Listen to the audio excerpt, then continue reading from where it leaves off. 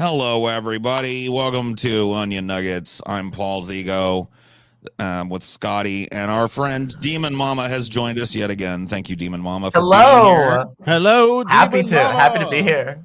Had a wonderful, spirited conversation with Demon Mama last time. Everybody loved it, and so here she is, filling in once again for TJ, who is derelict in his duties. I would like to tell you, Demon Mama, on my last birthday, the show was live, and I was there. That's all. Oh my God, it's so unjust. So what we're saying is we're seeing who's wearing the pants around here, and it's there's some bad blood building. Yeah, I feel a breakup coming. Yeah, you gotta make we'll it be sure to make it public and ugly. Yes. That's how you got to do it on the internet, right? Those are the best kind. So yeah, your audience was pretty brutal to me on the AI subject. That seemed to be the thing that got the most discussion out of all the things we talked about. And I was just wondering if, like, since then you've come to the correct conclusion that you are incorrect. No, I haven't. Willing to issue fact, I've been more convinced otherwise. I can't believe it. No, I don't think so. I still have a lot of issues with AI art. I think that, especially, I mean, damn, what was that one, that Sora AI that that OpenAI put forward, and then it showed that the AI basically stole directly from previously existing, I think it was Nat Geo footage, and it's just like you can put them side by side and see the footage of the bird versus the totally original AI creation of the bird, and it's just like embellishments on the original video. Sure. So it's just, I mean, in its current form, it doesn't resemble any sort of true artificial intelligence in any way. And so it's like those hip hop dudes that think it's art when they take somebody else's stuff and like make embellishments on it and make a new song out of it and stuff, you know. Well, but that's like a person building off something, not like a machine desperately trying to sell you an original creation, right? Like a remix is taking, hey, here's something that inspired me, that meant something to me, that made me feel something. I'm going to add my own spin on it. You know, like, I don't know. I feel like that's a thing that's been done forever, right? Like when you're a piano player, you learn, you play like the works of Mozart and whatever, and you add your own touch. You probably change little things here and there, but you're never like stealing it for your own. It's like, I am playing this piece that was created by Mozart and it's important to me, and I'm putting that back out into the world, right? Like it's a very different process. What about Vanilla? What about Vanilla Ice with Under Pressure when he changed it from dun dun dun dun dun dun dun to dun dun dun dun dun dun dun? I mean, I don't know. Like, I don't know. Actually, I don't know what was there. Like, did he steal it from somebody? Ice Baby. Yeah, there was a controversy. Well, there's a collaboration between David Bowie and Freddie Mercury, which they do a song called Under Pressure. And Vanilla Ice, you've heard it, I'm sure. I've heard Under Pressure. And he. Oh, okay, right. He made out the most minute of changes. That's what Paul's alluding to. Ice Baby. Oh, I mean, there's stuff like that. Like, I mean, I don't think that it's like I don't think it's a good thing. I'm not like the world's biggest proponent of like intellectual property. I think, like, especially in the way that it's handled, like via like as it processes through like the organs of a corporate world. Like, I think that's very messed up. Okay, here's an example. So recently, are you familiar with the Metal Gear Solid games? Yes. Yeah. So recently I was playing Metal Gear Solid 1. And they have this really great da-na-na, da-na-na, da-na, da-na. Everybody's heard it. It's the most famous Metal Gear Solid song. So the person who made that song for the game got in hot water because a classical pianist from Russia was like, hey, wait a second, that's like my song. I think it's called like Winter Road or something like that. And I was like, all right, I got to go see this for myself. Now that I've been playing through the game, the song is fresh in my head, and you go and it's like literally the same song. It's like, it's just like slightly slower and almost all of it. And as it goes on, it gets more. So it's like, obviously people can like just outright steal or bum shit from other people.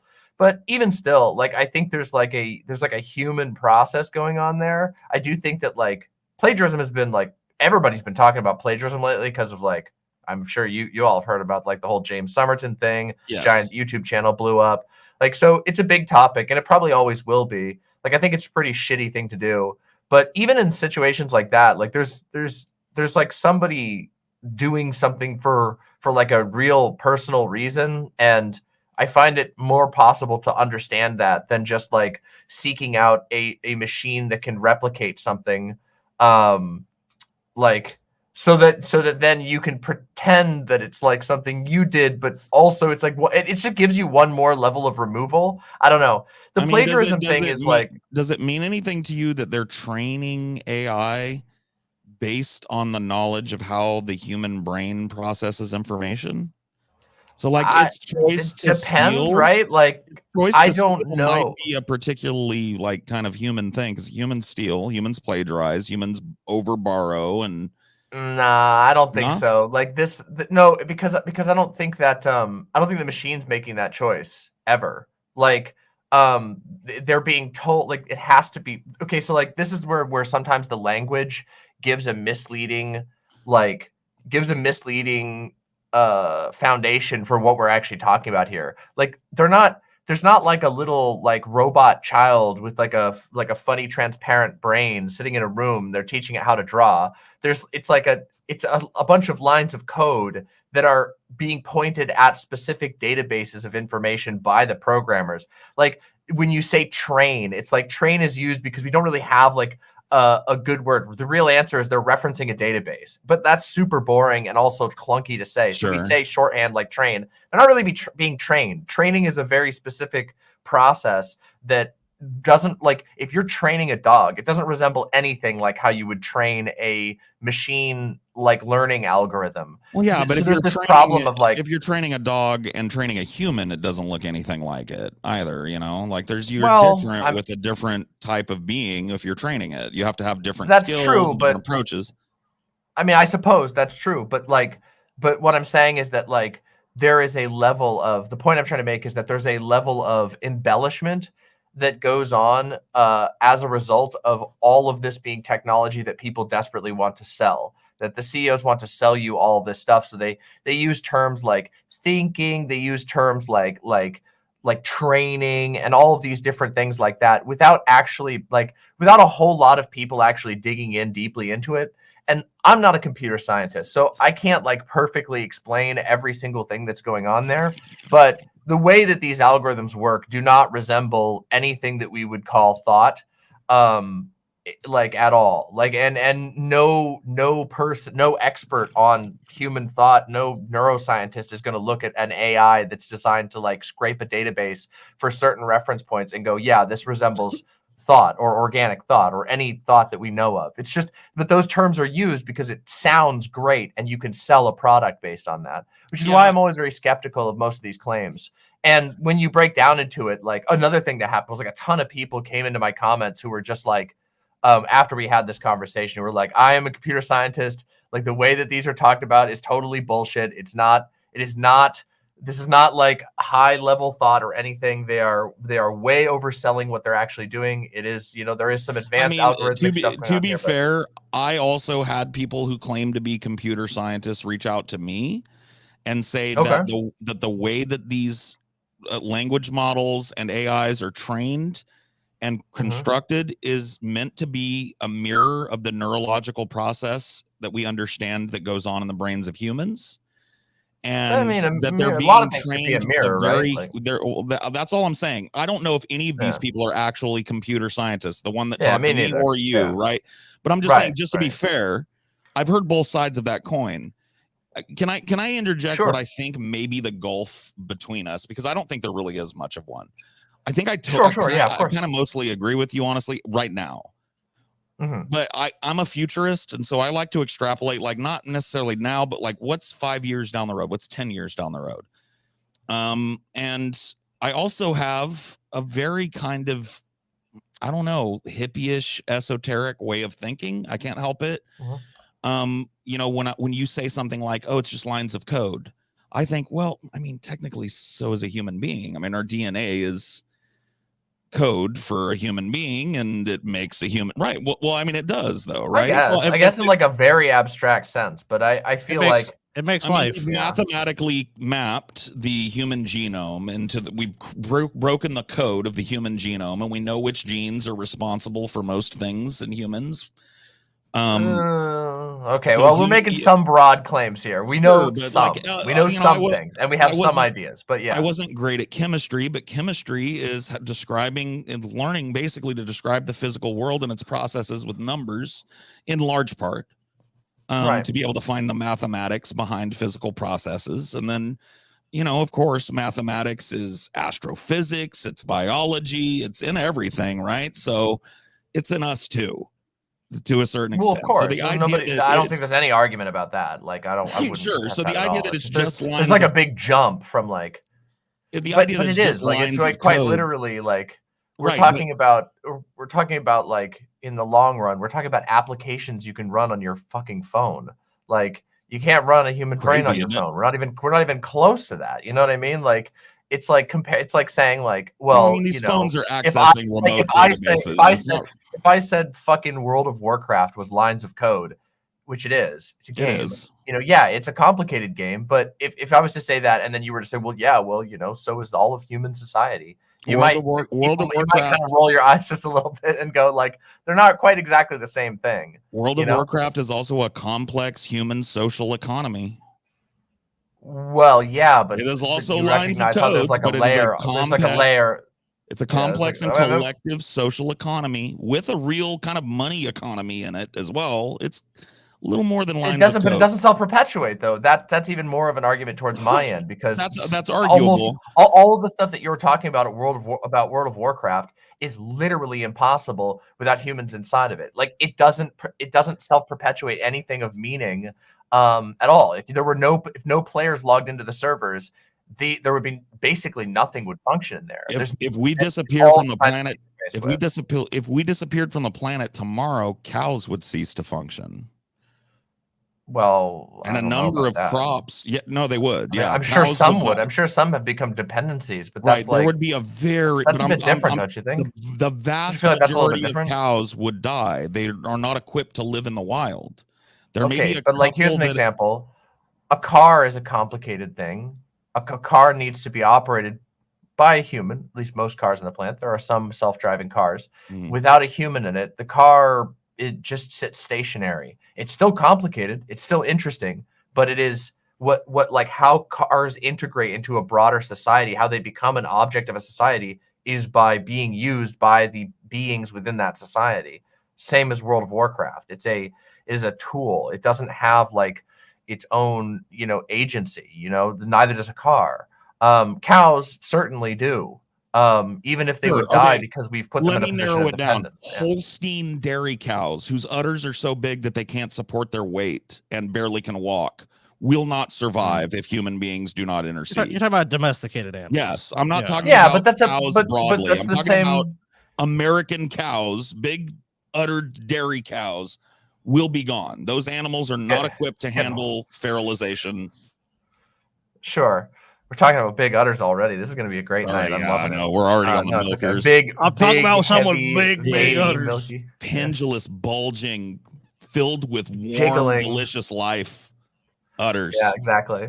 No, but I mean, I feel like we're branching into another conversation then because, like, when we talk about like the ways that humanity has, like, deliberately warped and subjugated certain forms of life, is like a different. I feel like that's a different side of the conversation than what I'm talking about. Which is just I feel like it's connected. If we're talking about humanity creating eventually what we might all agree is a life form, then it's I don't disagree that humanity might not do that eventually. I really I don't at all. I do think it's possible that humanity will be able to create something that resembles an intelligence, or even that it just becomes an intelligence. I've always thought that's possible. I just don't think that's what we're dealing with now. I think what we're dealing with now is a cleverly disguised tool designed to basically capitalize, hyper capitalize creative industries in a really embarrassing and pathetic way. That's just like we're intentionally degrading what we like out of art for the purpose of a bunch of guys to make a quick buck. They're not being honest about what their technologies are. Their technologies aren't the AI from Ex Machina or whatever. They're just not. It's not what they are. It's not what they do. And they might have something resembling some kind of rudimentary intelligence or whatever, but they are completely dependent on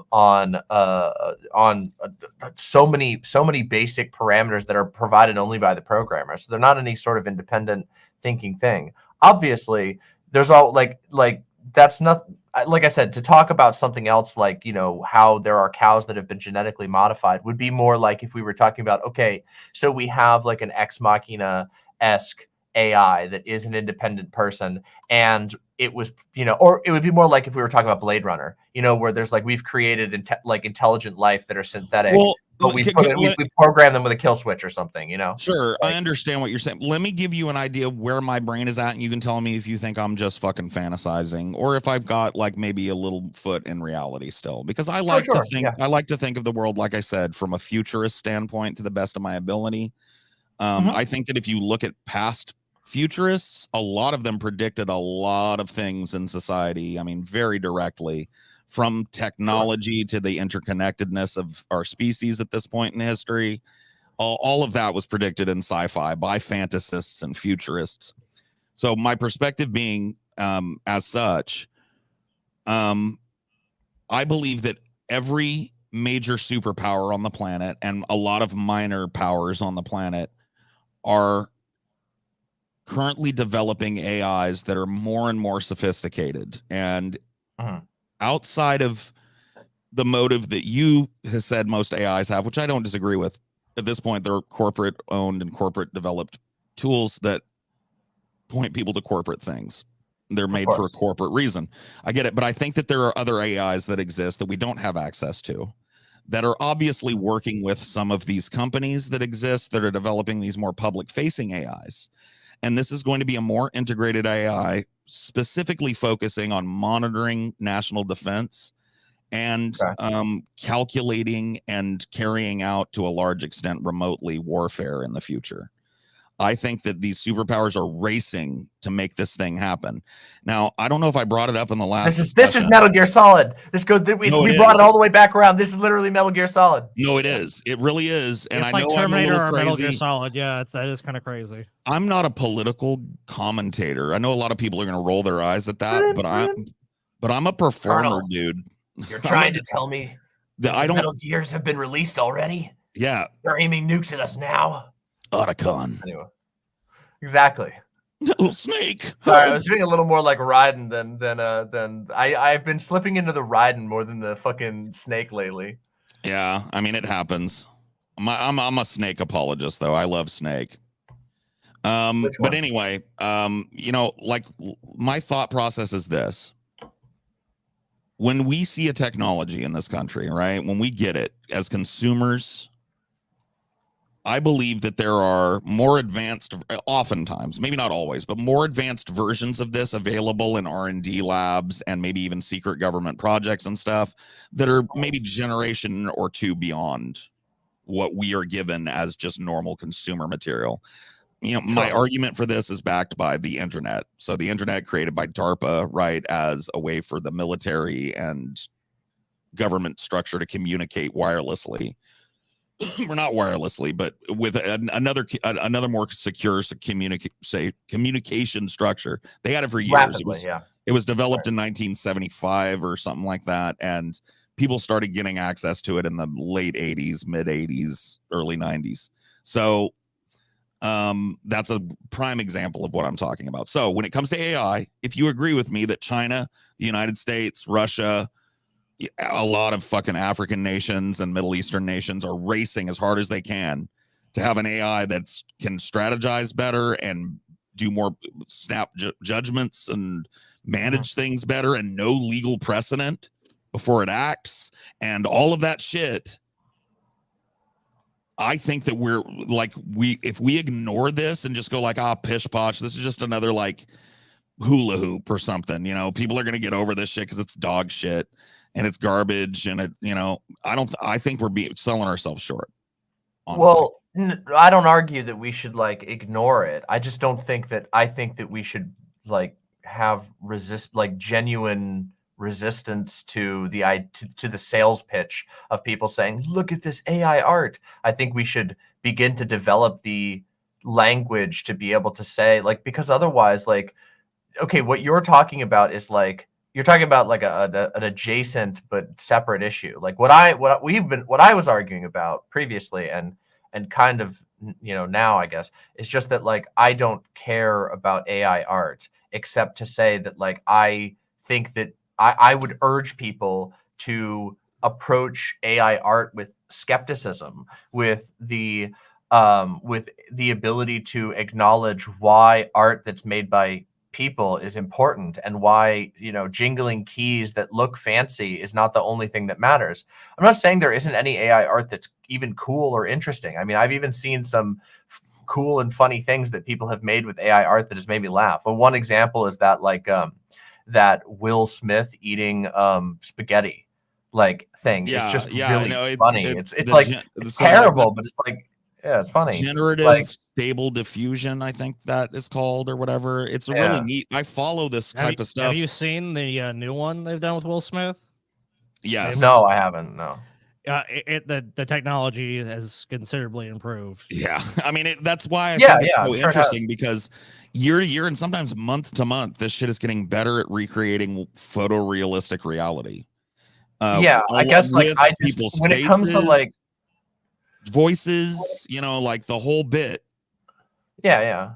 I mean, when it comes to like the what you were talking about with every country like rushing to create a weaponized AI or whatever, I do think that's a concern. But I literally don't know what anyone is supposed to do about that who isn't like a hacker. If you're like a hacker or a programmer of some sort, like I feel like you have a duty to I don't know people are trying to claim it's fake. Oh, don't tell me it's fake, bro. Sorry to derail you, but oh no, it's fine. The knowledge of Will Smith saying being fake, that makes me sad. Yeah. I guess I was just saying like I don't know what you would do unless you're like a hacker or a programmer or somebody on the inside who can like sneak in a hidden line of code that prevents the AIs from engaging in certain types of behaviors. Because I don't know, I do believe that there's going to become a moment, or will probably come a moment where a government will figure out how to make a weaponized AI of some sort.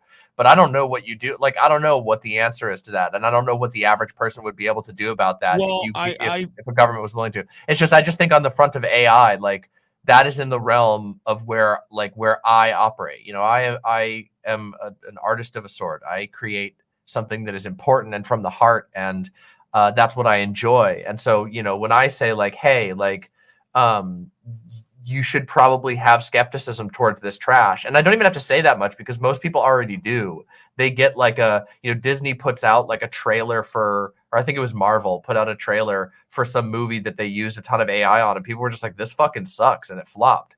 And like of course it sucks, but I want to give people better words to describe how it sucks so that people can continue to make and enjoy good art that's made by people that tells human stories, because that's even more important in a world that is increasingly mechanized, in a world that's increasingly hostile to what we are. I agree with that. I don't think your trepidation is wrong in that arena. But I do think that people that think that the AI that they let you play with is anything like the AI in the lab or anything like the DARPA AI or the Chinese fucking government AI that is being worked on, they would be stupid not to be developing it and folding. I mean, yeah, it's hard to know exactly how far ahead they are, right? If you think we are getting the powerful one to tinker with and ask questions and play conversation with, you're wrong. So I would imagine that the ones being worked on that are not publicly available are 1 or 2 or 3 generations above what we've got here. Do you think that at that level, because what I'm talking about here, Demon Mama, and hear me out, and then I'll let you run the floor with this. No, sure. They're full. So when these governments develop these AIs, what they're going to do is they're going to fold these different specialized AIs and the databases associated with them into a more central AI. Because think about it. If I'm creating a war AI, it needs to appreciate art. Why? Because it needs to know what we assign value to so that it can choose bombing targets that aren't going to be seen as a humanitarian faux pas or a war crime. We can't have it bombing the Vatican.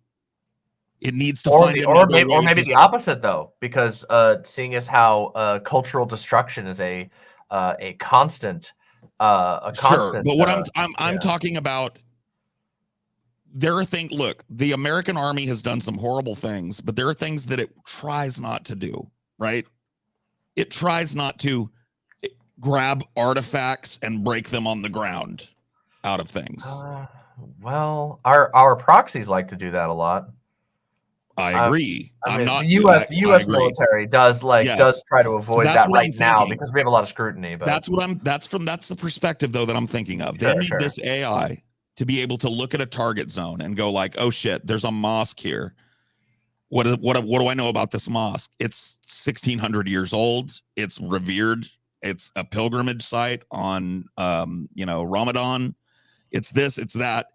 High cultural importance, high aesthetic value, right? People value this. This will be seen as a provocation to the people that believe in this religion, and broadly people all over the world that share it. I can't do that. Even though it's the most advantageous thing right now would be for me to fucking nape that whole area. I have to send in a secondary plan because it needs to understand that. It can't just... Yeah, it needs to, because we have to trust it to be able to do that on the fly. And if it fucks up and pulls up the wrong Wikipedia article or isn't sophisticated enough to make the inference, then we end up going like the American army bombs fucking 1600-year-old mosque, a tragedy for humanity, one of the fucking minor wonders of the world gone. They don't want that kind of press when they're doing war. So they need an AI that knows better.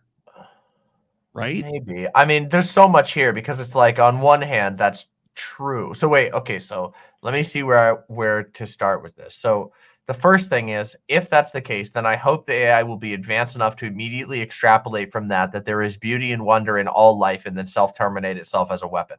That would be ideal. That would be like the perfect thing. Human beings have made that realization only after committing heinous crimes in their lives.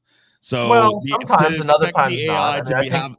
No, that is not. People went to Vietnam, slaughtered people under orders, but slaughtered people. They didn't lay their rifles down and go like, I ain't killing this village. They killed the village. Some did.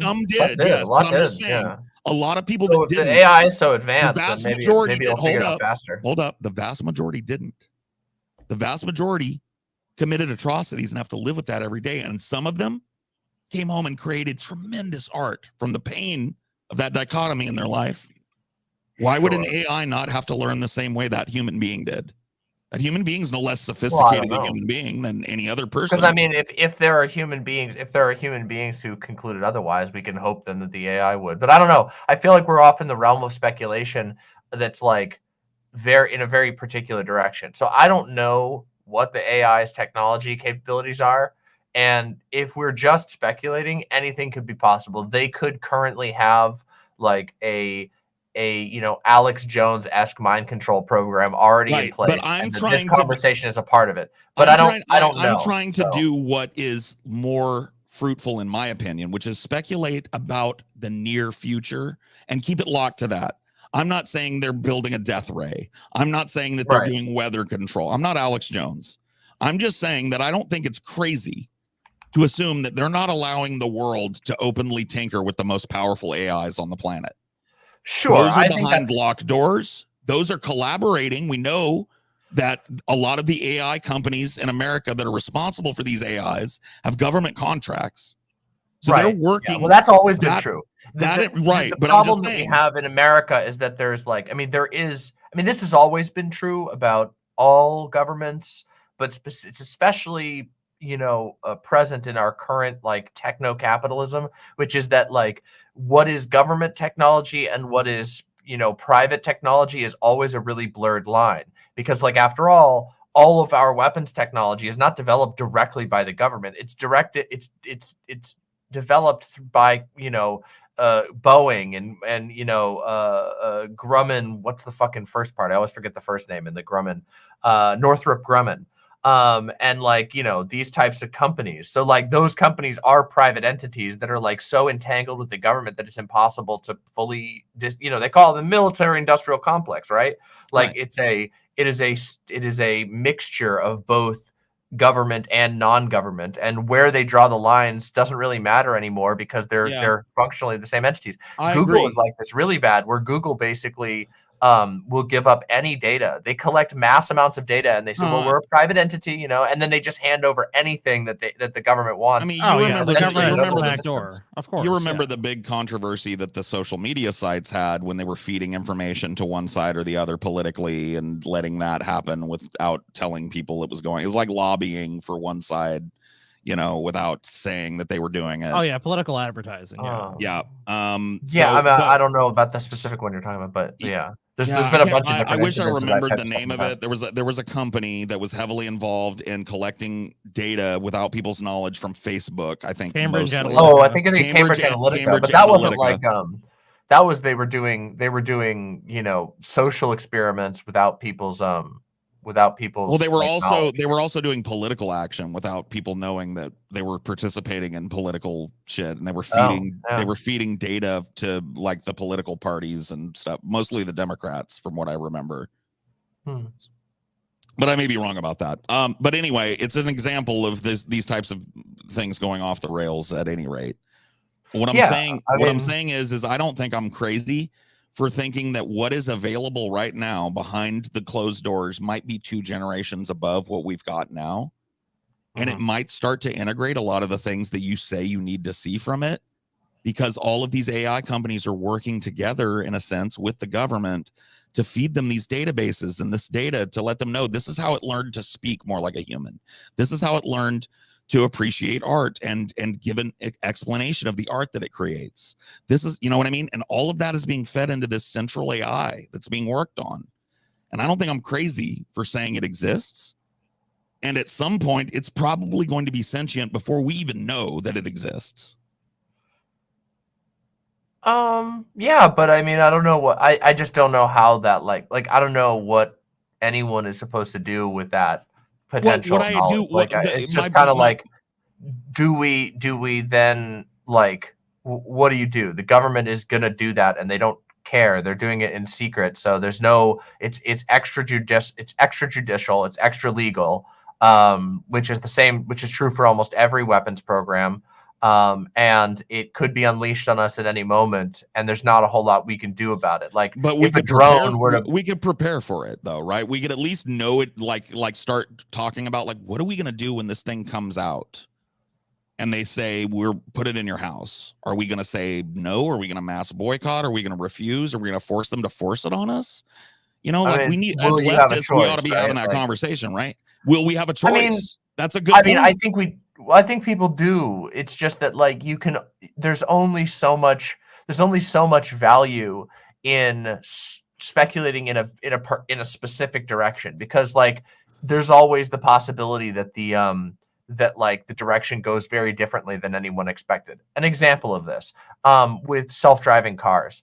God, it must have been 12 years ago, I had an argument with a friend about self-driving cars, and they assured me they were willing to bet me money in that moment. And then I really should have taken the bet, but I didn't have that much money at that point in my life. But they wanted to bet money that in 5 years, the majority of cars, or that America would be trending towards a majority of cars being self-driving. It's been 12 years, and we're not even fucking close. Okay. So like, while it's important to consider those things, it's like, sometimes if you spend like too much time speculating in a specific direction, you end up missing what's actually happening. I agree. And like now, so you need to analyze why you are speculating in that direction right now. And I think I'm totally fucking valid in saying that we probably would do good as leftists to start speculating in that direction, because we're going to face it sooner rather than later. If you look at how we be very fairly hostile to these technologies and recognize that that depends, the ways in which they're being used against us already. If the 2 generations, if the V1 version or whatever is being, and like they're on the V3. If the V1 version is being used to try and like get us to pay money for shit that wasn't made by any human so that corporations can have products that are 100% profit or nearly 100% profit that can cut out like humans entirely, and they're just going to create an industry and destroy an entire industry of people who are employed and happy and people who are happy to receive those products. Like if they're going to say, okay, all movies are AI, all music is AI now, all the money goes to Spotify, Apple, Disney. We should be it's like heading that direction, know how is it to not? talk about that. And I mean, it is, right? Well, But yeah. but, So and that's, we have that's to where talk. We have to talk about it then. Yeah, which I think I'm doing when I say like AI art. They want like these AI companies want you to accept a fundamentally inferior product, a dead product that is empty of life and soul, that doesn't give you what you want out of it. I want you to know. When I tell my audience, I want you to be able to know why something doesn't feel good. When you go and watch like corporate product or corporate AI product, even worse, I want you to know why it makes you feel bad so that you can go, I refuse to buy this. I'm going to go seek out that artist that lives in my town, that artist that lives in wherever, is making a thing that I truly want, that fulfills me and makes me live a happy life. Because I want to see people live a happy life. And I think people have to be able to have the tools and the words and the understanding of what they're experiencing to be able to liberate themselves. And I don't think that people can do that right now. I'm like, I want to say, media literacy. I love these types of, I don't mean to cut you off, Demon Mama, but I love these types of conversations because I now understand your perspective way better than I did in that first conversation. Sometimes those painful conversations have to get out of the way so that we can get to the meat. And I this is why I love talking to people about shit, because I understand what you're saying now. I understand as a leftist, you feel you need to be hostile towards this thing because it's going to be used against us. I agree. I'm coming from a perspective. I am a leftist. I'm coming from the perspective of appreciating how fucking great these things are getting and how fast it's moving as a way of like warning people like this is about to blow up. We're about, you can ask people in my audience and the ones that have come over to yours. I've talked a million times about how we are on the cusp 10, 20 years conservatively from not being able to tell what's real. Like people make a fucking Obama video that like they release it and we don't even know it's not him. I mean, I think that okay. So on the topic of like reality dissolution, I think we're already very deep into the reality dissolution. And I do think that it's going to be worse as time goes on, that the ability to deceive will become very, very troubling. And I think that that's a very hard topic to deal with because it means you have to grapple with like meaning, and meaning is really hard to do. True. And you get on that front, there are a lot of and this is actually something that I think like, oh man, like meaning is such a complicated topic, and like there's a lot of conversations online are dominated by the types of people who are like, woo woo Jordan Peterson types who are like, you get meaning by looking at the Bible that's been around for 2,000 years and successfully given people meaning.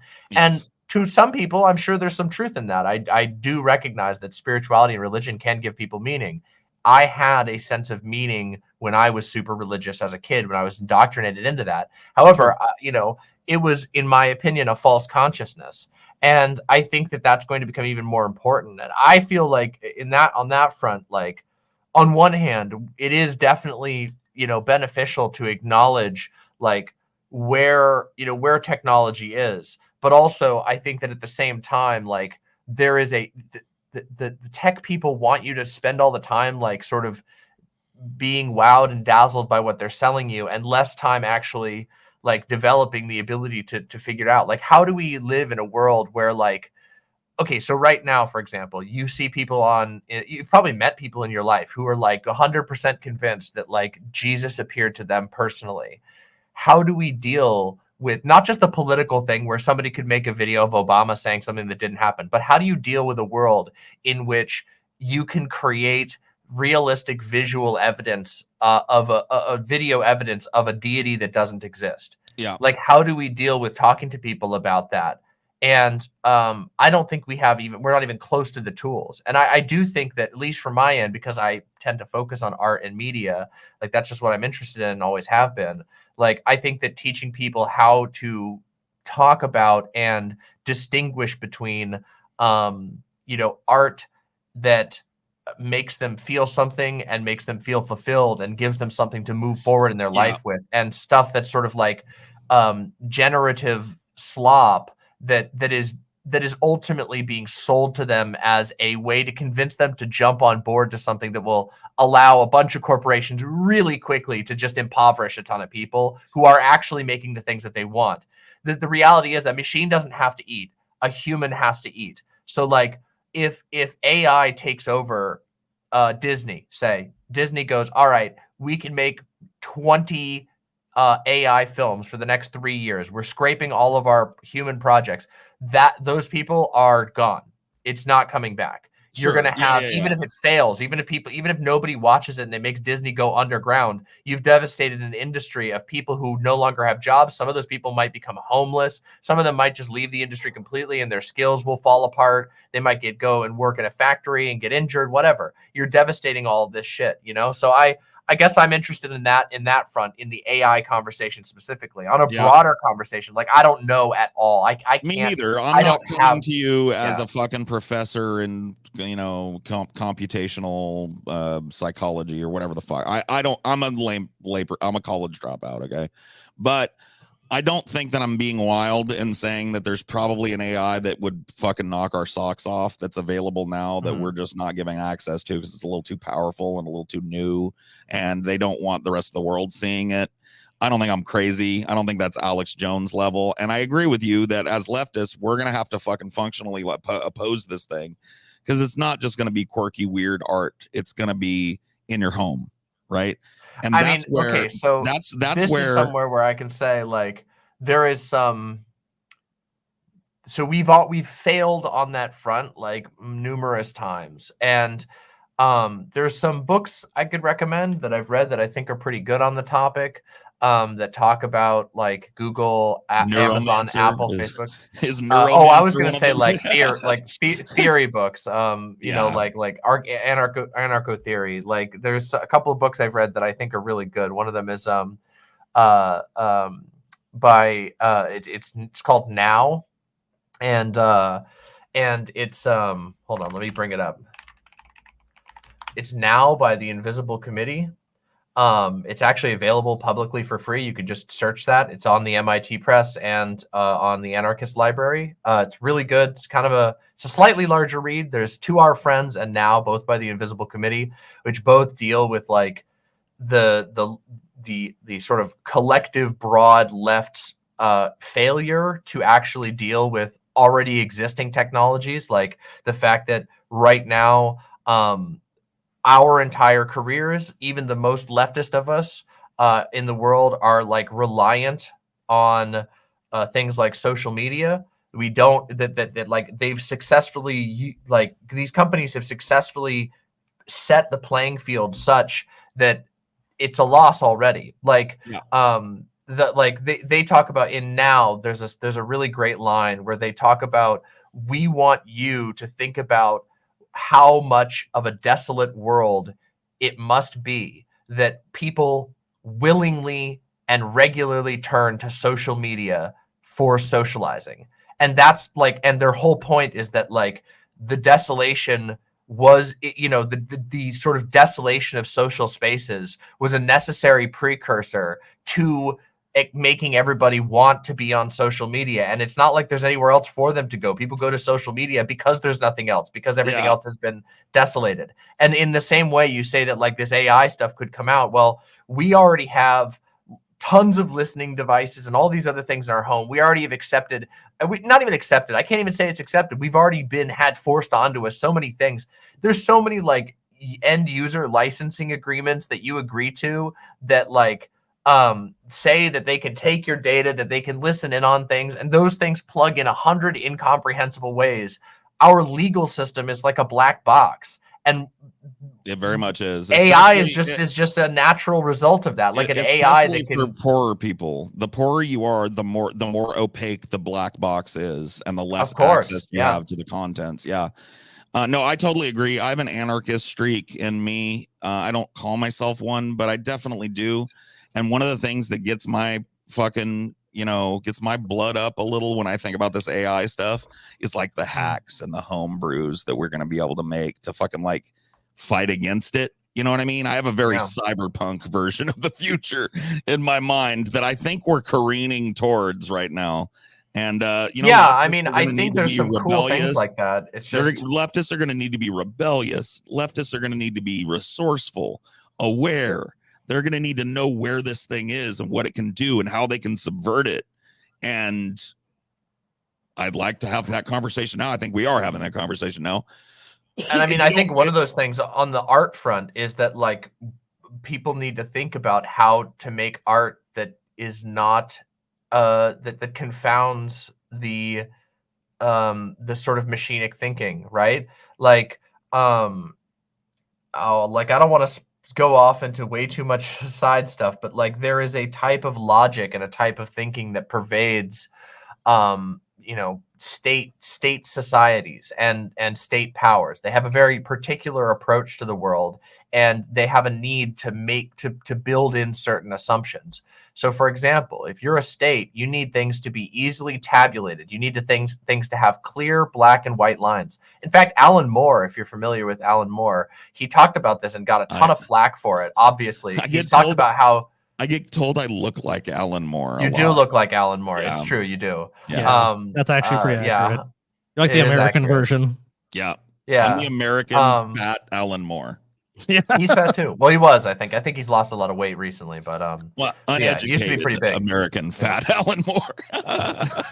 Well, hey, like Alan Moore is pretty goddamn base generally. Wouldn't that be the American version though? That would be the American caveats version. in there, a lot of caviar in there. You know what I mean? But whatever. We'll move We'll on. say you look like, give me a second here. But, I want to give people our goals for the night. Sure. Donators. I've tried to show your donations. If I missed one, I apologize. Please keep them coming. I have fun doing this, and I hope you guys have fun watching it. We're gonna go over our goals, and of course, especially since TJ's gone, because he's been such a mean dom lately and not giving us any Velma.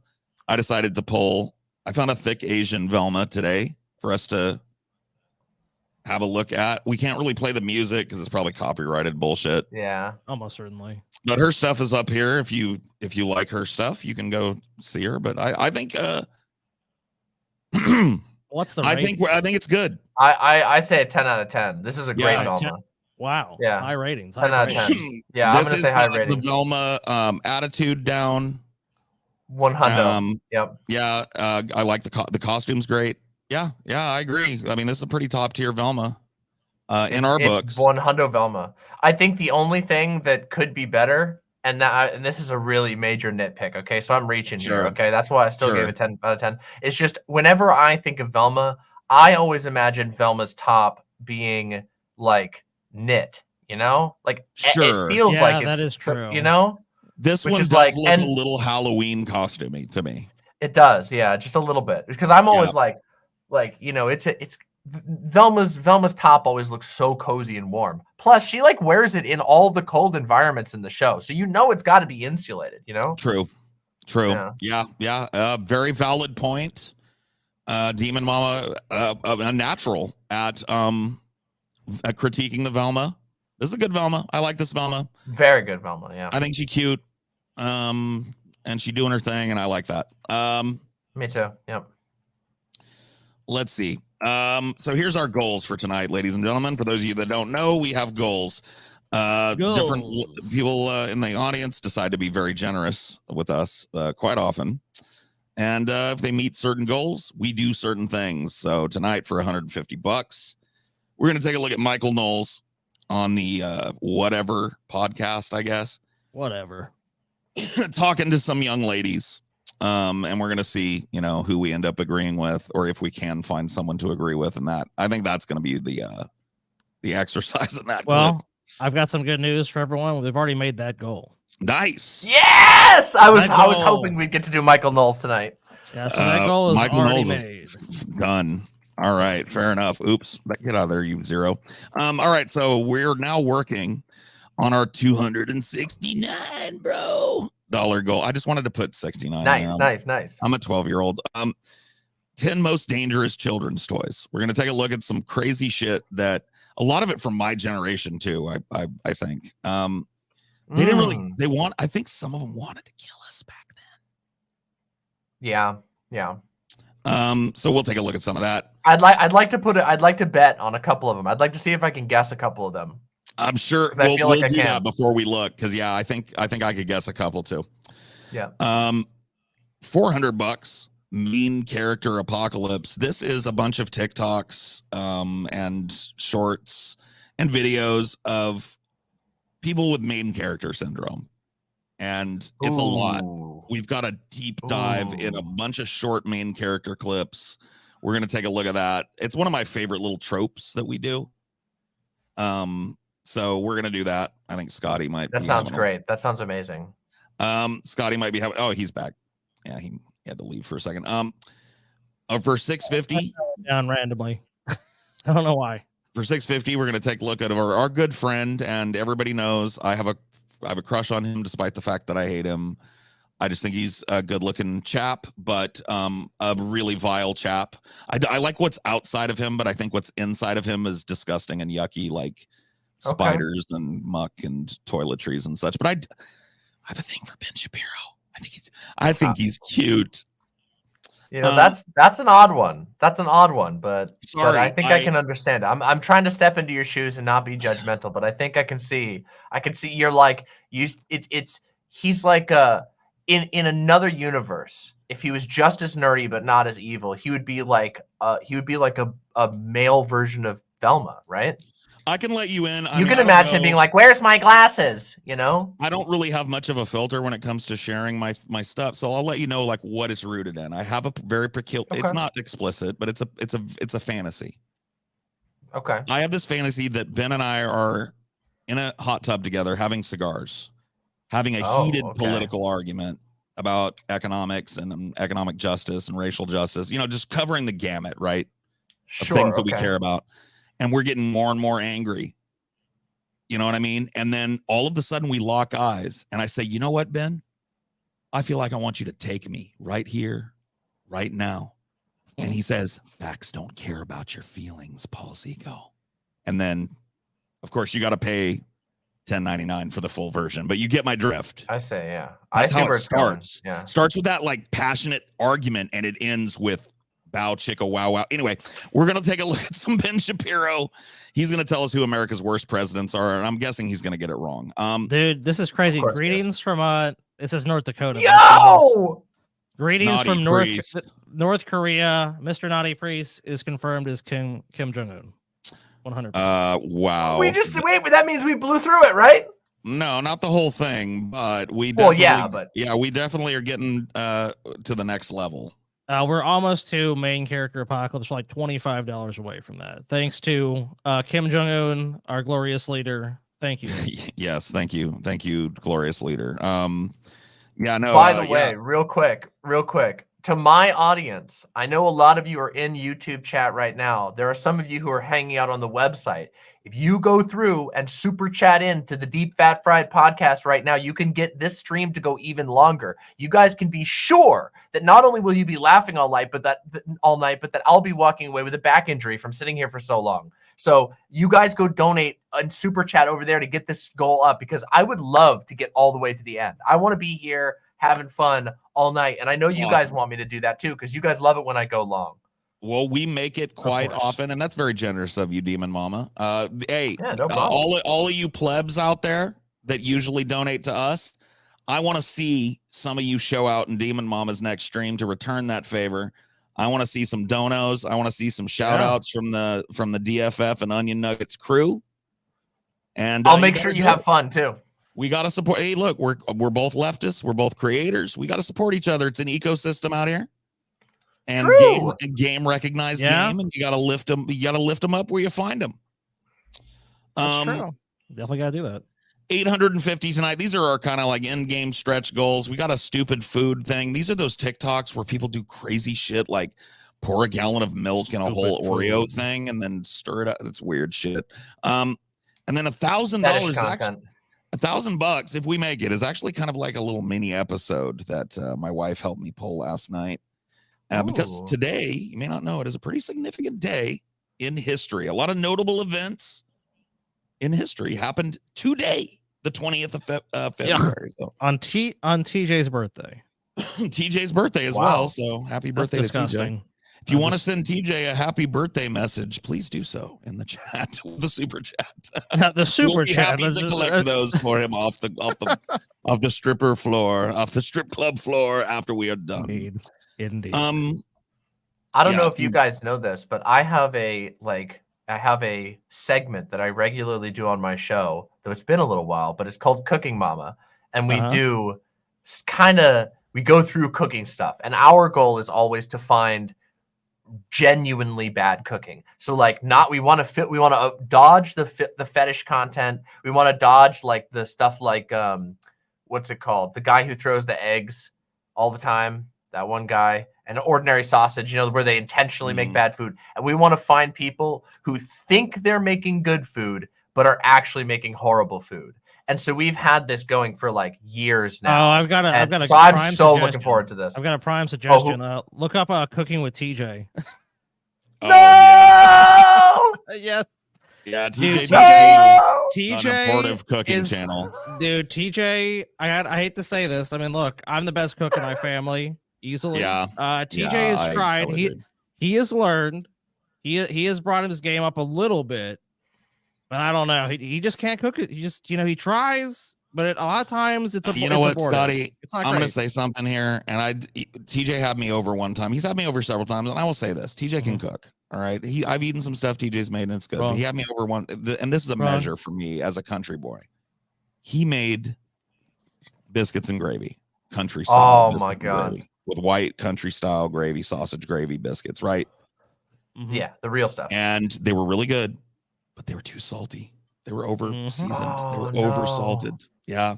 I don't think he accounted for the sausage being salty already and imparting its salt. So it was a little too salty. But you know what? TJ can make a good grilled cheese. I'll give him that. I mean, Gordon Ramsay can't even do that. So. Gordon Ramsay's grilled cheese was one of the first things we ever did on Cooking Mama. Did you do the part 2? When he did it again? Did he do a second one? Oh my god! I don't think we've done the second one. Seriously, cover that. That's a disgrace. We may have to pull that and watch that with you because it's short. Oh, I'd love that. It's unbelievable. He manages to try and do a redemption video, and he fucks up a grilled cheese again. It's unbelievable, Demon Mama. Like you would think that the greatest chef in the world, after being humiliated, would make a great fucking sandwich. You'll have to ask everyone that watches that too. Is it even a grilled cheese at the end? And you'll see why. You'll see why we even contested. You know what? We'll pull it a little later and we'll watch it. That's a little teaser. That sounds great. Yeah, that sounds amazing. Because I've seen 2. Anyway, go ahead. Yeah. Oh, thank you. I've tried to share a couple things here. Okay, guys. Until the end of this month, our special edition live in Vegas Blu-ray, signed, personalized, limited number, is on sale till the end of this month. So if you want this is the time to get it. If you want the personalized special edition, because after that, we're gonna sign these. So these are gonna be a special edition only for this run. Then we're gonna release the unsigned version. But if you want this, get it now. The meetup was wild. The meetup was crazy. Demon Mama, we got to get you to one of our meetups. We got to get the imps. Oh, that sounds awesome. And the production value on this is top tier. Like we had like the people at the space where we did this meetup. I mean, they went above and beyond. They did like sound cues, they did lighting cues, they did voice modulation, they did all kinds of stuff. It was a proper show, and that sounds awesome. Yeah, I'm 100% down. No questions asked. I'll be there. Open invite. When we start planning up the next one, we will loop you in because I want to see some imps there too. Hell yeah, that would be amazing. Oh, they'll show up. It's going to be on the East Coast though. You're on the West Coast, right? I'll make it work. Yeah, I'll Yeah. make it work. It's no big You'll deal. Yeah, have we've to go done along a with lot it. of West Coast stuff, and we have never done a New York, New Jersey, East Coast accessible area. So We that gotta is have our a meeting next about goal. that, guys. Me, TJ, and Paul. But yeah, it's definitely in the works. The last meetup was a huge Florida, success. something on the East that people can Oh, get don't to, say 'cause Florida there's- now, boy. I'm telling you, Boston? Demon Mama, it is one of the Boston? coolest. It is one Boston of the could be a coolest. thing. Yeah. I was so proud at the last one. It's such a cool, inclusive environment. We've got fans all over every spectrum you can imagine. I want to do East Um, Coast because I feel like there's a lot of people we have not been able to meet in our community that want to go to a live show. They're like, lo- I'm just kind of stuck on the East Coast. You know what I mean? Like, a real heavy representation of trans and non-binary folks, which makes me feel good because it means that those people feel safe in our community and know that they're safe. oh, at It every was meetup great. we've done. At every meetup we've done. That's It's awesome. great. It's fucking great. So yes, we will let you know. We'll loop you in because I would love to see you there. Oh, You'd be great I too. am so down. I am so down. That'd Yeah, be well, amazing. yeah. Whenever we do that, we'll reach out to you. I know TJ has your contact information, send you the details. and Yeah, everything I else. know It's I gonna know be you many got months some- in advance too, so it's not gonna be like, hey, by the way. I know you got a Yeah, I'll gang be of able to East plan it. Coast imps too that want to. Yeah, take we got a picture ton. We and got quite a good amount. So yeah, buy that'd some be Demon Mama that'd be fun as merch. hell. Yeah, it's wonderful. I got to get that whipped up today. I've been this year I've been struggling with on the merch front. I got a poster designed and everything, but I've been struggling to figure out how to handle printing and shipping because I've never done anything like that before. Anyway, that's not I know a good company. Yeah, we can yeah? talk after the show tonight, and Scotty can help you out with that because we have. Oh, just that'd be ramped amazing. Up, yeah, ramped up our merch game quite a bit, and Scotty knows some tips and tricks and companies and stuff. Oh my god, I would love that. That would be so. Remember amazing. to pick our Seriously. brain after we go off tonight, and we'll do that. I won't forget. I won't forget it. And also don't forget to buy this shit. Yes, buy the Blu-ray if you want the signed version. Limited time, limited number. Once we meet the reserve, it's going down. Get it. Get it now. I don't know what the guys plan. I plan on personalizing these a little bit. I'm not just gonna put I'm gonna draw some shit in there. I'm gonna write you a little message, a little general, I'm gonna do a little something. TJ might do a little TJ doodle, which I love, by the way. I have a small collection of TJ's art that I'm holding on to in case he ever becomes a fucking billionaire or some shit. He's definitely going to be able to do I'm more selling of it. those. I'm selling it. I'm just letting you guys know. God, yeah. If that happens, come to me. I got a stack of TJ art about that thick that I've saved over the years, packed away. I'll guilt you into giving me some, Paul. I'll be like, I tell you what, Scotty, fair price. Oh, you son of a bitch, Paul. Look, I'm asking $1 billion family discount, Fair $10 price. off, Yep. man. $10 off. 15 for you, Scotty. 15. And guys, last bit of shilling. I know you want the show to go on. Merch tier is open this month. We have something in the works that's going to be really awesome, guys. We're actually getting some sent to us now. That's going to be really sweet. And all the merch, you're going to get that. News on the posters. They were supposed to be all out today. Unfortunately, the postal service showed up 3 hours before they were supposed to pick them up. So I was not home. Soon, keep an eye But tomorrow, on your email, everyone should have their poster in the mail. I've sent all the international ones, international people. You guys are all taken care of. Some of you guys, most of you are coming to the postal service. Look at your inbox, like FedEx. You might get a FedEx notification and a notification from our shipping service. But that's all going to be out tomorrow. So if you're wondering about the posters, and I'll just tell people the posters are 11 by 17. 11 by 17. A bunch of people have asked, what's the size? It's 11 by 17. They're awesome. By a frame. Yeah, they're awesome. And we signed them all. So that very cool. Look for those and join our merch tier because join this shit now. We close it at the end of the month. So you got a few more days. Join it. If not that, consider joining our $7 tier. Also respectable. You get everything but the merch, obviously. All the extra shows, all the archived extra shows. I mean, there's this is true. Hundreds of hours of stuff. So consider doing that. Yeah, my table has become a shipment center for a while. Awesome. That's good. Because that means we have some people that signed up for the merch tier, which is awesome. So I wanted to start with this. I don't know. We can talk AI a little more if you want. If you feel like there's more to say on that, I don't mind that. But I thought this was interesting. I saw this and I added. I'm fine to move on if you want to. I feel like we had a good convo on it. I feel like I feel like we nailed a plank into the bridge. Honestly, from my perspective, because I get what you're saying as far as opposing it from a leftist perspective, and I get it, and I understand now better, which is great. So Democrats have a better option than this is, I'm not even going to mess with reading the article. This is Ezra Klein, who's kind of like a Nate Silver type of guy. He's a numbers dude at the New York Times. And this is a pretty fucking well-respected paper, a paper that has carried Biden's water pretty consistently. And, you know, I'm not trying to be overly negative with that. It's just, you know, they tend to. Oh no, I think they're like the New York Times is definitely a Bidenist, definitely a Bidenist. They're sure. Nominally state media for sure, but this dude is well known over there, and for them to run this is pretty telling, I think, of a sentiment in the United States that may be gathering steam. And I don't want to crow about it, but it's something that I've been yelling since well before the fucking. I was yelling it in 2020. Honestly, but oh yeah, so this is but I've been called some names and shit for saying this in the past, and I've been taken pretty uncharitably, and now it seems to, once again, one of Paul's hot takes turning into a mainstream opinion. New York Times basically in this saying Biden should step down, not because he's necessarily incapable of being president, but he's incapable of running a campaign. And I disagree with the incapable of, I think he is kind of incapable of being president too, but I don't know. What are your thoughts on this kind of being a more mainstream thing now? Okay. So I think that it's a sign that the Democrats are starting to panic. At least at least the ones who feel like they can, I don't know, they have some level of independence, like whether the Democratic Party people are starting to or not. But the fact that, I think the fact that the New York Times is willing to publish something like that is a pretty good sign that there's some wavering faith in Biden, and there should be.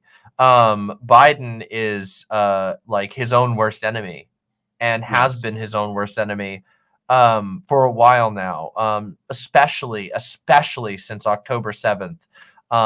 When this latest flare up in with this genocidal behavior from Israel towards Palestine, the handling of this entire situation has been disastrous for Biden. And I do think that the news story about the cognitive test, I don't know if you follow. I'm sure you followed that. Yeah, we covered it. We covered it in the last show. Obviously there was some spinning going on there. This was a test that happened years ago and was about a very specific thing. Of course, I wouldn't expect that. I wouldn't expect a report like that to include a cognitive analysis, nor do I think that the person that wrote that was a cognitive therapist of any kind or stripe. Right. But even still, though, it's a bad sign. Yes, I also don't think that he was necessarily making some of that stuff up. He's I think he knows if he would be called to account if he was just outright lying at some point. Yeah, for sure. Because he was deposed, so there's a record of this. You know what I mean? That's the thing. Yeah. I just think it's what I meant to say was there's a bit of your sort of expected hyping up of how bad it is, but even still, it's that story even being able to make it to the light of day with any credibility is a very bad sign for Biden. It's going to shake people's faith, and I saw basically every pocket of the internet that's even remotely politically interested talking about it, and among normie family members and stuff like that I know, they love to talk about Joe Biden's gaffes and his cognitive issues, and so it's already he's struggling with that on that front. I mean, I don't know. Or not, the truth is kind of self-evident. Just when you see him in public, the way he's handled, the way he does press conferences, oh, no questions, his aides will literally just shut down questions for him. The way he wanders, it's look, you have obviously have rules, you don't want to try to diagnose someone with a condition, obviously, especially if you're not qualified to do so. But the signs are there, the symptoms are there. I mean, you might be able to make an argument, well, you can't say that for sure. It's sure, but there's also public perception, which really factors into a lot of politics, is the perception of that candidate. How strong is the candidate? A sign of weakness now with Biden, I say too, is the debate thing. And I think if he doesn't debate Trump, Trump is going to hit him over and over. He's afraid to face me. I don't think he can, dude. I don't think that Well, they okay, are so comfortable putting Biden in unscripted for I an think hour you're and a half. probably right, because Yeah. so far Biden has refused to debate Trump. And I don't think, Well, look, I don't think he it'd hasn't really be refused- super So- productive debate to begin with, He but I hasn't think it refused to shows debate him. weakness. He hasn't refused to debate Hasn't- him. He just Didn't has Trump refused say to he didn't want to whether do he'll debates anymore participate. too? What was I'm sorry, With Dean Law. Nikki Haley, but he does want to debate Biden. Yeah. Didn't maybe I'm misremembering this. I feel like it was like maybe a year or something ago where he said that like he refused Donald Trump and his team were going to refuse to do any debate that wasn't hosted by that wasn't hosted by basically a pre-approved list, because he was like, I don't probably their the position. mainstream media, like I don't want to That was probably his position get- then. But as with Donald Yeah. Trump, the position is always shifting. So You know, here's what I heard, and I don't remember. I wish I did. I could probably Google it real quick, but I'm lazy. There was so the networks that are running these debates announced the dates and venues for the debates, and it is traditional in American politics for the president to acknowledge it and give his affirmative intent to participate in these debates. And Biden has not done that, and it's been months. Ooh, that's not good. I do think that like if he didn't show for a debate, that would be a massive, massive problem for him. If there wasn't all those concerns, he probably could skip the debate and it wouldn't be the end of the world for him. But I think when you have all those concerns, that's just like, well, can this guy even be on a stage for an hour, I think they're going to blame each other. I think it's going to be a Spider-Man pointing at each other meme, because I honestly don't think either one of these teams wants their candidate to go to the debate. Probably no, they're both melting. No bones. Yeah, no, I want to make no bones about it. Trump is fucking slowly degenerating in front of our eyes, and he's lost more than a step since fucking 2020. I mean, it's noticeable. He's bad. It's really bad. Like, I mean, they're both in terrible shape. I mean, think about it's kind of wild because, like, think about how much stress that dude is under too. All the lawsuits and a presidential campaign and a social losing all the money and having to fly around and get mugshotted and shit. I mean, this dude is like, he's old. He's like grandpa aged old, and he's the one thing I will say people do. Is that Joe Biden did used to be pretty decent on the debate stage. You know, he was definitely better than like Hillary, because like Hillary just had no charisma, but Joe Biden would do the, listen here, Jack, you need to shut the hell up. Like he would get that kind of like the angry grandpa thing that people can kind of grasp onto. But I don't know if he could pull it off now, especially not without saying something that could totally ruin him. Like, it's so bad. So I've seen people like, now this is more in like the like lefty leaning, but still, firmly in the electoral camp, people trying to say, it's probably time to like try and make a bid for Kamala. So I want to know, what do you all think? Like, do you think that Kamala could do as good? No. Or you don't think so? You think Kamala would do worse than Joe Biden right now? I think it would be maybe at the very least it would be equally. It would be a disaster. I mean, there was a number of debates from last cycle that we saw, and she didn't do a good job. And horribly. And she pivoted to like banning Trump from Twitter. That became like that was her central thing, and that was actually I remember we said this is sad, but this is her best debate performance, because she at least had a little fire, but it was about Trump's fucking social media and not. You have to remember something about Kamala. She was not primaried. She didn't win a single primary in a single state. She dropped out pre-primary. She primaried exactly nowhere. Nobody liked her. Her campaign was in the toilet. She was and look, I'll take heat for saying this if people think it's fucking wrong. She was a diversity hire. She was we need a woman. We need a person of color to assuage some of the black voters, obviously like good reservations about Biden with his history of segregationism and the crime bill and all this other shit. The only thing that doesn't really quite match with that is just that Biden was very popular. Why didn't he pick one? If he wanted a woman, why didn't he pick Elizabeth Warren, who was polling way fucking higher than actually primary? That's true. Right? Why didn't he pick Amy Klobuchar, who polled way fucking higher and actually primary? Yeah, I don't know. It definitely. I mean, to me, the more than diversity hire, because I don't know how far I'd go with that. I think that's, I mean, obviously I'm very cynical about the Democratic Party, but I don't know how far. He announced But Kamala Harris right before the Georgia primaries, where he needed the black vote. But he I already think had it's- it though, didn't he? Wasn't Joe No. Biden like winning in the If black he vote down in? didn't, it was a big fucking question mark whether Joe was going to fucking win Georgia, and if he didn't, if Bernie took Georgia, that was a death knell moment. Yeah, Do you mean South Carolina or do you mean Georgia? Because South Carolina, I remember I being get it mixed up because it was a long fucking time ago. It might have been South Carolina, Scotty, but Yeah, okay. either way, it was a southern state. It was. Desperately needed the black vote. He Here did, comes yeah. Kamala Harris, a politician that isn't even liked in her home state. She's a San Francisco DA that is hated in that city, seen as a fascist in that city. Leftists can't fucking see. That's stand what I her. interpret. That's what I interpreted the Kamala Harris part She was from locked that. up- I the law and she order locked up thing was poor what I thought they mothers. went for. She locked up Yeah, poor the mothers. truancy laws. Yeah. Yes, for not being able to get their kids to school. She's a fucking vampire. Nobody likes her from her home state. Didn't primary anywhere. Never pulled in double digits anywhere. Nobody wanted her. So why not the more stronger candidates? Why not Elizabeth Warren, who was at like 20%? Why not Klobuchar, who was at like 11 or 12 at her peak? Yeah, to me, the answer to that would be is that Kamala Harris had the law and order thing, and that Joe Biden is like hire.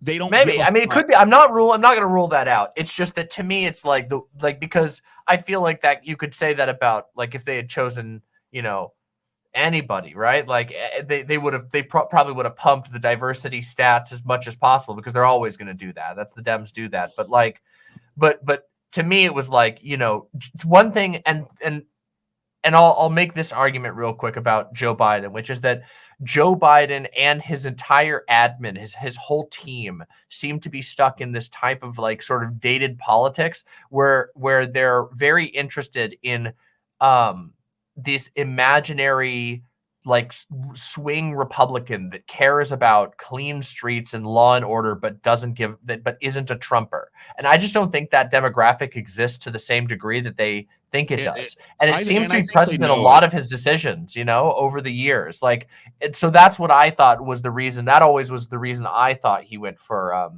Kamala. But I could be wrong. It could be just a purely cynical, like we want to get identity politics or whatever. But to me, it always seemed like the safer option would have been. I think Joe Biden I think Joe Biden needed a black arm around his shoulder to win some of these southern fucking primaries, and he got it. Because there's no other political reason because like the stuff you said, you're absolutely right about this law and order shit. They know it doesn't sell though. They're not stupid. They've got the best fucking K Street people out there doing polling and fucking scraping data from everywhere. They know what's right. They know what's wrong. At the very least, they know what polls well. They do. They know what polls well and what doesn't. You notice how Bidenomics has disappeared? Like there used to be Bidenomics merch, and now there's not any Bidenomics merch anymore.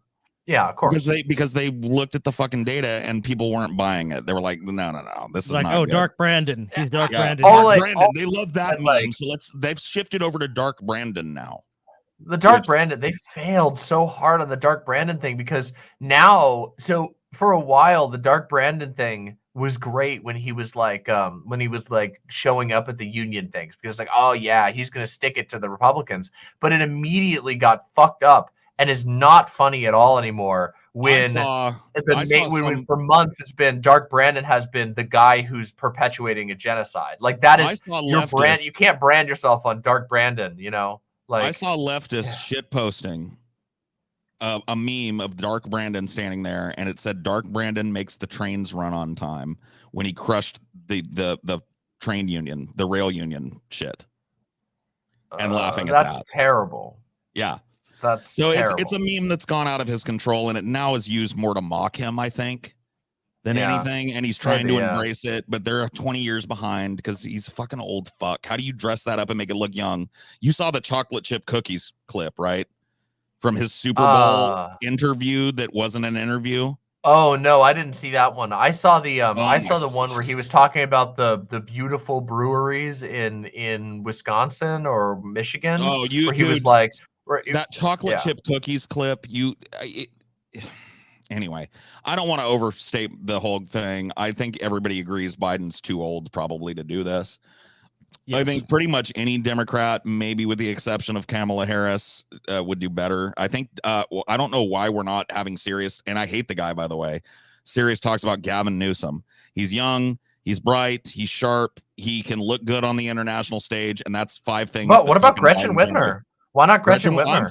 I'm fine with Gretchen. I'm fine with Rashida. Yeah, I feel like Gretchen Whitmer is obvious choice.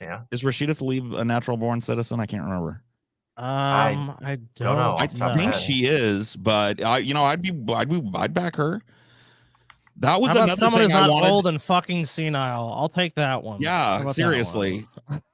And not crazy too, because Kamala, like every time she makes a speech, she serves up a big old fresh, colorful, would you like some fresh milled pepper on that word salad?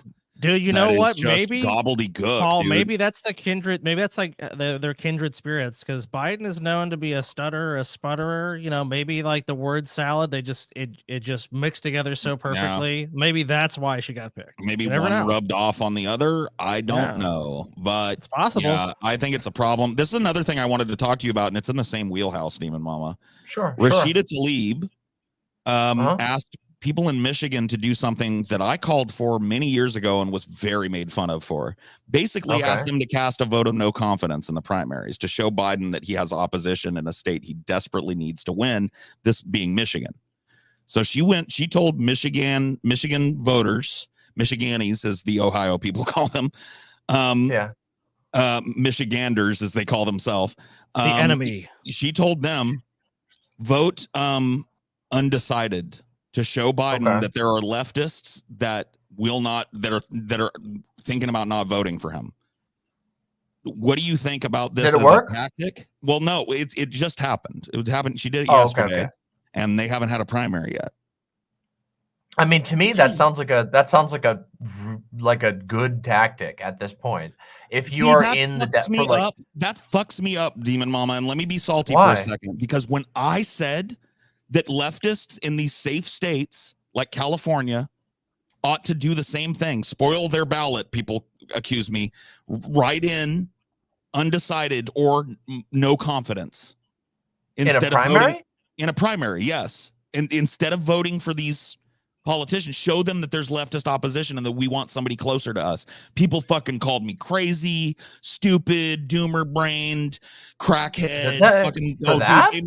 Yeah, I don't think so. Because I brought it up. I brought it up on Vosh's show when I went years ago on his show, and his community and then the Twitter community was just very oppressively against this idea for the most part. There were some people that, but so there's a faction.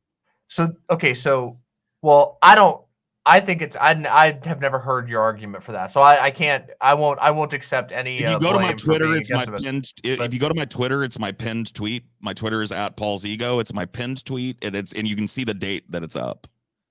So all right, just in case you want to read more into it. I don't disbelieve you at all. Sure. I mean, I just so when it comes to people on the internet and the voting discourse, I have talked about it from a very specific position very consistently for the entirety of my nearly 4 year at the end of this month, 4-year streaming career, which is basically that I believe that I'm not like an anti-voter. I don't think that voting is bad or anything like that, but I think that voting should be like the minimal form of your politics. And that I think a lot of people who are like voter defenders are really they really have a warped view of how politics actually operates, and that they kind of just want they're willing to buy into comfortable. Here's illusion. An example of using your vote as a way to wake up the DNC and let them know that Biden is not a viable candidate. Oh, absolutely. I mean, I think primaries are like the most effective place to do that. I don't think that like if I were to hear somebody, I mean, you heard it when you brought it to me here. I mean, I said immediately, I think that's a good idea. For me, if it was a matter of how people should behave in primaries, I think they should put the most pressure as possible on Biden in the primaries and not support him in the primaries. I just think that the Democratic Party is going to ignore it. I don't think they care. And a lot of places are simply not doing primaries because he's an incumbent, right? Clarifying question. Does that extend to backing him when he does something that you might agree with geopolitically, like Ukraine? Or do you what do you mean by that? Like, so do you do like when you say you shouldn't back him during primary season or before the primaries, right? You're saying you should oppose him to the best of your ability during the primaries and try and find another candidate and really let him know that what he's doing is opposed. So when he does something that you like and you pat his ass about it, and I'm not saying you, but somebody that makes content or whatever pats his ass about it for weeks on end, is that really opposing him?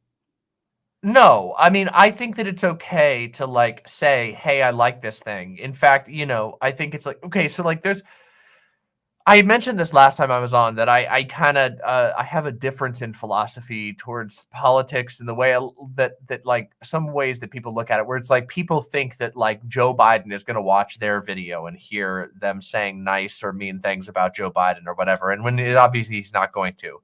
But I mean, like for me, it's like I don't think there's anything wrong with saying like I like that Biden did this thing. I do think that there's a tendency, especially in lib spaces online, to say they're not sucking his dick constantly, but basically just fucking deep throating his fucking dick like all day, every day. Like there was can I ask you this? Do you consider deep throating his dick announcing your intention to vote for him no matter who years before the election even starts? I think it depends on the context. Like I think how do you oppose a person that you have? How do you oppose a person fundamentally that you've also announced vociferously and multiple times your intention to vote for no matter who because lesser evil and shit? The only reason for this is just that like because I don't think that voting is like where political opposition really happens all that much. I think there are niche areas like you've brought up here with like a primary. But like I just don't think that like if somebody pre-primary season, maybe we shouldn't say vote blue no matter who. Yeah, I mean, well, okay, so I mean, vote blue no matter who is probably a little different than like I will support Joe Biden in the primary. I'm riding with Biden in 2021. I mean, you're not gonna find me. I think the riding with Biden stuff is it is not. You will never find me doing that thing unless I'm really joking about it. I mean, I once did I once made a joke about a couple years ago. There was a stream that I did with the Fortnite cuddle team leader. Sure. I did an entire stream of like it's like this big pink bear head, and I bought a big mascot head, and I wore that while we watched like an 8-hour stream of Donald Trump's J6 deposition or whatever. And I remember joking that day, like I made a joke. I'm like, today we're all Nancy Pelosi because I just wanted to see that bitch get grilled. You know what I mean? Yeah. But like that's about as far as you're gonna see me go. Like I just don't. I don't get. You know what? I don't mean to nitpick. Yeah. I'm glad to hear that because I think that matters. I think that if you are saying riding with Biden in 2021. Before the electoral season he's even started, before we even know who he's running against, I intend to vote for Biden for another 4 years. I think you did damage. I don't think you helped. I think you damaged the period of time where we can do activism, some of it involving voting. We can be strategic during these fucking primaries, and I feel like a lot of the online left, I'll point fingers specifically at that, has failed to do that in favor of, well, Trump is worse. Well, Trump is going to be worse. Yeah, Israel is a fucking genocidal nation and we're helping it happen. We're paying for it, but Trump would pay for it worse. You know, like that's what I feel like the energy has been. And it should be like, yeah, you're right. Joe Biden should step the fuck down. Like, yeah, I mean, I've said this a couple times in the past that like, I feel like there's a problem of getting like cucked by the question, which is just that like, if the question is, should you vote for Joe Biden over Donald Trump, then the answer, in my opinion, is fairly easy. Yeah, I would take Joe Biden over Donald Trump for a number of reasons. You should oppose but that's not always the question, right? Like, right. You should oppose that outcome with every ounce of your fucking ability prior to having to make that devil's bargain, that Russian roulette choice. You should fucking literally do everything you can to send a message that genocide is not okay, that we are not voting. You know, like I'm fine with people even saying it. Like, let me tell you something. If I was planning on voting for Biden as a leftist, you'd never know it. I would walk into that booth professing to everybody that would listen to me. Which means we can conclude based on logic that you're currently planning to vote for Joe Biden. No, not necessarily. Well, of course you would say that because you told us now that I would never tell you. I would never fucking say a word. Exactly. So we know where your heart is truly. I'm not even exit polling your ass. I'm gonna say that's my business. Right? Sure. That's where I'm coming from, right? You'll never know. I get you. I may vote in every fucking election. I would never tell people my intent to do it. Not with Joe Biden as a candidate. Not with Nancy Pelosi, whose district I'm in, by the way. Yeah. Well, so yeah, to me, I think there's a lot of personality and, you know, public whatever tied up in the voting conversation that I don't really care that much about. I just think it's praxis to me. If you're an online leftist, it's praxis to make sure that people know you're pissed off about this Gaza thing and you don't intend to just give Biden your fucking stamp for it. I don't think I've seen. Okay, so yeah, I agree with you 100%. Like, I'll agree with you 100% on that. Thank you. I do believe there are definitely some online figures that I can think of, like names come to mind right away, who are like, but a lot of those they're kind of like Zionist types anyway. Like they already have, but I mean, as far as like people who are right on the issue of like people who have a rational and correct opinion on Palestine, like I haven't seen many people like look the other way. I've seen a lot of critique towards Biden's position on there. Right, but it's always critique peppered with, but I'm still voting for him though.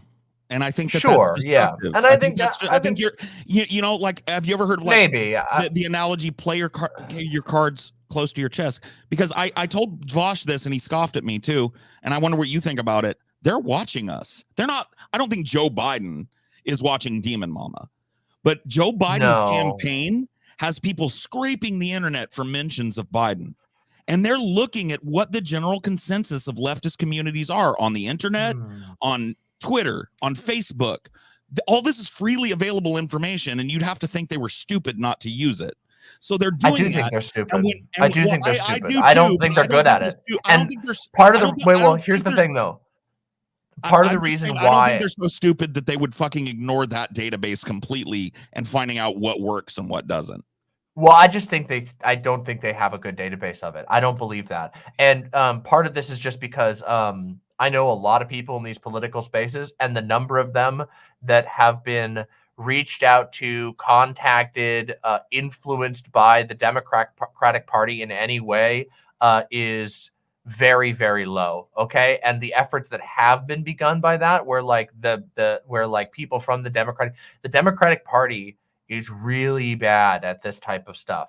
And I think that they rely on a lot of aggregate data.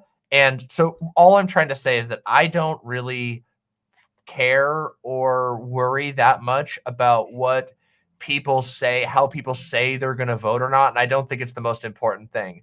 To me, the most important thing is cut by the question. You know, if you're asking that question, it's like, go ahead. Sure.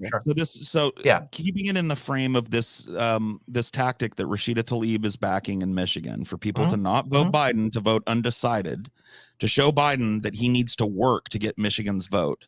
And, you know, Michigan being a state that has the highest concentration of Arab Americans and Muslims in America. And Trump won it his first term. That's Trump won it. So Biden desperately needs this state. I've also heard that Biden snubbed unions when he was campaigning in Michigan and sent them, instead of sending them a campaign official to talk about how he plans to integrate unionism, he sent them a person to tell them how to wear their hats and how to hold their signs.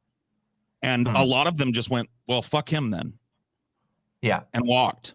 So in light of that happening right now, this is real time happening. You can fact check me. In light of that, do you think that it would have been good for somebody, and I hate to use him, and I'm not trying to pile onto him right now, Vosh, right?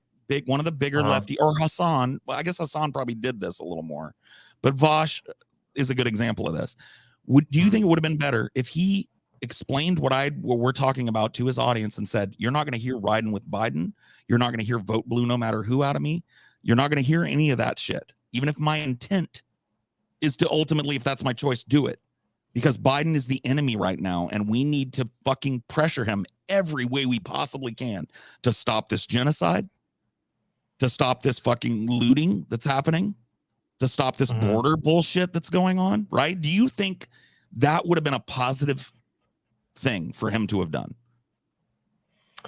I mean, I think more pressure would have been good all around. So yeah, I mean, I think agree. that generally I would agree with you that like, I mean, I think this is true of a lot of the people who said, you know, pressuring Biden from the left. I think people needed to be harsher and people needed to be significantly less charitable to him. But I also want to say that, like, with that in mind, I understand to a certain degree that there's a fine line that a lot of people are worried about walking. And I don't worry about this as much because I feel like maybe it's just because of the size of my audience or because I know how my audience tends to lead. But I can understand why certain larger figures are afraid of or maybe not afraid is the right word, but hesitant to unintentionally like end up with like a Jimmy Dore type position where it's like, oh shit, I have invited and given the impression that like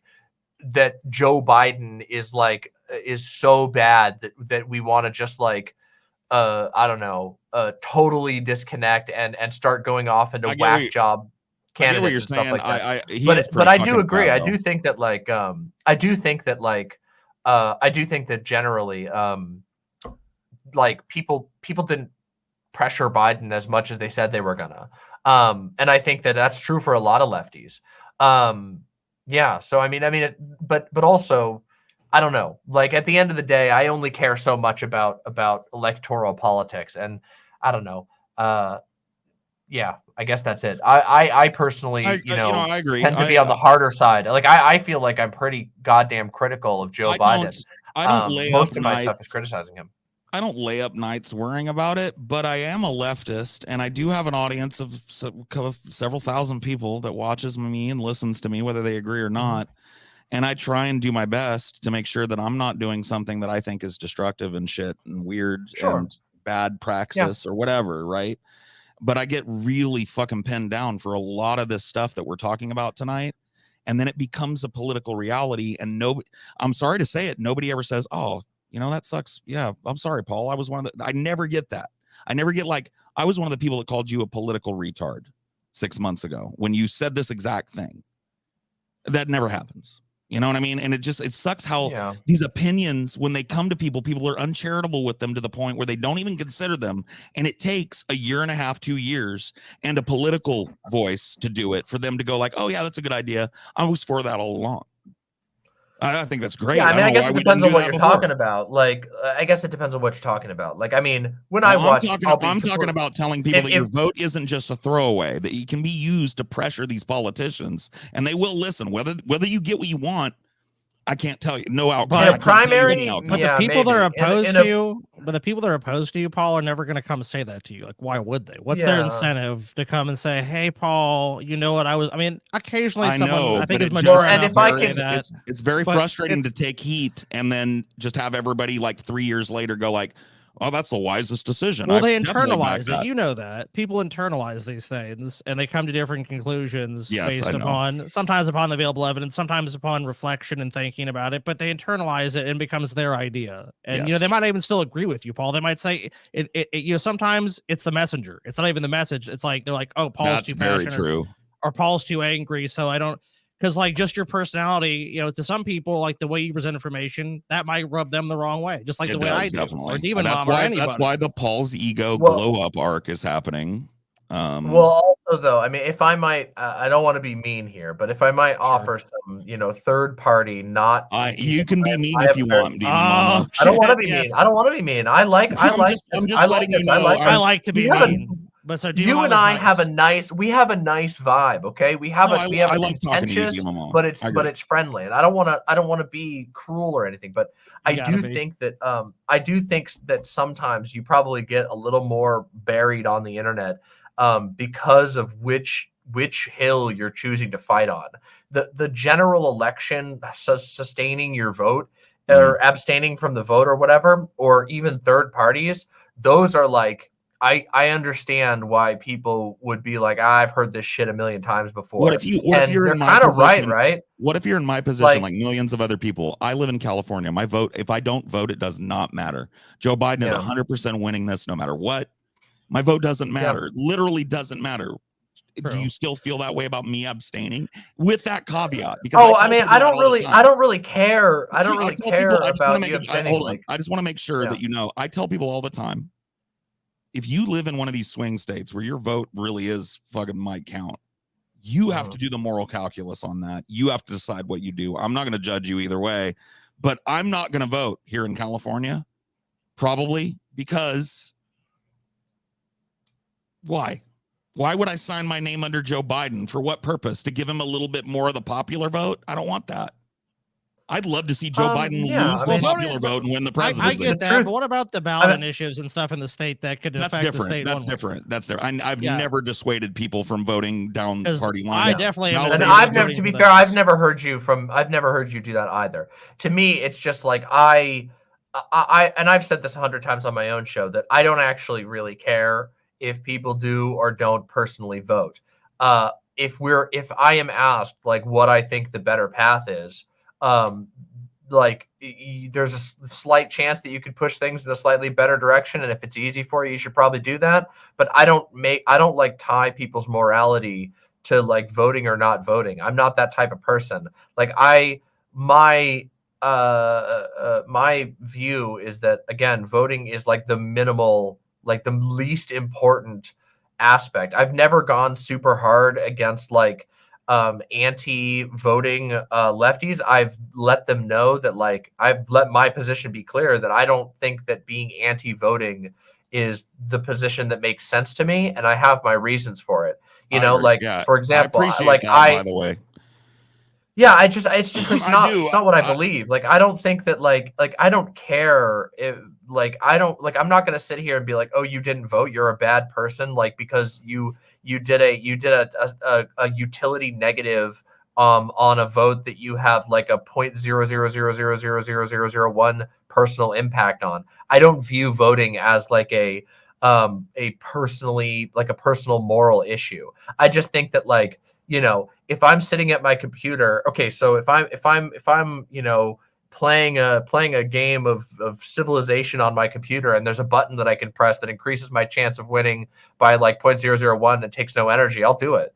Especially if I'm there to do other things at the same time. Like, you know, when I fill out my ballot, you know, for all the local initiatives here and all the local candidates where I do have a pretty major impact, especially in my, you know, my local jurisdiction, I'll throw the vote in the direction that I think is going to be most advantageous to me. And I will tell people, you know, you probably should do that yourself. But I'm not going to judge people super hard about it. I've never made electoralism like my main issue. It's just that I do think some people, I think some people find it they make a big deal about it. And it just, that view of politics doesn't make sense to me. It's content, it doesn't seem like it's like the big football game, right? Well, and so but I mean, talk about it all the time and cheerlead all the time and play sports with it all the time. I don't really like. I've fallen out. I know you don't. And I've fallen out of that interest. I used to be more into that when I first started in content creation, like doing streaming and stuff. I was much more. I came off of like watching a lot of like the Majority Report, and so I was a little more interested in the electoral thing. And as time went on, I was just like, you know, this isn't how I think the world works really anymore. As I went on more, it's just like, it seems like there's a big machine, and yeah, people on an aggregate do have an impact, and in some areas you can have a real impact. But the reality is that, yeah, it is true that your voice gets buried in a sea of other things, and like, you can't even make a rational argument. It's only an emotional argument if you yell at people for like, oh well, when Trump beat Hillary, like how many votes in where did he win? Like, what are you just gonna say? Like at the aggregate, any person who didn't vote or any person who didn't vote who voted a third party has committed a moral sin when Hillary lost by however many votes from this There district? was I just think that's it's irrational. It's irrational. So like it alienates people like me too. I feel it's really nice to hear somebody say the things that you're saying, honestly, because look, dude, I'm an emotional guy. People know it. It does not feel good getting buried on the internet. It does not feel good. No, getting it doesn't. roasted. It fucking doesn't sucks. feel good when you feel people are reinterpreting your shit and presenting an uncharitable form of your argument. It doesn't feel good to be called a dumbass or a retard when you're not. And like that, a lot of that happens on the left, and it's very fucking like a little bit of charitability, like you've showed me in disagreeing with most of the things I've said tonight. Try to. Right, but I mean, I was probably a little mean in my initial reaction, but I was mostly, enjoying the. You really weren't, though. I didn't feel you were. Huh? You were I tried not definitely to be nowhere too near mean. as mean as a lot of other people have been to me. I know some people get really up in there, like people get really up in arms about this topic. This happened, so back when it was Trump versus Biden the first time, there was this. Oh God, there was this. There were so many, God, the conversations that we were having on like the political corner of Twitch, which no longer exists. It used to exist at that time, but it was this exact discourse was unfolding, but with more intensity because it wasn't an incumbent situation. It was like what should we do about this? And there was like the Bernie or Busters, like the here's how Bernie can still win. Mhm.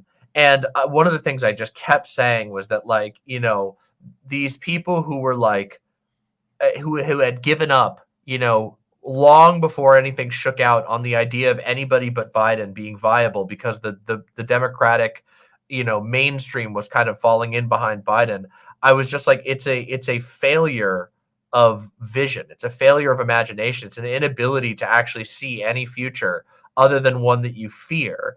And I think that will like almost necessarily guarantee you a worse world. And I do think that there are some positions that like people are very irrational about. I think the third party thing is people like I think people have wasted their entire like fortunes pursuing something that will never happen. Like you can just look at the math and go, oh shit, this system is set up so that third parties cannot win. It would take a literal miracle. And if you're going to be spending your money and time on something, don't spend it on a fucking miracle. There's ways you can change the world significantly more impactfully than trying to like fight against a system that is quite literally designed to resist exactly what you're talking about. If people talk about all we need to do is get this 5% of whatever so that we can get on the debate stage. And it's like, when was the last time that fucking happened and what did it result in? And people will pour. Like there are rich people who get sold on this. I feel like it's close to like there is a relatively recent example of a third party candidate doing way better on the Ross Perot is that candidate. Ross Perot was a third party candidate when I was a kid, and he polled above 20%, 25%, and went higher than that, I believe, before he finally dropped the race. So there is I don't remember all the details about Ross Perot. I remember people being avail yourself of the knowledge. A long time ago. I'm not saying I can tell you a childhood story. Okay, my Okay. grandma was so into Ross Perot that I was on a float without even. I was like, geez, I must have been. When was his election? Let's look it up. Let's see. Ross Perot would have been in the late 80s, very early 90s, if my memory is not failing me, which it often would does. have been. What was his second? Did he have a second one? 1996. So it would have been his 1996 one. So I would have been 6 years old. 6 years old. My grandma had me throwing candy from a Ross Perot tractor. Throwing candy in a parade. I was just a little 6-year-old kid sitting on her lap and throwing candy out. Yeah, and little pamphlets. Like that. I didn't know what the fuck any of it was, because I was a kid. I was just like, oh yeah, grandma wants me to go be in a parade. People that know? poo-poo third parties don't like talking about Ross Perot, not because I think he was any kind of leftist. He wasn't. He was a billionaire. He was like an oil magnate. Yeah, or well, he was whatever. like I mean, It was, my grandma was a right winger, a far right winger. yes. She's a So monarchist. he Like, was, she's but like he was an crazy. example of a right-wing adjacent third party that was opposing the RNC because a lot of people felt they were fucking up the economy, which they were, obviously. Sure. Yeah. And Ross Perot was a guy that was like, look, that's my bit. He was very, Donald Trump took a lot from Perot, especially in his early campaign. I'm the guy that can fix this. I've done this my whole life. I'm a businessman. Ross Perot, that's the Ross Perot line, right? So he did well. And I think that another candidate with the proper backing could do well. That's why I feel like, yes, maybe don't. But I don't think the math adds up to me. But don't put all your eggs in that basket. As a leftist, do other shit, please. Just like don't put all your eggs in the electoralism basket. Do other shit, please. Yeah. But well, I mean, the third party stuff is still the electoralism basket. I'm not that old, and in my lifetime, a third party candidate was polling high enough to take it.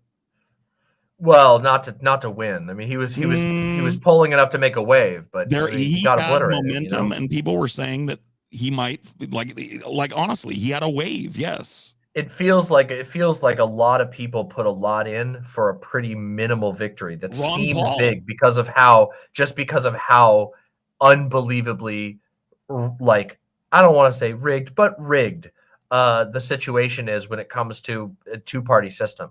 Like, to me, but Ron Paul didn't even come close either. Ron Paul did way better than the tiny numbers you're talking about. Ron Paul made the debate. Yeah, Ron Paul ran in the GOP. He didn't run as an independent. I thought he ran as a fucking libertarian. I don't think he did. I believe he did. But let's go look it up. I'll look it up. Yeah, let me know if I'm wrong about that. I won't make that mistake in the future, and I'll concede the point. I could be wrong. Let's see. I'm 99% sure he ran as a libertarian. But I remember all the people at the head shop I used to buy pipes from were like big Ron Paul supporters. Like, he's gonna legalize I'll still weed, dude. On my way back from Vegas to the Valley, the Republican Party. He's in the Libertarian Party, but he switched to the Republican Party. It was like Bernie. He did like Bernie. Yeah, though Bernie was always a Dem, wasn't he? Well, yeah, independent, but he caucuses with Democrats. Independent caucuses with Democrats. So that's what Ron Paul was in his political career, and he ran as a Republican to get the So all right. So here's something though. Here's something that I think is the thing that I would say as a not to slam on this issue for too long, but I know a lot of people like to talk about this. So, but what I want to say is like up in my home state, there was a third party candidate who was doing really, really well. And he got scooped. I mean, I'm talking like a month and a half before the election because the mainstream Dem basically managed to spook his donors, and they were like, sorry, we're out. We're going with him. So it was really close. And he got really fucking, an economic coup. But also like people saw that and they panicked. They said, we don't want this fucking right-wing psycho again. So we're going to go with the mainstream Dem who sucked.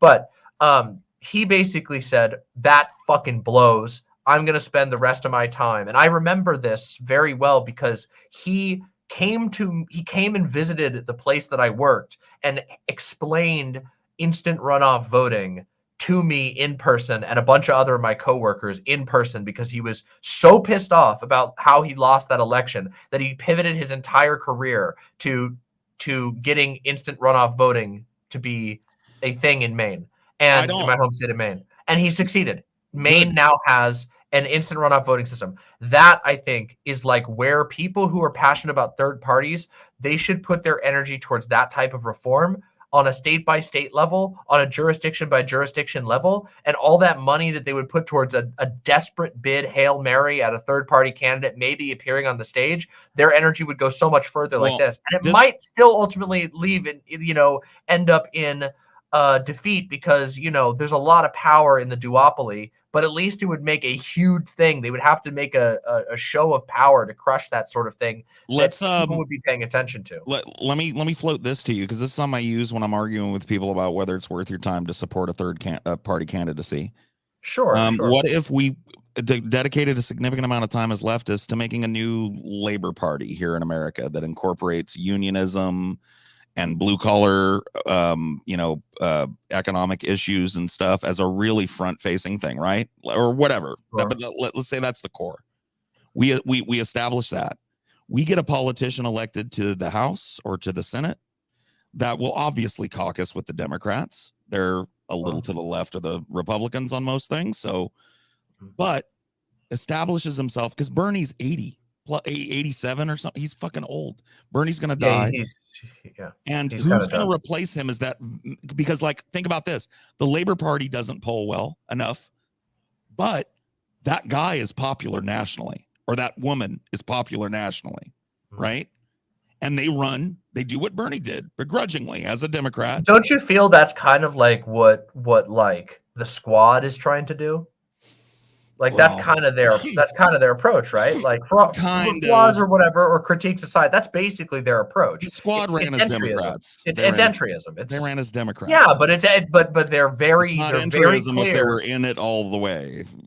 It is entryism. It is. It still is, because they're still, even despite, because they're, I mean, you're basically just saying, like, the person who slightly says I'm not a part of the Democrats but begrudgingly joined versus the people who said, yeah, I'm in the Democrats but I am the Squad. Like, they've made a brand for themselves as being the sort of, a dark horse of the Democrats. So I feel like it's the same thing. It's not the problem. I feel is just none of them was politically brave enough to say, I caucus with these Dems, but I'm an independent. I'm not a Democrat. I'm a Democratic socialist.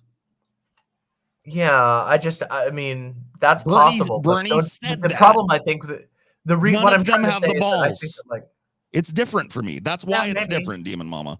It's also different. That's possible, and you might be right that there's a distinct difference in somebody who does that. But also, I think there's a flip side, which is that this is the problem with entryism always, which is that when you are jumping into a machine, the chance of the gears crushing you instead of you crushing the gears is very high. And I think that that's like something we see even with people who are not as bold. Bernie Sanders was a guy that jumped headfirst into those gears and pipelined leftism in a way that no other modern politician has done. He put socialism in front of people in a way that was palatable. True. Bernie was the first candidate that I ever gave a real shit about. Like, that I was like, I am going to go do stuff for this candidate. And I did. Bernie is dead. I don't mean to be morbid, but Bernie is effectively dead as a national candidate. He just won't do it. And we need somebody else. And why not follow in his footsteps? Run as an independent. Because here's why being an independent is different from running and joining the DNC, right? Nancy Pelosi cannot walk over to Bernie Sanders at the caucus and go, you're voting for Iron Dome funding. You're doing it. Or I'm destroying your fucking... She can, but he's an independent. He doesn't need her approval. He doesn't need her approval, though. He does implicitly, because at the end of the day... Bernie Sanders has been able to vote against expansion of war a number of times because he only caucuses with the Democrats. And he has done so. Look up his political history. He has opposed wars. He has opposed war funding. He has voted against the Democrats many notable times because of his independent status. Because he's caucuses with them. That doesn't mean he has to be whipped with them. He's considered a separate vote. I mean, but don't you feel like that is a whatever you're gonna say? I don't.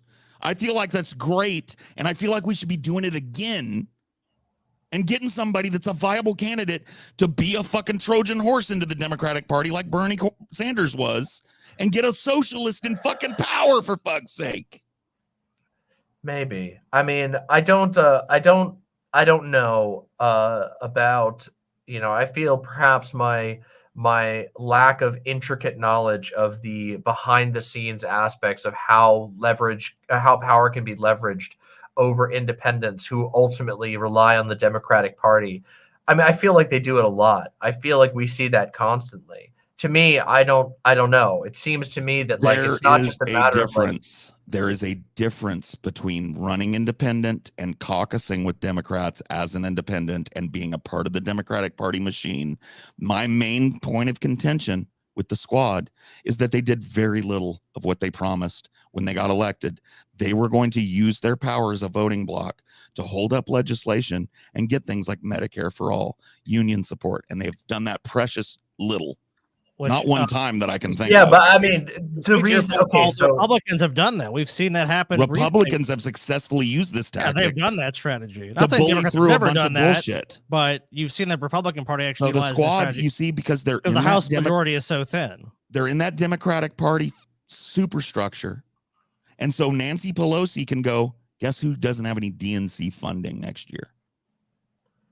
Guess well, who I mean, didn't isn't that, need it? that's also Bernie true. That's also Sanders. true for Bernie Sanders to a certain degree, right? Because like he No. ran for president. He ran for He ran president, for with the Dems, and president he got as funding, a right? Democrat, but she could not come to him on the fucking floor of the Senate and say, Bernie, vote this way or else. Because he funded himself. He's a senator, so that'd be Chuck Schumer. That would come in. I'm just trying to. I'm just trying to imagine party like, leadership. The party leadership can walk up to him with a gun, but they can't load it with a bullet. I think at this point they rely on Sanders to try to kind of corral that part of the party. Anyways, I don't think they're really coming to him. They work with him because there are people that are more progressive and they respect him. We need more of that. We need 2 or 3 of those fucking people who can be relied upon to vote with the Democrats when conscience demands it, maybe, but willing to break with them when they're funding genocide like they're doing right now. See? But he hasn't broken on that, has he? Hasn't he been remarkably reluctant to call them out? Like Bernie Sanders' statement was like he refused to call for a ceasefire. So yes, it seems to me like he's still very vulnerable to the same leverage. If you took my argument to say that Bernie Sanders is perfect, I'm not saying that. What I'm just saying is that it doesn't. I feel like hold on. I'm focusing on the power that Bernie Sanders' 2 electoral campaigns had in this country was worth every bit of a smear that it was to the DNC to have a powerful person from outside be forced to fucking run as a DNC candidate. Dude, we need to do that more and more and more. I don't mean to dude you, by the way. I'm Californian. No, you're fine. I apologize. No, I just wanted to make sure that we're, I'm fine. No ill intent there. I call my mom dude. But you know what I'm saying? Mm-hmm. You get what I'm saying? Yeah, I think I understand what you're saying, and I don't completely disagree with you. I guess my skepticism comes with just how much actual independence an independent candidate is actually able to do, and also acknowledging that Bernie Sanders came from a particularly unique position, which was that he was basically a hero of Vermont, and as a result, like there was, why was that though? Why was that? Why was because he had an earlier more bold. He had a bold political vision for sure, and in he a carried state a lot that of was it receptive out, to it. And a lot of it was way to the left of the Democratic Party. That's why he was loved. And I don't disagree with any of that. Like, I think all of that is good. I would love to see that in an abstract. But the how we make that happen is or how that happens. I don't even know if we can make that happen. To me, it's when it comes to Bernie, it's so what we need. So if we're gonna zoom out and pretend to be the strategist moving the things on the board, we need to find a candidate from a small state who's basically impossible to unseat, who's a political radical in the right direction. That guy needs to go into office while being unseatable in his home state, and then also continue to just basically pummel the party while being in a hostile environment. I think that guy has to go somewhere like New Palestine. I think that person needs to go somewhere, come from one of these communities that has been royally shit fucked by the Dems.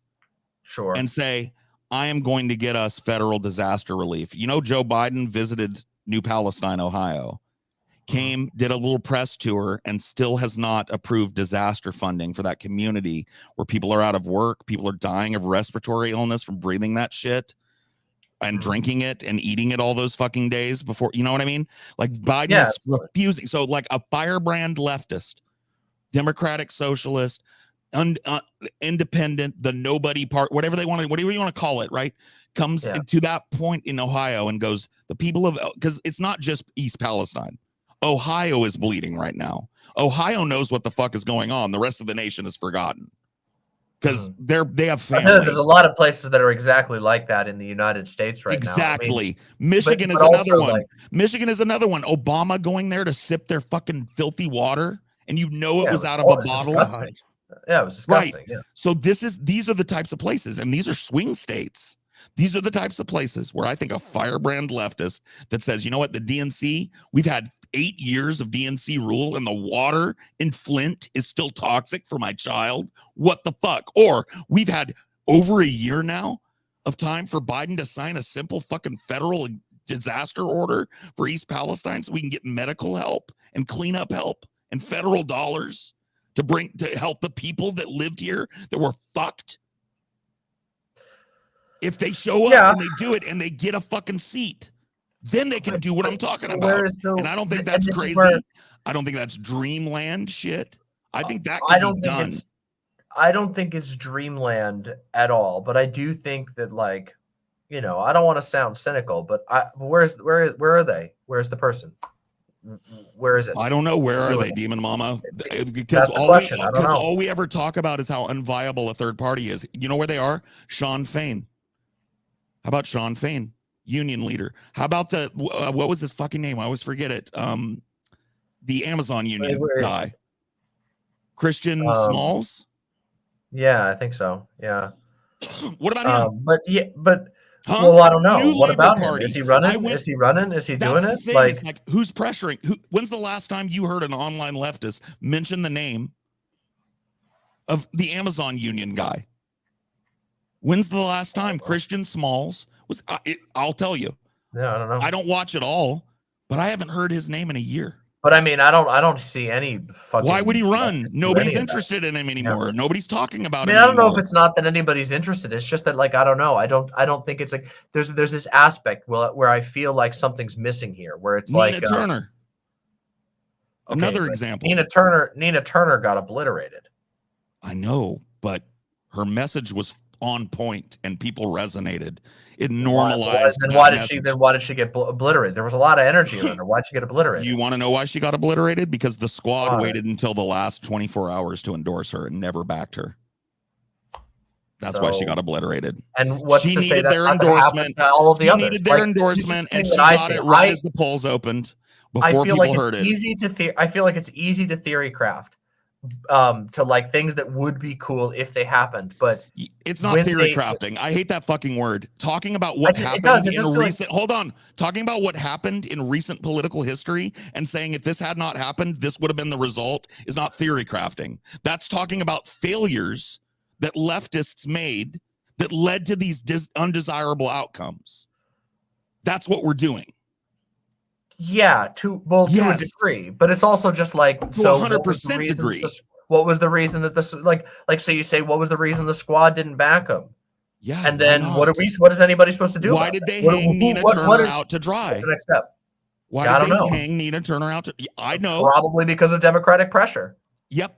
Because they were making good to get good. Which is exactly what I've been saying, which is that it seems to me that right now the environment that we're in is one where Democratic pressure is stronger than ever. It's more resistant to anybody who's not within their very particular accepted, highly conservative funnel, and that there's not really any way for the average person to access that. And every time. I'm sorry. I'm sorry to interrupt you. This chatter here, I have to, and I want to know what you think about this. With peace and love, Paul's wrong on this one. The best way to get progressives into office is by running as Democrats and not taking corporate money. You remember the last time we were told? They all take corporate money. Yeah, you remember the last time we were told that? You remember who told you? She has kind of a memorable name. Her name was Alexandria Ocasio-Cortez. She ran a PAC that told everybody that donated to it, we're not going to be corporate Democrats. And you know where that money went? Corporate Democrats. Yeah, it always does. Oh. So yeah, don't give me that fucking example and try and smugly hold that over my head. I'm calling out these leftists that have knifed us all in the back. All of us. They haven't been there the way they promised us they would be there. And we need to address that. This defeatism in politics of like, oh, who cares? That's the way it's going to be anyway. That's so I mean, I don't think it's sad to defeatism. hear. I think okay, so there is some defeat. Okay, sorry. I should say you're responding to that chatter and not to my argument. Yes, I'm not. No, I didn't. I wasn't my imitating you. cynicism is very different than what I would say is defeatism. I have a very different approach to politics. I tend to advocate talking about and focusing on things that if I talk to my audience and I say, here is what you can do today, here's what I think you should do that would make your world a better place. I want to be able to know that feasibly the people who are listening to me can go do that thing today. So let me ask you this, from your perspective and your platform and your proclivities, do you have a problem with me being a beacon of the things that I'm talking about right now? Do you think that's bad? No, I mean, no, of course not. I don't, if I thought that was bad, I would tell you that I think it's bad. I just think that like, I don't think there's anything. I mean, I have some cynicism, or not cynicism, skepticism about how easy it will be to accomplish those things. So do and I. Just certain think arguments you've made in the past I've disagreed with, where I just think I'm like, I don't think that works out. Like in East Palestine, East Palestine, sure, I've seen news reports, right, of people that live there, and there have been men and women that live there talking about what went down and how aggrieved they are. That if we were smart as leftists, we would start. I don't mean to be a boomer about this. Social media would light up. Fucking Joe Kirkland from Palestine, Ohio, for fucking Ohio. Thank you for agreeing with me. I was responding to you, Paul. Someone said I agree with Scotty. No, it's all good. You know him for like I haven't heard anybody doing that shit because nobody's talking about. I think some people do it. I mean, I do see stuff like this from time to time. I don't. But I've seen it because I'm looking for it. I don't see it. I do think that there's been a certain breakdown. Like, I mean, obviously, like things like I do think that back in in politics, when politics Twitch was like an actual category that you could go browse, there were a lot of people who were doing their best to like get these things out. Like, I mean, hell, I even talked to, on my stream, I've even talked to somebody who was locally trying to get a union push happening in my area. I've done stuff like that. I've had people on my show, especially during my signal nights, where I talk to people in their areas, that are doing things. But it's also, there's also like there is a certain limitation. I do think that, like, now this is going to branch into a topic I talk about all the time, is my sort of disappointment with how political spaces have evolved, and also that they've been actively destroyed. Like, it is very difficult to build coherent and communicative networks of people in politics right now. There is an incredible amount of active destruction, Yeah, it's also very tough to do people that. Like me, by the way, also people like me though, nobody will reach out to give me an opportunity, even if I was willing to do that. And I know this for a fact. I know that there are political orgs that won't fucking talk to me because I'm too problematic for them. I'm too ugly, or she does the demon thing, and that's going to offend our base or whatever. And it's just like, there's no courage. There's an immense amount of cowardice. I don't mean to be creepy, but if they say you're ugly, dude, you're so well put together. You're dressed classily. You present yourself like why? I didn't mean like physically. I just mean that, like, I swear I talk about serious issues. When people ask me in my stream about trans issues, I give my genuine opinions. I say what I think. I did a big video in which I said I believe that there is a mounting trans genocide in the United States of America, and a bunch of fucking liberals dogpiled me and said, you're fucking crazy. And I said, here's my actual case for it. I'm going to draw from sources that are literally scholars on genocide, and nobody gave a shit. And they say that, oh, look, she's too much of a fucking radical. No, so there's I saw a little bit of that. I saw a little bit of traction for that. People found that genocide org that exists that listed and that agreed basically with what you're saying. I don't necessarily disagree. I think that the potentiality for a horrible genocide is taking shape. I think it's being built. I think that I agree with like taking the shape, scholars being on built. genocide. Sure. It's like the genocide isn't And a I single don't event. think, It by the has to way, be. That it is a process of being built, and we I are don't very think- far into that process right now. I don't think the Dems have been an effective barrier against it either. No, they've been terrible. They've No, been definitely fucking not. terrible. Definitely not. I don't know, guys. Do you want to fucking move along and look at another video here? I got. Sure, Now we sure. can. I don't mean to. All I want to say to both of you about the discussion is when the Scottistic fascists take over and you guys are infighting, we're just going to crush you. Scotty. Well, all right. I look forward. I'm to sorry. It. The Look forward to polishers. the struggle. See, you know how you have the imps? Yeah. We've got 3 groups of fans because there's 3 of Okay. us. I believe So it. we've Yeah. got There's a factionalism. Yes, Yeah. we've got yeah, we the got a little Tajika tribes. fans. Terrible tribe. Okay. The Horrible. Tajika fans are TJ's little bootlickers. Okay. Yeah. We've got, excuse me, weed is very spicy. We got polishers. Terrible. Polishers. Those Okay. are mine. Red Lantern, right. you're terrible. And You're we've got the banned. Paul is Scottists. best. You know what? I can't Scots- even hear that. You're in timeout. And they are perfectly aligned in our community, and they will never disagree with us. You know, I like the Scottists. I think that's a good name. A lot of people I'm do. I'm not throwing in. I'm just saying it's a great name. Okay. I don't know about the policies of the Yeah, Scottists. the policies. The policies you're They're not pretty gonna agree with grim. at all. they're pretty Yeah. grim. So So I can It's tell you, all power for me. So I don't Yeah. know how you can really truly back that. Some people do. I don't know why, but they do. so here's how it I breaks mean, some down. people Honestly, love 'cause to I have can like get, a big, strong man, that tells them what to do, or That's whatever. true. And I sometimes, can give you, I can Hey. give you a little lore and insight into what it requires to be one of these. So if you're a Scottist, it means basically like economic domination for the rest of your life. Scotty's gonna take care of you because he knows, like, if you're just hopeless and full of despair, like he can't use you. But ultimately, he's Right. gonna funnel all of the money that you generate to himself, and he'll be a de facto True. king, Yeah. okay, but with a little Some feudalism. benevolence. All right, I see. prefer in the tradition of the Roman Empire, the Kaiser, though. So yeah, so he Okay, calls I himself see, I see. Kaiser Scotty. And And that that's title what was he- given to me. Look, the Yeah, people no, it gave me such a was. title, and that's true. Oh, wise. The That's people how- cried wise. out. The people cried out and gave you the title. Yes. It's true. The classic Roman sovereign, where you Yes. defer. You're like, I didn't want to become the leader. It was bestowed upon me. I wish I could have said no. Look, I don't know if I necessarily believe this, but people have said it by the gods. I don't know. Yes. Crazy. So that's choice for Scottism, right? For Tajikifancy, if you want to be a Tajikifant, Wretched. you submit yourself to the whims of a mad I king. was worried for a basically. second there. Okay, Yeah. Mad King. All right. I You see. submit yourself to the whims of a mad king who is immediately going to abuse his power and install himself as a total fucking dictator and tyrant. It's all going to be for his own hedonistic gluttony.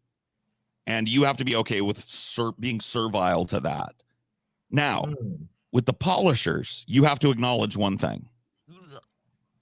Number one, Sorry, this is revolting. Just go the ahead. world is about to fucking end.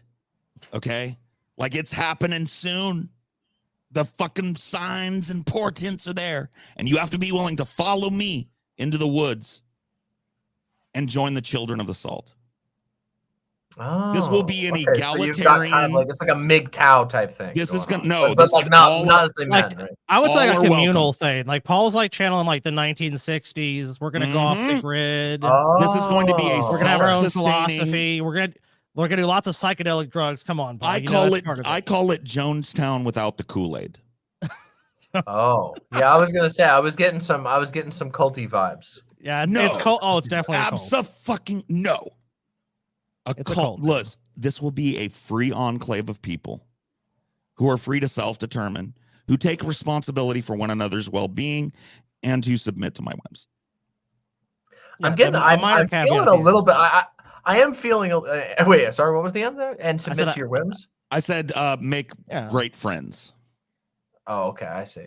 Yeah, I was I gonna mean, say. Paul's I'm gonna be the feeling cult a little leader, bit of of course. slanted. A tiny bit of slanted. Propaganda going on here. It's that. That one mean, I meme don't where know. there's the I two tried to castles give it- on one side. And it's like our beautiful women, they're filthy whores. Like our lovely country, they're debauched nation. You know that one? You know that meme? Well, Little bit of at the meetups, no matter the gender identity or biological sex, the hottest people are polishers. I just want to point that out. Oh, okay. and Well, that's this good is to know. all the I hot feel ones. the imps might put you give you a run for your money there. The hot I'm gonna ones say come we to got a me. pretty good one. They gravitate to me like I'm a planet because I look like one too. If that's true, before the event, I'm gonna make all of my imps sign a contract in blood that they will not defect to the polisher side. If you're that able to tempt the beautiful imps, You might want to, yeah, because I'm warning you. I mean, look, my I hate magnetism to judge is people not, based on appearance, but Paul, I mean, do you need to go to an optometrist or an ophthalmologist? I actually do. I actually do. All right, because I mean, I have to say I have a very different take on those events. You know, I don't want to judge people, but I mean, I have to kind of judge the Scottish polishers. propaganda. Scottish propaganda. They seem like some nice people. They seem ripe to be conquered. Scottish reimagining. Scottish. Whatever. Scottish. You get it. I'll you know what? I will go up to polishers every meetup and said, and I'll always fuck with them because I know I can, because they'll be gravitating around Paul. Says, is Paul favorite person on the show? I'm like, oh yeah, I love Paul. And I'm like, you're dead to me. He kicks them out of his social circle and won't even talk to them or look like at them or acknowledge them. So all what you're are saying welcome. is that All are welcome. the Tajikifants are the. Did I say that right? The Tajikifants. Yes. So you're saying if you ask the Tajikifants who's your favorite person on the show, they won't say TJ, but they'll be so afraid that they follow him anyway. What I'm saying is that my policy is one of an open door. I don't care if you have a sordid dark past as a Scotist or a Tajikifant, or I hate to say this, an imp. You are welcome in the commune. All are welcome to submit to my. It does. I will say, you know, this is not a threat, but it does seem like it might. This is not a threat, but it does seem like it might leave your forest commune open to a little bit of infiltration. It's good to know you have an open policy. I don't see why anybody would when they see the paradise that we make for each other. I don't see why. Like the CIA agents will they'll be convinced to your worldview, basically. Yes, no one will ever do that, Paul. No need to worry about such things. No. Here's a video about a fight that happened at Waffle House. This has lore for our show. So canonically, Deep Fat Fried was founded in a Waffle House in Beauchene, Louisiana, in the middle of the night over what's their all-star specials. And we decided the name and made the framework for what the beautiful fucking thing that this is today. So we always kind of like to cover a little Waffle House news when we find it. This also came from our merch tier patrons, not to shill. Merch tier patrons get a thread that only they can see on Patreon, and we pull from that very heavily. So you want something covered? That's another reason to join the merch tier. And a Waffle House fight turns into a mass shooting on the west side. Community groups blaming a small group without a moral compass. And that's how we begin tonight at 5 with a deadly shooting. What an opener! I know, right? And I'm only a black. Right? Is society crumbling because Waffle House patrons are fighting to the death? They blame a small group of chaotic, degenerate anarchists with no reason to live. Nihilists, perhaps. Yeah, what the fuck, dude? Those fucking nihilists in Waffle House. Can't trust them, man. Blackburn, one woman is dead, 5 others are hurt, and the investigation continues this evening. CBS. All those people wanted was I don't mean to be an audio nerd, but that mic is sounding a little bit hollow. You need to get your audio guy in on that. That's sounding like a little tinny, a little hollow. Yeah. Laptop mic. Jesse Wells Tisk. explains what police believe led to the all these news stations have horrible audio. Honestly, a fight between two different groups led to the deadly shooting here at the Waffle House behind me. At the same time, yeah, this guy sounds worse than a fucking IRL TikToker or whatever. Why? Yeah. You know, why don't they just use an iPhone for this? Why is he holding that fucking thing from the 1960s that they used to interview the Beatles with? You'd think they've got professional gear. You'd think they'd take the time to like refine it, but that just kind of shows you that like professional gear without the knowledge of how to like tune it properly will not get you anything. You cannot. The bar is so low. Nice excuse me. The kids really seem to think that you're hip. What do you think about that? What do you think about that? I don't know, man. I think it's pretty cool. Like, all right, Mike. Their audio would have been better though. If they asked John Lennon like some shit, that would have been better. Dude, audio was better. I don't know what the fuck it is, but audio was better back in the day. You can even, if there's YouTube videos on the subject, you want to know more about that. But like audio mixing and shit is worse. And these local news stations are just are the prime example. Okay, Scotty, literally, it's cut rate this shit. happens though. People they think you can buy good audio, but you can't. You have to build good audio. And in the past, every fucking station or whatever would have a guy who was there, like, you know, the guy with the audio autistic hyperfixation who would go, this is what you have to do. Here's this. Let me tweak this number 2 steps up and make it sound clear. Nobody has that guy anymore. We've had a death of that guy. It's terrible.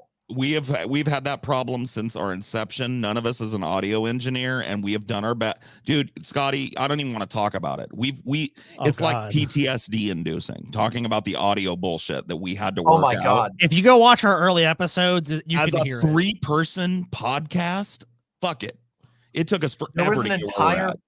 There was an entire chapter of my stream career where I was trying to change my audio setup, and every single stream became like a meme. Now, you know, I've grown a lot since then, so there's not as many people who remember this, but I'm going to mention it, and people in chat are going to have fucking war flashbacks of where every day I had some different audio issue, and I ended up scrapping the entire thing. I was going to the local audio stores like multiple times a week. Okay, got to get this cable now. Oh, that's the wrong cable. Got to get this thing. I tried so many different things, and then I ended up just reverting back and completely changing my approach. I was trying to get analog audio so I could have a mixer that I could control, and that was just never gonna happen. I was an early adopter as an enthusiast in the YouTube vlogging sphere of analog mixer controlled condenser mics. I had one way before most people had them, and I was able to make mine on that simple setup sound great and crisp. And people always used to, in the back in the day on my YouTube channel, always used to compliment me on how smooth the vocals were, on how nice the mic sounded in comparison to other people, right? That were using Yetis and stuff. Because that was the conventional wisdom at that time was Yetis, which sound good. Buy Yeti. They're not horrible. I mean, they're a good enthusiast. Totally but I was like, I wanted to sound like a radio guy. Because I've got a little bit of a radio voice. I've got a little bit of that, like 95.7 The Fox. This is Paul's Ego in the morning. That kind of shit, right? Absolutely. You definitely do. And so that's the same thing. Like for mine, I was like I have right now, I have the Shure SM7B, which is a very popular mic. But what are we using, I didn't know Scotty? What are Rode Procasters? Or at least that's what I'm using. Yeah. We use a Rode Procaster plugged into the Rodecaster Pro, which is a little... But that's the mixer. Amplifier or something. That's the mixer, and it gives us like a little soundboard that we can, you know, hit whenever we want. A ton of you'll notice like so actually right now you can't. Oh, you can see the cable. The cable fell down, so you can actually see the cable a little bit, but you can't actually see my mic most of the time. And most people, if they buy the Shure SM7B is like an amazing mic that so many people recommend. It's crazy. Like if you search like streaming microphone, it'll be like Shure SM7B. They've like nailed that marketing, but a lot of people buy it, and you'll see that people who use the Shure, they'll be talking into it like this. It's like right here. They're like, hello, because they don't realize that it has no gain. It has no internal gain whatsoever. It is designed to be used with a preamp. So there's like a product that's made for it. The cloud lifter, which is like, and I didn't know that when I first bought it. I'm like, why is my gain so low? And I figured that out, and like you needed and that's phantom. So you had to get. I had to learn that. See the phantom power. That's what you're talking about. You need a unit that doesn't just take the signal and portray it. You needed a unit, and most condenser mics need this. You needed a unit that boosted it to a higher amperage. Exactly. So you got more. Yeah. And the cloud lifter is like a little tiny preamp box that gives you like plus 25 decibels of like clean gain. And see, like this is like musician stuff too. Exactly. A lot of musicians had to cope with this, and I had a lot of musician friends that helped me in the early days with that shit.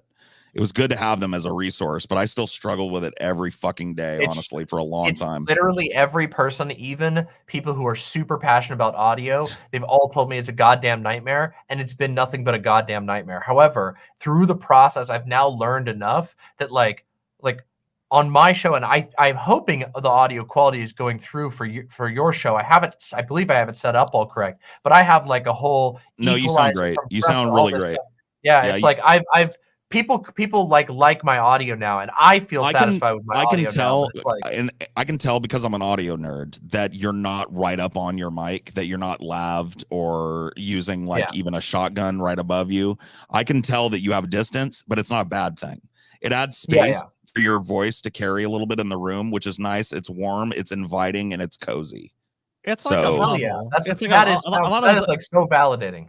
It's like a bubble. Yeah, but your audio is great. There's a little bit of especially considering it's coming in. Especially considering it's coming in through StreamYard, which does its own little compression and shit. So you're great. You're doing good. It's hard for me to show this room, and this will be changing soon because I'm actually moving studios over to another room in the house. But there's a little bit of a boomy echoiness to my audio profile that I've never been able to get rid of. And part of the reason for that is because it's impossible to see, but this ceiling goes up so fucking high above me, and I could not get enough sound dampening padding to kill that completely. So I've just had to live with a little bit of the boominess, which hopefully I'll be able to fix in the future. But I've put so much work into it. We're rambling about the audio, but I mean, let's be real. These guys deserve to be flexed on. These guys have like $100,000 worth of camera and audio equipment, and it sounds like they're fucking rolling the microphone in. Yeah, it's dog shit. It's dog shit. It's total outdated dog shit. And that doesn't make any sense. And a lot of people want to do this. A lot of people in our audience, a lot of people in your audience probably want to vlog, and maybe some of the things they heard during our little rant helped. But by the way, somebody died at a Waffle House. Police are still trying to figure out exactly who pulled the trigger. Just after 12:30 early Monday morning, IMPD was called to this Waffle House on South Lyndhurst. You know what? People shot. One woman. The crime scene unit there looked like it was owned by the Waffle House too, because he used the same yellow. It was weird. Yeah, it did. I was looking at that. I was like, wait a minute. Listen, I would not put it beyond Waffle House to need an on-site crime scene unit. The Waffle House. Damn. I feel like Waffle House. I mean? Yeah, look at that. It literally is the same. I went to the Waffle House where TJ lives. There was a dude that there's the security guy they hired. There was an off-duty cop that was packing. I mean, obviously most cops usually are, but some Waffle Houses, I mean, dude, shit does pop off at them. It is crazy. People will fucking fight to the death at a Waffle House. Dude, that's hilarious.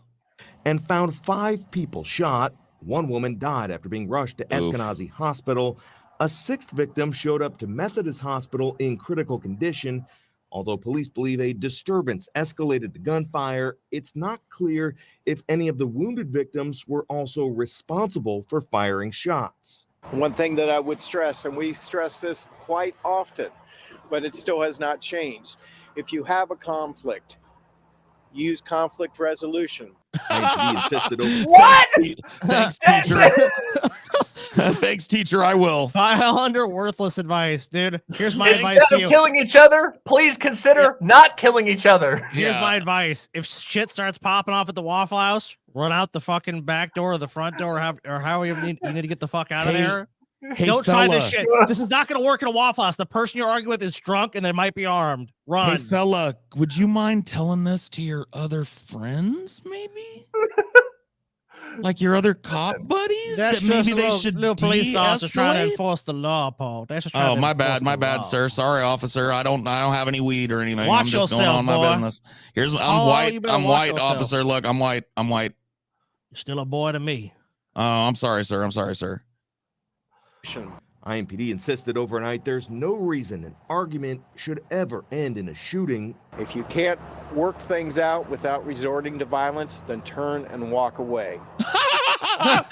Cop, dude, this is the most fucking ironic shit I've seen all week, bro. What the fuck is this? Just turn and walk. Just consider turning and walking away. Now, yes, you might point out that our job has trained us to literally blow away any mentally ill person that we come into minor conflict with, and that a cop has never walked away. And most of the time when we do, an acorn hits our car and we unload a magazine directly into the local neighborhood. But we would like to encourage you to not behave like us. Yeah. I mean, give me a fucking break, dude. And this dude is so vacant. And maybe I feel like he might be having the realization right now. His eyes betray a little bit of oh shit. Maybe Oh my God. what do I have people nothing draw here. what do people draw the inference? But I doubt it. Can It's you probably just imagine vacancy. being like? Can you imagine being like the family member of like a victim of this event, and then you turn on your local news and some guy's like, maybe you should consider not fighting and just getting over it instead. Yeah. Anyway, you know, this has been your local police service. You know, Come on, serving baby, and give protecting. peace a chance. Come on. I mean, come Yeah, on. It's not- yeah, exactly. like, oh no. So Scotty, how you feel about doing a real quick goal check so we know where we stand and what people have fucking Okay, purchased? so main character Apocalypse, we have met that goal. Let's see how close we are. I think we're getting close to the other one, but let me check Streamlabs. Okay, so we are at 567 right now. So we are on our way about to Ben Shapiro. $73 away. $73 from Ben Shapiro on America's Worst President, that's and putting us. We can get $73. Yeah, we can for sure. And you know, that puts us on the road to stupid food. And the one I'm most excited about, honestly, because it's actually interesting. Today in history. You didn't know. I want to see the today in history. Yeah. Today is it's an impactful day. But I will make a note here that we have now met our 400 goal. Working on that 650, 73 away. Thank you to everybody who has donated tonight, by the way. Yeah, thank you guys. I appreciate it. Very nice. I'm sorry we have not been super good. I want to challenge the guess. chat. Okay, Yeah. listen, hold on real quick. Go Wait, ahead. hold on. How many? Let me just do this. I want to see how many people we got watching real quick because I like to do this sometimes. So right now we've got 921 people by YouTube's count, probably more because there's some watching on my site and also people who idle out. YouTube takes them out of the count. So with 921 people here, if everybody tips $1, just $1, and it's really easy to do, we will hit that goal and more. It'll actually blast past the goal, which, think about it. If you were in your local bar and you're drinking and some people were making you laugh and they were getting in fucking fights and talking about Waffle House and shit, and you were having a good time, you'd take $1 in your pocket and put it in the tip thing, right? Because you had a good time and the bar wasn't just awkward and quiet, you know? So $1 in the super chat. And not only will you get more of this, but you'll also make sure that everybody gets to have a nice living. And you get to feel good because you contributed to supporting it all. Absolutely. And $1. Yep. Very well put. Or more. You can put more. Some people are generous and put like a 5 or a 20 in or something. Oh my fucking God. Mr. Monty Priest has fucking dropped another news. Yes! Yeah, look at that. But that's a heavy carry. Yeah, $1 is still. Heavy carry, dude. You're right. Heavy carry. You guys Mr. need Naughty to, Priest, you know what? God damn. I mean, his back must be his back must be as sore as yours, Paul. I want you to thank I want everybody in this fucking chat right now. And thank you to the $1 that are coming in. That doesn't put us over the hump, but that gets us a real nice running start over the hump. So thank you to everybody putting your dollars in. But I want to let you guys know in chat right now, what I want to see on these future dollar chats is this. Thank you, Mr. Naughty Priest, for the MMR. Because you carried my fucking day one ass to some juicy MMR. I want to see it. Give it to him. Give it to him in the fucking chat. Incredible. Mr. Naughty Priest, you're the man with the master plan. I don't know how to thank you, sir. I mean, and the leader of North Korea, which we do appreciate. Scotty, can you let me know real quick where we are now so I can mark it up here? Okay, we are at. Oh, let me check Streamlabs too. Always gotta check them both. Okay. All right, so we are at. Oh, it keeps up in 834. Wow. Oh, we're so close. Wow. We're getting close. 834. We're getting there. It's a beautiful day here in the neighborhood. Oh, here we go. I mean, there it is. We're at 850. That's Demon stupid Mama food. best guess. We're at 850. Mr. Naughty Priest, W. Yes, feed my ego. Feed it. Thank you for your blessings, Mr. Naughty Priest. Yes, thank you, of course. And good job running North Korea. You're doing a great job of that. You guys are awesome. Thank you very much for your generosity, not just tonight, but every week, every show that we do this. You guys always dig deep, and it really does help fund this type of content and make it easier for us to bring it to you. and it lets us do nice things in our lives, and we're all appreciative of it. So thank you. And I know, Demon Mama would echo the same to her imps as well. 100%. All of you who throw some tips this way, you're doing a good thing. You're being morally good. Actually, you're buying yourself less torment in hell.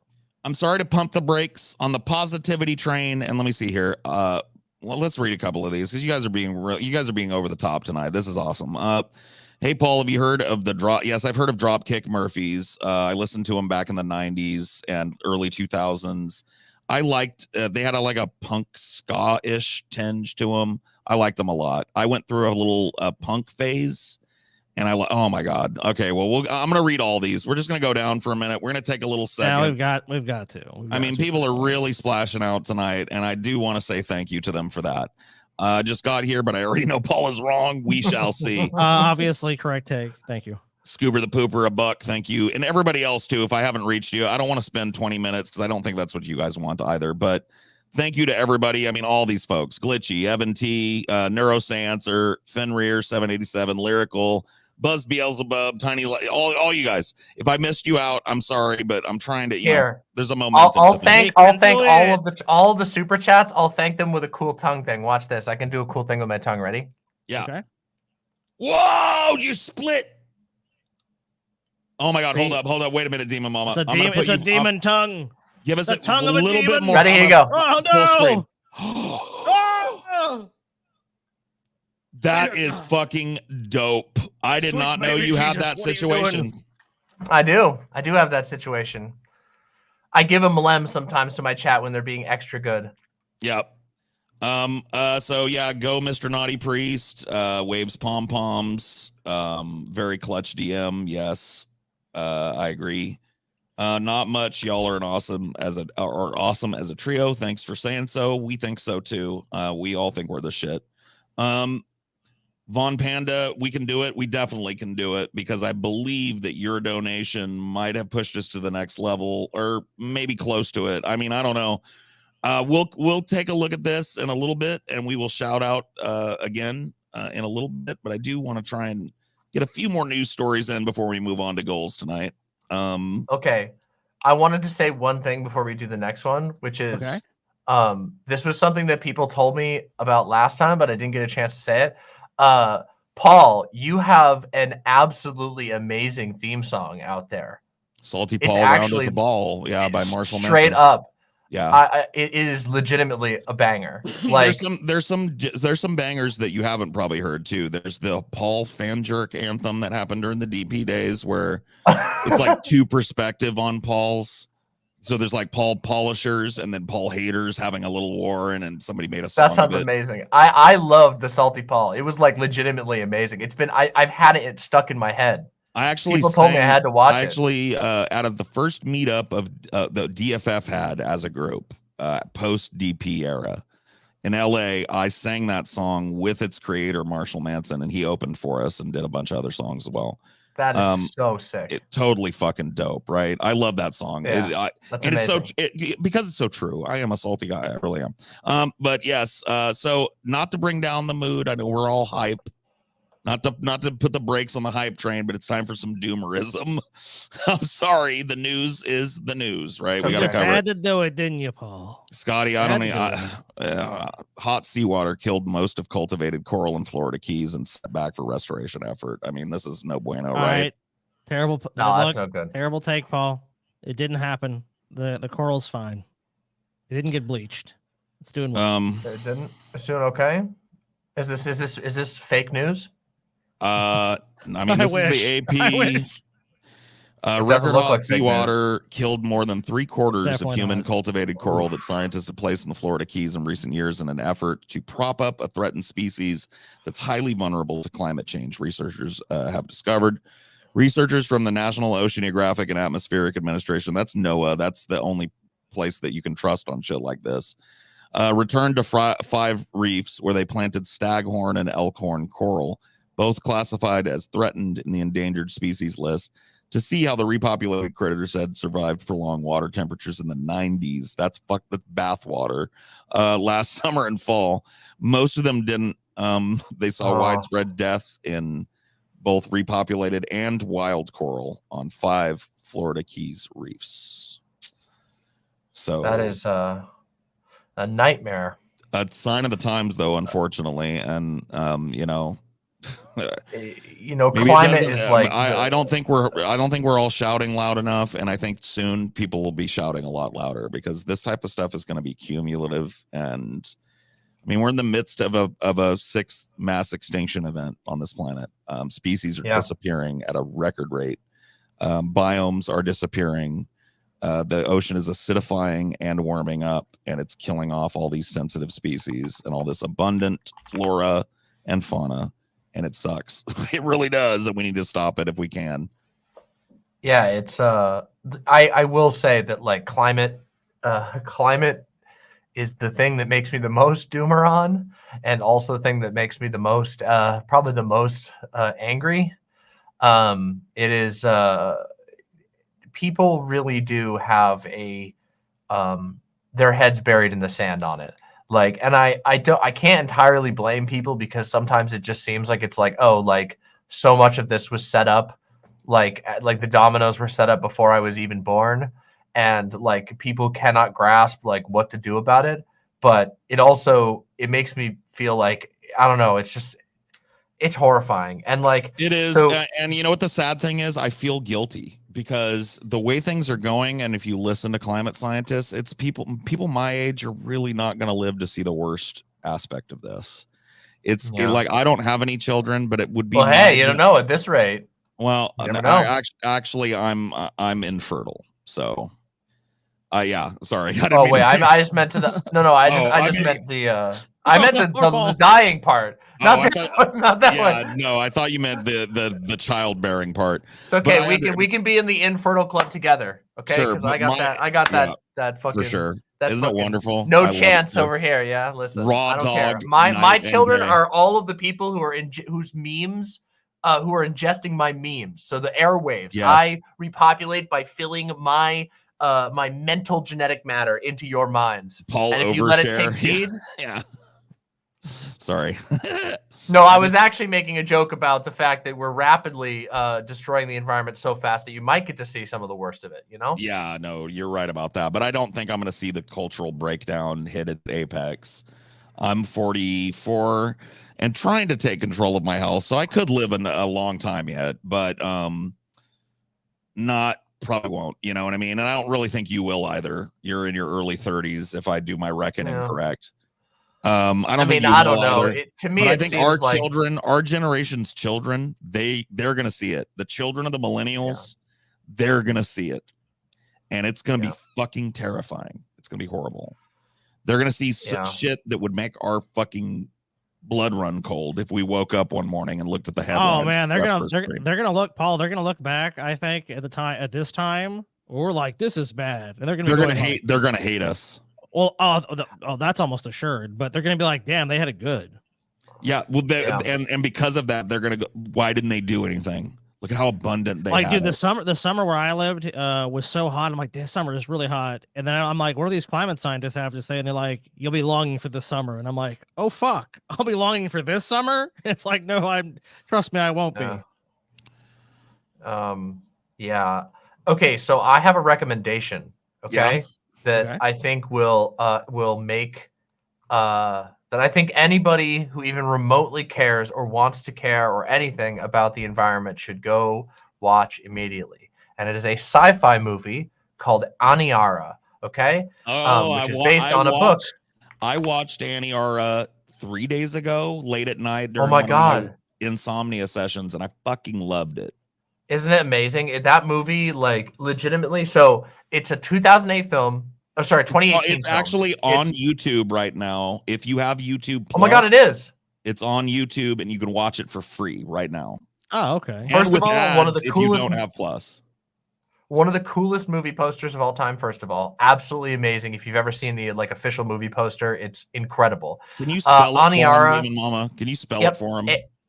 Absolutely. Aniara. Aniara. Aniara. Awesome. Thank you. Just like it sounds, Aniara. And it is a movie that is basically it is about spaceship full of people heading to a Mars colony because Earth is in a rough way. Let's put it that way.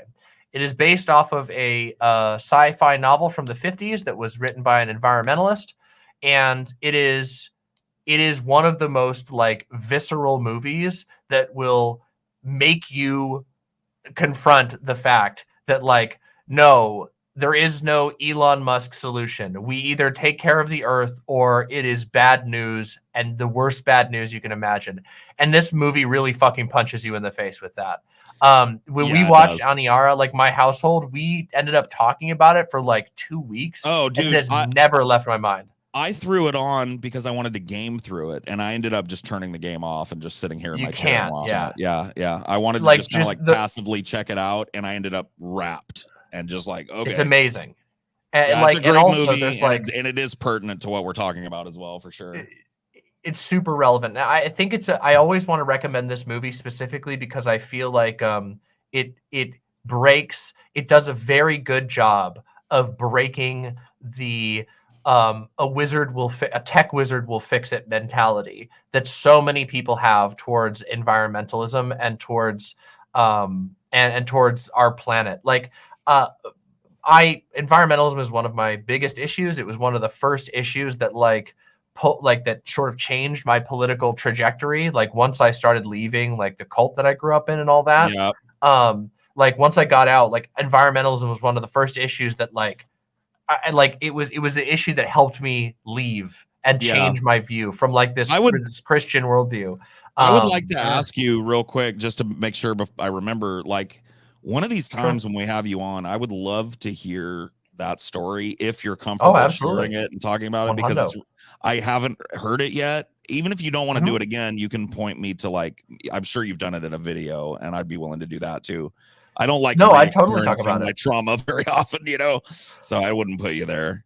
But no, it's totally fine. Like it's something that I've always had a super kind of like maybe a slightly unhealthy fascination with cults since I was a teenager. I've really read a lot about them, and it's just an interesting conversation. We don't have to do it tonight. I'm just saying anytime I'm fine. Like for me, I'm at the point in my life where like I feel good in a way to talk about it, because it's like the pain that exists is that the idea is like, for me, is like the idea that there's people out there who might be experiencing it still, and it makes me feel better. It's like, I don't know, this might sound contradictory, but it feels soothing to me to know that if I put my story out there, other people might gain from it. And every time I do have a video on it, and I'm going to be doing another like remake, because the first one I did was so long ago, my quality was terrible. I'm going to be making a new version of it that I've been working on for a while soon. But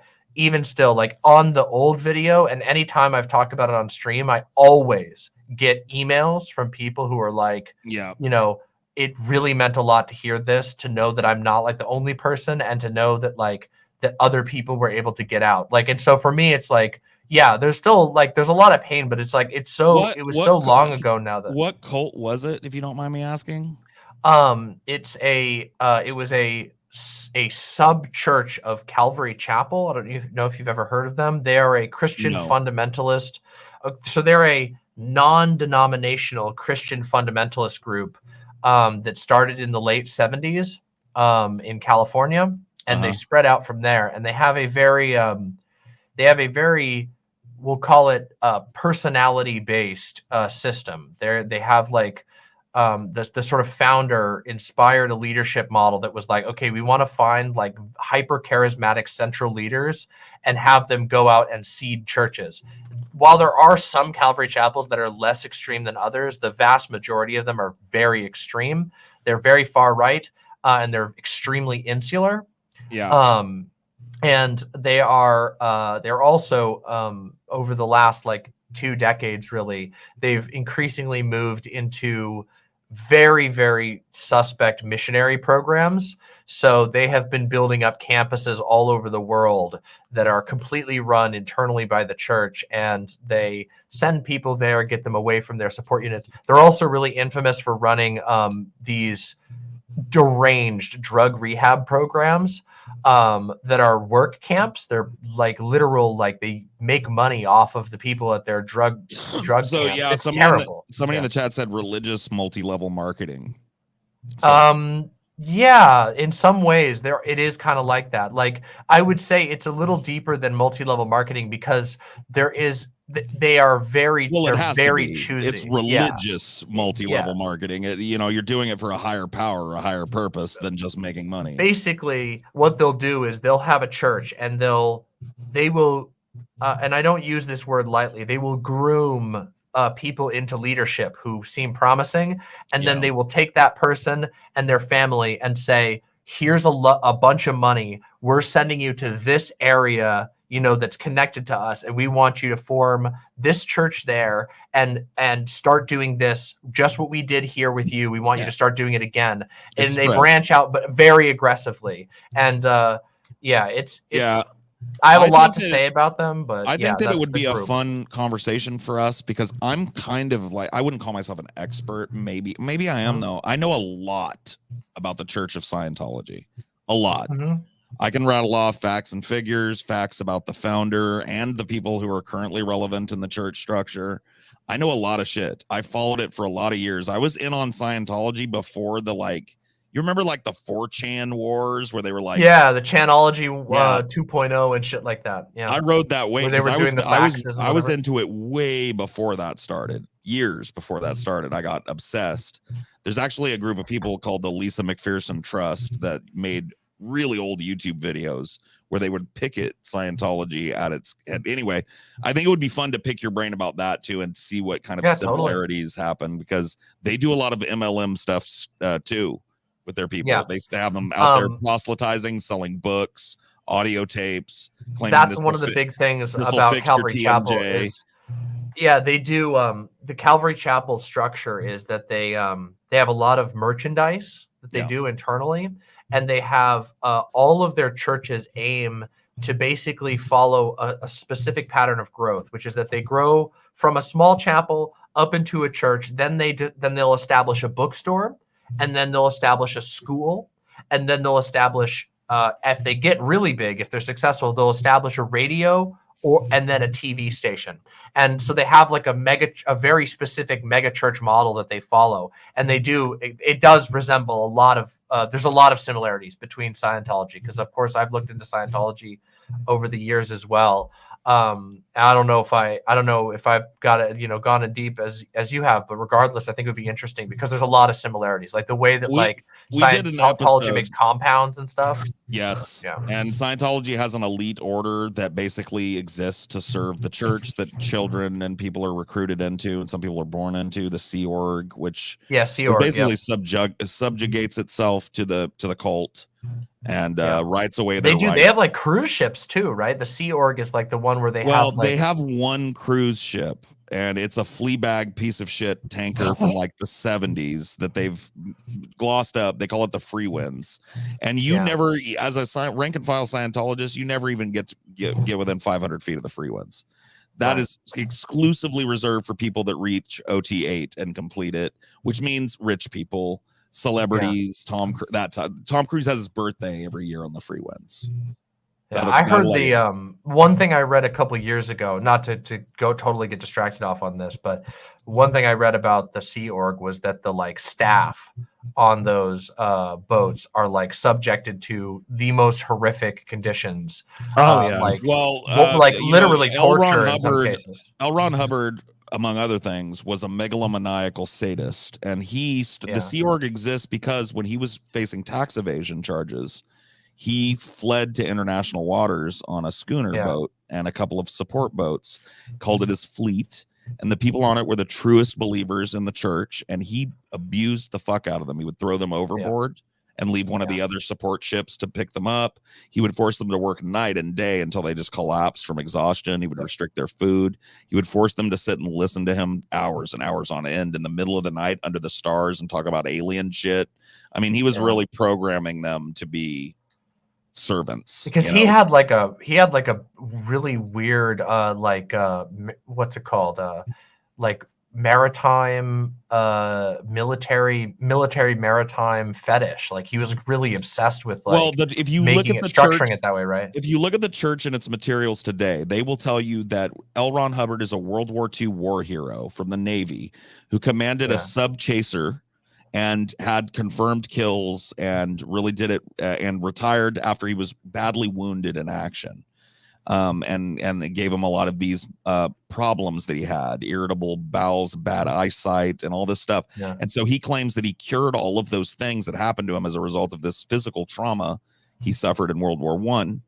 To Scientology. He was able to fix his eyesight, throw his glasses away. He was able to fix his bum leg and make the pain go away. None of that happened. If you look at his military records, which are publicly available in this country, right? He was actually, and it's the fucking most hilarious thing.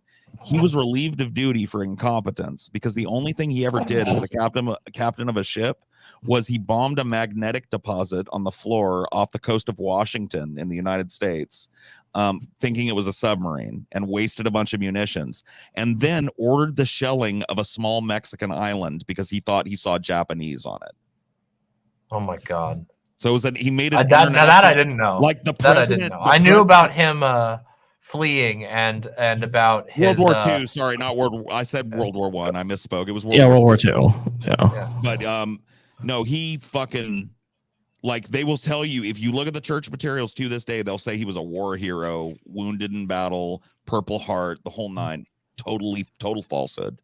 He tried to seek mental help, which you can see when you reach out, it becomes part of your permanent soldier record.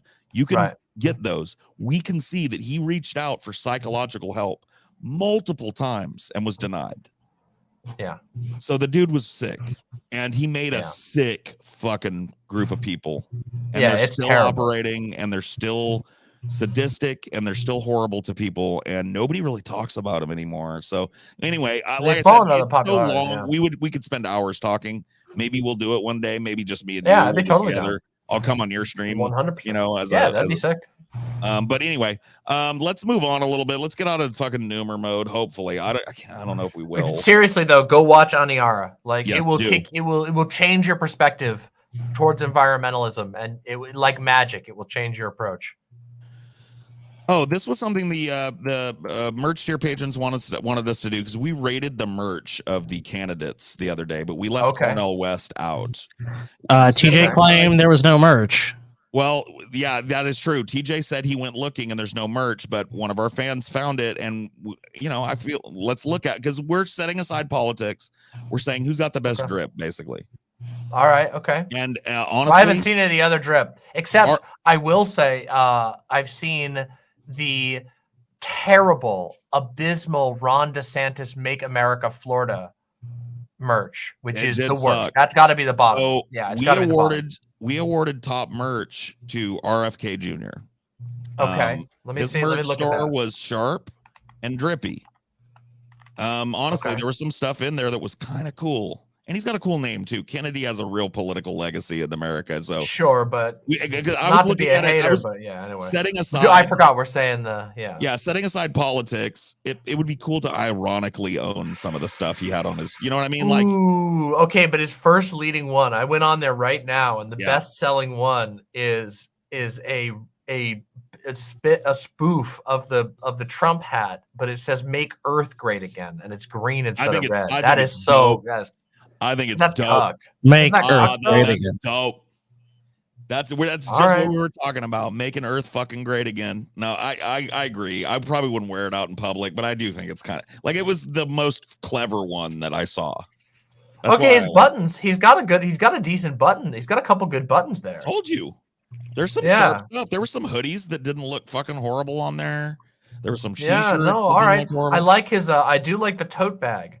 The organic tote bag, which is he had a wide selection too. Biden had a pitiful selection. It was like a couple t-shirts, a hoodie, all dark Brandon, by the way. Yeah, and the dark Brandon. Mug, he has that one mug. Yeah. The one that changes, which is a cool touch, but come on, that's like a thing that you would wow kids with in the 90s. They're not going to be sold by that these days. No.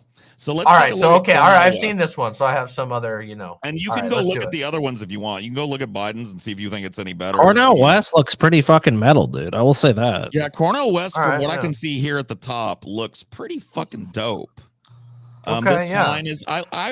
Look. I love the way that Dr. Cornell West looks.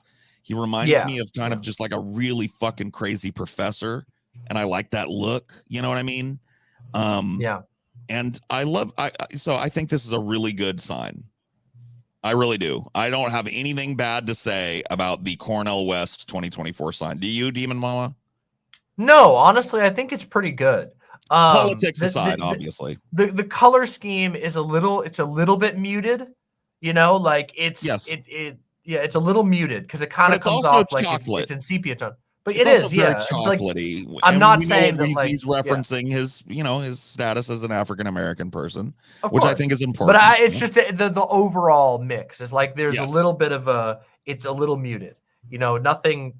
Doesn't the pop face quite pops enough, out, but I maybe? mean, maybe that's the move. You know, that he wants the light on his face to be the He thing does that have a draws your very eye. recognizable silhouette, does he not? He does, yeah. He he's absolutely leading, does. I Yeah. agree with you. He's leading with that silhouette here, which may be very smart, I think. Mhm.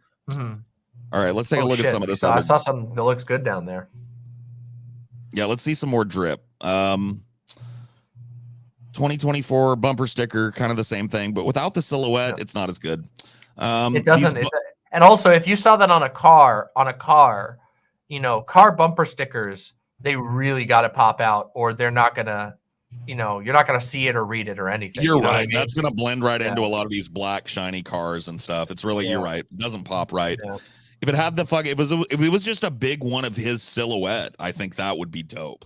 You know what I mean? Yeah, or like just like one of those you know the Obama, the really popular Obama one where you had that, I can't remember what the style's called, but where it was like that particular texture that they do with his face where it was like red, blue, and then his face. And they did a lot of posters with like his face in that one particular like stylization. Like do something like that, but with he's already got the face as a big part of his, like, look, even the top of the page is got his face on it. Make that thing a sticker. Like the one up there. Why is the website logo not the bumper sticker? That one looks great. Well, Obama had some serious merch game, though. Dude, Obama's merch got rocked all over the fucking place. Like, people legitimately wanted to wear that stuff. Like, oh, they love that shit. I hate to say it, but of all the people we reviewed, Trump, I've seen probably the most people that have Trump stuff that'll actually buy that and wear it in real life. Like I said, if we're setting politics aside, Trump did better with merch than any Democrat I remember in modern history. Maybe Obama, maybe, because there was a ton of hope change. He did. Oh, have you seen Trump sneakers? Have you seen the Trump sneakers, dude? But Trump has fucking like whole stores down in the South where it's like, come on into the MAGA store, y'all. We got Trump mugs. Okay. Dude, he is making.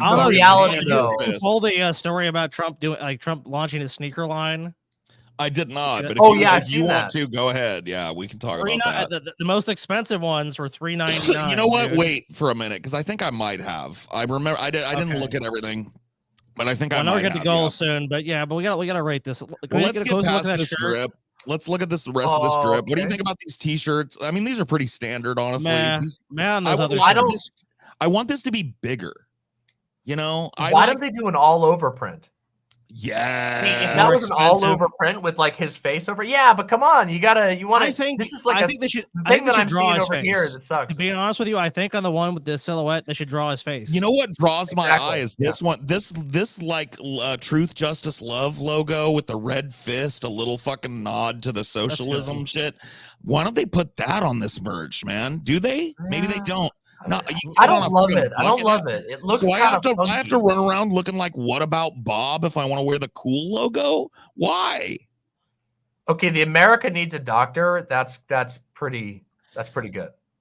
Because it uses once again his best asset in my opinion is this super dude. If you saw this and it had no text, you'd be like, that's Cornell West. It's Cornell West. Yeah. He's the only 100%. dude that maintains this fucking look and cuts this jib. So he's fucking I like this one too. I love the protest element. Sucks, but the picture's great. The it's text retro. Is like, it's made to look vote like your conscience. It's made to look like a homemade 60s protest poster because that's when Cornell West cut his teeth. So I like it for that. I like this kind of lo-fi, somebody threw it together bar kind of you'll see bands use it sometimes too, where it just looks a little. Yep. I like it aesthetically. I like it. I don't love the word choice. I don't love the but I color like either. The color is a little off-putting on this one. I would have liked to see like a darker brown and maybe a lighter image of him, or a lighter color, like hot pink, dude. Have this in a multi-colors. Green, like this one over here. Especially because this one is like this. The light green is like very like you got 60s vibes going on here. It draws the eye, but what isn't on here? That silhouette. Yeah, you can't tell this is Cornel West. If I showed this to you, you might say it's fucking Matt Walsh. You're right. It is. That's it's not great. Okay, the Truth, Justice, Love poster kind of looks like a CD cover. This is fucking epic, dude. I don't care what. Yes, you are right, but this looks like a Kanye West CD cover. It does look like you'd be like, okay, this might be a good album. If it was just this, I'm not gonna lie, this is not bad. Like his merch is not bad. I don't love the little heart logo. I think it's forgettable. The bucket hat is kind of funny. Yeah, I would never get it though. I don't want to cut that fucking vibe. I don't want to wear it because I'm already a rotund guy, and I think putting this on just makes me like, oh, here comes Chris Farley. You know what I mean? I don't want that. Yeah. I'm not a fan of the bucket hat. Not to diss Chris. Chris was brilliant, but I just don't want the constant fat. I get it. All right, I understand I'm fat. But yeah, this is not. I wouldn't put this above RFK Jr.'s, but I'd say it's the best next contender. I will say, I just saw two things on RFK's shop that is really making it, it's really giving him some points, which is that he has, no joke, he has a bunch of cropped sweatshirts and hoodies. He has fucking I know. I'm gonna pull it up. His merch store is crazy. It's crazy. Look at this shit. It's crazy. The fact that he's got the crop top hoodie that says RFK Jr. on it. That's like a e-girl, e-slut type thing. That's crazy. That's like he knows his. I mean, you don't know who your fans are gonna be. You gotta have a piece of merch for every person. It's the KISS model. Yeah. You know, if you die, you want to be buried in a regular coffin. I love this. Well, Paul, I have a question. If you died, do you want to be buried in a fucking regular coffin or an RFK coffin? I mean, you gotta have RFK coffin, please. That's what I'm saying. So he went with that model, and it's worked. Actually, regular coffin, but I get your point. I would rather not be buried in an RFK, but whatever. But you know what I love? You agreed for a minute, right? That's enough. I'm a dude. I'm a bi guy, and I'm masculine presenting, and I'm a he/him, and I've always felt that way. But I love playing with primary colors. You're valid. Oh, don't get all woke on us. I love wearing purples, pinks, bright greens. I love being colorful because I don't know, it's fun, and I play with it a lot. I have a pink beanie right here that I wear when it's not as warm in here. You know, just a cute Neff beanie. Oh, I think your pink hoodie though is the one that wins it, man. Your pink hoodie. I have a couple of really good pink and purple and green hoodies that look, but so I would argue I appreciate pink is a masculine that he's color, giving though. options here. Because I told people I might buy this fucking pink Kennedy 24 hat. It's funny too, because the pink and black in that particular style would go so well with the crop tops. Like it's such a look. It's Let's like go look. I want to see those crop tops. Yeah, there you go. Influencers or something. Yeah. And watch, they got a hoodie. They got a crop top hoodie down there too. Let me see. Let me check it. Yeah, there it is. There's one of them. That's the crew neck one. But then there's another one. Well, look at that right there. Look at that. I mean, awesome. It's a crop top hoodie straight out of fucking TikTok. Yeah, and it's cool too. It's like legible and like kind of cool looking, and it looks like they've got like let's one critique I have for it though. It kind of looks like it's his tombstone. The text choice, the font, it gives it a little bit of like I feel like people might go, oh my god, I'm so sorry, he got assassinated, and then just like no. Yeah, look at that. It comes in like nothing bright, which is kind of lame, but. Yeah. 3 different like earth tones. You got your black, you got your olive, you got your gray. Not bad, honestly. Or it's not bad. My nitpick is that it does a little bit look, especially the gray. You do not want to be caught wearing that one. It looks like you're mourning him, This is cool too. I like a hoodieless sweater with good, you know, and this it's a little frat boy for me, but I think it'd be comfy to wear Yeah, around. it looks like it might be cozy. And Yeah, it has look the at that. staying power, right? Like What because do you feel about this one, Demon? Like the ladies kind of like the tank top remedy even. is Kennedy. Yeah, the tank top is good. Tank tops are always a solid option. They didn't have a tank top over in the Cornell West store. Big mistake. This? You got your workout pants with Kennedy. Yeah, Neat. the cool thing about those two is that the one thing I'm noticing about his store is that a lot of these, they seem to have a little more lasting power, you know? Yeah. The Kennedy pants, that just looks like it's a brand, you know? So like you can wear that even if he fucking bombs, which he will, you know? And well, a lot of the upper look at this. is Lots like of fucking options here too. Dusty Rose. Wow. Okay, yeah. Team See, he's got the Royal, color. He's got the Royal color going Blue. on. Yeah, little bright primary, military green. Cool. I actually dig those, dude. I like military green. I think I gotta say right now I'm definitely saying Kennedy's got a good merch hold store on, as far as Demon Mama. merch stores go. I'm a person of size. How accommodating are sizes? That's a question. Let's find out. 2XL. 2XL. That's it. Wow, really? That's a little bit on the tight side for me. That's gonna be. I feel unincluded. Yeah.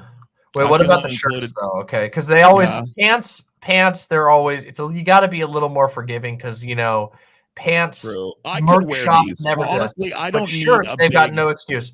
I'd be willing to bet that those 2XLs would fit me fine. I don't need like huge fucking. I need a big sweater though, and or a big T-shirt. I need a 3XL. Let's see. Maybe even a 4XL, depending on the brand of the shirt underneath it. Oh shit! Oh shit! Listen to this, okay? I gotta hate on him, okay? The crop top, okay? There's some fat phobia legitimately going on here. The JFK Jr. That one right there. This one here, dead center, right there. This one, max size 2XL. Ooh. They don't want the big girls. They don't want the big girls to show their tummies. What a fucking mistake. And that's a bull. And let me just double down on this. I gotta get him on this. Okay. His most. Look at this though, men. Okay? Men's T-shirt. Yeah, but come on, like the real tell is that they don't even come with it. They don't even make a crop top with the bigger size. They're saying something. There's a message, okay? I mean, Paul, we got shirts. This stuff that is our merch store. We got up to 5XL. Oh, fat girls, sexist. This is fuck these people. Look it, okay? Look, I'm the fat girl representation on this fucking show. Okay, I'm the big girl. Okay. That's fucking bullshit. And also, it's a bold move coming from Robert Kennedy because his #1 shirt on here that he's got listed up at the top is his footy fetish bullshit. Okay? So we're supposed to take from him footy fetish bullshit, but you're not allowed to have a crop top for women that's oversized 2XL? What's his fucking problem? That's fucked up. Look at this. No shirt, no shoes, no Secret Service, and a picture of him with his feeties out. This guy's fucking, what a double standard. Tees, that's traditionally bullshit. Males. Limited on. See, anything with a little style or a different cut, though, also you don't get the fat people sizes in. Yeah. We're not allowed to wear Raglan tees. Yeah, they're not gonna let it. They're not gonna let anybody bigger than size 2XL wear anything with even a drop of style. What about that's a serious problem. It's a serious fucking problem. This hoodie. I thought this hoodie, and we didn't look at the colors. I thought this hoodie. I was like, dude, it's not gonna matter anyway. I might unironically consider buying one of these hoodies for after the election for the drip after the election. Because he's not winning. I don't want people to think go vote for Kennedy is my thing. Never happening. Fuck that guy. But I thought about getting one of these. Let's look at the colors. Oh, Demon Mama. Good color. It's a real solid color. You've got no chance. What's charcoal? Wait, what's charcoal melange? I want to know what that is. That's a crazy melange. That's a crazy name. Sweats. That's like spiced, right? Yeah, spiced. Nice. Bottle green. Dude, this one right here, though. Both of those, honestly, the burgundy and the bottle green really fucking I'll give him this too. I really like that the text on this merch, like it looks like it pops. It has texture. I don't know if it's actually embroidered. Oh, it is. It is embroidered. That's why. Oh, that's why it's $77. It's hand embroidered or whatever. That's quality. That's that's cool. That's actually nice. It looks good. So, yeah. Oh shit, that's for later tonight. Sorry to show you a giant rat dick right now. Okay, I'm ready that's for towards the end of the news segment. Should we get there? But yeah, no. Real quick. Yeah, go ahead. I'm gonna hit the restroom real quick. I gotta. Oh yeah, you go anytime. Anytime. Right, we'll keep the home fires burning. Yeah, dude. I don't know, man. Scotty, this doesn't affect you as much. You probably wear like, if I was buying you a shirt, I'd get you a 2XL just to make sure it was big enough for you and comfy. Am I wrong on that? My preferred is XL. Sure, but if I got you a 2XL, it wouldn't be unwelcome, right? You'd be like, oh, comfy, no, shirt. No. Yeah. So like, I need a 4XL in one of the. Well, I would probably be okay at a 3X. I'm in a 3XL right now, and I feel like it fits good. At our store, though, I'll tell you, we always try to that's like one of my biggest concerns. Like, I want it everywhere from extra small to like 5XL. Now I know there is some people have even come to me then they're like, "What about 6?" And I'm like, "Dude, I'm sorry. Like that's as far as most of these companies are willing to go." Well, the question I have is, how's Cornell West on the size issue? Cornell West 2024 hoodie standard. I don't know. 3X. Oh, only 3X. That's not pushing, bad though. That's inclusive though. What about because the usually, t-shirts? Yeah, let's look at the standard Cornell West 2024 t-shirt. $32. Scotty. Yeah, you're only spending 3X. Okay. There's Dude, also there's a no FEM, way you can't tell me you can't get a 4X. The FEM only comes in 2X. Oh, that's fucked, dude. So FEM people can't get 3X. Gender neutral 5XL. 5XL. That's where it's got to be at, man. Up to 5XL. I fucking kind of agree, honestly. I would never get one, but yeah. Like, to be maximally inclusive with this shit. And he doesn't really have a lot either. XL, you need I think I still give it to RFK right. Because his drip is supreme, but his being not super inclusive with fat people really turns me a fatty off. Turns a fatty off. I mean, yeah. RFK Jr. just turns me off in general. He doesn't really do it for me. I think it's the stuttering of the voice. I know he's got a medical condition. People are going to think I'm terrible, but I will not, sir, disengage my ad blocking. So we're just going to read this squinting. Because fuck you, Japan News. I don't want your ad. I'm not in Japan, so why would I need your ad? Unpaid wages, 2,000 occupy factory, kill plant manager. Whoa. Yeah, this happened in China, and the people, I believe that occupied the factory are actually North Korean like slaves. Is my understanding. Oh shit! And Conrad.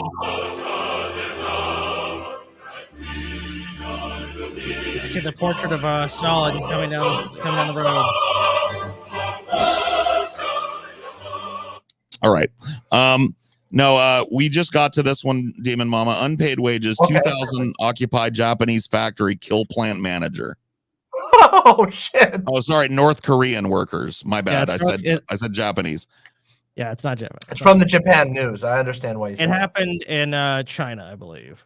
Yes, about 2,000 North Korean workers. And by the way, I'm squinting because I refuse to do what they're telling. Fuck you! I don't do what you tell me.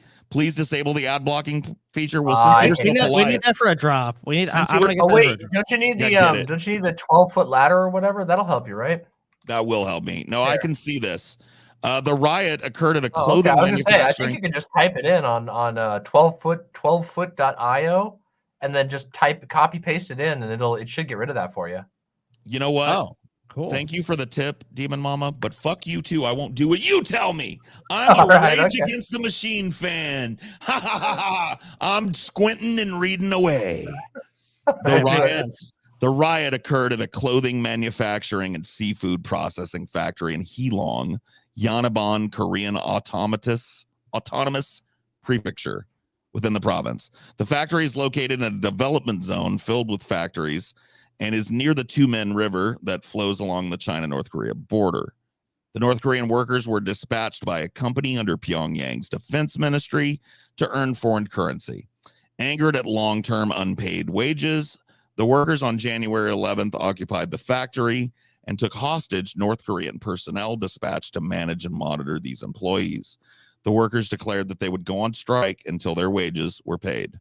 North Korean authorities attempted to bring the situation under control by mobilizing the consulate in China and personnel from the secret police and state security department, but the workers refused to let them enter the factory.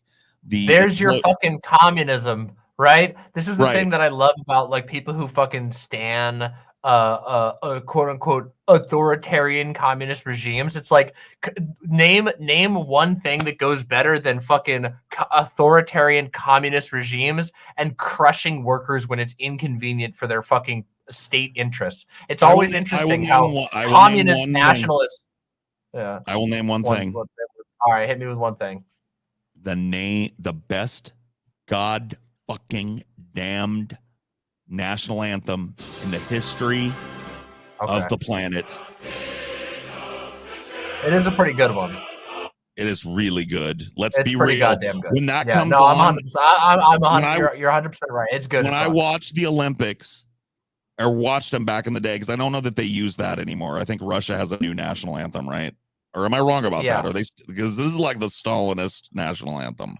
They still use the same one. Okay. Can I make a small request though? All right. Can I make a small request? All right. Yes. It doesn't unseat. I will be completely honest up front. It does not unseat this. However, Red Sun in the Sky, which is it's not an anthem, but that one is a banger. You should play that. The people are going to recognize it as a meme song, but if you actually hear the real song, it's actually so good. Okay, Red Sun in the Sky, it is way too good. All right, give me a sec. Let these people hear it. I am working on it.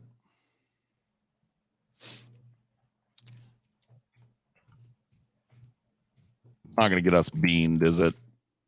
No, I don't think so. Who knows? I'm pretty we sure won't play the whole thing, but we'll let people hear the gist.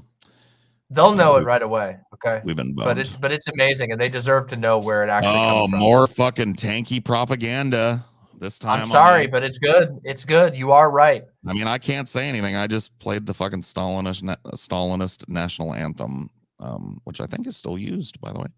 Cool. Here is. Let me just represent the screen and make sure I turn on the audio again. Okay, cool.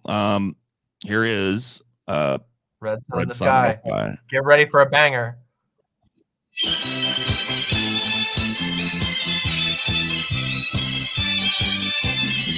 天上太阳红呀红彤彤哎，心中的太阳是毛泽东哎，他领导我们的解放哎，真理翻身。It's so good. It is really fucking good. It makes you want to fucking dance immediately. And it keeps going. I'm telling you, the whole thing, it's a banger. It's real good. All right. I'll turn it down a little bit so we can talk over it if we want, but. I mean, yeah, that like God, it's so good. Is that a kazoo solo? I don't know what instrument it is. What is that? Let's see. Let's find out. I'm gonna find out right now and tell you. So let's see. Well, where does it say? What's the instrument?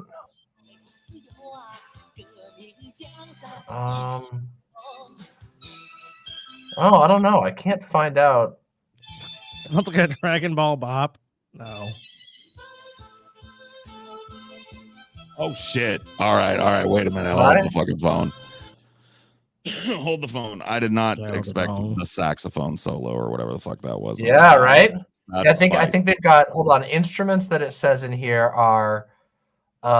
So according to musescore.com, there's a flute, a clarinet, a bass clarinet, a saxophone, alto, tenor, and baritone, and we got a trumpet, a French horn, trombone, tuba, and a glockenspiel.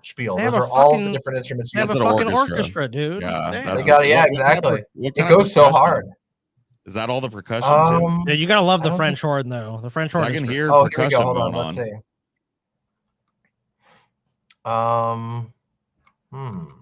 Oh, this one doesn't have the percussion on it. Let me go double check. I mean, maybe it's relatively simple. Maybe it's just like a drum kit. Now that I'm listening to it, it doesn't seem like it has a very. Oh man, look, what the fuck? I know it goes sick, right? It goes hard. Dude, I need to make this my wake me up in the morning music, so I can like do this while I go to the shower. Dude, oh, here we go. Would it be over the oh, top? here we got it. Oh, hold on. Let's see this. Hold on. We got one with the. I got a thread with the potential with the instrument. Hold on. If you want, put it in private chat, and I'll put it up on screen. All right, I'll see if I can find it here real quick. Yeah, if you just link it, that'd be cool. I love that shit. That's fucking like. It's so crazy good. Super catchy. Where'd that comment go? Honey, if you're listening, could you bring me a water? If you're not, it's cool. But if you happen to be listening, I would fucking kiss your feet for an iced water and maybe a hot tea. Ooh, I hear you making tea. Oh, tea ain't for you, Paul. Thank you, honey. If you heard that, and if not, don't worry about it. If not, Paul's going thirsty. No, I'll just get up because I need to pee here in a minute. Anyway, how dare you, Paul? How dare you? How sexist of you? Whatever. I love my wife. She takes good care I'm of sure me. you do, Paul, but you're just a bit of a sexist. It's all right. Oh, here we go. Okay, the instrument is called a swona.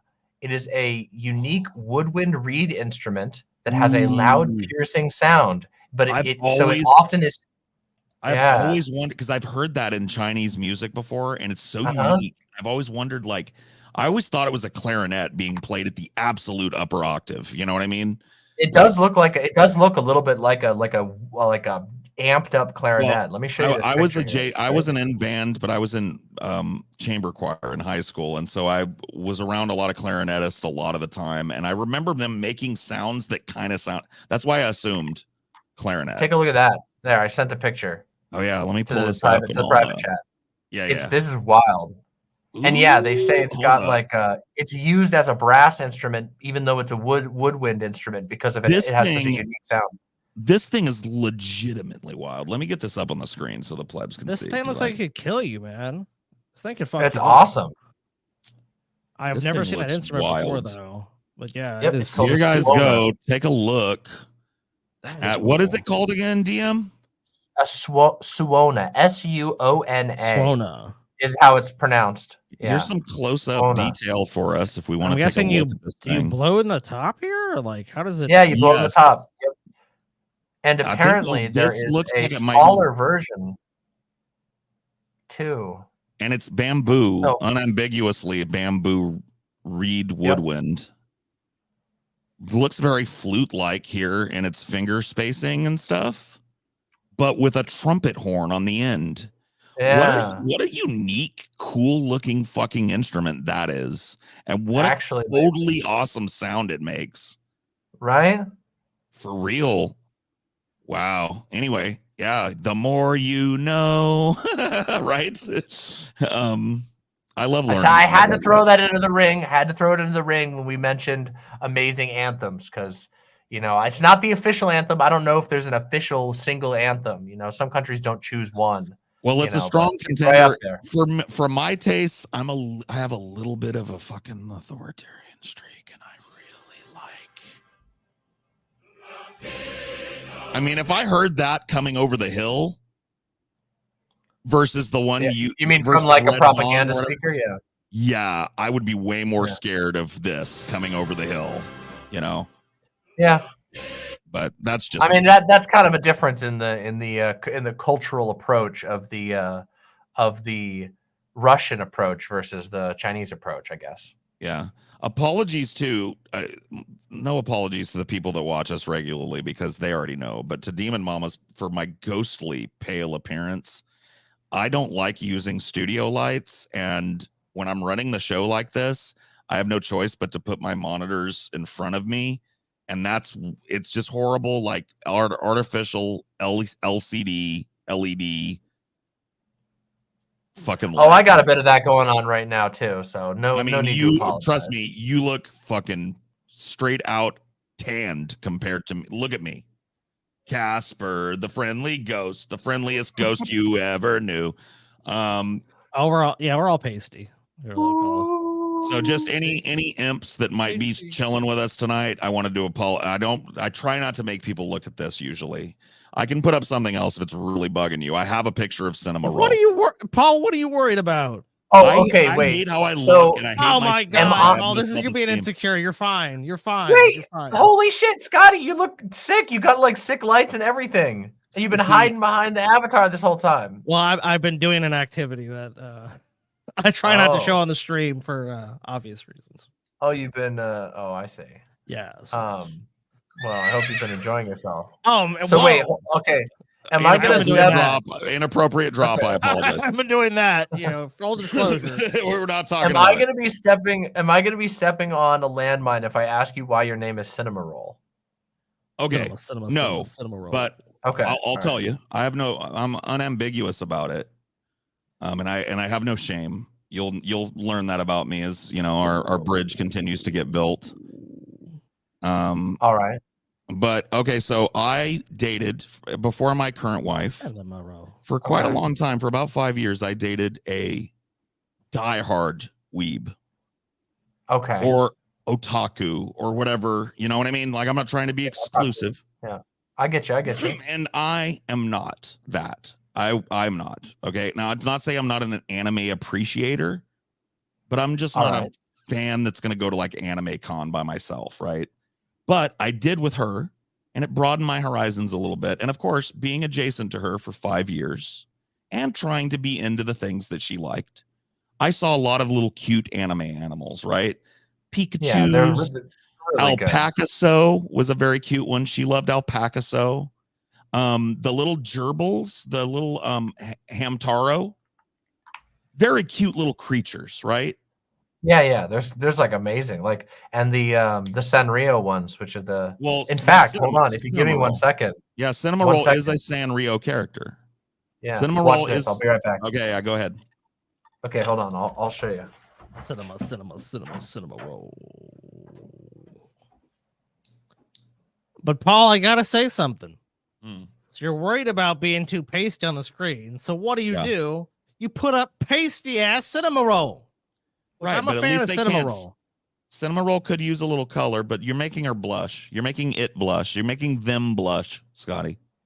Well, Cinema Roll and me are, you know how we feel about each other. You gotta respect Cinema Roll that, loves Paul. you. Cinema Roll loves me. obviously Cinema Roll loves Demon Mama. Cinema Roll loves everybody. I think He's cuddly, Cinema Roll loves me a he's little bit cute. more.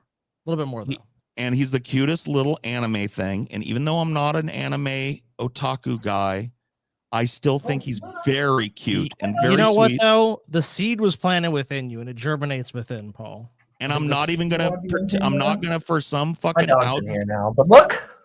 Oh, Cinema roll. Cinema roll. Dun, dun, dun, dun, dun, dun, dun. I've actually, Demon Mama, maybe I could pick your brain. I'm on the market for one that's that big because I like to have a thing in my bed to hug when I sleep. I also would like, I mean, it looks like the right size. And you said you were 6 feet tall, big. right, Demon Mama? I'm 6'2". So yeah, that helps me proportionally. Like that looks like what I want. So where did you get that Cinema Row? So this one was my partner bought this one, and she got it from off eBay. It's cool. This one is specifically this one is from Crane Games in Japan. So this particular one you can only get from the Crane Games, but there's quite a few. Yeah, here it is. It's so cute. It has big floppy ears too. It's really high quality. I love his ears. But you can get them. Yeah. It's got there's That's there's a like hard one to get. You can only get that in Japan, is what you're saying. Yeah, but people get them from the Crane Games and then list them online because they know it's in demand. But sure, yeah, it wasn't too expensive. But yeah, I wanted to show that one. And then you know what, DM? I might have to go to fucking Japan and get me a Cinema Row if that's the case. It's a good excuse. I also have another one which I love, which this one I just like showing off because it's a good excuse. So this is kind of interesting and adjacent to this, but yeah. So anyway, my deeming was that Cinema Roll was the cutest little anime creature, and thus I love him and I stand him from the outside of the fandom a little bit as an ally. Oh, that's so cute. Yeah, and I just revealed this to people. I don't know why I was kind of ashamed of it, but I'm not anymore. You know, hey, it's Cinema Roll. I've actually had Cinema Roll up for and we've talked about Cinema Roll. I love his little name. I love his little face. I want to pinch his little cheeks, and I want to squeeze his little body when I go to sleep and nuzzle him and have dreams, good dreams about fluffy clouds and Cinema Rolls. I was just a little worried because the last time, look, I don't want to go into it or anything, but when I first saw you using the Cinema Roll thing was on a video. I'm so sorry. A fairly concerning topic, and I was worried that I might be stepping on a certain type of landmine. No. In fact, if you watch that video, we're not going to get into it, but if you watch that video, I think we were pretty fucking charitable to Vosh, honestly, and we advocated that he should not be canceled and all that. And I'll reiterate that because I'm not afraid. I'm not ashamed of that. I think, and the way I couched it, DM, was Demon. I don't really like Vosh a whole lot personally, but he's a good he's a good foil for my politics, though. And I love having him around, and I like having people that think different from me because it makes me think differently, and I think that's important. And so I would not cancel him, especially not over that type of stuff. I do think it's funny, and he did it to himself, and I think it's okay to make fun of him for it. But I also think that, like, I would rather Vosh be around personally. That's just my take on it. And I know that's controversial with a lot of people, but I don't care to say it because definitely a controversial opinion right now. Yeah. I've explicitly told people it's not my, I don't fucking care to talk about it. Yeah. I don't blame you. Problem. I don't blame you. We're a little bit less intertwined with Vosh and his community. And we like to, I like to say what I think at times when it may be a little, because I don't care. I'm a lightning rod, you know what I mean? And I really do think that, by the way. I'd rather Vosh be around than not. And, whatever. Yeah, I mean, for me, it's like, I mean, I have a certain amount of overlap. There's like a certain portion of my audience that is like, that has some overlap, which, let me say, when I say overlap, it's not all positive overlap. There's like some people who really don't like him and some people who really do.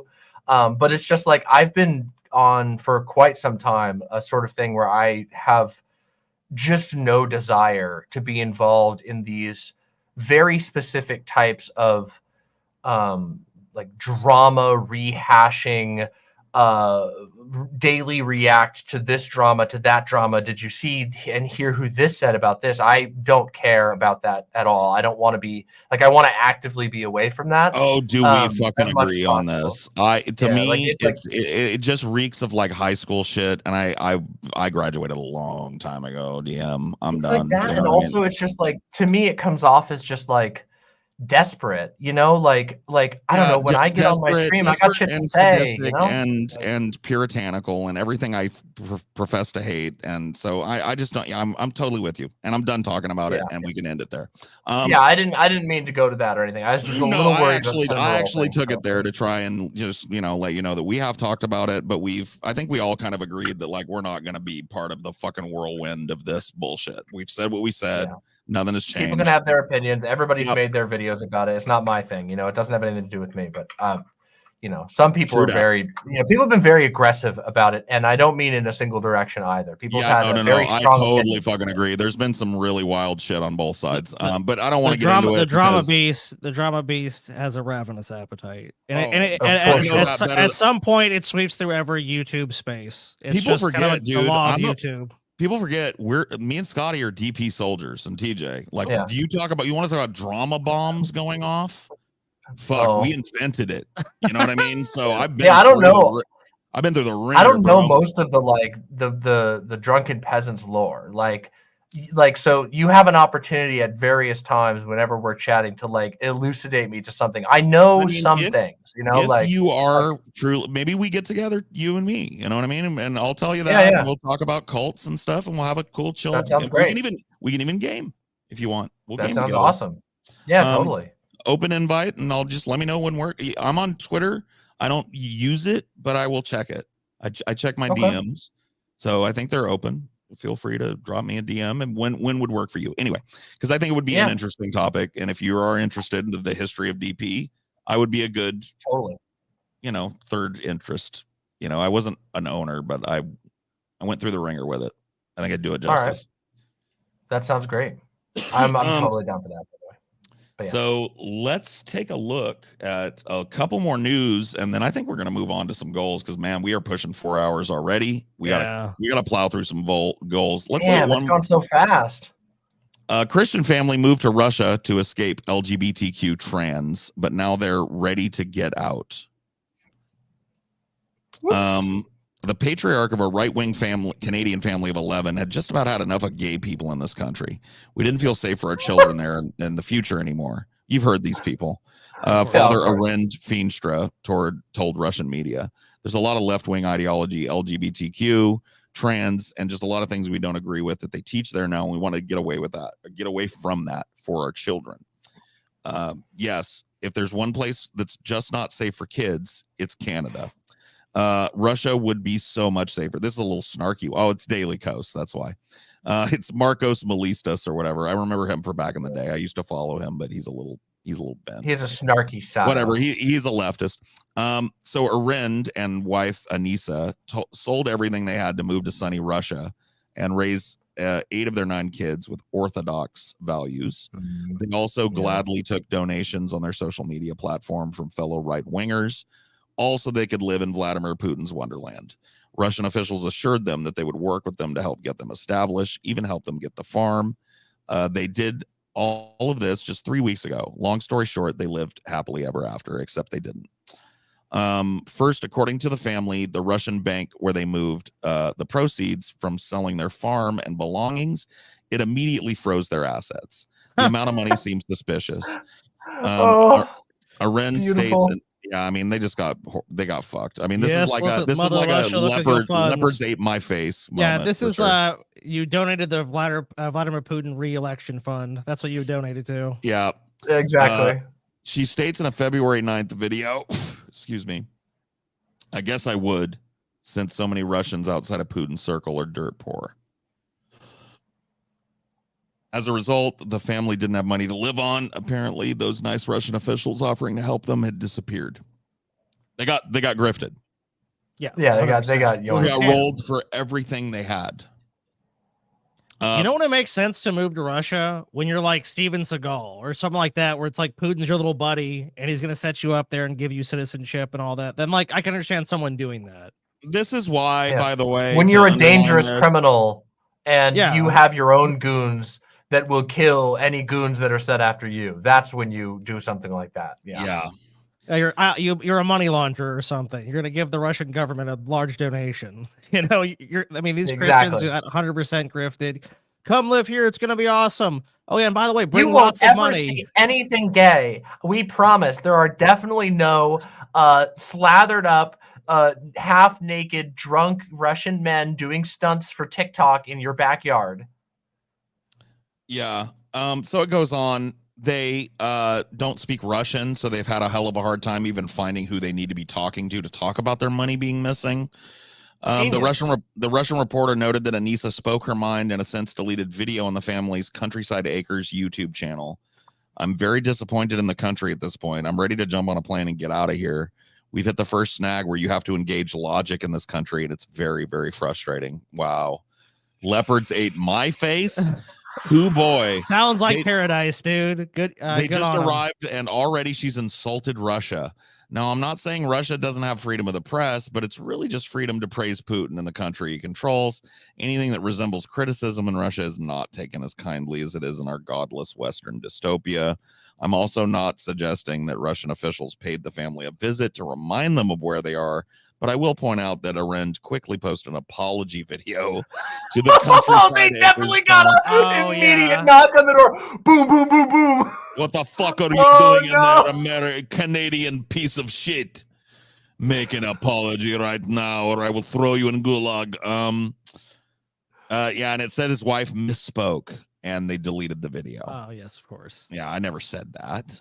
In that video, he reiterated that no, Russia is really, really great. Subtext, please don't push me out the window. Snark, obviously. And he spoke of his hope to resolve the issue with the bank.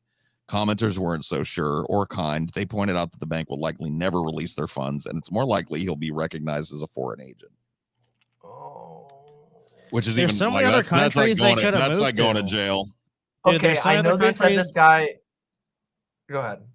There's some other countries that they could have moved to that they had a much better time. Like there's like the internet has all these resources like called like country list and rankings where you can go like, what's the best country for me to be an expatriate to? Like, let me go live somewhere else. Yeah, like I used to actually be a somewhat popular poster on the old Daily Coast vlog. So reading Marcos again is kind of like nostalgic, but he's a little, I don't know. We've just kind of like haven't really met each other in the modern times in the same way that we did. I was a little bit more of a I don't know, hopium filled leftist at the time, and I liked it. But yeah, I wasn't like the top dude or anything, but I used to post here quite often under a number of pseudonyms, but one of them was pretty popular. It is kind of funny to me that like I know these people are Canadian, but they have American energy in that their first instinct when moving to a far right authoritarian nation infamous for like disappearing people was to basically try and find a way to complain on Yelp about the government. Like that is like is that not like American energy? They might be Canadian, but I think it counts. Yeah, I totally agree. What do you guys say? One more news story and then we start tackling some of these fucking crazy goals. Yeah, let's do it. We're gonna have to. Yeah. All right, that's it. This is the last one. This is just the next one on the docket. We didn't quite get. I didn't think we got halfway, but that's cool. We talked a lot and we had fun. Oh shit, Biden! He's so fucking based. Look at him. Administration announces $5.8 billion in funding to clean up nation's drinking water and upgrade. Dark Biden returns. I know, dude. Dark Biden. Paul, I talked a lot of shit on Biden, but look. Yeah, you were shitting on Biden, and now look at you now. Now you're gonna eat crow about it. How much money have you given to water infrastructure lately, Paul? Zero. Yeah, I want to hear 5.8 billion hail Bidens right now in apology. Vote blue no matter who. I'm riding with Biden. Vote blue no matter who. I'm riding with Biden. Vote blue no matter who. I'm riding with Biden. Hail Mary, full of grace, the Lord is with thee. Blessed art thou amongst women, and blessed the fruit of the womb, Jesus. Catholic God, please protect Joe Biden. Please shine your Catholic light down on Catholic Joe Biden as his gums itch and his mind slips away, Lord, and let him lead this country, Lord. I've seen the light. I've changed my ways. No, this is good, but fuck Joe Biden, honestly. I love to see it and great for him, but fuck Joe Biden. He's a piece of shit. I actually, in the infrastructure bill they did, there's like billions of dollars to, there's not enough funding for it still, but they are addressing how much of this will end up in the actually benefiting the public after the grift and graft and contractors get their piece of it. Who knows? The biggest benefit, I think, will be removing lead pipes and fixing some. You don't think Tony Soprano's going to be like, "Fuck, man, when we bought that dockside property, that's true about fucking everybody, though, right? Yeah, like but I'm just saying, I hate that we have to, because I have to bring it up. I'm a pessimist. Look, I have to say it's the lowest bidder, right? It's always the lowest bidder, but it's not always the lowest price. You gotta remember that's different. So like, because you got any no-show, no-work jobs you can throw me there, Scotty? I need Look, 5 is all I can do. 5. I need 6 no-shows to go on that fucking cruise with Diane. 5 is all I can do. Fucking no-shows. I need to go. How much money have I made for you? I'm out there humping the fucking block. I'm out there fucking hitting the bookies. I'm out there doing what? Oh, Tony. And when's the time I picked up the goddamn phone and you asked me for something and I said no? I need 6 fucking days, Tony. Can you work with me? Could you put somebody else on the fucking bookies and the racket? Listen, this might come off as mildly Italianophobic, okay? But sorry, we gotta cool it with the Italian accents because I have prosciutto downstairs that I would really love to eat, and I'm getting really hungry just thinking about. Yeah, you got the fresh. I don't got the gabagool actually, although they did have it. I recently. You got any of the fucking? You gotta have the gabagool. You got any mortadell down there? I went for the. I'm sorry. I went right, for the prosciutto instead. Let me really check. Let me check if you're really fucking upper society. You got any fucking moots? You got any fresh fucking moots? I don't got none. No mozzarella. Oh wait, I do actually. Yeah. You got fresh moots. Oh. Cheese is like one of my favorites. Right?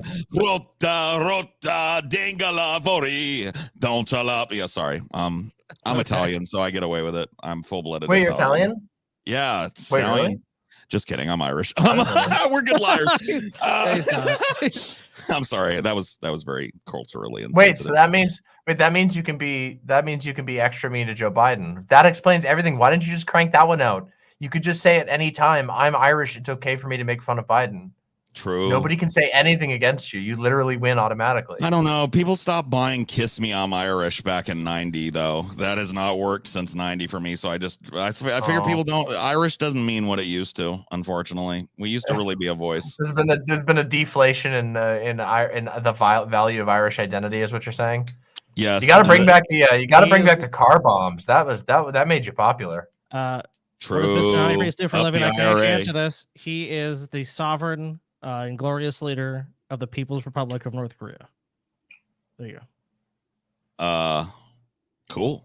All right. So the Italians in my chat are getting mad at you. They're saying that you said that you pronounced it wrong. Questatore Mendaci. That's what I say to your fucking Italian fans. And they know exactly what I mean.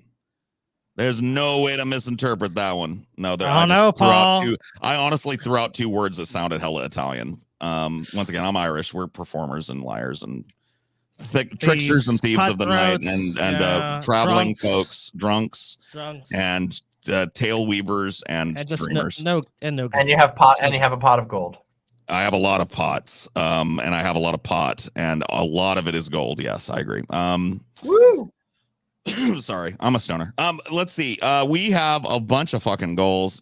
Scotty, do we want to check and see if we fucking topped off? Do you think it's even the point? We did. We got every goal. Oh, that's a beautiful fucking thing. It's a beautiful Scotty. fucking thing. And next time I see you, you little motherfucker, I'm gonna pinch your fucking cheeks, you fucking hot ass. Look at this kid.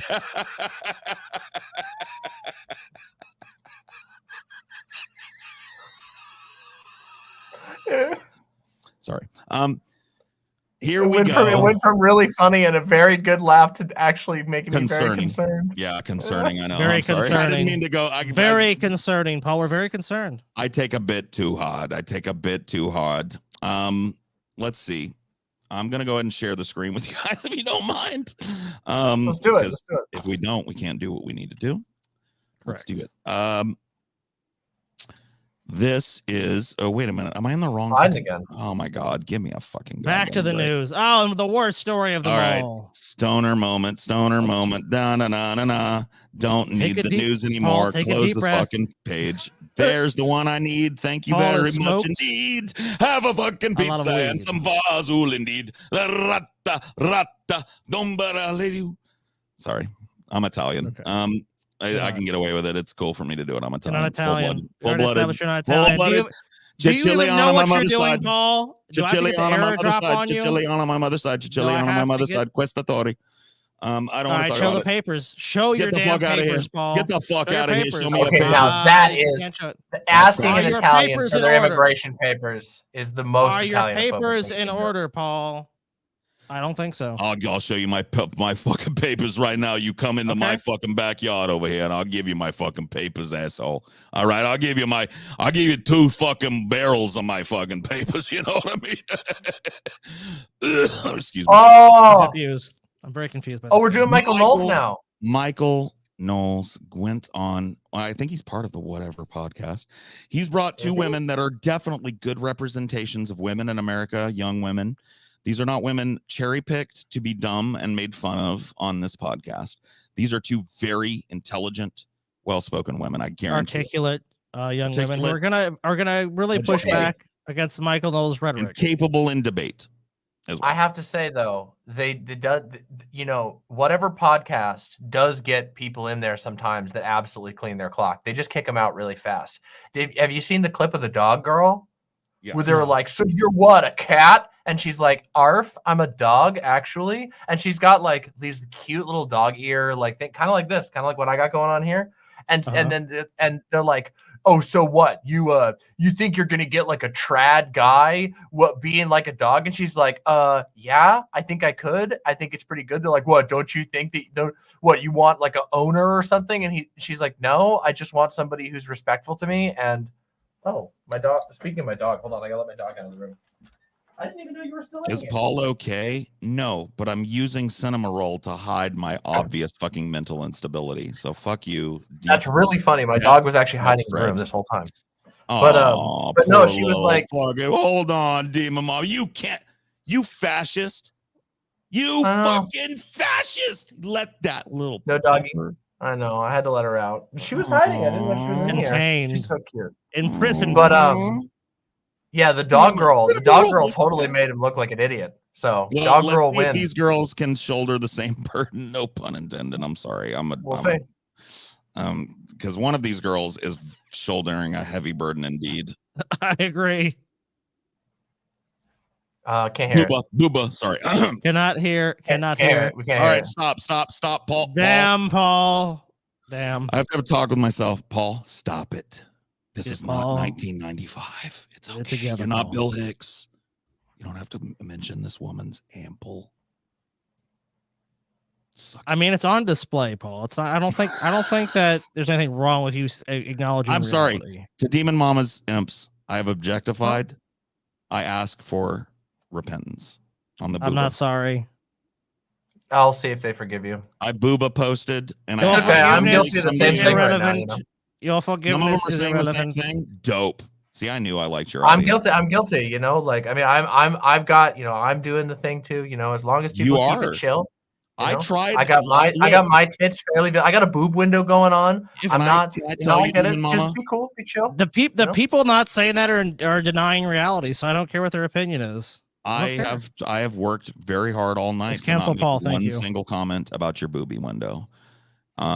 You know, I've worked very hard, but my 1995 brain sometimes surfaces. I ask for your humble forgiveness. I'm going to start over so we can hear what these valid young women, I presume, think. Okay. Let's hear it. Still can't hear it. Fail. All I see is booba. You can't fail, hear. Paul. No audio. Now, Paul, we're forced to objectify these women yet again. My bad. I'm sorry.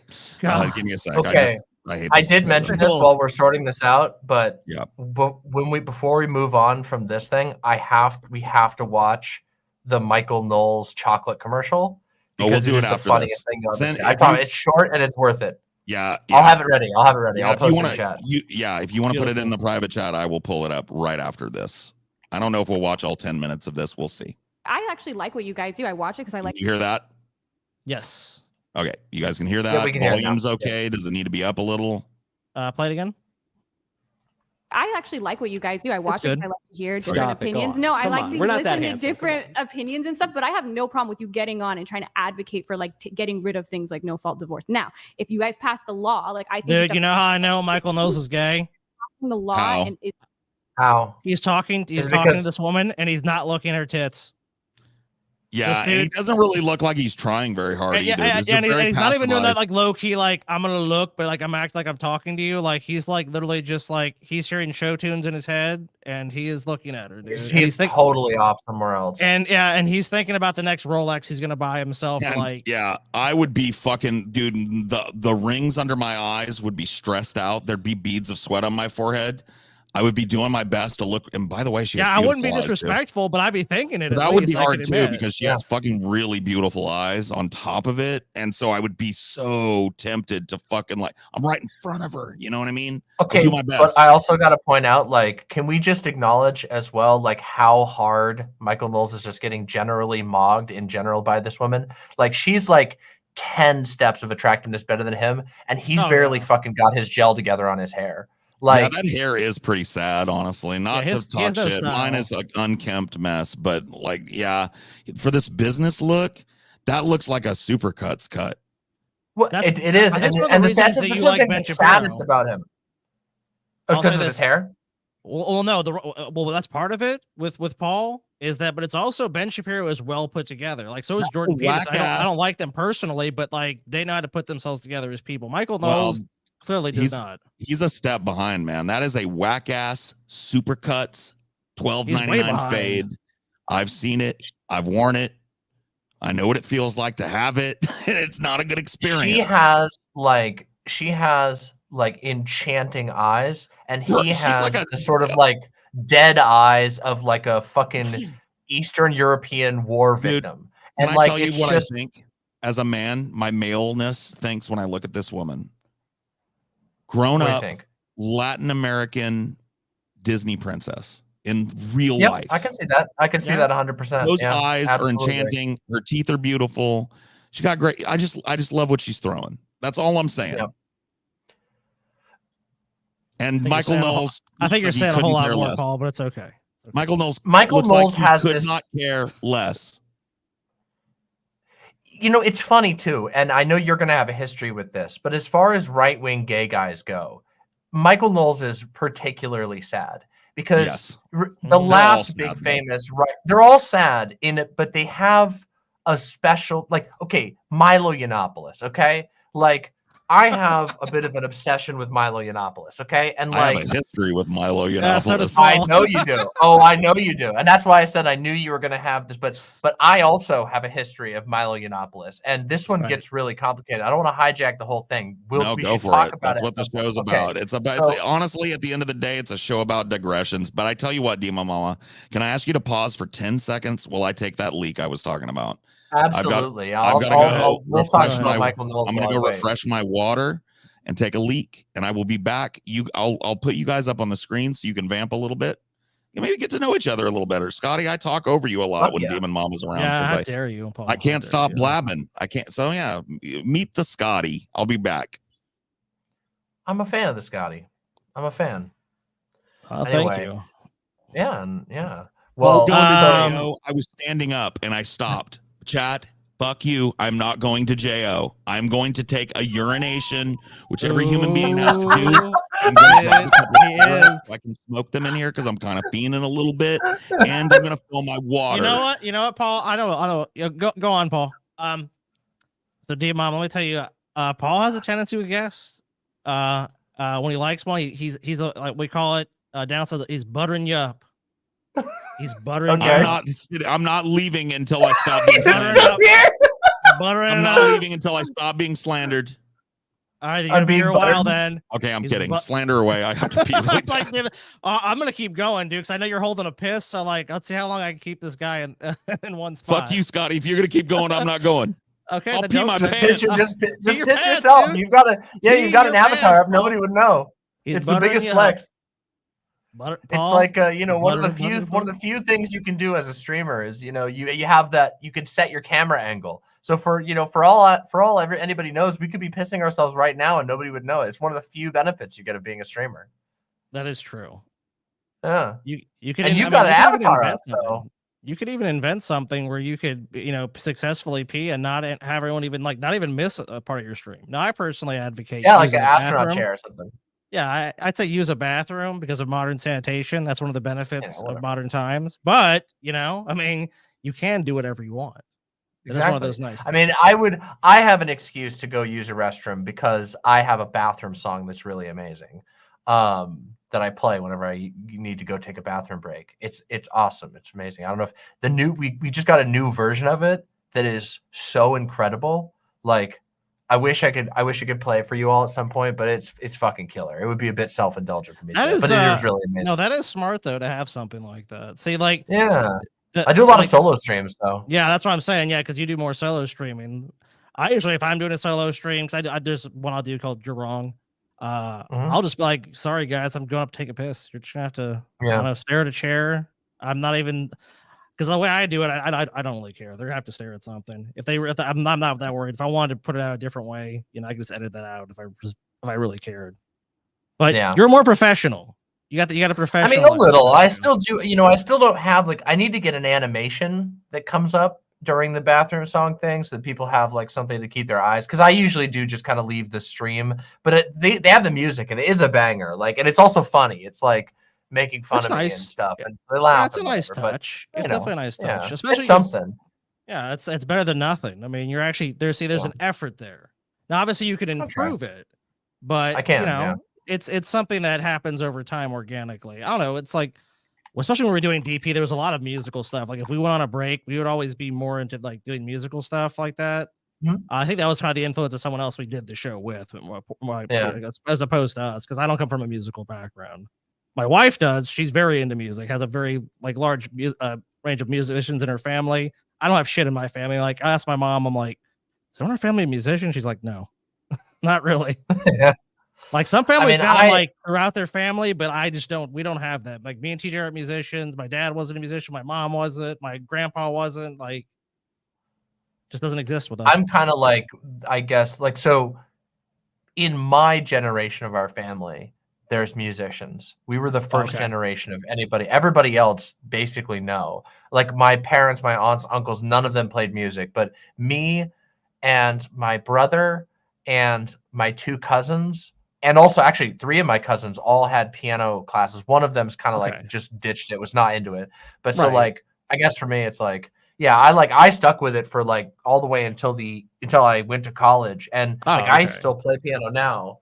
You can see I've gotten a little rusty over the years. I'm not as good as I used to be, but I was very passionate about it. So, like music is a big part of my stream. Like I used to, oh my God, the one thing I hate the most about the current like environment of streaming is just like the fucking copyright bullshit. Like I used to love on Twitch where you could on Twitch, you know, and now you can't do that anymore there either. But on Twitch, you used to be able to play whatever fucking music you want. So if I was like, hey guys, I want to show you some cool tunes and talk about how I feel about them, it was like the coolest thing.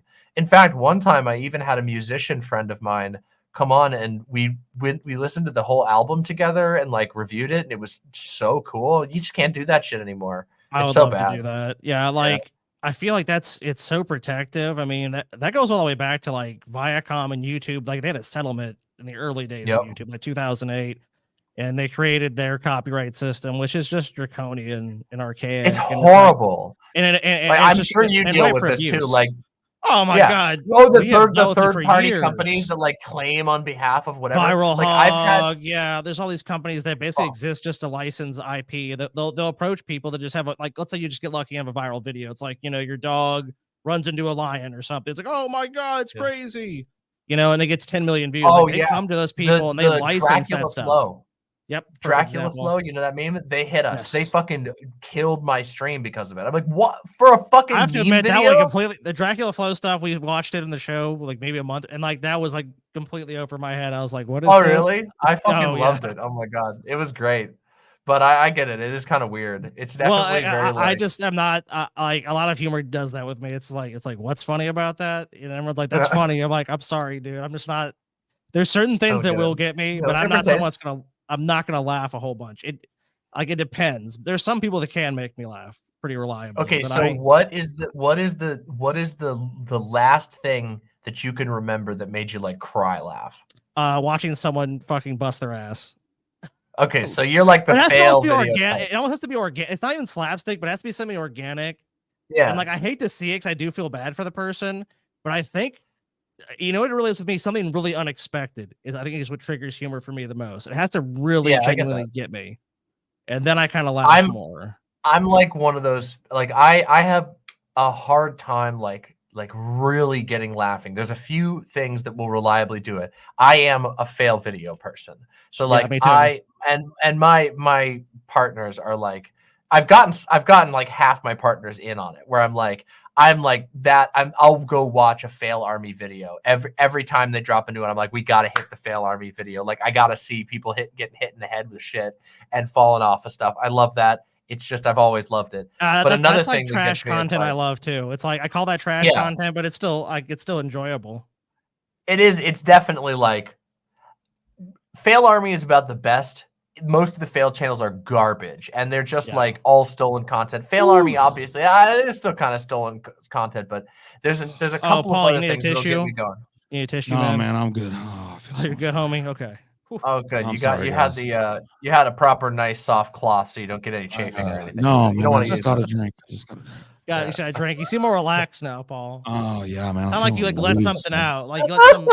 You had a release. You release something. Need a cigarette? There is honestly something I want to say, but I do not want to belabor these goals, so I'm going to try and make it quick. Okay. Okay, say it. Okay. People have noticed in our community. I wanted to share this because it's a little like, look, it's a little self back pat. I think you have to do these for self care sometimes, and by God, I'm going to do it.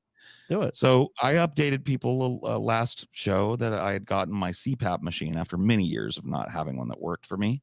Yeah. and that I'd had a really great experience. I'm getting good sleep, probably for the first time in 3 or 4 years, Wow. which is really nice. That's awesome. I feel good. I'm a little manic. And I by the way, DM, I talk openly about my mental health stuff on the channel to the best of my ability. I'm not I'm not oppressive with it. I don't trauma dump, but I want to be positive and show people that I suffer from this and that it's okay. Sure. You can live. I'm a little manic, but that's the reason. The reason why is because I've been waking up every day with genuine vim and vigor for the first time in years, right? I've started eating better. I started a fitness journey kind of not in tandem with this a couple of weeks before I did this, actually. So for a while now, for about 3 weeks, I haven't eaten any meat. This is not a philosophical choice. This is a personal choice. I've always had issues texturally and gross out factor wise with meat. And I had a meal that my wife prepared for me that was delicious.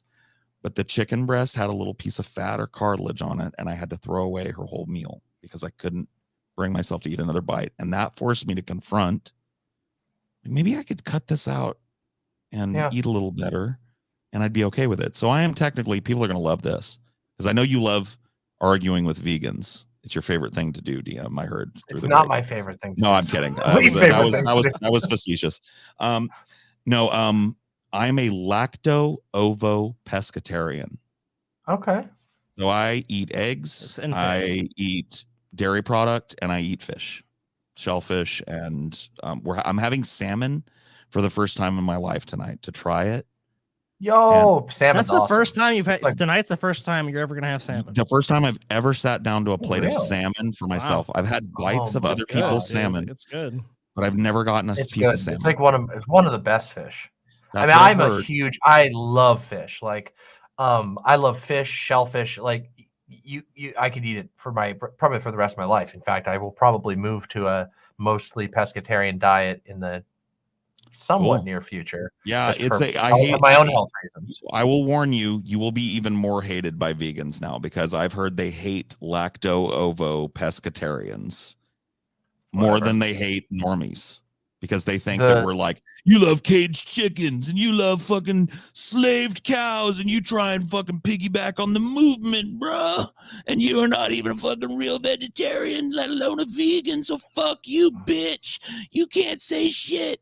You're going to get it. I'm just warning you. So stupid. I mean, I've already made I've basically pissed off the loudest and most toxic corner of veganism on the internet. TJ too. So TJ that is like really poking and prodding the vegans. You remember those? I mean, I didn't even mean to. It started with Scotty did this video where he was like, because of vegans. I remember this. Correct me if I'm wrong, Scotty. Back in the day, he was like, because of vegans, I have decided that a diet where I eat probably a normal amount of meat is going to become a meat fucking bonanza. I'm going to eat meat for every fucking meal for a month just to shut you motherfuckers up. And I'm going to love the suffering, and I'm going to love the blood and the gristle and the gore. And the more mistreated the fucking animal is, I'm going to be tastier. Oh, dude. And I'm going to eat more of it. It was always, I mean, it was obviously always a work, but it was just one to just point out to them. The slaughterhouse burger. You're right. That was, yep. Yeah. It was, I guess the point of it was really that was like, you guys think that you're helping your cause, but a lot of times you're really, really not, and you're really hurting it. And it's they're really hurting it. He had and it's like, and as much because I mean, like, I empathize with a number of vegans. I don't hate vegans by any stretch of the imagination. I don't. But I hate people that most of them. But are I hate people that try to honestly. shove an ideology down someone else's throat. Yeah, I don't most think vegans that I've met. Most vegans that I met, I want to make this clear, are lovely, chill, fucking cool ass hippie type people. In my experience, and those are my type of people. By the way, can we normalize hippie again? Can we stop shaming in the movement that helped Martin Luther King and Malcolm X secure civil rights and stopped the Vietnam War? Can we stop? I know there's a little crystalness to it, and there's a little astrology maybe element to it. I think it's because like a lot of the hippie a lot of the hippie aesthetics ended up like proliferating out, and some of the hippies who were previously hippies, like they came into positions of power, but they brought their aesthetics. Well, that's with them. the boomers. And so there's they became the boomers, the most selfish, yeah. capitalistic generation on the planet. And it's Earth. like, oh, don't worry, you don't need to worry about me evicting you because I'm going to expel your negative emotions with this crystal. The soul of that movement, that soul of that movement is still alive. I identify with that hippie movement. Okay. I'm willing to march. I'm not the leader of the march. I'm no Martin Luther King. I'm no Elijah Muhammad. I'm not going to be able to do it, right? I'm no Cassius Clay. I'm not going to be able to do it, but I will march with whoever does it. I will do it. I promise you that. And so that's where I stand. Anyway, we've digressed so much, and we have so much Michael Knowles to fucking plow through. Yeah, I did want to say the Yiannopoulos thing, okay? Because this is relevant to the Michael Knowles thing. So Michael Knowles is like, there's this thing about Michael Knowles, which is that like he's so obviously gay, and he's so obviously completely crushed and like collapsed in on himself. Like it's like there's a dead look in his eyes. I'm so sorry, Demon Mama. The hippie march where Martin Luther King gave the speech that he's remembered for, where hippies populated the National Mall in numbers heretofore unseen and claimed that they would not leave, that directly led to more pressure being in the media and internationally and nationally, and directly led to politicians having to admit that the Vietnam War was a sham. Failed. Fuck you. Educate yourself, please, before you make a dumb comment in here. Please. Thank you. Sorry, DM. It's okay. Sometimes it's all right. I don't actually know all that much about the specifics about that. But anyway, with something I do know a lot about is Michael Knowles, Milo Yiannopoulos, and gay conservatives. So Milo Yiannopoulos, I've been following Milo Yiannopoulos for a really long time. And BuzzFeed days. Like a really long time. In fact, I can tell, oh my God, there's so many little things. Way back in the day, I once convinced this young trans girl to jump ship from getting pulled onto some project that he did. It was called, so he was trying to put together during the Gamergate era, he was trying to put together this podcast that he called Based Trannies. And it was going to be, it was a fucking token show, a disaster. And I could see it 100 miles away. And I wrote to this trans girl, I know that you think that you're getting positive attention from this, but this is going to ruin your life. If your name appears on this, not only are first of all, you're going to make enemies of everyone who's like you. No one will trust you ever again. The digital footprint is real, and kids need to realize it. But secondly, but also those people, they hate you. They are looking to use you to send a message, and they will stalk you forever. Yes. Your face and name will be known by the most vicious transphobe. Anyway, so that's where my first contact with him happened, was back then. Yeah. And thankfully she decided and totally she deleted her whole Twitter and recreated her identity online, which made me really happy to see. But so I followed him for a really long time. Can I say based?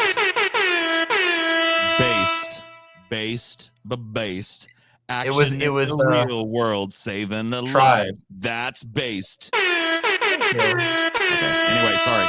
Continue. But no, it's all good. It's so I followed him for a long time. So this is where it's going to get a little weird. All right. So Milo Yiannopoulos, he went through all these different phases on the internet. He was at his peak. Then your podcast happened. Okay.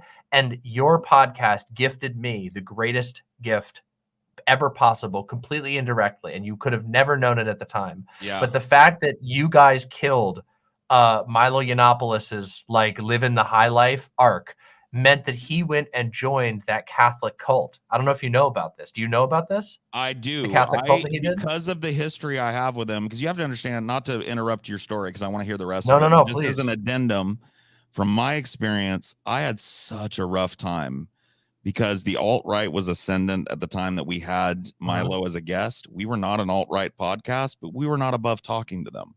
I guess we had kind of maybe a Destiny-esque view of that. I don't know that I would do the same thing again, but I think it was valuable. And I had just been hired at the time, so I was a little nervous. But my job on the show, I'd come to understand it as an agitator. I'm supposed to take these guys who we don't agree with and not give them a sip of tea and a nice little, soft lotion. Good. And so I didn't do that. I confronted Milo and I called Milo out and I got salty and I got impassioned and I advocated leftism. And we had a great time. Milo and I actually had a good rapport even before the show. We were joking with each other, making gay jokes at each other. He's like, "Oh, your turn." He knew that I wasn't out as a bi person at that point. I was like, "Whatever, Milo, not for you though, dude." It was cool. But the audience reaction to that shit was devastating. Withering. The whole alt-right was like, "Paul's a cuck. Ban Paul, fire Paul." It was you remember, Jesus Scotty. Christ. I'm sure Scott. They're so fucking fragile. They're so fragile. Dude, pitchforks were out for Paul. Yes. 100%. Fully out. It was insane, to be honest with you.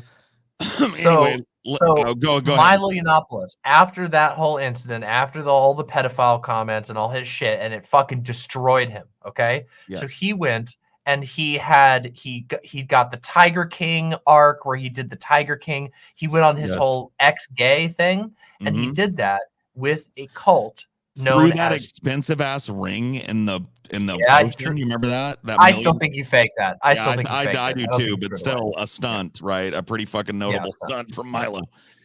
Exactly. So there was that. In that period, I found interviews that he did with a cult leader by the name of Michael Voris, who runs a cult, or ran, I should say, because it's going to get interesting. He ran a cult called Church Militant. Now, it gets crazy from here. Milo joined the cult as an ex-gay. Michael Voris is also he calls himself an ex-homosexualist. They were fucking banging, okay? And if you watch their interviews, they are flirting the entire time. And obviously, I have a very well-tuned gaydar. So I was watching this and it was the greatest thing ever. And so that tuned me into this whole church thing, the Church Militant. They're like a Catholic, ex-gay, very extreme far right. Now, we discovered that Milo, Milo doing all kinds. Oh, you're good. He had Milo doing all kinds of little things. Like he made Milo do an infomercial show, which we watched all of those episodes. It was amazing. Christian infomercial. Oh shit. Yeah. Give me that. A Christian infomercial show. It was, oh yeah, be careful. It was amazing. And that's a whole thing, but it also, yes. Now also, so he was doing this Christian infomercial show selling Christian tchotchkes and embroidered Bibles and all this. But through that, we discovered something else, which has become for the last 2.5 years of my show, a staple of my show, which is called Holy Mackerel. It is the cult that he did all this for, that all this happened. He had to go there because his career was in the trash and he needed a rebrand, and he found a little ex-gay daddy.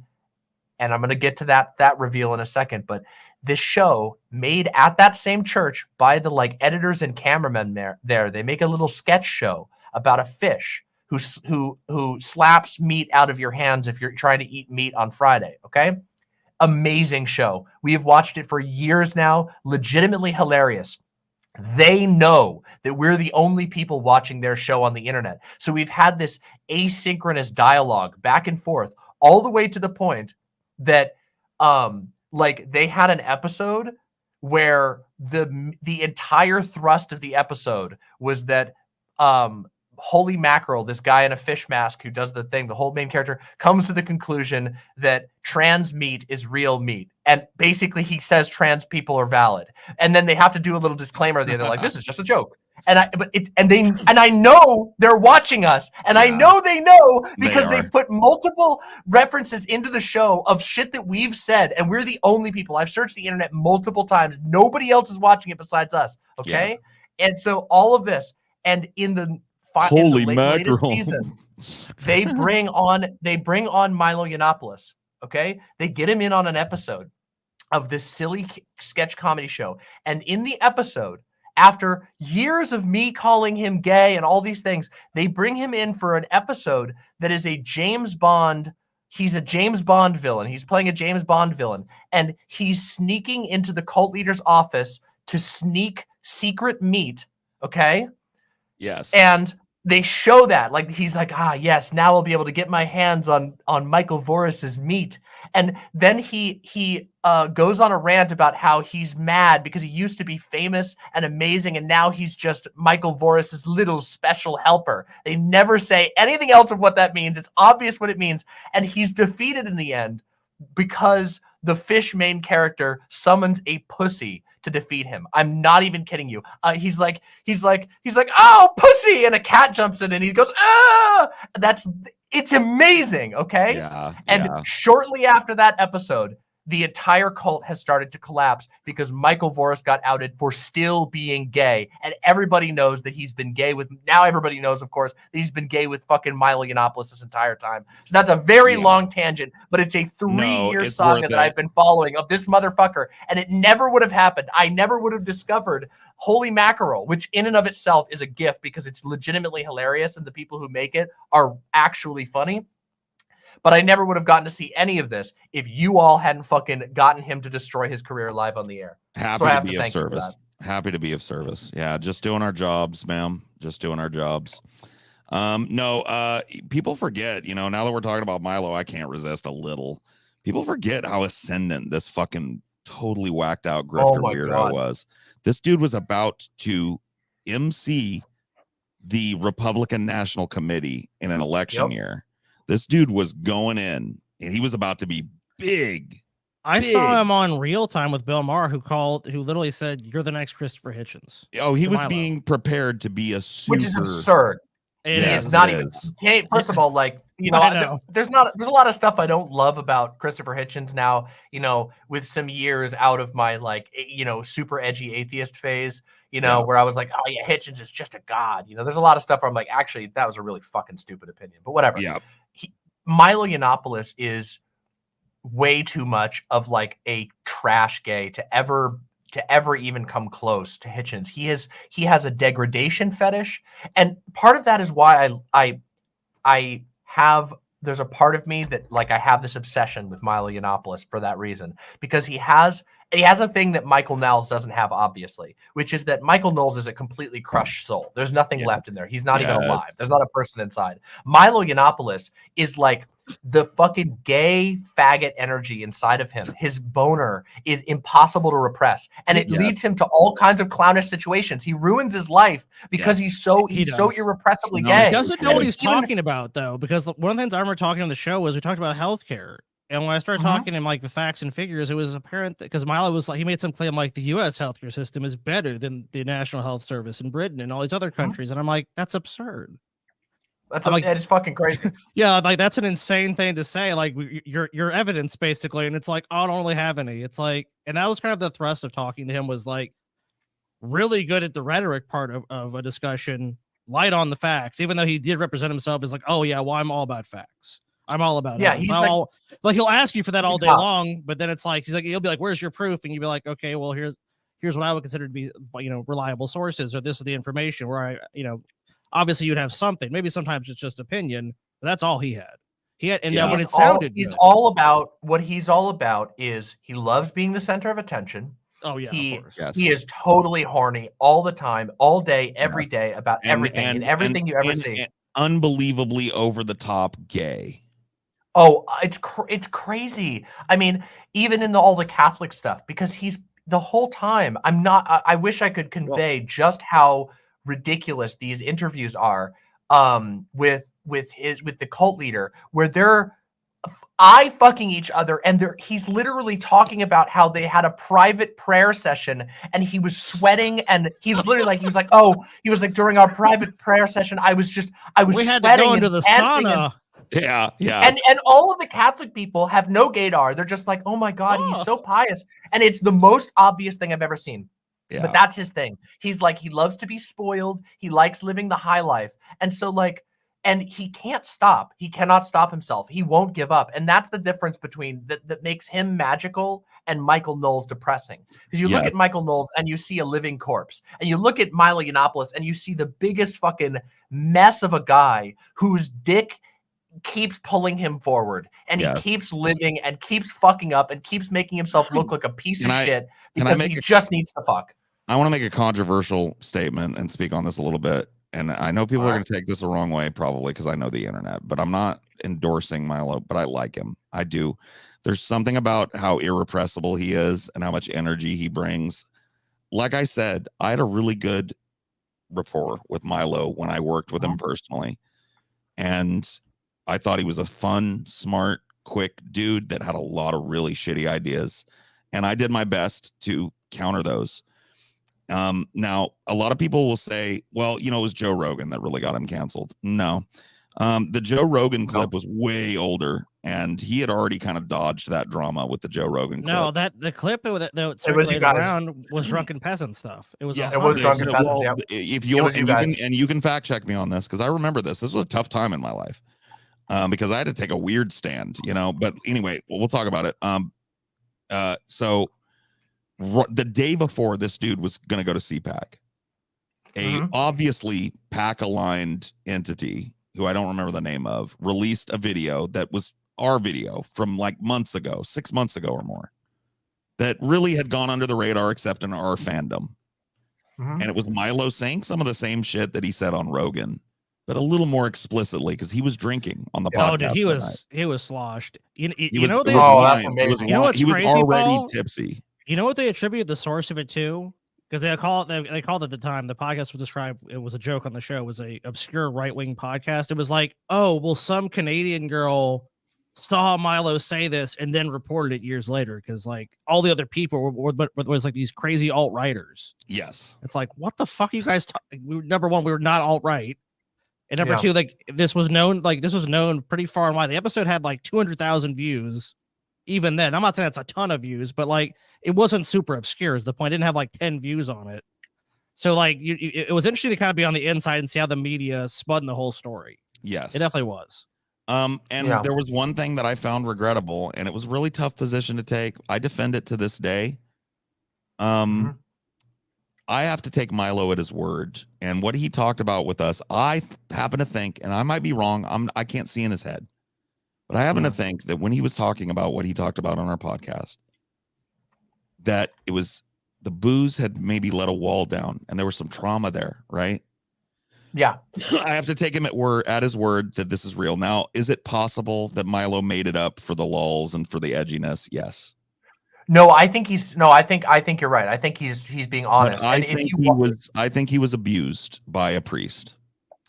And I think that Milo no doubt. has rationalized, and I think a lot of gay men do this, unfortunately, has rationalized that abuse as positive because it allowed him an outlet before he was out. And I think it's horrible. I think child abuse of any kind is fucking reprehensible, and anybody that does it should, be a pariah. But to see him get canceled because he had a trauma moment, kind of, I felt. And look, one of my flaws is over empathy. I admit it freely. I extrapolate a lot from people, and I like to think I'm a pretty good judge of character. And I felt really bad for Milo losing his career over being traumatized as a child and not processing it properly and saying some edgy, shitty, gross kind of things. So two things. Yeah. And I just want to say, I hated that it was our podcast that was used to do it, and that nobody listened when we defended him a little bit, not defended his actions or what he said, but defended him as a personality and said, we think this guy is traumatized and we think his voice matters.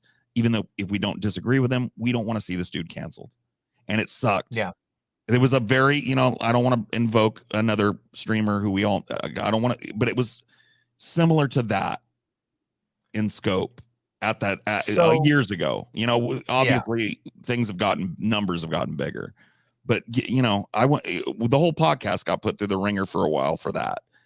But I stand by it, So I think you're right in saying like he was 100% genuine. I don't think he was lying about that at all. I don't either. He always comes off to me as a deranged, but not like, he's not that type of liar.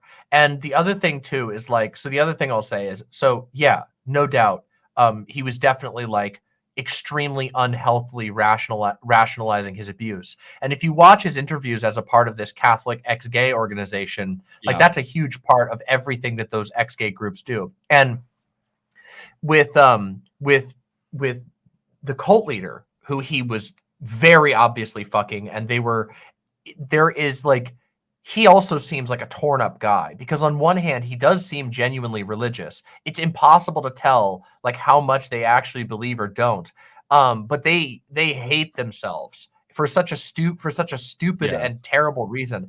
Yeah. So there's this fucked up thing that makes them interesting and also is sad. Yes, I will say sad. one thing though that I gotta say is, I don't think you should feel bad about him getting canceled at all. I don't. Even if the reason wasn't perfect, and the reason being is that he, I did at the time. I don't. As tragic as he can be seen, as tragic as he can be seen, watching horrible, and he's a danger to himself and others. Watching how he bounced back from that, which could have been a moment of like redemption for Milo, and I kind of hoped for that for him.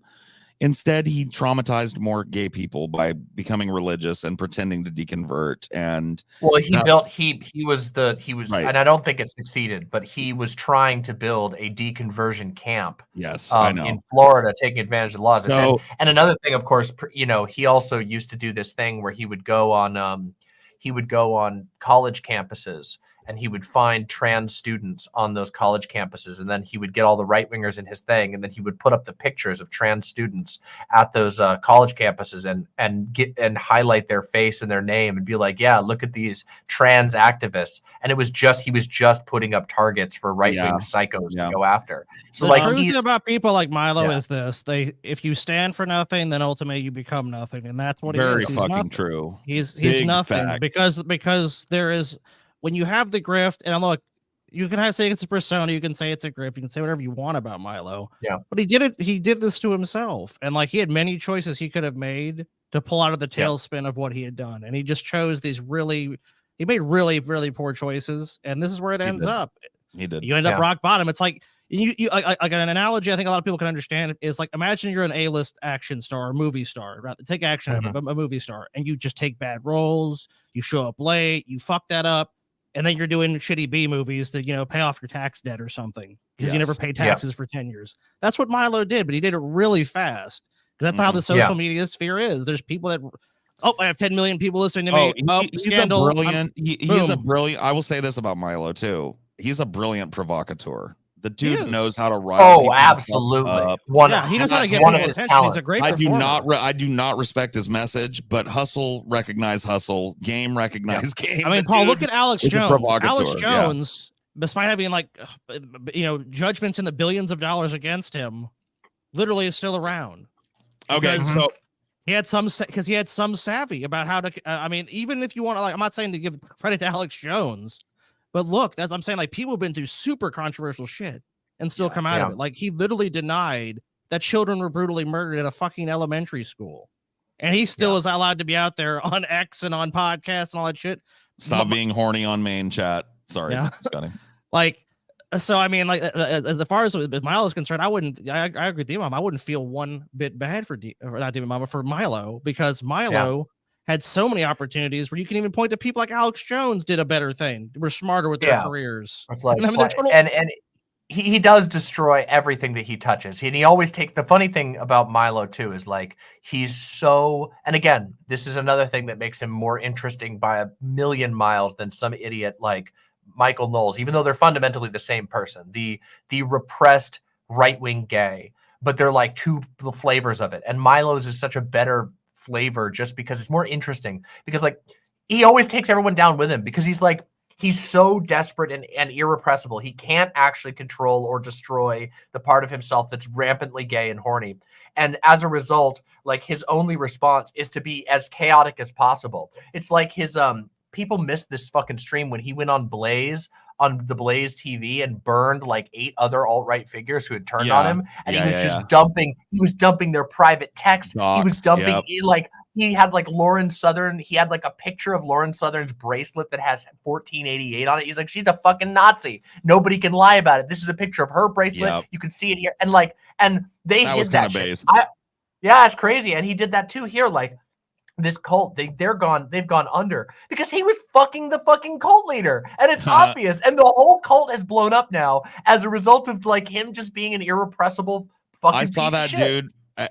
Given the close association, not association, but the close ties I have with Milo and his past, it was weird for me to see him with Ye. That was like, whoa, dude. Like, already I felt like that whole thing, the RNC being fucking rearranged because of us, was bigger than me. And like seeing him walking around with Ye and having that, like, I can now play fucking 6 degrees of Ye and I can win everywhere I go. Everywhere, yeah. Boom. Helped Milo Yiannopoulos get canceled the first time, and he chilled with Ye. Boom, I win, bitch. Which also, by the way, puts you really close to Alex Jones as well, because that was Milo's big get. Milo's big get was that he was able to, him and Fuentes were able to pull strings to get Ye onto Alex Jones. Hey, dude, Nick Fuentes too, great thinker. Any groypers in the chat? Ribbit rip? No, I'm kidding. I fucking hate Nick. I'm just kidding. I hate please, that fucking bitch. Don't cut that out of context, please. Nick Fuentes is a piece of shit. But whatever. I think that the people that donated for this very first goal, also gay, by the way, another gay guy. Yeah, Michael Knowles. Yeah, I think the people that donated for this would forgive us for, in the interest of respecting Demon Mama's time and moving on to the higher goals. We gave you a surprise Milo Yiannopoulos fucking breakdown, okay? You got a whole Michael Knowles. You know what he would have said. Yeah, he's gay. He doesn't believe it. He's gonna try and belittle these women. We get it. All right, let's not signal boost. I don't want to be annoying, and I don't want to be too much of a self plug. But seriously, if you don't know what I'm talking about with the Milo Yiannopoulos holy mackerel shit, I have a super episode on my channel. Just go to my channel and search Demon Mama Holy Mackerel. Watch the mega episode. You won't regret it. I promise you. You will be inducted into the cult with us. You will be laughing for 5 fucking hours. I promise you. All right, go. Yeah, everybody here. There's 828 of you tonight that are here. That's pretty normal numbers for us. So all of you that are not already imps, you're under orders. Go drop a sub to Demon Mama. Help out a lefty creator that is out there, just being her authentic self, because that's rare. You can tell I'm crazy. I'm fucking wacky. I'm cuckoo. I'm having a good time. You're crazy like a fox. Let's see here. These are the 10, and this should be quick. These are the 10 most dangerous gifts of all time. All right. We have to know. We have to see if we owned any of these. Yeah, we were going to call. Yeah, let's guess. Okay. So my first guess. Well, I know I pulled this list, so I'm not going to guess anything. Okay, so you can't guess. Sub to DM on main and alt. Okay, do it. Don't be a pussy. Thank you. Go ahead. Sorry. So my first guess is going to be the oh god, why am I blanking on that? The Nestle chocolate, those chocolate eggs with the toys inside of them. Talk about Kinder eggs. The Kinder egg. Yeah, the Kinder egg. So that's going to be my first guess. Because I know like multiple kids choked on those. One of my other guesses is going to be the Easy Bake Oven. I'm going to guess that one. Okay. Yeah. And then let me see. I want to. I already see they got aqua dots on there, but I couldn't remember what those were called. I know a lot of kids choked on those, but I couldn't remember their name. Okay, another one. There's this thing called, God, what are they called? They're like these little Velcro ball type things. And I know there was a huge controversy because they come in big bags, and kids would put them on their head, and it would like they would have to shave their head because so many they would get completely entangled in their hair. Oh, yeah, maybe that's those are my 3 guesses. I don't know what the other ones are going to be, but lawn darts is my solo guess. Good one. Yeah, lawn darts in the 80s were available when I was a littler kid, and yeah, that had to be fucking one of the worst, right? What about you, Scotty? I pulled the list, so I wouldn't be guessing. Okay, you've been tainted. I have the knowledge, so it's like I get it. I already see one. Yeah, Aqua Dots. I already see one for Demon Mama. I scrolled a little too Well, far. I said I saw that one already. So okay, fair enough. But I couldn't, and also I wanted to give a point because I couldn't remember their name when you first mentioned this list. I was like, the little balls, the little water ball things that tons of kids choke on, but I couldn't remember what they were called, so I can't get a point for that one, unfortunately. I'm gonna turn my cam off because I'm eating these chicken wings. No, please, yeah, feel free. Okay. I'm gonna still be here and listening. Of course. Aqua Dots. Are these what you were talking about, DM? Yep. So these are the things that got in kids' hair. Okay, so safest thing you could buy is seems the safest thing you can buy for your kids. They're just soft little beads that stick together when exposed to water. No heat, no messy glue. They're small enough to be vacuumed out of the rug if spilled. What could possibly be the harm in buying them for your child? Well, as we know, yeah, swallowing hazard. Obviously, kids love to swallow shit. Oh God, yeah. Yeah, no, these are not the ones that got stuck in people's hair. The other one was. I can't remember what they're called. They're called like fuck. I'll look up the name of it. Because Aqua Dots, when digested, turn into GHB, the date rape drug. Oh my God. What the fuck? fuck? That is crazy. I would never in a million years think Dude, that's what they it would do. roofied kids? Yes. Roofied them to death. Yeah, roofied them to death. One child having swallowed a handful of these, and I could see a kid doing it. Skibbity toilet kids would do this today. So you're welcome, Skibbity toilets. Had a seizure, fell into a coma. He did awake from it, but suffered permanent brain damage. That's fucked. So yeah, those are pretty dangerous. Those had to go. My sisters had these back in the 80s, and they were death traps for sure. Way too hot, way too real. They were basically like tiny little ovens. People thought, oh, it only uses a light bulb, and it's like, yeah, but it's insulated and it, whatever. Hot as fuck, dude. Yeah, it's hot. Can someone please explain to me why you would give a child an oven? Good question. Easy bake ovens are small, true, and they heated during using a light bulb. Yes, but they also reach temperatures of 350 fucking degrees. You can do a roast. That's hot enough to bake a chicken breast. Yeah, not to mention the several cakes, cookies, pies, and other assorted treats that come in the little boxes. I remember you like using that kind of crap because I didn't own one, but I remember like going to people's houses and like they would have these and like yeah, you can use it and like dude, that thing got super fucking hot and it's weird because if you're like as a little kid, if you go around an oven, your parents usually like, oh, be careful, don't touch the oven, don't go near the stove, don't do anything like that. But the easy bake oven, it's like put it in your room. Dude, I'm still a skibbity toilet apologist. I still want to see how it wraps up. You know what I mean? I don't. Oh, I got another guess. Yeah, go ahead. I just remembered another toy that I'm sure is going to be on this list. I promise you, I'm not cheating. Okay. Okay, I'm not looking at it. Yeah, go ahead. Moon shoes. Okay. You're probably right. Do you remember moon shoes? Oh yeah, those things. They broke so many ankles, like it was crazy. Speaking of, so did this contraption. In fact, I don't recommend you go if you have horrible empathy problems like I do, because I will have there is a couple of compilations on YouTube of people breaking their ankles on these fucking things, and it is I wouldn't, like I said, if you're into that, go look at it. But okay, we're in the future and it's bright. Yes, extremely bright. I need one of these with an AI in it. In fact, from all the fires, hoverboards were extremely bright, in fact, from all the fires. Oh, how witty. Hoverboards were long considered a staple of the ideal future, a sign that we'd finally arrived. No, it wasn't. It was a meme from fucking Back to the Future, too. What we got was not as great as we'd hoped. Yes, no, it wasn't. For one thing, the hoverboards had wheels. Yeah, that sucks. Making them less hoverboard, more like a Segway without handlebars. Secondly, the darn things kept bursting into flames at the worst possible time, which is to say, anytime ever. Why were they bursting into flame? Well, we don't know. Some of the reported explosions of fire and melted plastic happened when the hoverboard was simply sitting still and unused. On the bright side, this is a great way to burn down your business for the insurance money and not get caught. That is true. Not anymore. Now they put it in the article. Yeah, not anymore. Yeah, now you're fucked. Yeah, that's ratted. Ooh, my sisters had these. Why are these dangerous? That's surprising. Yeah, I remember my little. These kids flew. fired them at each other's eyes, right? Yeah, probably. For a short time, every girl's dream was to have a Sky Dancer doll. True, all my little sisters wanted them. Like a mix between a Barbie and a Beyblade, I guess. Yeah. Kind of. These little fairy-esque toys would soar in the air. Yeah, like little helicopters. right in your face, where they would proceed to slice and dice you like a discount ham. Oh, damn. I cut you.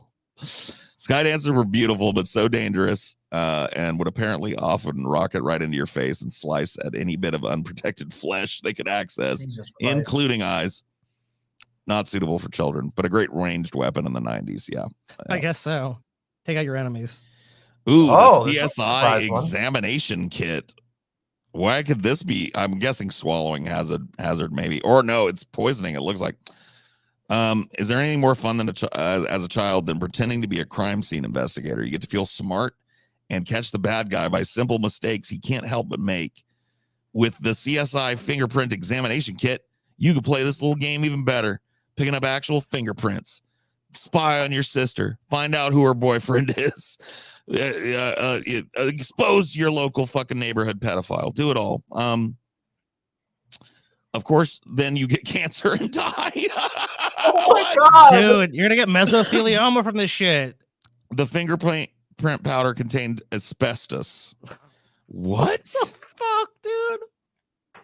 That's insane. In fact, the powder is roughly 7% asbestos, which is more than enough to give you mesothelioma. Oh, fuck, dude. By the way, if you have mesothelioma, contact me. You may be entitled to a settlement. If you... Dude, Taylor's grandpa got mesothelioma from being in the Navy, though. So there are people that actually did happen. Yeah. If you investigated your neighborhood pedophile with one of these CSI fingerprint examination kits, and you now have mesothelioma, there's a number of things that you should do. Number of ambulance chasers that you need to call because you might be entitled. Roller skate Barbie. Ooh. My sisters probably had this too. They had a lot of Barbies, I remember.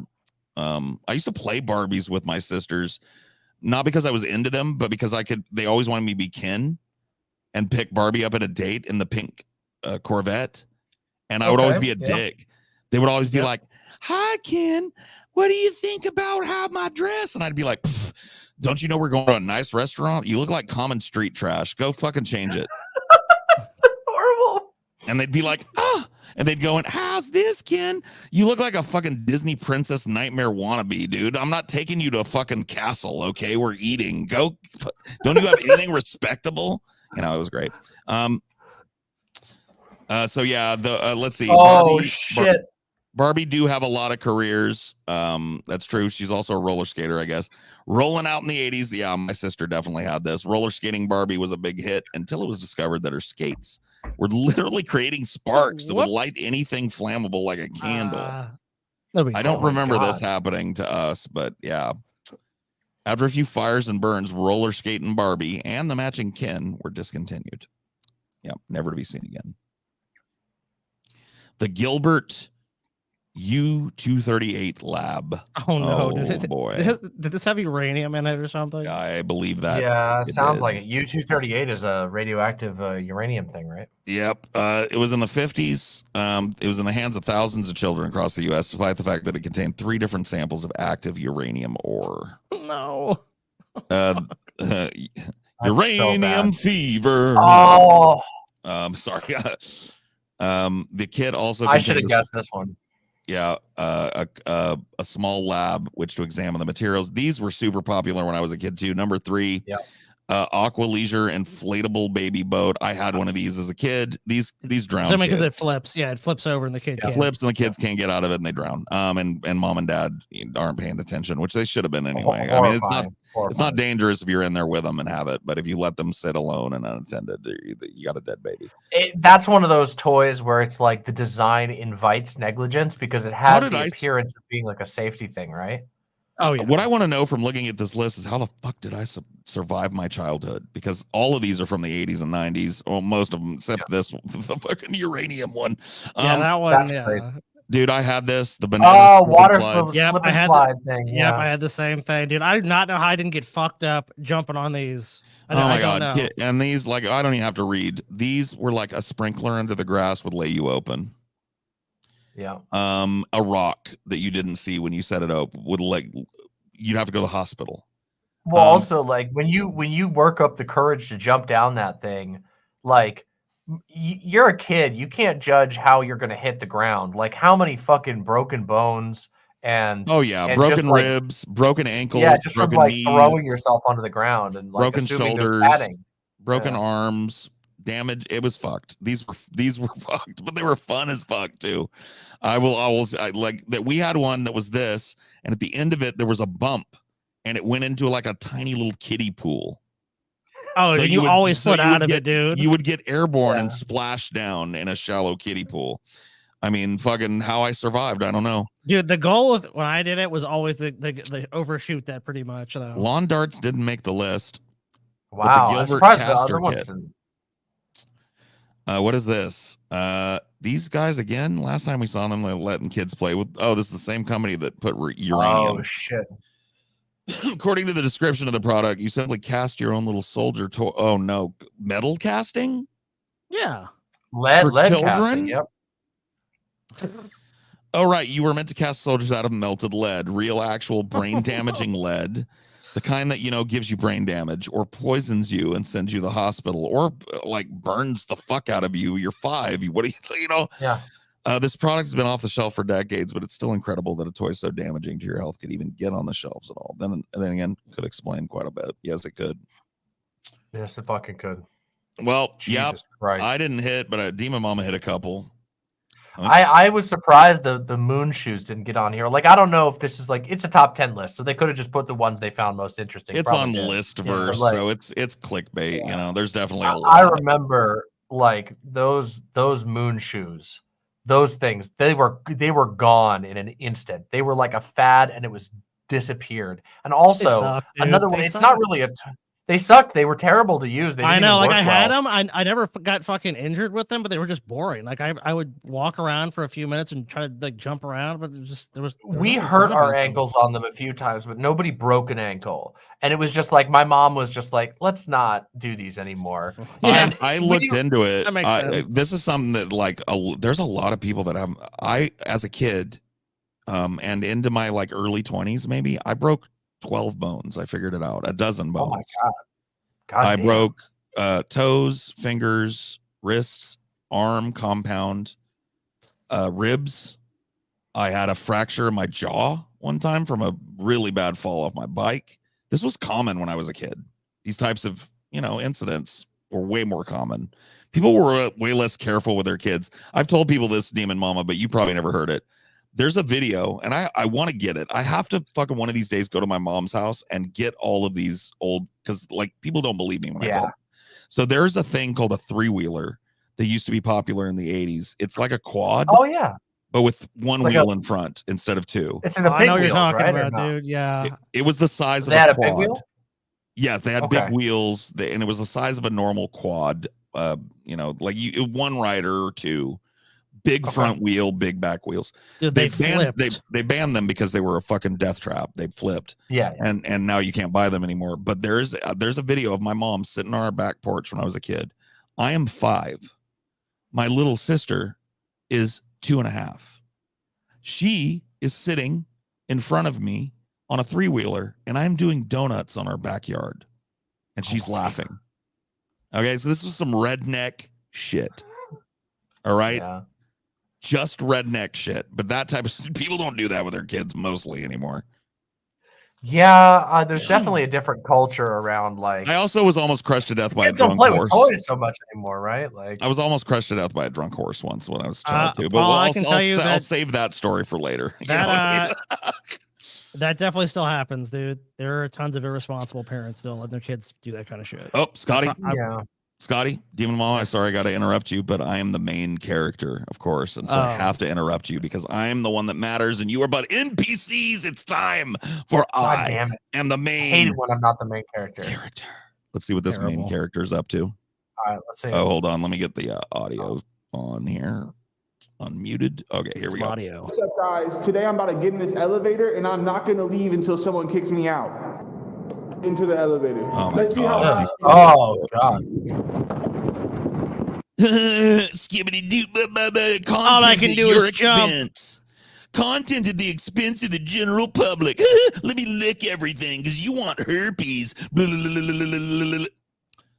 It's funny because like the licking, like the bacteria that you add to the button by putting your tongue on it is next to nothing, but the bacteria you pick up is not gonna. That's gonna be like that guy's gonna get a fungus. One can only growing on his hope tongue. this guy got thrush or something from this. He deserves it. Yeah, speaking of of a main character, not to divert this, but legitimately, one time my younger sibling was trying to show off to his friends, and so he drank the like collection tank of like a fucking dehumidifier in our basement. And I'm not even kidding. He got a tongue fungus from it. It was fucking disgusting. Oh my fucking! I was like, what have we that done? was a main character moment. Is your kid is your kid brother Azumi? No. He was a millennial. So. Okay. Well, still late millennials are. Maybe no. Yeah, he's still a millennial. Like this, but pretty close. Pretty close. Well, I'm a cusper. I'm a Gen X millennial cusper on the other end. Yeah. So they do exist. He sounds like he might be a cusper. I'm starting to think that I shouldn't have jumped that hard because the elevator stopped moving and the door won't open. This What a might tragedy. Oh, karma, how beautiful you are and how I worship you at the end of the day. This is beautiful. Get wrecked, skibbity toilet. All right, get wrecked. Settle in for a long winter's nap because motherfuckers are not going to rush over to save yo ass. Door open door. I would press the emergency button, but then someone would come to help me, and I don't want that. Nobody does. Okay. It looks like there's actually a lock right here. So that's a good design. It's like, if you get stuck in the elevator, you're not allowed to leave. Until this becomes okay, so the lights just turned off. It sounds like the ventilation also turned off. They're probably just all right. They're probably just rebooting. Yeah, dude. Yeah, this is a bit. Yeah. This dude has a fucking building with an empty elevator most times. He's got a buddy with the keys. Yeah. He's doing spooky pasta.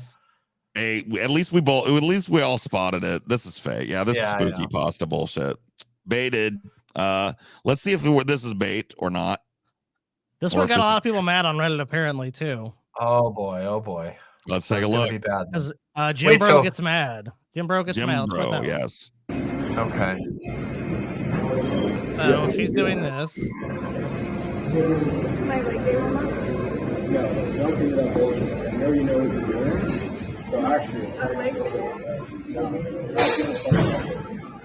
you're actually trying to throw. You're actually trying to throw. Are you pointing? Yeah. Fucking ridiculous. Don't come to my gym and do this. What? Don't fucking do this. Well, okay. He smashed her phone. It said she was basically. I agree with this guy's but not for the reasons. He's misogynistic, obviously, and he's trying to say that she's doing this specifically sexually, and it's fine. She's stretching. But anybody that goes into a fucking gym and makes content that it features me when I'm at my lowest, sweating like a fucking big nasty hog on a fucking step machine or something, I don't like it. I feel like gyms should be content-free zones. Yeah.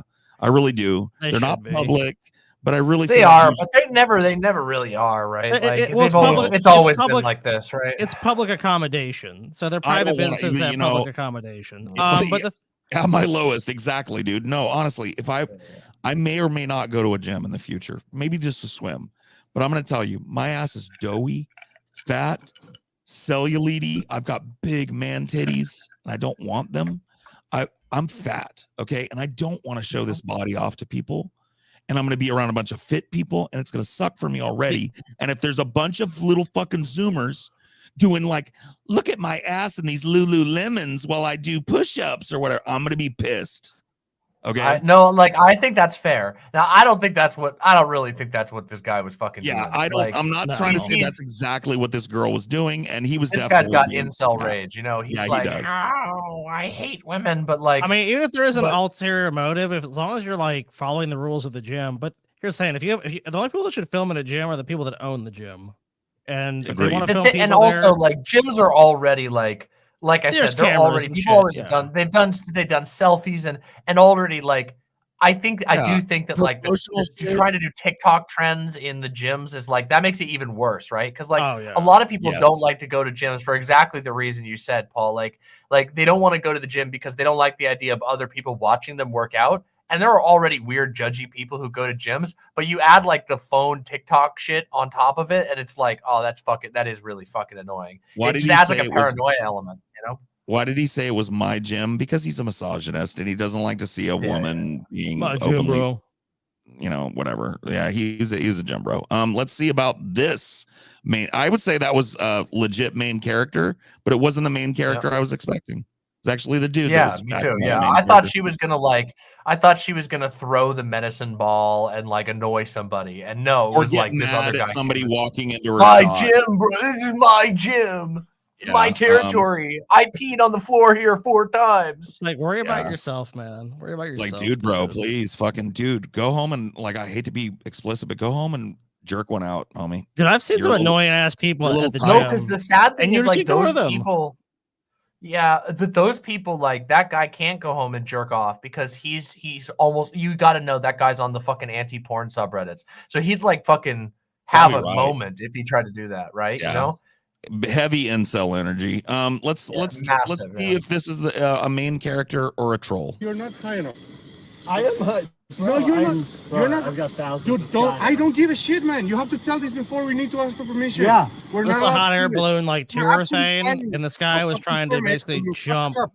Dude, is that Andy You're Worski? actually Is it? Is this guy Andy Worski? filing a permit. If we do this illegally, I don't think it is, but he looks like Andy Worski. Oh. I don't That's think it a is. name I I haven't forgot heard that in a guy long existed. time. Yeah. Yeah, Me it's too, like, until I forgot just about saw him. this face right that's here. a and I was deep like, lore right there. Andy Worski. Like, is he Yeah. still alive? yeah. Well, you have it on video. No, you it's just not tried him. to stop me. what? You have it on video. Oh my god, it does look like him. I don't care. I can't stop you physically. I'm going down right now. Yeah, please, I'm gonna call the police. Can you please? Yeah, seriously, you didn't book a fucking skydive. You're not gonna do Instagram content and get this guy fucking Yeah, please call the police. fined One and guy possibly trying to jump arrested from the for phone. endangering you by letting you jump out of a fucking air balloon. You didn't book this. Please let him go. Yeah, yeah. No, that's No, not no, true. no, no, That's illegal. He's even going to explain that they're trying to actually You want to get a take permit to do bro. that kind of stuff, but like he's not going to do it without one. He's not just going to break the law and potentially lose a business license and go out of business because someone dies. I mean, like if this guy dies, they're going to sue them 100%. Yeah, let me put your livelihood Yeah. on the line for TikTok likes, bro. You cool with that? It's like, no, fucker. I'm not cool Yeah, with that. Yeah, he literally says at the beginning, like, we're way too low for you to do that. You'll die. Yeah, and he's not rated for it, and he's not prepared for it, and he has to be because he maintains a licensure. He's not a meme lord on TikTok just trying to get a cool GoPro shot. Yeah, you know, this is he's a definitely fucking main dude that character works. shit, Ugh, I hate these people. Yes, we're going to be in problem because of you. Yeah, come down, dude. I'd take these motherfuckers down and tell them, No, don't come ever on, man. No, call me again. I'm telling you, no. Stop pushing it. I mean, I'm being serious here, man. I know you're being serious. Yeah, yeah. Stop it. But I mean, just don't No. handle the rig, man. Come on. I'm not letting you jump. Okay, it's over. Come on. Stop it. Bro, come on, You, man. you don't let go. Come on, bro. Come on, bro. Throw your life away from me. I'm not letting you go. And you want to know what the funny thing about this is? I bet this was posted initially as a dude going like, look at this asshole balloon diver. that Yeah, just yeah, wanted he to ruin totally my thinks fun." it's like, Yeah. yeah. This It's guy like- is like, it's like you can hear in this guy's voice. He's like, I am trying to tell you right now that I am saving your life, you stupid idiot. And the Yeah. other guy just cannot appreciate it at all. You know, Come on, man. Don't put your hands on me. Super Or no, what did he entitled. say? It's not Don't- his. don't It's not touch his the hot air rig, balloon. bro. Don't touch the rig, dude. Skibbity bop bop, man. Jesus Christ. Yeah, there's companies that specialize in this kind of stuff. Like you have to find one of those. You can't just like force this company into being one. I That's not fucking how it hate works. this fucking guy, dude. I hate this shit. This is, oh man, the depression is rising. Let's see another one. Let's say it. Let's say it. Oh, hold we on, got some fuck good it. I main wanna- characters so I want far. to make sure. I want to see if this dude like jumps out. So let's like. Yeah, all I'm right, gonna let's skip see it. ahead a little bit. I'm sorry. Here. I'm gonna wonder. I'm not allowed to throw skydivers. We're filing a fucking permit. And if you do it and we do it illegally, we will not be able to do it, man. Yeah, he's explaining to him that I have a life and you're not gonna ruin it for your TikTok. Yeah. Got it. Cool. We didn't jump. All right. Completely logical. Yeah. All right. Here's one. Main character syndrome. This looks like the Oh, Super Bowl. Yeah, it is. Oh shit! This is the end of the Super Bowl. Oh, he's Yep, the Chiefs have won the Super Bowl. holy shit! So this could be a work.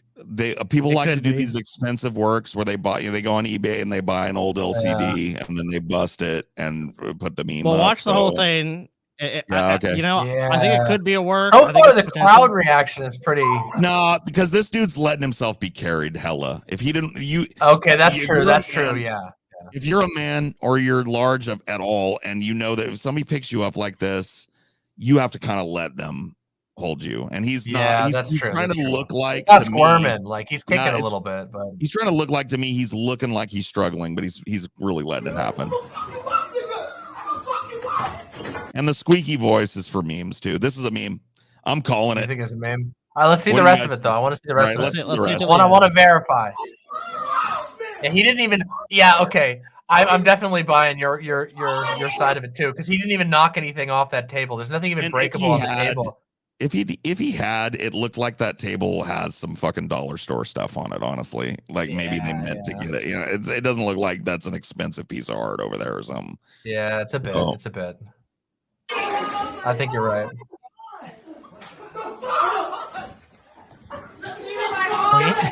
Let me clean the TV. It's gonna be better. Not all the actors acting surprised, and here comes the guy again. But let me Yeah. guess, he's going to let himself be held back towards the end again. Probably. Well, okay, Scotty. Okay, yeah, the lady with the baby, sitting there. Scotty knows what's coming too. I don't mean to put you on blast, Scotty, but one of the first times I met you, it wasn't the Super Bowl, but it was a playoff game, and we were watching it together. And there was some call. It was called a fumble, and I didn't think it was a fumble, and you thought it Oh was a my fumble. god, dude, I was so mad. We were drinking, we were smoking. In your defense, we'd had a few, having a good time. True. But we were arguing, and for me, this is pretty normal, and I think it is for you too. But something triggered, like I hit a nerve with you at some point, and you went into who the fuck is this dude in my fucking house telling me what's what mode. And so it came out that I was wrong. It was ruled a fumble after they looked at it. Yeah, dude, I remember you were just all like, "That's bullshit" or something, and I was like, I was dude, like, that's so fucking mad. whatever. Bad call. Boo. He was not down. Whatever. It's not a fumble. And Scotty was like, you know what, Paul? You're a fucking bitch because it's right there. The fucking thing is, get out of my fucking house, motherfucker, before I beat your ass. And I was like, I laughed at first because I thought Scotty was, Scotty's an animated dude. I was not joking. I thought it was, and that made it worse. I went, and he was like, "You think I'm fucking joking, bitch? You fucking I was like, whoa. All right, hold on. I remember at first, TJ got mad at me, and he's all like, "You gotta leave." Then I'm like, you know what? Yeah, I did get pissed because like TJ had he'd invited me over, really. And TJ was like, dude, this is our guest, Scott. What are you doing? And Scotty was like, fuck that. You fucking want to say shit in my house. I pay the rent here, bitch. Fuck him. Get in. And I'm sitting in the living room like, all right. I'm leaving. Yeah, I told my girlfriend, like, get your shit and call an Uber. Let's go. Let's get out of here.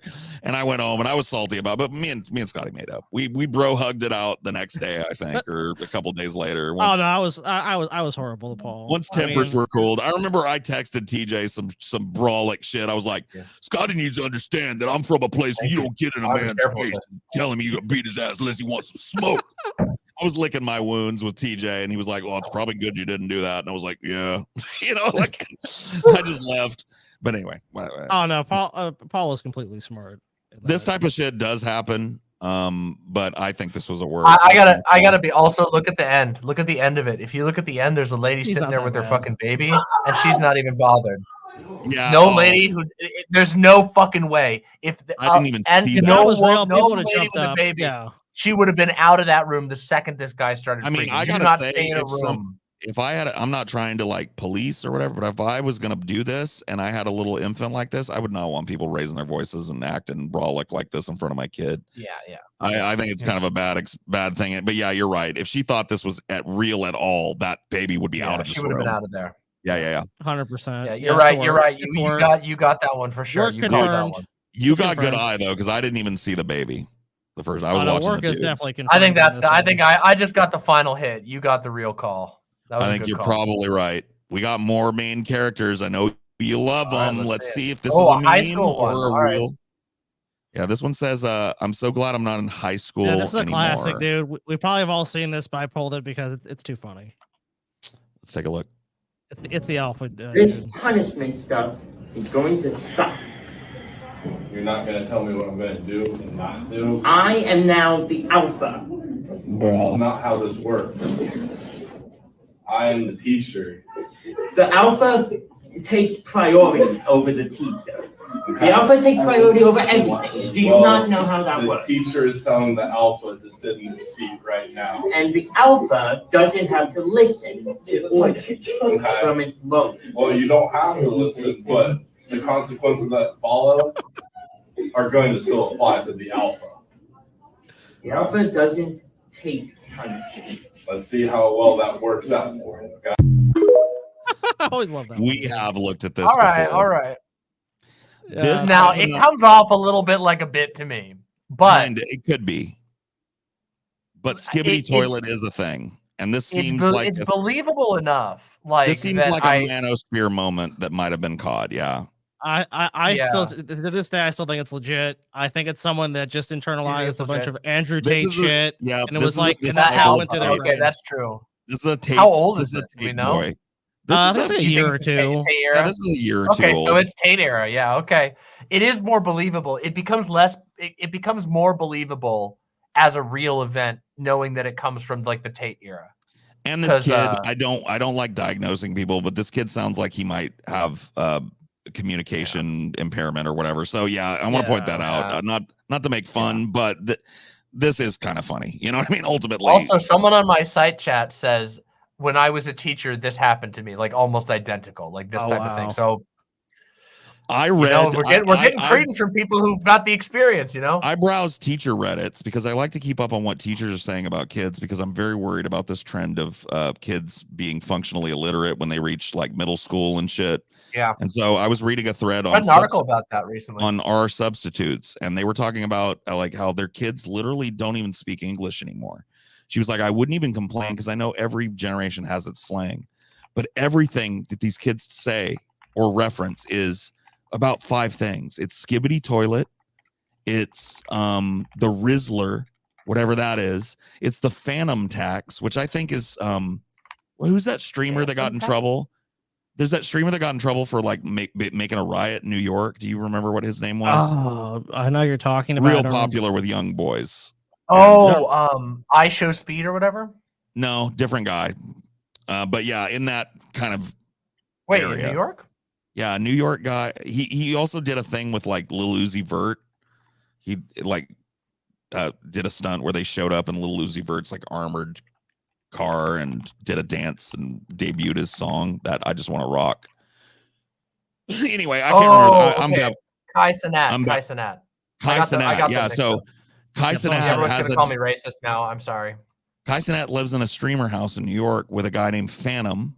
It's not Phantom, it's Phantom. Like an AAV sized Phantom. Okay. And he comes in whenever Kai eats and gets the Phantom Tax.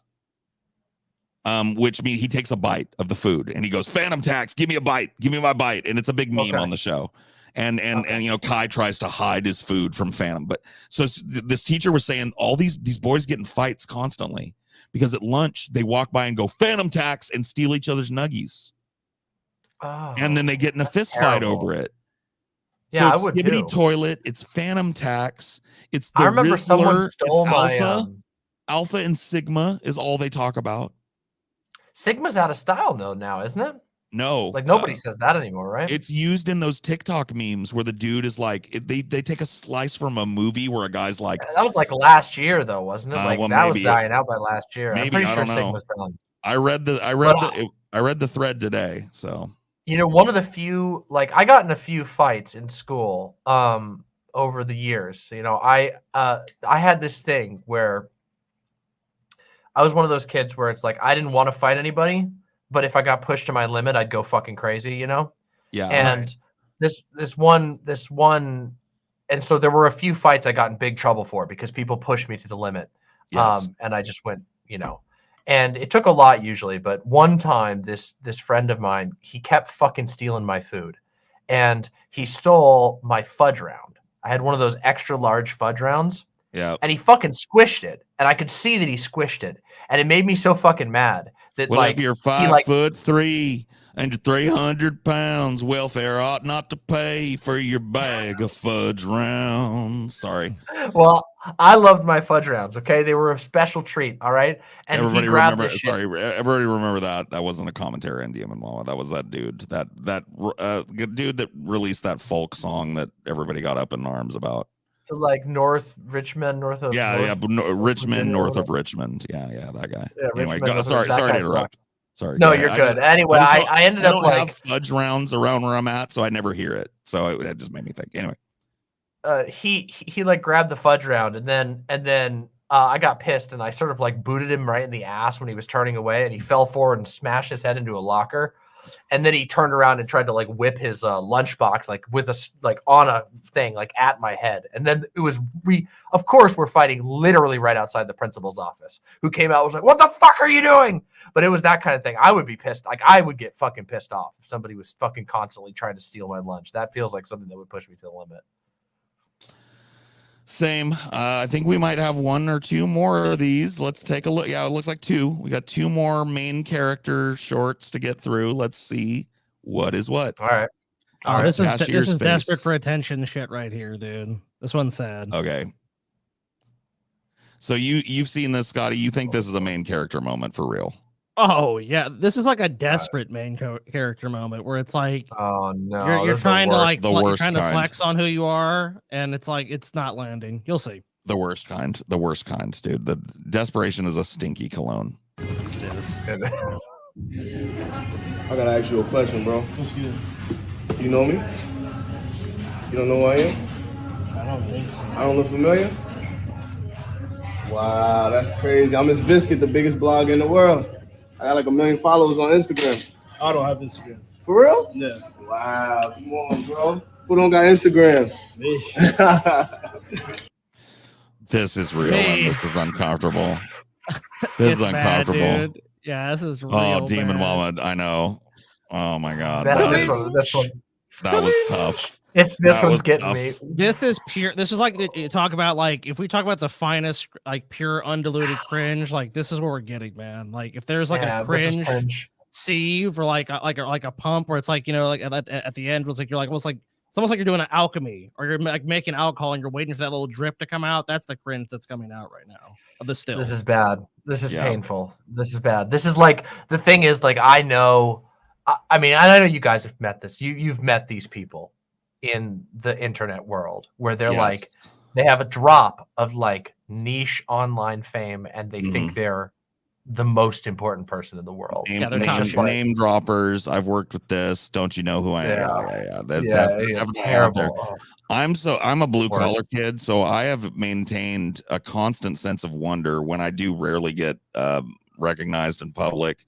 I'm always like, oh my God, you know, thank you. And thanks for watching. And yeah, I'm just a normal dude. So don't worry about it. It's cool. I'll take a picture, you know, cause like for me, it's a sense of wonder that there are even people out there listening to my fucking old crusty ass. But it's weird to me. Like look at the clout that I have because I have a show or whatever.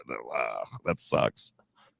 I've been recognized a few times, which truly took me aback because I'm not big at all, but I have the two of the times that I was recognized in person is at the most obvious place you could ever imagine, which was Trans Pride, where two people were like, Trans Pride in Seattle. And they were like, oh, are you Demon? I'm like, I knew I was going to get spotted here. But, you know, and like, but like that type of thing, like it was completely shocking to me. And also I still have like, I still feel like I embarrassed myself.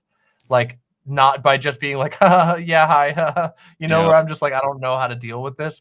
I can never imagine being in the mental state to be like at the shoe store and be like, do you know who I am? Yeah, I'm Demon Mama, fucking the greatest leftist blogger in the world. You don't know who I am? You ain't got fucking YouTube? You ain't got Twitch? You ain't got the fucking, you ain't got the platforms? Yeah, that's really fucking hard up. That is hard up, and there's no way about it. Yeah, don't be like this. If you've got a channel that gets a little momentum, please, people, in 2024, can we stop these embarrassing interactions?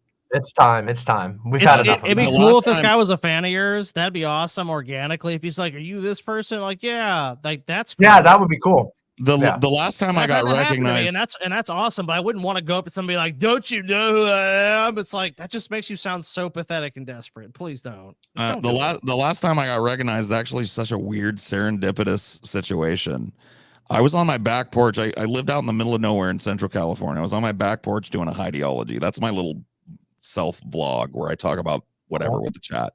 Cool. And I used to sit out there in the nature and let them listen to the birds while I talked to my crazy left wing shit. And I'm sitting there one day and I hear somebody go, "Paul?" And I look out at the street and there's somebody standing there. I don't recognize the dude. And I go, "Yeah, bud, what's up?" I thought it was like maybe somebody that needed, you know, like somebody from social. I don't know what it would have been, like somebody delivering something. Yeah. Sure. And I was like, "Yeah, dude, what's up?" And he was like, "Oh my fucking God, I don't believe it." He goes, "Dude, I live right around the corner. Are you Paul's ego?" I was like, "Yeah." And so I invited him on the stream. And oh, that's nightmarish. Oh, I'm so sorry. The idea of someone like living near me and being like, "I live right," I would move immediately. I loved so it. Sorry. He's a dope guy. He's actually coming over. Good, then. He's that's actually good. coming that's over good. to my house tomorrow. We're gonna chill for a bit and eat some pizza and drink some beers, smoke some weed. That sounds great because he's a good guy. He's a good. But it's just so weird, you know what I mean? For that, because I was literally in the middle of nowhere too. I was like not in a big city. I was in a fucking country ass place. And dude legit lives out there, owns a house, owns a business. You know, he's a cool cat, my age or roughly. I feel actually, like I think he's older than me, but he looks younger. Like knew where I remember, Paul, if I ever told you, like, there's an aquarium around here, and one of the fans of D-Pad probably works at the aquarium. And it was funny because like he kept like they switched like different to different stations they have at the aquarium, and he kept saying to me every time, like, I'm not following you, dude. I'm like, dude, I don't think you are. Like I'm not like an A-list or I don't have a swarm of people following me. I went to Arizona pretty recently. This was actually the last time I got recognized. I'd forgotten about it. I went to Arizona. I was visiting family down there. Probably pretty bad situation too. It was not a happy visit. And I went to an Olive Garden to drown my sorrows in Alfredo, like I like to do. And as I was leaving, a dude walked up to me that clearly worked there. He was wearing the garb, and he goes, "Excuse me, sir." I was like, "Yeah." He's like, "Are you Paul's ego?" He's a dishwasher guy, like a busser. And I was like, "Yeah, dude." And he's like, "Holy shit, dude. I never thought I'd see you here." And I was like, "Yeah, man, it's cool to see you. I'll be a fan." You know, so it was cool. I dapped him up and stuff, and it was cool. But like, yeah, unexpected and weird. And I never go like, "Leave me alone. I'm not online right now, dude. I'm trying to live my life, bro." It's like, yes, you can. I can never imagine. I guess I could imagine getting like that, like with a certain level of attention where people are just have no boundaries, you know? Because like I met one time by complete random chance. It was very weird, but I ended up meeting outside of a theater with a small crowd of people, just by literally the weirdest chance ever. Ian McKellen and Sir Patrick Stewart. Oh wow! Yeah. And the difference between the two of them, you can't even. Sir Patrick Stewart was like actively scowling and pissed off, and he signed like 2 things, and then was basically like batted it away, and then climbed into the car. And Ian McKellen was just like, "Oh, I love you so much. Thank you for all the love. You're wonderful. You're wonderful." Like all over the place, super warm and glowing. And I'm just like, I couldn't get mad at Patrick Stewart though, because I can imagine getting fucking tired of like people from Reddit coming up and being like, "Earl Grey hot," you know. That's like, weird. Demon Mama, we are in a very fucking slim club of people that have met a Star Trek alumnus. Oh my god! And, yeah, I met Leonard Nimoy. I met Spock. I did a monologue. Oh damn, that's awesome. I did a monologue for Spock at a summer school I went to, California State Summer School for the Arts in Valencia, California, and he's a big contributor to that. He's an alumnus, so he was there and he critiqued my monologue and gave me tips and gave me some really good advice too. It was neat. Someone in my chat says they met you, Scotty. Oh shit, Scotty. Oh wait, hold on. I'm now rethinking, and I think they meant Scotty from Star Trek. Oh, dude, that's cooler though. In my opinion, I'd rather meet the Scotty from Star Trek. Well, he's dead now, unfortunately, but yeah, unfortunately, I'd rather meet him. Rip Jimmy Doohan. I'm now realizing I should have thought about that beforehand. Yeah, James Doohan. Yeah, I'm sorry. I've now embarrassed myself and everyone involved. How dare you? No, it's okay. You're forgiven. So yeah, this is uncomfortable. Let's watch the rest of this. Let's see how much we can endure. Well, you know now, you know what I mean? Yeah. You know now. Oh man, is You're gonna install Twitter? You're gonna install Instagram and follow only me. Dude, is this the Rizzler? Yes. Is this the Rizzler that I'm hearing about from the kids? Is I'm this checking him? a note of desperation, pathetic. What's that last note? Yes. Completely pathetic. I got YouTube Utterly and all pathetic. that stuff too. Okay, word. What you do? I'm a blogger. Like, you know, I post whatever Yeah, relevant he's on Oh really writing no, it the down. guy's expression. The guy's expression is, oh, this is terrible. This is the worst one we've seen all night. Oh, this is brutal. I want to find that fucking expression. Yeah, there it is. Like, please just leave me alone. Oh god. Just dude, fuck you. He's like, bro, Oh, I'm just trying to no. fold your sweater and take your fucking card, bro. Can you get out of here, please? Get the fuck out of here. I'm fucking tired. I've been here all day. I'm doing a double today. I'm buying like your year's salary in shoes and random merch right now and trying to fucking flex on you by being like, don't you know who I fucking am? Horrible. Nightmare. Yeah, can you please fuck out of here with your fragile fucking ego, terrible. I post whatever's relevant or I make it relevant. Okay, you know what I mean? Well, no! I post whatever's relevant and I make it relevant. This video right here is gonna do 1 million. Word. It's gonna do 1 million. Not even close, dude. Not even. Oh no! This is horrible. Why would you say that? I would be like, if you post this video, I'll sue you. That's what I would have said right then and there. This video right here about to do 1 million, y'all. That's true. They don't pay him enough to put up with this shit. Completely agree. Oh Yeah, Jesus that Christ. is tough. Wow, That was this real. This is cringe gold. Yep. Our final entrant before we move on to our next goal for the night is this main character. Let us judge, shall we? Watch out, bro! Fuck my fucking girlfriend. This is a that dude was that got fucking triggered at. fun. This is a dude that got Yeah. triggered at I think like a Universal Studios or like a Halloween like theme park. So I Where they scare people. I actually have seen this. This is at Universal Studios. I've never been to this, but my parents went one year, and they have dudes that are around that try and spook you out. It's part of the experience. You buy a special ticket. yeah. It's for adults. You go, they scare you. They're nice to the kids. They don't try and overscare the kids when they're allowed in. But there's an adult only drinking one that you can do too, and that's probably this one. I'm guessing. This So is that the one guy's where either drunk or maybe he's like drunk. He's probably actually, drunk like- or juicing, you know. Fuck my fucking girlfriend. Because like, yeah, this ain't fake. He hits this dude real fucking hard. Yeah, That's that's this lifetime ban from this place because he's never gonna be allowed to go in again. By the way, these places use going to facial jail. recognition technology. Oh yeah, he's going to jail too. Yeah, all these this all, looks like all it's those parks have outside of cops and the- security on staff, so he's going to jail for sure. This looks like it's outside of the at the time that this went on, they had a big Walking Dead experience during Halloween, and it looks like this is part of that. And yeah, this dude is probably drunk. He probably went to, I didn't see any kids around. I don't know. Let's see this crowd again. Had a little too much at Margaritaville. Yeah, it looks like it's probably adult night. He hit the beer garden a little too fucking hard, and he's real fragile and needs to show off for his wife or whoever. And yeah, He probably got That's- scared, dude. There's people like that if you scare them, like, and they get in that mindset. They'll get they're violent. Like, well, they're just like, I don't want to be shown up like that. I'm weak, so I'm gonna go hit this person to prove I'm not weak. It's like, there are some oh, people that are okay. looking for this type of shit too. They go out looking This for is it. kind of a 'cause it- weird one though, because it's not really like it's not really a main character. This is just kind of like a guy. This is like more like a public freak out. Agreed. Right? Yeah. Agreed.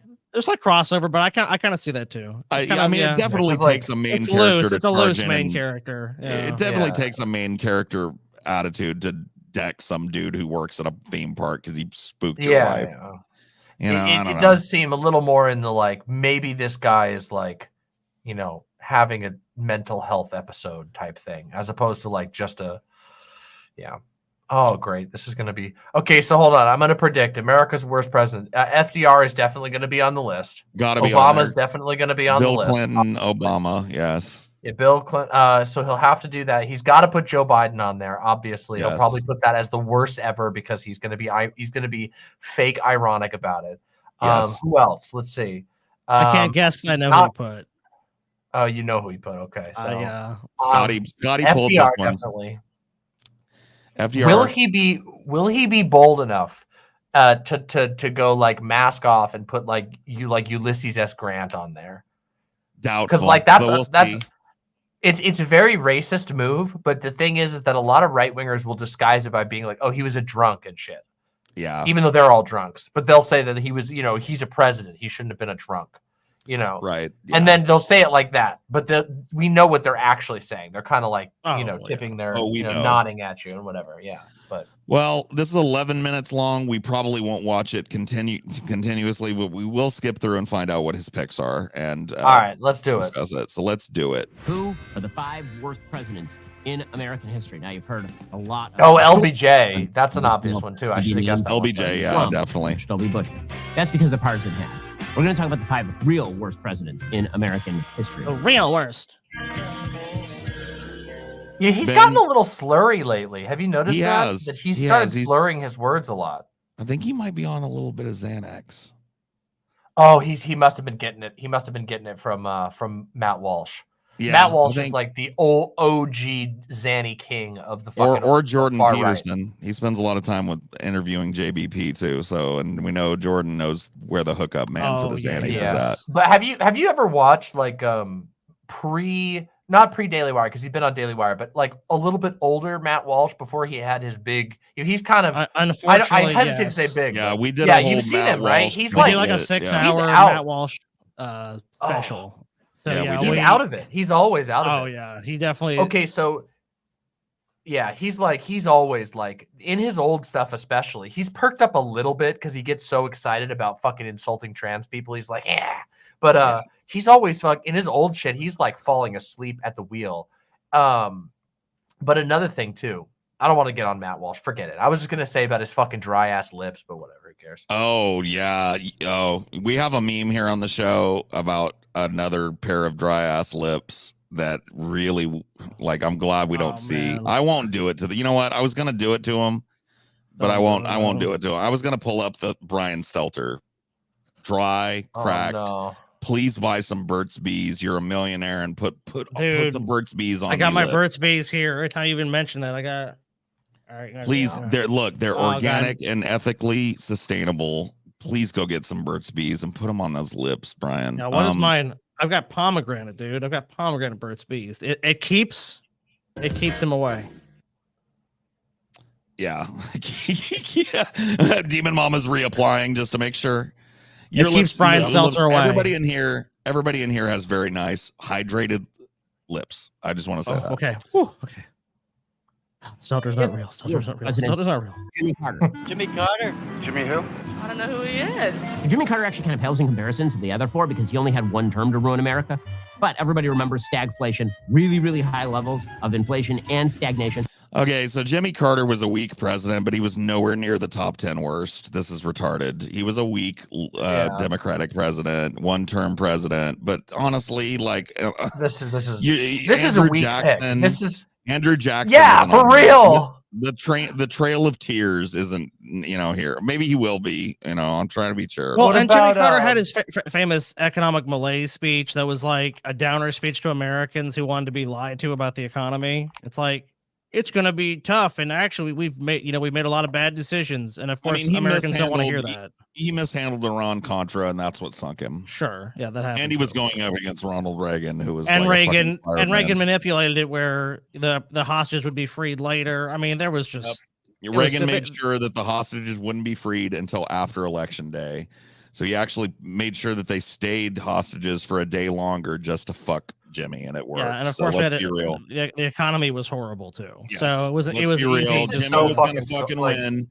Jimmy was going to fucking Jimmy win. Carter, picking Jimmy Carter is like the lowest hanging, fucking lazy, phone in, worst president of all time. There's again, you mentioned Andrew Jackson, like fucking like Warren D. Harding, who fucking like called in the U.S. military to blow away like 4 miners. Any of our first 5 presidents or 10 presidents were slave owners and fascist pieces of fucking but they like that shit. though.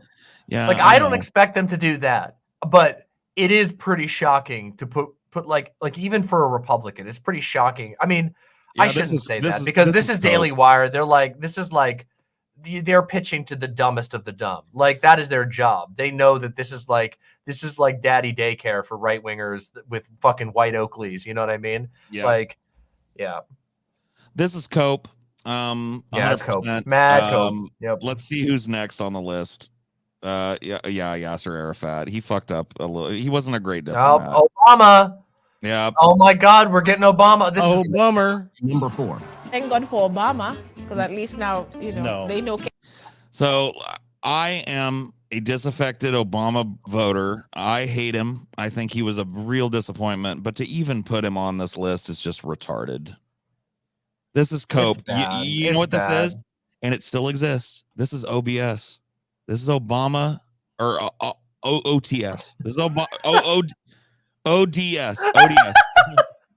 This is ODS. OBS, Obama bunghole syndrome. This is OBS, a fine streaming platform that you can use for free. No, this is ODS. This is Obama derangement syndrome. It still exists. The right is still molding, coping, seething, crying, and shambles, etc. Because a black man won. I'd say if we listen to anyone for the more the full explanation, Obama's probably one of the best ones because he basically paints a picture of like America was on a post-racial path, and yet then of course Obama showed up. Yeah, and made race an issue again. And now what do you mean by post-racial there, Ben Shapiro? What do you fucking mean by that, huh? That means that we can. We almost completed the purge. Yeah, we were almost at the point where we could ignore the plight of black people. It was almost there. It was close. Let them rot in their own filth. Fucking God, that's so bad. No. Please don't bring up Obama. To understand what a bad President Barack Obama is, you have to understand Trump is an outgrowth of Barack Obama. This is actually facts, but whatever. No, Obama disappointing people made a lot of fucking swing voters go to Trump because they were sick of being lied to. Because Ben Shapiro has to keep up his like fake Trump hate. So now he has to be like, yeah, well, actually, if you don't like Trump, well, by your logic, he's a outgrowth of Obama. So actually get mad at Obama. Yeah. That's so fucking funny. Holy shit. He's a reaction to Obama. And then Biden is a reaction to Trump. So if you're going to talk about where American politics truly went completely off the rails, the answer is Barack Obama. No, it's Ronald Reagan, but whatever. We won't cover that. It's Obama, Paul. Yeah, it's Ronald Reagan. Sorry. Oh man, he goes on and on. Look at this fucking ODS going on all the memes, all the IRS shit, all the fucking probably a little bit of birtherism in there, but I don't care to listen to it. I've heard enough. Who's this? Lincoln? Wait a second. Hold on a second. If they do Abraham Lincoln. Oh, okay. It was a meme. It's James Buchanan. Okay. Saying that James Buchanan is the worst president of all time is a little much, considering that it would have been on him to stop the Civil War. Hey, they got a titty in here. What the fuck? Yeah, that was. And I'm sorry, but this is like. A titty in here. Here you go, YouTube. Hey, if he can show it, I can show it, right? Yeah. Lady Liberty. All right, everybody, come on. Get your JO crystals charged up while you can. This is probably his closest to an actually good pick, I would say. Coomer's in the chat. This is on you. You know that there's a lot of people in his audience, and he knows this too. This is why he put this image in. He knows there's a lot of people in his chat. Right. Yeah, where they can. This is all they'll be able to jack off to. Yep, they're all about saying something is wrong. Yeah, they're all about saying how wrong something is, and then when the lights go off, the fucking phone comes out, and the porn gets. They love it. Considering that it would have been on him to stop the Civil War from happening. James Buchanan, in the lead up to the Civil War, endorsed the view that whatever the Supreme Court said about slavery would be obeyed. He actually knew the outcome of Dred Scott, which essentially ruled that black people were not citizens of the United States and could not be citizens of the United States beforehand when he said that. Sorry for this pop-up real quick, but I'm going to make myself more comfortable by removing color from my wife and making myself, okay, that's way better. I can look at that for the rest of the night. He was a Pennsylvania Democrat, very, very sympathetic to Southern slavery positions. In his inaugural address, he called the issue of slavery, quote, happily a matter of but little practical importance.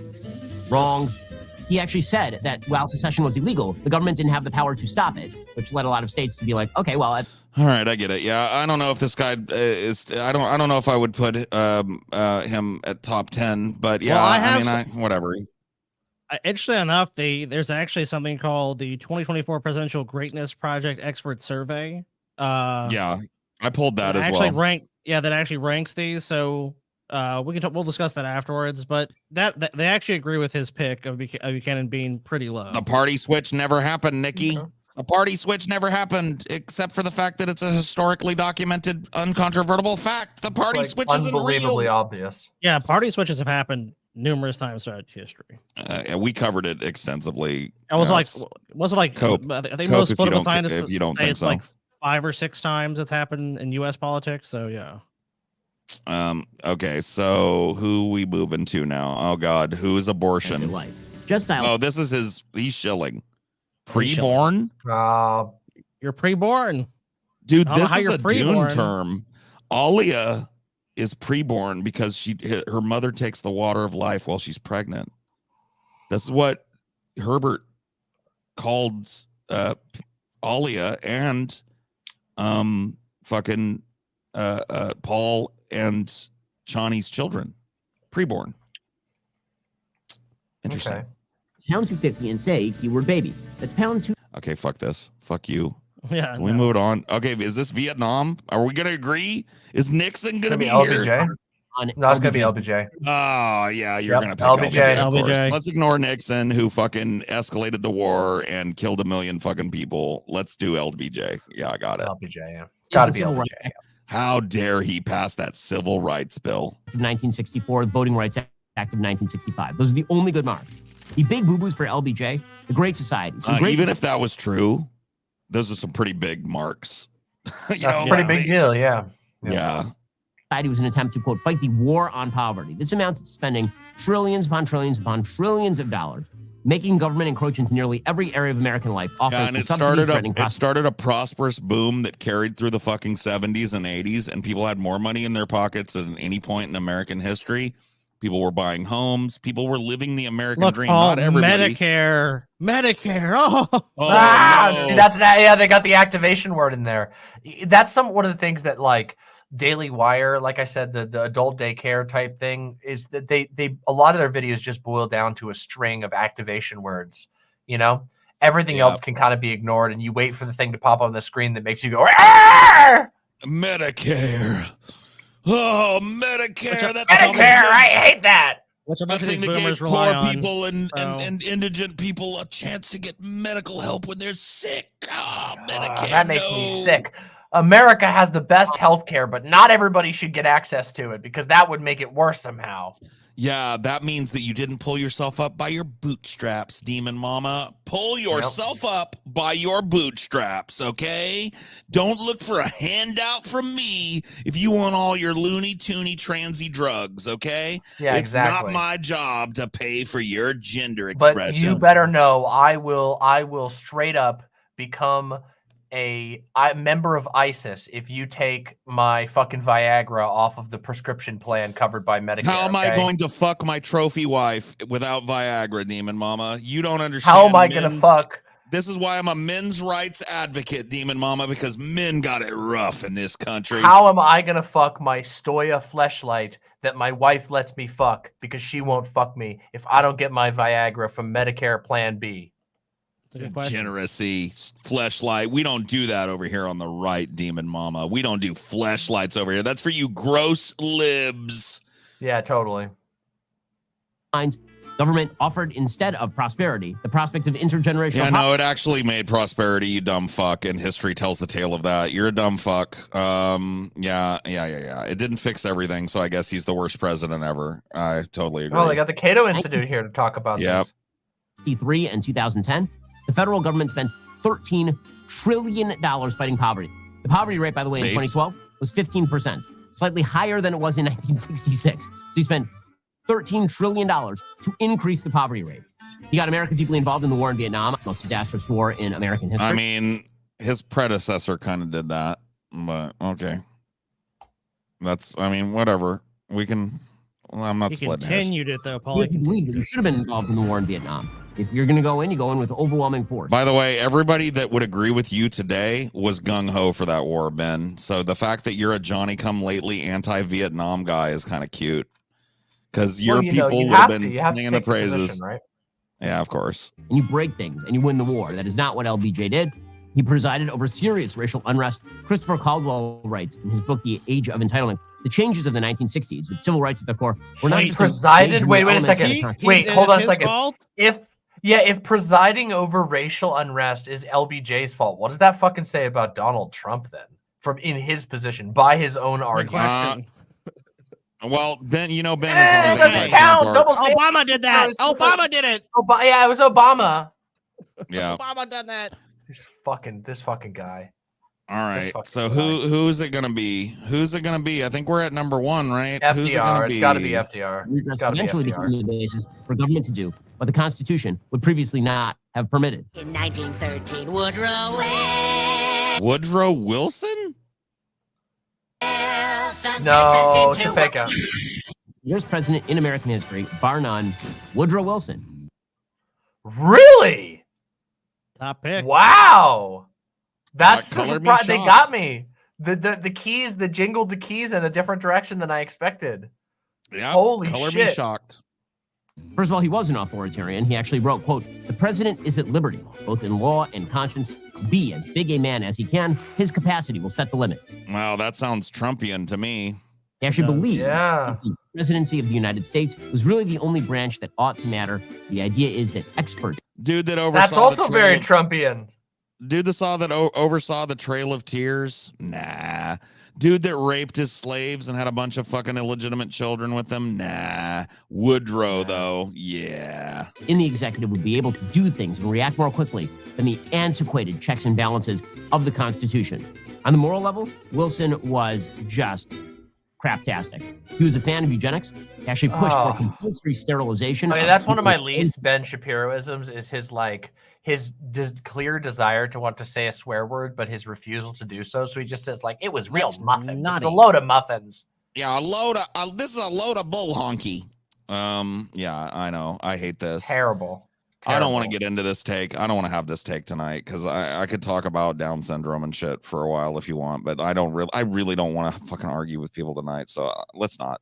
Syndrome in 1907. I'm not a eugenicist, but I don't think that people should fucking like speak for people that have to live with Down syndrome and their experience as people. And I think it's a horrible disease, and it takes people out of their lives, and it makes them dependents for their whole lives, and it sucks. And I think they're valid, but I don't think it's a bad thing to get tested to see if your baby has Down syndrome. And I don't think you're a bad person if you choose to abort. That's all I have to say about it. Because I think the suffering of the child matters, and people that have Down syndrome suffer horribly. They die young, and they never really get to experience the full breadth of human experience and emotion. So there we go. Now fight me, I guess. At this point in the stream, I would argue with you, but I definitely do not want to do a anti-eugenics argument. All I will say is I understand where people are coming from with that, but that logic is used to justify a lot of shit. And you better fucking know if they could do a genetic test for being trans or being gay in America right now, if they could do a genetic test for being for having a proclivity to being overweight, they would be fucking purging.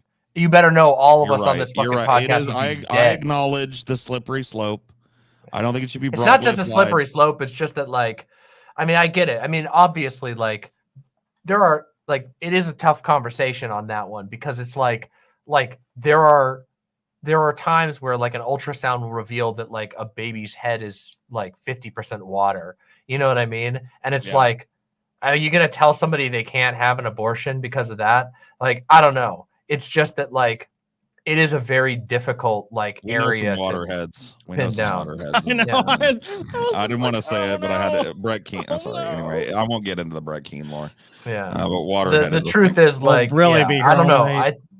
I think there's like, I wouldn't, if I were you, I wouldn't start that by saying I'm not a eugenicist, but I think there are different ways to talk about it. I think eugenics has much greater implications. Guy. You know, it's okay. I'm just saying. And I got to be honest with you. Fucking, I ain't even gonna say it. I am a little bit of a eugenicist. Okay. No, don't be a little bit of a eugenicist. Come on, no, don't do it. Well, I think don't honestly, do it. It's not worth it. Ignore because I think it's glib on the other end of the situation, Demon Mama. I'm gonna have to fight. You're gonna put me in a position where okay, hold on a second. Before we do this, you know, a couple of minutes ago, I asked for a drink, like a little thing of fucking sake or some beer, and my partner brought me an entire glass of absinthe, and I have been trying to keep myself paced so that I'm not fucked up beyond all recognition for the end of this goddamn thing. I see Queen Mab hath been with thee. The Green Fairy. I take a couple fucking sips of the Green Fairy, and then you fucking crack out the eugenics argument. That's some fucking bullshit. It's rough. Well, you know what? I will agree to shelve it if you do, and we will do this at a future time, maybe on your stream. I'll throw down with you on this one. Yeah, sure, I'll throw down. I'll prep and I'll fucking throw down with you. But I'm already prepped. I've been talking about this for years. Put that one aside for tonight. But yeah, I am very anti-eugenics. I am too. I'm anti-broad application of eugenics, but I'm also anti-suffering, and I don't think that it's good for people that don't have, and there's a lot of these people, don't have Down syndrome in their families, that advocate for these people's quote-unquote right to live, but don't do anything to help their suffering.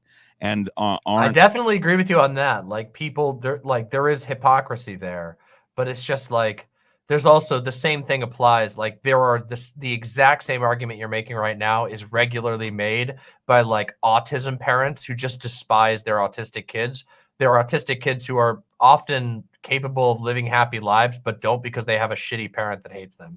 Anyway, let's not do it. I'll stop it at that. I oppose eugenics, and we'll continue. All right, we will have this pin in this topic for a later conversation between you and I, Demon Mama. I agree. Because I don't think we'll disagree as much as you may think we will. But we'll see. I hope so.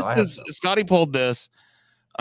This is actual scholars ranking the presidencies. So people that actually study political science and stuff like that. Published peer-reviewed, in peer-reviewed journals. I mean, like peer review who's the best president. All right. I'll take it. It's got something to it. At least I share your trepidation. I don't give this much weight either, but I think it's going to be a little bit better and have a little bit more data to look at than Ben Shapiro did. If people are interested, here are the rankings according to their methodology of top president to worst president. Number 1, Lincoln. FDR, of course, yeah. Then you got Washington, Teddy Roosevelt, Jefferson. Jefferson was a fucking scumbag, but he's a founding father, so I don't know, whatever. I don't agree, but Truman. Well, a historian's perspective is he really expanded U.S. territory. I mean, on a personal level, Jefferson obviously was a piece of shit, but obviously it's kind of like a scale of their greatness, what their administration accomplished. I mean, so there's multiple factors that go into it. Just got off work. Is this the final goal? We're only about halfway through the goals, honestly. So you've got some time, you guys. We got a long haul to go. We got a way to go.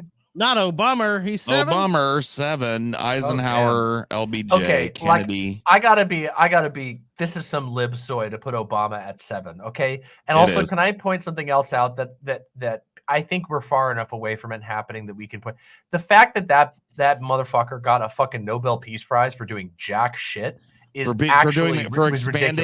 expanding indiscriminate drone war. It makes me sick to my stomach. It's stupid. It was I will never respect the Nobel Prize again because of that. That was the most ridiculous. We got to get on the hype train fucking move from that once vaunted society.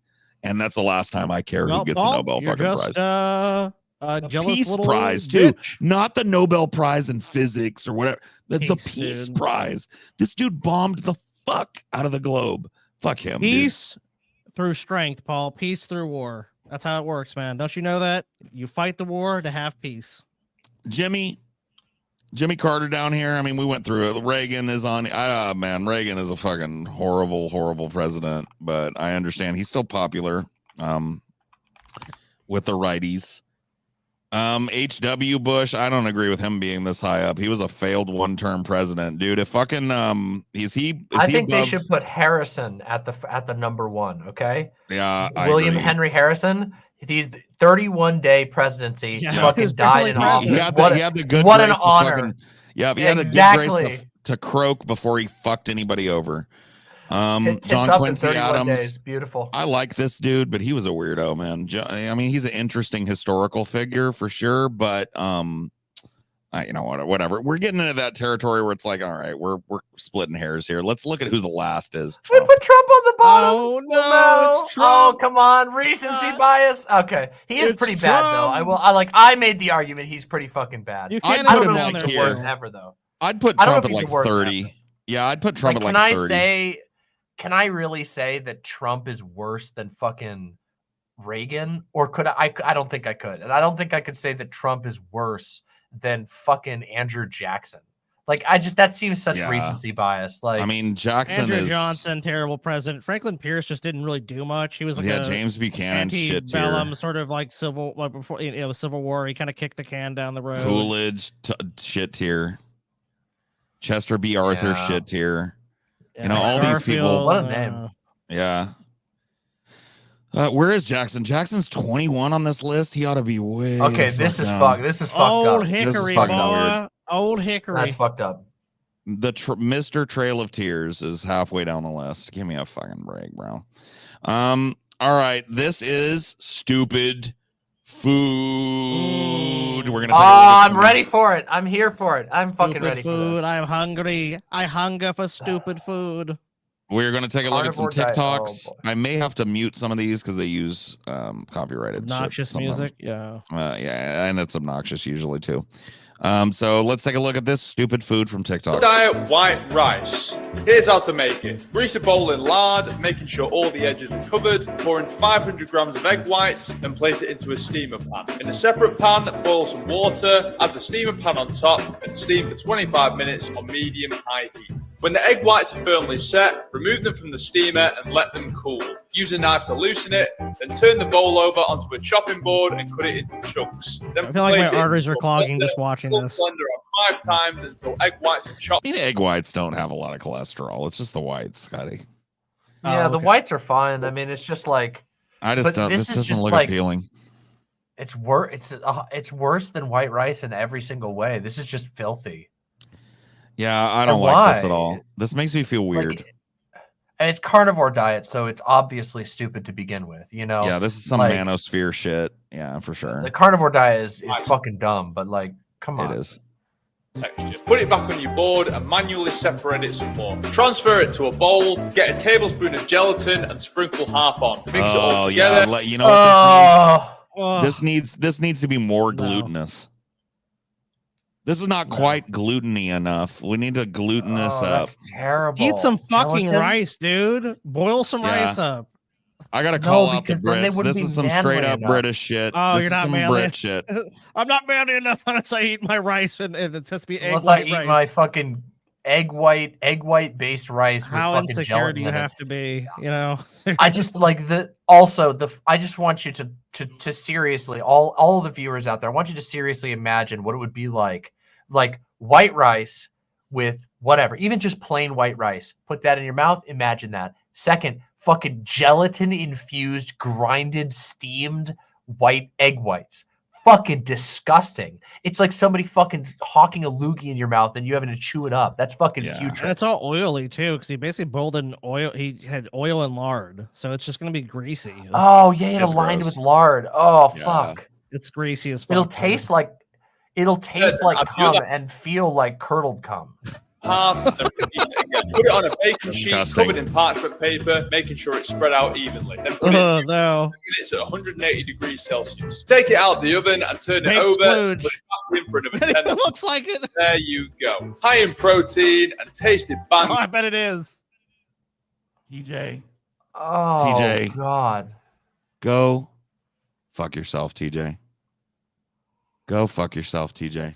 Okay, no. If TJ joins us, then let's do it. All right, Donate TJ. for an impromptu 24-hour All right, TJ. Go ahead and show up.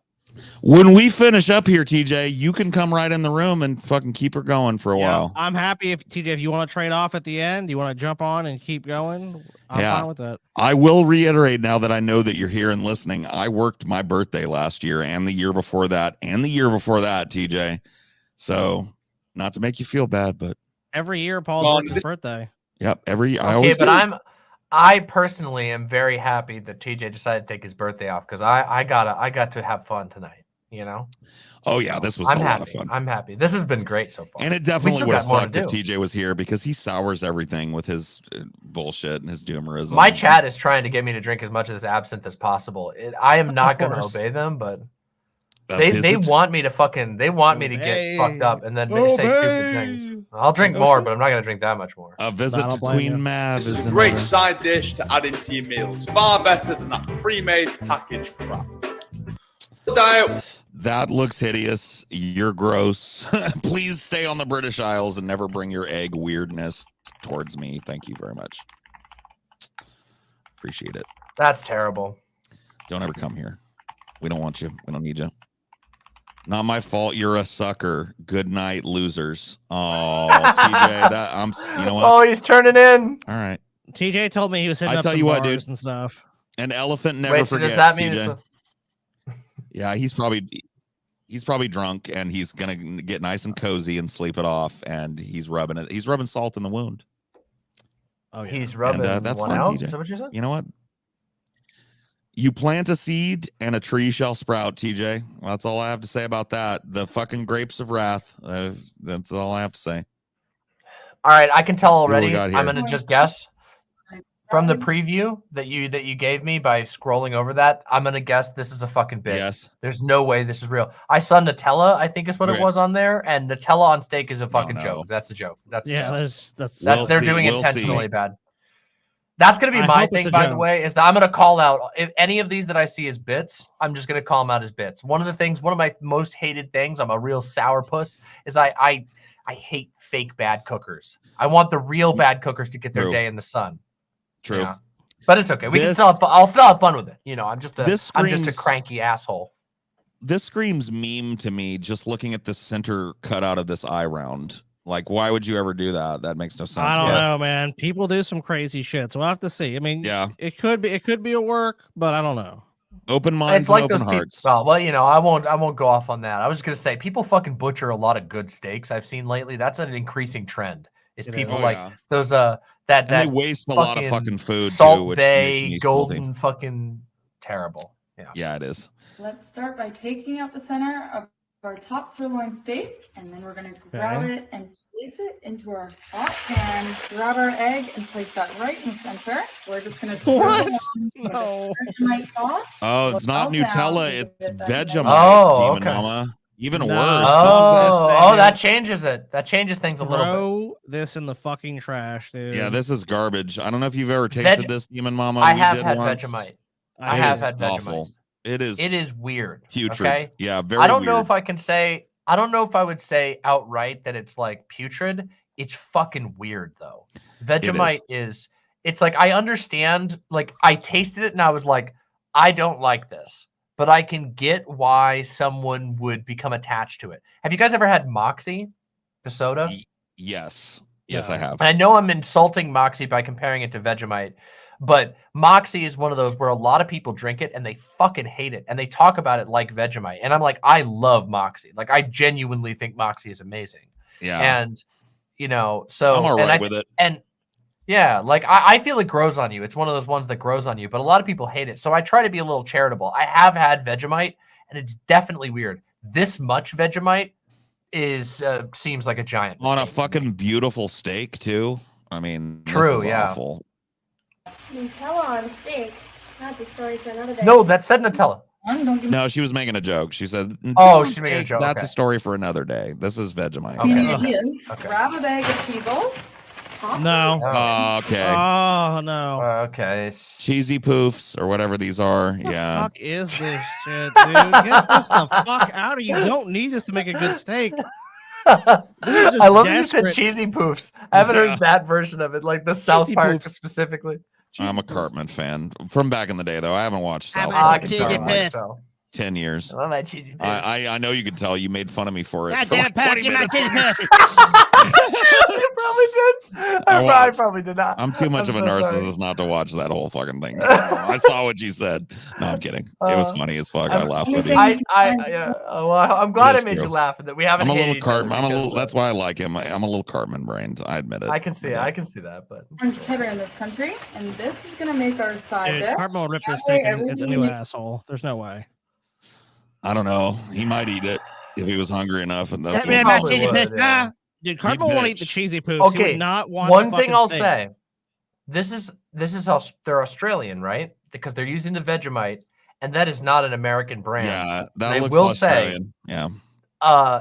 like non-American chips and stuff like this are way better. They can and be. there are They can be recipes good, yeah. that like there are recipes that use cheese, Cheetos and whatever, and they do a good job with it. So I'm actually I thought this was a bit because I thought it was I thought it was the hazelnut spread, but I'm actually here to see where this goes. I Sure. still think it's kind of silly to use to use a steak in this way. It seems pointless. Like, why not use fucking ground beef or If something like like they this? It would ground be it better up with and made it ground into beef. a crust or something, yeah, I could see that. Or a But the way- burger, like Yeah. a burger. Yeah. Yeah, That's but the way they're sirloin cooking burger would this, be this nice. doesn't. I'm not seeing. It doesn't Top make a it whole lot with of these sense to cheesy me. poofs, maybe. Are they hoping Top it's it gonna with the melt? cheesy poofs. Yeah, I don't know. I'm a big fan of like, I don't know. You guys had Frito boats? Yeah. That's like an American. No. Like you put chili and cheese on Fritos. Oh, and okay, yeah. It's really good. It's like a dip. Yeah, you it's know? just like it seems fine. For dinner. Okay, wait. I want to ask you real quick. Sorry, Yeah. not to distract too much, but Oh, okay. Okay. If I said the word the food type 4 ways, have you had them? No. No. Is that like a you ever had 'em? Midwest or East Coast thing? I've never had them. No. It's definitely it's a. I mean, as far as I can tell, it seems to be a New England thing. Got it. Because nobody knows what I'm talking about. It's really simple what it is. It's basically spaghetti noodles with like chili, hot dogs, cheese, crackers, onions, that kind of thing. They call them a I've 4-way. had it, but I had it in Ohio, and it wasn't called that. The chili mac in Ohio is a big deal, and I had chili mac with hot dog in it, with onions and cheese. So I've had it, but I They didn't. do that at very similar. Skyline Chili in Columbus and Cincinnati, Ohio. You guys Yeah, took me okay. there. We got chili dogs there, so I've had it. Yeah. They don't call it that though. Well, you just said they have a different name for it. Yeah, they do. You're Yeah, right. in New England, everybody calls it a 4-way because it's but it's like a poverty food for sure. But it's like Frito pie. I have fond yes, memories Paul. of it. Yeah, when you said Frito, but I forgot what you were saying. But yeah, down south they call it Frito pie, Paul. Frito pie. Yeah, No, my Frito mom calls pie, it yeah. that sometimes too. Yeah, she's a little salty. Frito pie. Yep. At the same time, the cheeses are a little dry, so let's give it something to keep Oat in. milk. It's a little dry. Man, Oh, this why is the fuck not. would you, oat milk? Nah. You're making like why the oat milk? Oh, I like God. oat milk, but not on my steak. This is going It's off just the like, fucking why rails. would you miss the oat milk is so sweet. I don't dislike oat milk, but it's crazy sweet. I don't get it. I don't understand. It seems like normal cream would go good, and I don't know. Ping, I'm actually this shocking the opposite. I'm actually glad that I'm doing my little meatless attempt here because I don't want this at all. I don't want This does not look like it's going a place This where looks it's going down fast. The Right. oat is Oat done. milk. Like I'm done. We're I'm just out. gonna sprinkle in some of this white cheddar. This is gonna melt down. cheese. into this Okay, I mean, nice I'm not cream. I'm not tending to averse to melt it. cheese, Or think of Sure. it like cheese on mashed potatoes. but it's no, No. it's cheese on cheesy poofs. Like it's not. Except way better. As if the steak wasn't salty enough, it could always use a little. Oh no! Oh, this is gonna Oh be my disgusting. God. That Vegemite shit is salty as the day is long. So is It's all the crazy processed salty. food. This Cheese is has a bait, ton of right? This has sodium. gotta be This is a rage bait. sodium bomb, dude. Yeah. This has got to be. I'm starting to feel like this has Okay. to be a work at this point because, like, you would not dump I a don't bunch know. of salt. The thing about the works is there's a tendency about like when people are doing bit cooking or work cooking that Yeah. they always go way too far. This just seems like incompetence. Like a lot of salt is something that a lot of people who have Everything like in this pan obliterated except that egg is and the meat is actually salty. So the Vegemite's super salty. Those chips salty. That cheese salty. Yeah, And she just cheese is dumped salty. like a fistful of salt on this. This is crazy. You're right. It could be a bit, but it does. I don't know. Usually I when people think do I- bits, they'll do I think stuff the like rationale is that people watch it. It's like, what the fuck are you even making? So it's because Yeah, it's like, yeah. 'cause Well, I mean, let's like see. it's so outside of the realm of what you would normally make. So I think it intrigues you. Like, what the fuck is it going to be? yeah. Yeah. The nice flavors come out since you picked a really God, good that's a fresh- lot of fucking pepper, lady. Jesus fucking Christ. 1 pound of salt later. Oh man, I'm gonna sneeze Also- sympathetically from that pepper. I'm trying not to be too judgy here, but there's something that screams incompetent chef when you have a fucking obviously expensive automatic salt and pepper grinder. Like, how fucking hard is it to like grind salt and pepper? Like, come on now. Do you really need lithium, like child slave mined lithium, to power your fucking cordless grinder? You just But go like this. it looks so much better on the TikTok though, Demon Momo, when I use my expensive OXO hand grinder with Oh, shut the fuck up. My chat is like, maybe she has carpal tunnel. Shut the fuck up. You're not going to call me ableist because of some fucking, yeah, bullshit. How many of those fucking child slaves that mine that lithium, how much carpal tunnel do you think those people have, huh? I don't Fuck know, off. but you know, my carpal tunnel's acting real bad. Oh. He actually gave me some of these though, so I'm sorry. I Oh have shit, some. Scotty, you have the You have fucking these? Oh It was a no! It was a gift to me though, Okay, so yes, blame that's TJ. not- you have an excuse, yeah. Blame It's the TJ. same thing. TJ's I the have- one that wanted those kids in the mines to be fucking working. My bougiest thing that I own is those sunglasses back there, which are fucking Hideo Kojima designer sunglasses. And those they were a gift. They were a fucking gift. You can't fucking hate me for them. All right? Yeah, absolutely. Yeah, but fucking Scotty. I mean, yeah, of course TJ got you this. I mean, gift. TJ, he doesn't give a fuck about I think child he actually slavery. went for the model that had more child labor and suffering. He probably just- did. Yeah. I mean, so knowing blame TJ. Yet again, blame TJ. Not me. I'm innocent. Let's I'll add blame some hot TJ. sauce. I like everything spicy. This one has some truffle. Oh, this shit Now has that been sauce, that truffle sauce is actually fucking legit. I bet it is. It I- looks this has pretty been good. everywhere. though. People have been memeing on this truff sauce. I Like, wanna I've try been it, seeing honestly. it It in looks tons of pretty good. videos. I saw a cooking video the other day that was like a scooped bagel, which is one of the saddest things I've ever seen. And they were using this fucking hot sauce. This hot sauce is fucking paying people. I'm telling you. Oh, for sure. Yeah, for sure. Yeah, they're probably promoting this on Put that TikTok. in. This is so flavorful. You really don't need that much, but it's gonna add that nice color. Pretty much gonna match the inside. You don't of the need steak. that much. Let me pour half this bottle on it. By the way, Like- that truff sauce is expensive as fuck. I got one of their tiny little jars of mayonnaise, and I was like, okay, because I'm a splurge on at least one thing. I usually do that at the store, and it was on sale. That shit's good, but it is super fucking expensive, I man. bet It's like it looks like it. I believe it's The way like $8, branded $9 shit. bucks for a little tiny fucking. How much container. was it? Ooh. $8 or $9 on sale. Ah, just Normally get it's like yourself some 12. Cholula at Front that door. point. Shut Come on, the there's front no door. way this I'm shit from, outweighs I'm from the Cholula. South. We got Tabasco. Trying to get no Cholula. Oh, you what? do Tabasco, I say. Well, Cholula is the Texas one. Everybody in Texas likes I don't Cholula. want no. I don't love want no that shit. You Texas ever had it? stuff now. You know what I keep around? Have you now ever had it because I though, live- for real? I've had it. I don't. You know what I like keep That's around good. now because I live down there in Louisiana? Tony Satcher's, boy. it. Tony Satcher, boy. You know, you're talking about down the bayou, boy. Some Tony Satcher's. Down by the bayou, we used to grab them crawfish by the heads and suck the tails, man, with them Tony Satchers sprinkled on top. That's the stuff. It right is there, man. crawfish season, dude. Crawfish are in season. Cooking it Oh, medium rare. I think it's time to mash this up a little. Look at that. The cheese over Ooh, here. it's squishy. Yuck. Look at the Yeah, it's all squelchy. mushy because she put milk all over the Yummy. chips. So now it's like milk that's or cereal that's been in the milk too I'm out. long. I'm out. I'm Yeah, out. me This is too. bad. I told you the oat milk was the end for me. There was no way this comes back from the oat milk. Yeah, you ain't No. saying The this, ve- lady. Yeah. So the much Vegemite- juice is gonna cook off that steak. You did not need more liquid in this pan. It's gonna Like, be fucking so wet. much fat and good Yeah. stuff is gonna cook off that steak. Then you would have been able to do this anyway. Meal. This is definitely ready to flip. I don't Let's think flip it is. it. It looks Nice rare and as cleaned up. fuck Let's just still. go with Why? that. Why'd they leave the egg in there in the first place? Who knows? Oh. Oh, that's not It's even a good sear on overcooked. it. Yeah. Oh no, where's Oh, the shit. sear? God damn it. Fuck. All right. Oh, sorry. Oh, Where's let me- the sear? There's no sear. Heat wasn't high enough. Ew. It's like the steak threw up. It's Oh diarrhea my god! sauce, It looks. dude. It pumped stomach. Pumped stomach. It's Yeah, bad. this It's is- fucking this is- bad. This is a bad day at the It's fucking like- porcelain god Paul, right it's like here. someone is was what this is. cooking. It was like someone was cooking a steak with an egg in the middle, and you came and threw up in the pan. And you're like, I'm sorry, Yeah. bro. I couldn't. It was like you were cooking and Oh, it's somebody horrible. distracted you while their fat friend took a liquidy dump on your steak.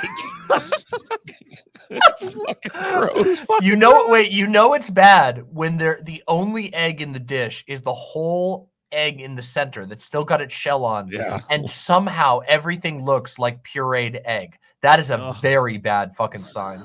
That is. Oh God.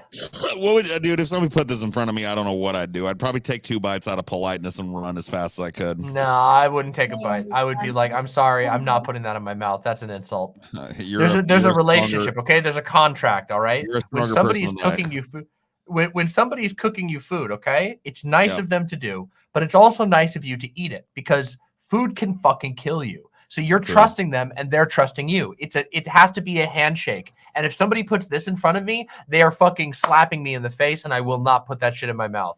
I'm so sorry. Nah, I agree. Oh my God. You know what? I agree. I would still eat it though because I'm socially awkward and I don't want to offend anybody. But Pop those all No, around. that's fair. And I like to put it in right before You'd I be put shitting it for out. days. oh, This you is know bad. what this needed? It was some fucking scallions, some shallots or whatever. This what these scallions. You know what? Scallions, I take I it think, back. yeah. Those scallions really tie the room together like the dude's rug. It's really saving it. Oh my God. I'm ready to eat now. All the flavors in there. All right, let's grab a plate. We're gonna start with our eggy guy here. Yeah. And now let's Oh grab our no. Oh, it looks like a fucking blown out asshole. It does. It looks like a prolapsed asshole. It does. This looks like prolapse porn. We're gonna get banned. Unclean prolapse porn. Prolapse no, alert. they didn't do their fucking fleet before, fleet enema. This looks like Michael Knowles if he bends over. Right back in you go, buddy. These. that backside is blown out. That backyard. Oh God, that is look at that horrible. hog Look top. at the chunks. Do Oh my everybody God, a favor and take that outside and throw it in the trough for those fucking hogs to eat, please. This is not Oh human my food. God, this is horrible. Teasels turned into the perfect mashed potatoes. So creamy. That is What not are you talking about? That is not where mashed have you potatoes. where have you ever seen a mashed potato that even looks remotely like that? That looks like what happens when you fucking cut open somebody's fatty liver and turn it inside out. That looks like the fucking like fat deposits when you're dying of liver disease. Yeah, it really does. It looks like they cut open an alcoholic's liver and scooped out all the fucking dead flesh from where it's There you go. fucked. Oh fuck. Let's give this little slice. Wow. We're chefs. All right. Well, at least the meat is done right. So points there, I Okay. guess. But I'll pass. I'm actually surprised by that. I'm the meat actually surprised. looks quite nice. That's a nice little looks medium fairly- rare. yeah. Yeah. Medium rare, yep. Hot pink Damn. inside. That's good shit. Okay. I'm gonna have to disagree. Everything else I looks think- fucking putrid. I'm gonna have to disagree. I think it's overcooked. You think so? You like it like rare? it a little. I like it rare I like it. too. I tend to like it very rare. I like but, my steak but, blue. But I can handle it. Okay, all right. I like it a little rarer than that, but it was. I was not expecting Terrible. to see any pink in there. Terrible. No, you're wrong. Sorry. And then like this. Wait, hold up. You crack the egg in the steak, so you get eggshell in the steak. Am I seeing this right? We're chefs. We're chefs. We're actually Dry. No, that's No, dry city right you are there. I'm not, telling you you. are I don't think that steak is good. Ah, no, come on. Oh, here's your Yeah. soupy fucking egg and a bunch of eggshell Garbage. too. Because that's what this Swimming. dessert. That's what this needs This is is the eggshell. terrible. This is just abominable. This is swimming in sauce. This is so fucking confused. It's garbage. The steak is dry. The fucking I don't cheesy think this is a poops. bit. I don't think I this don't is think a so bit. either. It's Well, horrible. I think this is- I'm I gonna think break this is with real bad conventional cooks. wisdom. I think this is rage bait. This is making me too mad to look at. I think this person knows what they're doing. I think they're trying to get haters to go like, "This looks gross" a bunch of times and get up in the You algorithm. think so? That's I where feel I'm like going. if they do, like, whenever, see, I would agree with you, but if so, it's being done incompetently because the way that you get rage bait is you got to do something like above and beyond. The oat milk is gross. It's disgusting, but it's not like outrageous. Like the answer for that, in my opinion, would be to take like grenadine instead of oat milk. And you mix Yeah. the grenadine in with the cheese, and that makes people go fucking crazy because that's you know, the dumb people are going to get really mad. The people who don't realize it's a bit. This one, I'm like, she didn't go far enough to make it a successful bit. You know what I mean? Because like you could get way more views by making it like, oh, you pick up some dog shit in your yard, like over the top. Yeah, like there's this one person who does like they'll put like a banana peel in the recipe, and I'm like, come on, like obviously, like they're obviously pissing somebody. You try to piss people off, but I don't know. Maybe it could still be a bit, but I'm gonna guess that it's not a bit. I'm gonna guess it's not a bit.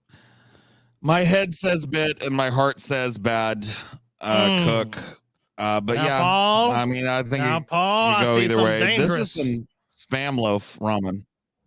Oh, all right, now wait this a is second. This is probably gonna be spam. amazing. Scotty loves spam, by the way, Demon Mama. This is gonna be amazing. Look, Okay, Paul, you're Scotty wrong. is a spam Wrong. person. Horrible He taste. once very Spam? famously. Go ahead. Spam has its place, and also, Yes, spam. I'm noticing this is a Korean video, and spam is very, very, very popular in Korea and in Geniuses. China. Geniuses. Southeast Specifically, Asia broadly as well. specifically pan-seared, Hawaiian Island. pan-seared spam. And I will agree that I have actually enjoyed spam ramen in the past, but I'm looking at this right now, and this is feeling already like it looks like it's going to go too far. I can tell It's Not too much far already. Spam. It's too much spam. Wrong. Cube that spam So up. you and put really it in love there. I spam, might then. even eat it. I love, yeah. Scotty I would fucking eat this worships all spam. day fucking long. Spam is one of the greatest things that was ever invented by the Western world. Scotty once famously almost made me vomit by eating a can of spam with the jelly live on a Ew. All right, 24 come hour on show. now. Yeah, he ate the jelly. You know what sucks, Paul? They don't do the jelly anymore. That's what I hear. Yeah. It's so sad, dude. At least you almost made me throw up a bunch Why? of McDonald's What breakfast. was in the jelly that I they would- had to get rid of? I don't know. I think they People cheaped out. hated it. It was gross. I think they found out a way to do it without it, and they were like, "Yeah, it's gonna make it more appetizing. Let's get rid of the." Isn't jelly." that like how the you know the Doritos they know how to make it so they're not dusty, but they're like, we keep the dust because it's a part of the experience. Yeah, the Why Cheeto does fingers spam or do the that? Dorito fingers. Yeah. Yeah. A So lot of delicious. people were more mad when the jelly went away because, like Scotty, they liked it. Okay, Yeah, I know smart this people. is like not to do with any of this, but can I get some validation here? Are either of you did either of you used to eat Pringles like when you were a kid? Oh, all the time. Oh yeah, I used to pop the Right. Pringles all the time. Pringles? I Don't actually ate Pringles some now this year. suck? They do. Yes. What fucking changed? They fucking blow now. Shrinkflation, Shrinkflation, cutting they're costs back, tiny. and changed recipes, so? changed ingredients. Yep. The tube has They gotten fucking suck now. skinnier. The chips have gotten smaller. There's less of them in there. You rarely open a can and get a full can. It's already like a third gone when you open it. They just suck I now. swear to fucking God, they used to be so God perfect. tier. Oh, I loved. They were like a Sure. god tier chip, Woo. especially the salt and vinegar ones were like Yes. next level. And now True they're just facts. like, they don't taste like potato anymore. They taste like they're corn. They might be potato, but they taste preservatives, very corn. emulsifiers, things basically to because what they do is they take out some of the potato and they add other ingredients in to basically make that basically make it Make go up for it. further. Yeah, to get more basically get more value for So the company bad. but less for the customer, which is why you've noticed that the taste has changed dramatically. Yeah, it By the way, sucks. I hate it. packaged ramen has also undergone massive shrinkflation. They're tiny now in comparison to what they were True. just 10 years And ago. 33 cents. Most for of the them cheap anyway. ones. Some of the like Korean brands that you get that are hella expensive are still pretty big. Yeah, I but- buy some at World Market and they're still legit, but those are from South Korea. The Maruchans, Nissans, and Nissans or whatever the fuck, those are done. Okay, I'm gonna mute this one because I don't want to listen to that. Yeah. Okay, so it's So, cheese what and is that? spam. It's More so spam. let's go back. It's hard to tell. I can't read the Korean here. I think that's Korean. So I it believe looks it. cheesy. Yeah, it's it's Korean, cheese. it's It's more. It's like more bulgogi spam. kind of meat. Yes. More Oh my spam. god. Oh, the Wow! slime. They That make is a spam like that. log. All right, come on. This is What? I have been living a lie. but they're I've wasting been it. living a fucking Okay, so wait, no, lie. they returned the spam back in the Yes. end. Look at that, Scotty. That's what Look at they're the showing. size. That's 1.18 or 1.81 kilograms, Scotty. That is amazing. That's Spam a number fucking one. That's a spam loaf. Just like That's a loaf. That's a whole ass loaf of spam. Dude, that's a newborn baby of spam right there. That's Beautiful. 4 pounds of pounds of spam. That's an average size newborn of spam. I want to hug this spam. I want to Okay. kiss this spam. I want the spam to be in my stomach right now. All seriousness though, no spam hate. Just cooking analysis real quick. Okay. This seems like a terrible way to cook 4 pounds of spam. It Like, does. I It's see gonna what be they're raw trying in to the do. middle. They're making a novelty, but like, don't you think that Hey, slicing Ray. it would have made the spam taste more? Because the spam, what makes spam good, in my opinion at least, where you can like enjoy it, is when it's got that crispy layer that you see on the Yeah, outside. that caramel, This Because looks caramelized most layer. of crispy. it's This not looks gonna be. crispy. This looks perfectly cooked. I have to say, I have to completely disagree. What about these You're guts, totally a though, Scotty? These spam guts fan. look pretty gray and woke. I mean, Yeah. I will stand spam to the day I die. Cheesy Oh my noodles, god, delicious, cheese. more spam in there. delicious. Yeah, even All right. more spam. All right, I mean, okay. 10 out of 10. All right. Perfect, beautiful. All right, that's this is not that bad. This is not that bad. It's a stupid novelty making like a bread bowl, but instead doing like a spam bowl. Horribly Which seems miscategorized. very- This is not stupid food, by the way. This one is going to to be. me, it's mildly stupid, but This not is like in any brilliant serious food. way. There should be a subreddit called cheese- Brilliant Food. The cheesy Beautiful. noodles look fine. They seem fine to me. Mhm. Like, they do seem fine. I will say I don't approve of the preparation method of the spam personally. I feel like just making the cheesy noodles and then searing 2 large slices of spam would have done the job. But I don't know. It doesn't seem that bad, honestly. It's very This is spammy, gonna- but you know, if you This like is going to spam, be a that's pass fine. for me. This is going to be a nope. My There's guys. no way you'd eat this. Oh, There's no okay. way. I can't do this one. Yeah, this one I don't think I'd be able to get it down me. We made Paul spam. Like, was it 3 or 4 different ways, and Paul could not stomach it. I can't. no I matter how get much I you get- try. I have a real bad gag reflex with foods that gross me out, and spam is at the real high on my I get list. that. I mean, I can completely understand it. so, Spam yeah, has like, pass, especially but in its whatever. raw form. It's not the worst thing. Yes. Yeah, totally agree. All right, come on and load. Don't croak on me now, internet. We're almost there. We've almost made it. Don't fail I me promise now. this isn't an SNL sketch is the name of this. All right, we'll see. Let's look. You love delicious hot meals. Recipes can be time-consuming and complicated, and what a mess you're left to clean. But imagine if you could make dinner with no pots and pans. No, it's Kathy. What's her name? Yeah, this is the infomercial grandma lady. You can eat that book. I used to watch her back in the day when I was. Eat this book. Oh, wonder my if chat! she's All gotten the food 'cause- hardcore Cooking Mama fans are sussing this one already. In my website chat, we've got my core Cooking Mama fans, and they're sussing this one already. That's a bad sign. Oh, okay. They Well, got it. let's They're see if trained right. well. They're trained well. We'll see. We'll see. Yeah. Let's see if they're right. Hey, Kathy Mitchell here with Eat This Book, my new collection of recipes that you prepare and cook on a page from the book. It's dinner made easy.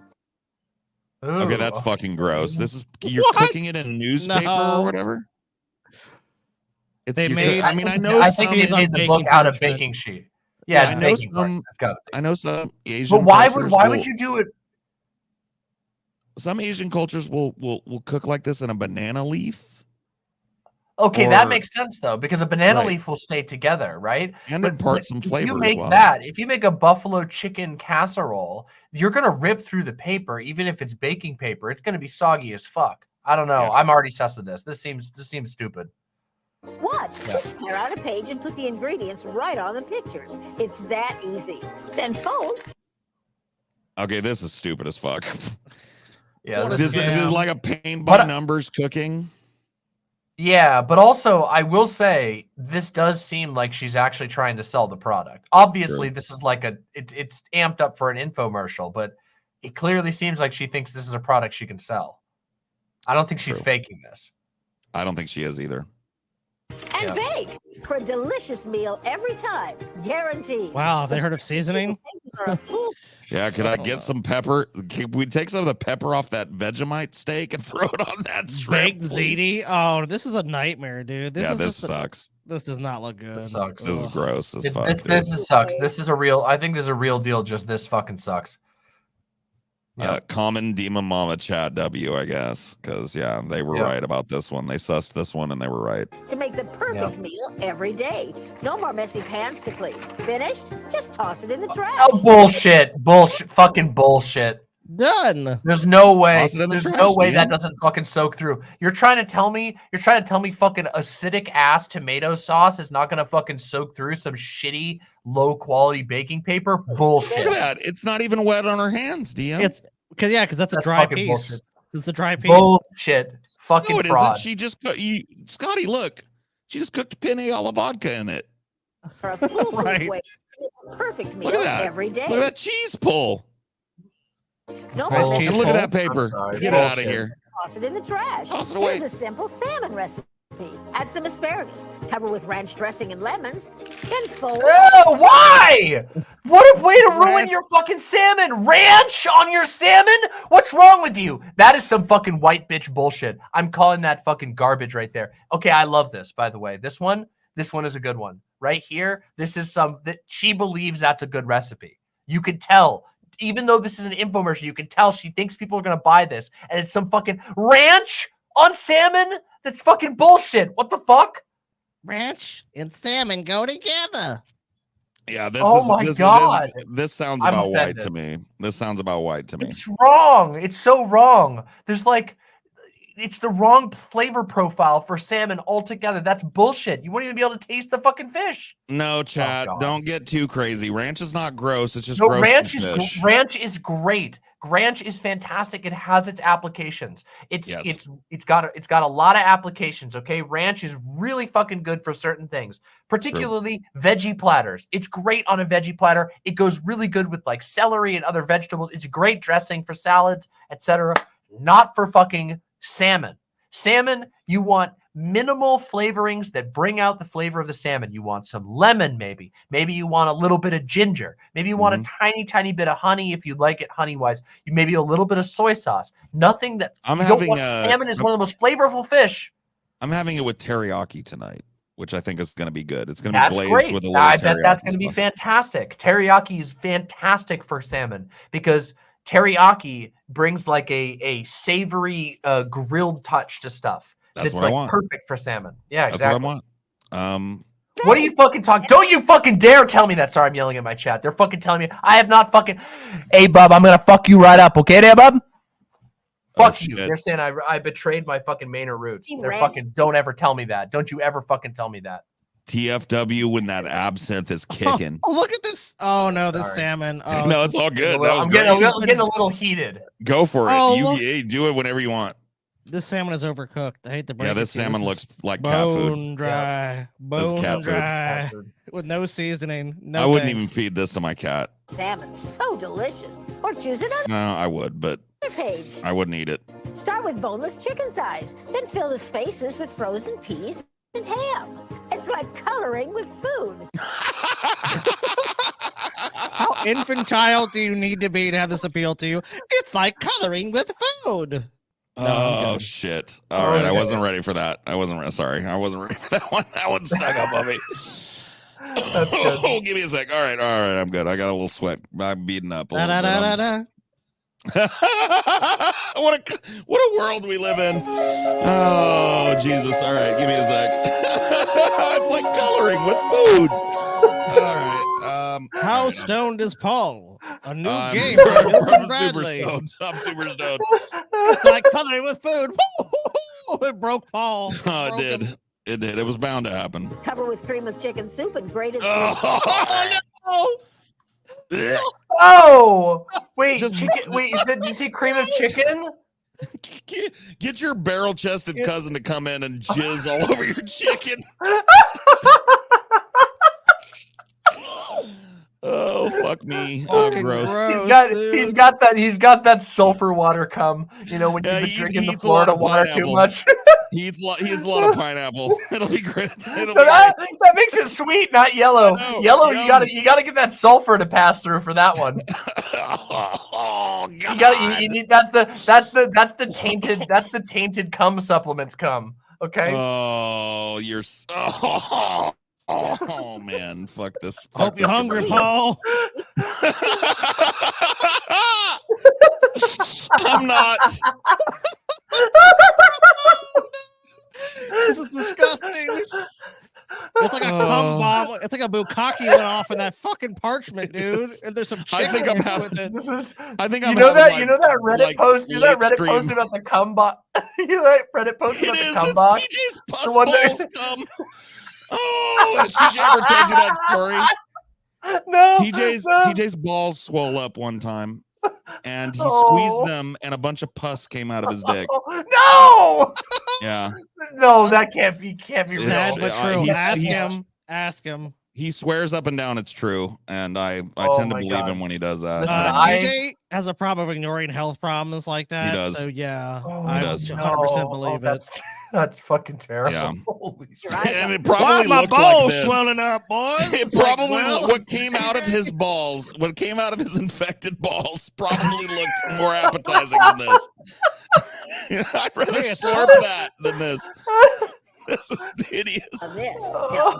Come Oh my God! That Is looked- it- oh, were that there- looks terrible. I mean, Yeah, Mom, I guess there's cum in it. So sure. Mom, were there no rotten rat corpses laying around the house? Like, are we really this bad off? What is this? food. Forget measuring. Fill the pictures, and your recipes will turn out perfect every time. Oh, yeah, Really fuck is a measuring. mistake. Yeah, get rid of the measuring and cooking, man. It's so It never- difficult to measure things after all. It is. I mean, you need all those plastic things. There's got to be a better way. There's got to be a better way. Oh, It's like coloring with all right. food. I'll be honest. That Okay. stew looks kind of legit. I like it a looks stew, like though. it looks like Dinty Moore. It Yeah, it looks does. about on par with the low end fucking cam stuff. So this isn't the worst. I might slurp down this stew. I'm a stew apologist. I'm a country boy, so I like a meaty, potatoy stew. And I stews are might. good, and You want stews a bland always look stew? a little. Yeah. Oh yeah, I mean, I guarantee you this fucking doesn't. But I have that haven't much seen flavor, them but hit. it's- I haven't seen them hit a It's single one of edible. these with Yeah. salt. So the stew is probably bland as the fucking day is long. So yeah, Yeah. but whatever. It looks okay. It doesn't look horrible. It looks like a stew. You know, It does. stew always has a little bit of a. It always has a little bit of a brown gunk factor. Oh, you want a little dessert, Demon Mama? Here we go. Crumble with ginger snaps and butter. Spread over the top and bake. Then reveal the This is sweet cheating. surprises. Yeah, The this is- bullshit. No, that is Yeah. not what it turns out like. That is fucking bullshit. To make Beautiful a fucking- cobbler. that is no way. No It's a fucking beautiful way. That cobbler. looks like Tremendous cobbler. It's a crisp, actually. wrong. Crisp. That's fucking bullshit. They're faking. That's Beautiful. fucking bullshit. There's no fucking way. Delicious. Throw that over a little ice cream, Demon Mama. What you think about that? Again, eat this book with 50 They pages. faked that one. They faked that one. You faked that think? one. What do you think this thing's going to be 100%. worth? They're gonna Since say it's How much are they charging for this easy warlock? payments. 3 easy payments of $15.99 or something like that. $19.95. They're gonna put it for like $50 or something because you know they got to recoup the fact that they actually have to bind the book with the baking paper in it. But wait, that means that people won't buy it. But okay, but it's being marketed to stupid people. So I'm gonna say about $50. I'm gonna say $50 is what they try to do it for. Okay, I'm gonna abstain because I actually saw it when I scrolled up, $19.95, a little boy. bit. So I will abstain tell because you it would what. be cheating. All right, all right. Yeah, all don't right. cheat, Paul. Don't These cheat. for $14.99. Oh, wow! I got owned. That's a Oh steal. shit! Wait, hold on a second. I was stupid. I was stupid because I was thinking about 2024 prices, and this is obviously like a early 2000s thing. So that It would have been looks that smart. way, yeah. It I got looks that owned. way. I got owned. I got owned. But I can wait. own it. Scotty, you were closest. Order now and we'll send you another 50 pages free. Wow. 100 dinners. Damn, 100 dinners. That's pretty fucking good for $15. Yeah, And I'm this buying one- that It's not book, bad. dude. Of course, that shipping and handling is going to be a chunk. It always It's is. gonna be like $7 more. Yeah, at least. Call right now and you can get a second full book. Okay, wait a minute. Double it up now for 200 dinners? $14.99? You tell me you don't want 200 dinners? That's a deal. You can give what you can use them both, or you can give one as a gift for free.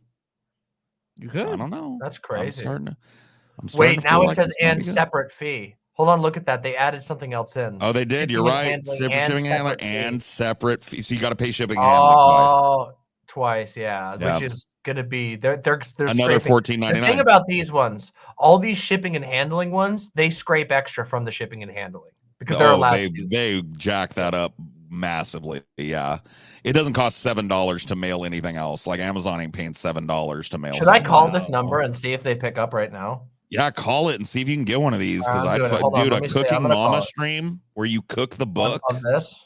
Yeah, you make Hold on, that I'm calling stew. See if it's still Let's there. see. Hold on. Let me put it on speakerphone. Let's see. Yeah, do it. Yeah, we can hear that phone. Hello. Please listen carefully as the number you have dialed may have changed. Oh, Calls it's are dead. recorded for quality assurance. Yeah, it's gone. Press 1 now for English. Yep, Yeah, it's that's, dead. That's the death Damn. knell. This is no longer the Eat This Book hotline. I did it. Hey, look. I fucking did it for you. That means More you all got to throw activism. some donos in here, okay? Because we may have met the goals, but these fucking lovely, our lovely hosts deserve more tips. And I just fucking called a 1-800 number for you all. So Very fucking throw some true. donos in there. Also, I got to use the restroom real quick. I'll be right back. Yeah, you go right ahead. Yeah. Scotty and I will take a look at another recipe here while waiting for you. Crock pot tenders. Oh no. I mean, maybe it could work. Why do I have so much trepidation about this? Yeah, that doesn't seem like it goes together. It They're gonna be doesn't, floppy, but you know, right? They can't be. Okay, so these are the store bought. Okay, so they're Tenders frozen tendies. going in the crock pot. All right. Frozen.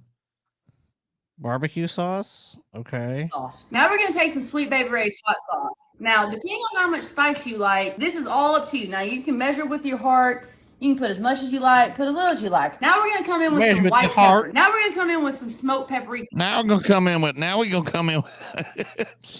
I'll tell you what. Now we're gonna come in with Lastly, this, we're gonna come in with some dude. Okay, look. Now we're gonna come in with that. Now we're gonna come in with this. I done grow up in the South, boy, and I can tell you when someone putting on that accent and she putting it on, boy. Mm-hmm. You think so? She thinks she putting it on a little bit. You I think she probably has grifting? a mild Southern accent at most, and is putting it She's on. city for the slicking. video. She's city slicking. Mm-hmm. She probably does live in the South, but she probably is like, dude, a lot of people in the South nowadays. I mean, like, you live in a city, you know, it's not, I won't say it's cosmopolitan, but Yeah, she probably lives in downtown Gainesville or something like that, all cosmopolitan. yeah, you live in Nashville or some shit. It's like, Well. oh yeah, I'm really living in the country life. It's like, you're not. You're living a city No, life. you ain't. Yeah, you are. When it's mixed up in this crock pot, you're just gonna take your spoon and you're just gonna want to stir all Gotta coat them frozen this nuggies. together. You're gonna take your crock pot lid and place it right over there, and you're gonna want to cook this on high for about an hour. Oh, Wow. that's a steamy boy right there. Wow, you know you could do also. You could just air fry those same tendies in about 15 minutes max, and it would You taste could. better and crispy. And you could just pour the sauce on it. You could do that, or dip it in the sauce, you know, or Yeah. whatever, Wow. and actually be able to use your fingers too. Can you smell that? Go ahead and try it. We'll get this. Oh, that's this mush. Those are not Oh, tenders. it That's is. mush. Yep, you're Those right. are cooked to All right, mush. Go ahead and take a bite. I'll do- All right, cheers, guys. Ah, dude, one bite. Dude, she has tucked that fucking bite in her cheek like a chipmunk, and she is spitting it out after this video. What is it? What have I missed so far? How bad is it? This is a barbecue sauce. It's frozen chicken tenders. You throw them frozen directly in the crock pot. You pour barbecue sauce and spice on them. You cook them for an hour. They come out rubbery Sauce and City. overcooked and saucy. Oh. And she took a bite and she said, You're gonna want to cook this on high for about an hour. Wow. Can you smell that? Go ahead and try it. We'll get this little guy right here. So soggy. Kind of interesting. She needed to cover that bite in ranch too. Yeah, This is AstroTurf Mushy and right chewy. here. Yeah, fuck this garbage. It No. looks rubbery. You can see I'm gonna on keep the on fork that it air looks rubbery. frying my chicken nuggies, my chicken tendies. Yeah, Thank you. You do that. This is the one I was waiting to get all right. Oh, this is okay. sacrilege, dude. to. This TJ is a was controversy. here. All Yeah. right. If TJ saw this, dude, he loses his mind. Oh no! We're pouring Blasphemy! a This quarter is gallon of blasphemy. milk. Dude, Yeah. holy I gotta war say right should be away, started. the thing about Oreos and milk, and it is true that Oreos are milk's favorite cookie. They are incredibly good with milk. But They the are. thing with them is you have to get them in the sweet spot, because once they completely dissolve, there's no point anymore. They don't even, you don't get any of it, right? Yeah, Like, so this immediately fails. Just immediately fails the it check. does. Also, I don't know if you guys have tried. Did you guys ever get to try the Swedish Fish Oreos, the novelty Swedish Fish Oreos that they put out for a while? I did not. Yeah. Foul. Just That sounds total gross. trash. And they sold them in full packages. Swedish Fish too. I like Swedish I like Fish. Swedish Fish too, but they do not mix well. We tried them just because they were a novelty item that was sold in certain grocery stores for a while. They failed completely. They weren't even fun. There are some novelty snacks that they sell that are like, okay, this is cool and kind of fun. You know, like they did like the I think it was Peeps, where they did like the Peepsy, you know, and it was like it was Pepsi that had Peep flavoring. Wasn't very good, but it was a fun novelty. I used to get the Peeps hookups because my ex-mother-in-law found out I hated Peeps, and she thought it was cute every Easter to send me all the Peeps merch and a bunch of specialized Peeps. So, but I hated them. Peeps are not a good. They're not a good I don't treat, like but them. they're cute. They have the benefit of being adorable. They're actually like we never buy Peeps, but I have one official Peeps stuffed animal, and it is really fucking cute. Peeps are like a good idea for like one bite. I'm telling you, love them. For me, I think dude, they're like one peep. One peep is good, but after that, the flavor is so repetitive. You just don't want to eat any more than that. Yeah. I remember we would get Peeps as a kid, and it would be exactly like that. We'd eat one or two out of the package, and the rest would go stale, you know, because you just don't go back for them. Anyway, yeah. Oreos soaking. Change that joy to sorrow, dude. Put sorrow is what it should say on that. I agree. The fucking crime. Oh, wait a second. Fat-free fucking milk? Get Okay, outta here, you again, skinny bitch. double failure. Like, what the fuck is the point? If you're going to make an entire package of Oreos soggy in milk, you're going to go with fat-free milk? That you may as well soak them in fucking water. Bullshit. Yeah, at pour least some whole 2%. milk. At least pour 2%. some whole milk on that, like a real fucking American. I'm sick of this already. Whole milk would That's be so right. bad. Look, obviously, given my weight, I am kind of a fat-free milk hater. Okay, it's pretty obvious, you know. Me too. But I hate it. honestly, what's the fucking point?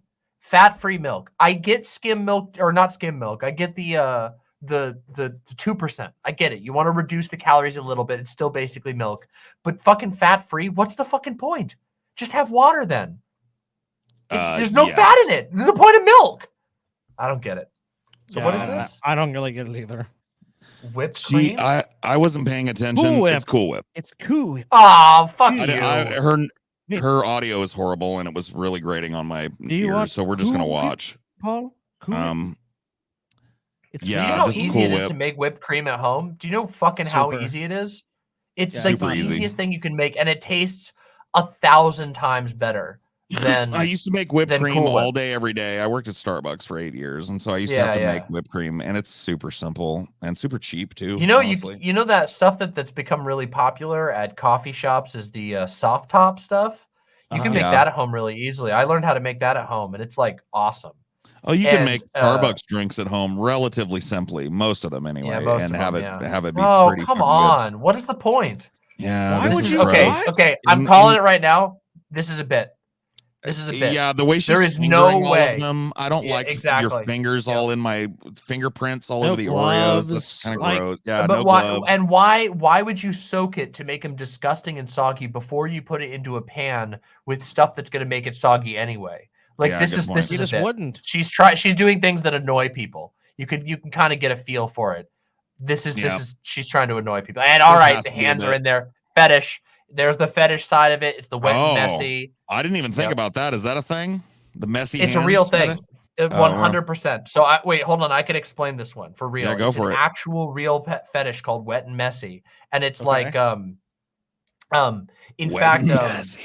I'm not kidding you. It's called wet and messy. It's called wet and messy because it's like one of the main things is that they get stuff like sauces or lubricant, but a lot of the wet and messy stuff, they like stuff you can see. So you know, like creams and stuff like whipped cream is really, really fucking common. So this and that's is a real messy. thing. This is wet and messy. This is 100%. Okay. 100%. In fact, Tim and Eric made fun of that with they have a bit called Tim's Cooking Show. And the entire thing is just he finds excuses to get like mustard or whipped cream all over everything. And he's getting it all over his shirt and he's rubbing it all over himself and he's rubbing his hands together. And okay, hold on a second. We missed something. I missed something. I'm sorry. I was ranting about the wet and Let's roll it back. I was listening and now. By the way, if you don't believe me, if anyone listening doesn't believe me, fucking go look it up. You'll find it immediately. If you search wet and messy I anywhere believe. else besides TikTok, on TikTok they disguise it as normal cooking content because that's what they do on TikTok. They have to disguise everything to avoid the censors. But on porn sites, you'll find it immediately. It's like that. It's crazy. Yeah. Yep. I believe being friends with TJ has opened my vanilla ass eyes to some I just know if you can think of it, it exists as a fetish. Oh, 100%, 100%. Yep. So yeah, I think we're gonna pour some Jello in next. Yes, this is Jello. Or wait, I want to make sure. I'm gonna turn because this looks like pea soup or something. This is fucking weird. It looks like butter. Why is it? Why has it got that consistency to it? All right, audio back. Good. Yes. Oh yeah, yes. Oh yeah. Yeah, this is fetish. Fetish. Yep. One, we're just gonna pour this pudding mixture right on top. You're some naughty pudding mixture. Why does that pudding look green and brown? Yeah, it's fucked up. Yeah. Like sludge. That looks. Yeah, what's in the bottom of it? That's fucked up. Look like there's something wrong. It looks like somebody put a Yeezy in there. It looks like a shoe is in there or something. What's the? Oh, it's the red from the cookies. It does look like that. It's drowning the Oreos. Yeah, this is looking. Oh my god. This looks like something that would leak out of a garbage can or something. This is not. Unironically, this is not a good look. Bad. This is a bit. I'm calling bit. I think you're right. Yep. Cool. So I put water in here instead of milk. Gross. Just so that Why? All right, this is a bit. That's why it looks gross. This is rage bait. Let's see how far she goes. We'll give it. Let's give it a shake. That's fucking bullshit. That's just. It just doesn't work right. Like you're just fucking it up. Be open-minded and with this one, but yeah, I think this is nobody would pour a bunch of water on Oreos. Give me a break. What's that black stuff? Yeah, it's the fucking mutagen from Ninja Turtles. You're right, dude. Yep. Master Splinter fucking found the turtles all coated in this shit and he raised them. That stuff is Oreos. The remnants of the Oreos. So you mixed. Yeah, now you put some green glowing goo in it. It's gonna taste delicious. And now I'm just gonna. I just need to use something. Listen, look, I have a unique way of straining this. I need to strain it out. So I use a pair of my panties because they work really well to strain this. That's what's coming next. I swear to God. That if they had courage, that's what they would do next. But they don't because they're on TikTok. I felt a little blood flow increase when you did that. Am I a fucking messy and wet guy? Maybe I am. You might be. You like the idea of people filtering their putrid cooking through their panties? Yep. You might have found it. I might have just awakened my it. dream. Since a young boy, I've thought about that. Vanilla pudding. Just kidding. That's disgusting. Exactly. Well, not disgusting. Whatever. Do you. Nobody's getting hurt. So now that we've got that, we're gonna add a little bit more. Oh yeah, because you know what? This needed? Come on. This needed some more Cool Whip. I was wondering if this bitch was gonna only do one whole tub of Cool Whip. We got to do two. Our Cool Whip go right on top, and this is going to be the remaining of that Cool Whip. All right, so one whole tub of Cool Whip on this. Oh god! I'm just going to let it go. Ew! Okay. There's no way. There's no way anyone would want to fucking eat this or make this recipe. This is a fucking joke. There's no way.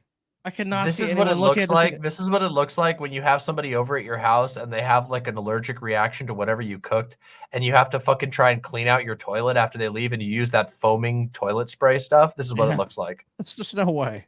There's no fucking possible way.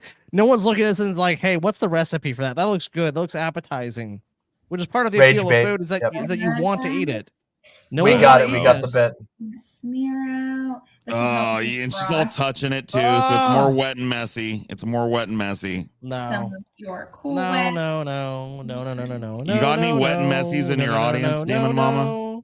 I know I have some wet and messies in my audience. That's why they love Cooking Mama so much, because we encounter the shit. I can't see your chat, so I want to see if any have come out in your chat. They haven't come out. They won't come out because they know that during these segments that all right, that people Paul, will I've got a mock question. them. Would you rather eat Spam or this? This. Wow. Really? Yes. Really? That's shocking, man. Have you thought that through? As a concerned third party. Oh, I can't. Oh, we have multiple people. After I mentioned the wet and messy people, we now have at least one person, possibly multiple, posting pseudo ironic sweating emojis. So I feel like we've Wet got and a few messy of them. Spotted. Yep, wet and messies. Yep. We see you. Caught in 4K. I bet you got them in your chat too. Maybe oh, it's you got because they somebody don't saying want to put this in their mouth. They want to do something else to this. Maybe they, so I get it. Maybe they want to put it somewhere They want else. to fuck it? What kind of? No, come on. It looks like They it's might, already. they might want to dip their balls in it. They might want to dip their balls in it. I don't know. It looks like it's been fucked. All right. I think the wet and messy, at least in my experience with observing this shit, like I think the wet and messy people, they like it as like foreplay. You know what I mean? Yeah, and they like I to imagine. see a sexy woman covered in messy shit. There's a format that's on Twitter that you'll see, or not on Twitter, on TikTok, which is that there'll be like there's like this one lady who like she'll like sit on the dough. She'll like make the dough and then she'll like, I need to squish it. And she'll like jump up and sit on it on the counter. And she'll have like flour on her, like a flower print of her ass on her jeans or whatever. That's another thing they like. That's really, really common in this stuff. Kind of odd. I like that. I like the little flower print on the jeans. That's okay. Yeah. All right. We might have found this might be an awakening for you. Yeah, I know. I might have just a new fetish unlocked. Wet and messy. This is not doing it for me though. This looks like something she shouldn't be touching. It looks like waste. Yeah, it's gross. It does. It looks like and hospital her fingers waste, are all in it, and she's just like, man, I would never. Oh, dude, I would eat after my mom if she cooked barehanded, but even she wouldn't put her fingers all up in some shit like this. Oh my god, that's so much cinnamon. That's a lot. This of is cinnamon. rage bait. Rage bait. 100% rage bait. Sprinkles. Of course, you gotta have sprinkles. I don't mind the sprinkles, honestly. I'm a sprinkle apologist. I like a sprinkle, but that's a lot of sprinkles. That's a lot of sprinkles. So, wait. So you call them sprinkles? Up in my neck of the woods where I come from, they call them jimmies. Jimmies. You ever heard that before? No, I've never heard that before. Yeah, it's a New England thing. They call them jimmies. Learned something else new today. Nice. Also, another thing that's really funny is the New Orleans accent has a lot of similarities to specifically the Down East Maine accent, and that's because there is a shared ancestry there.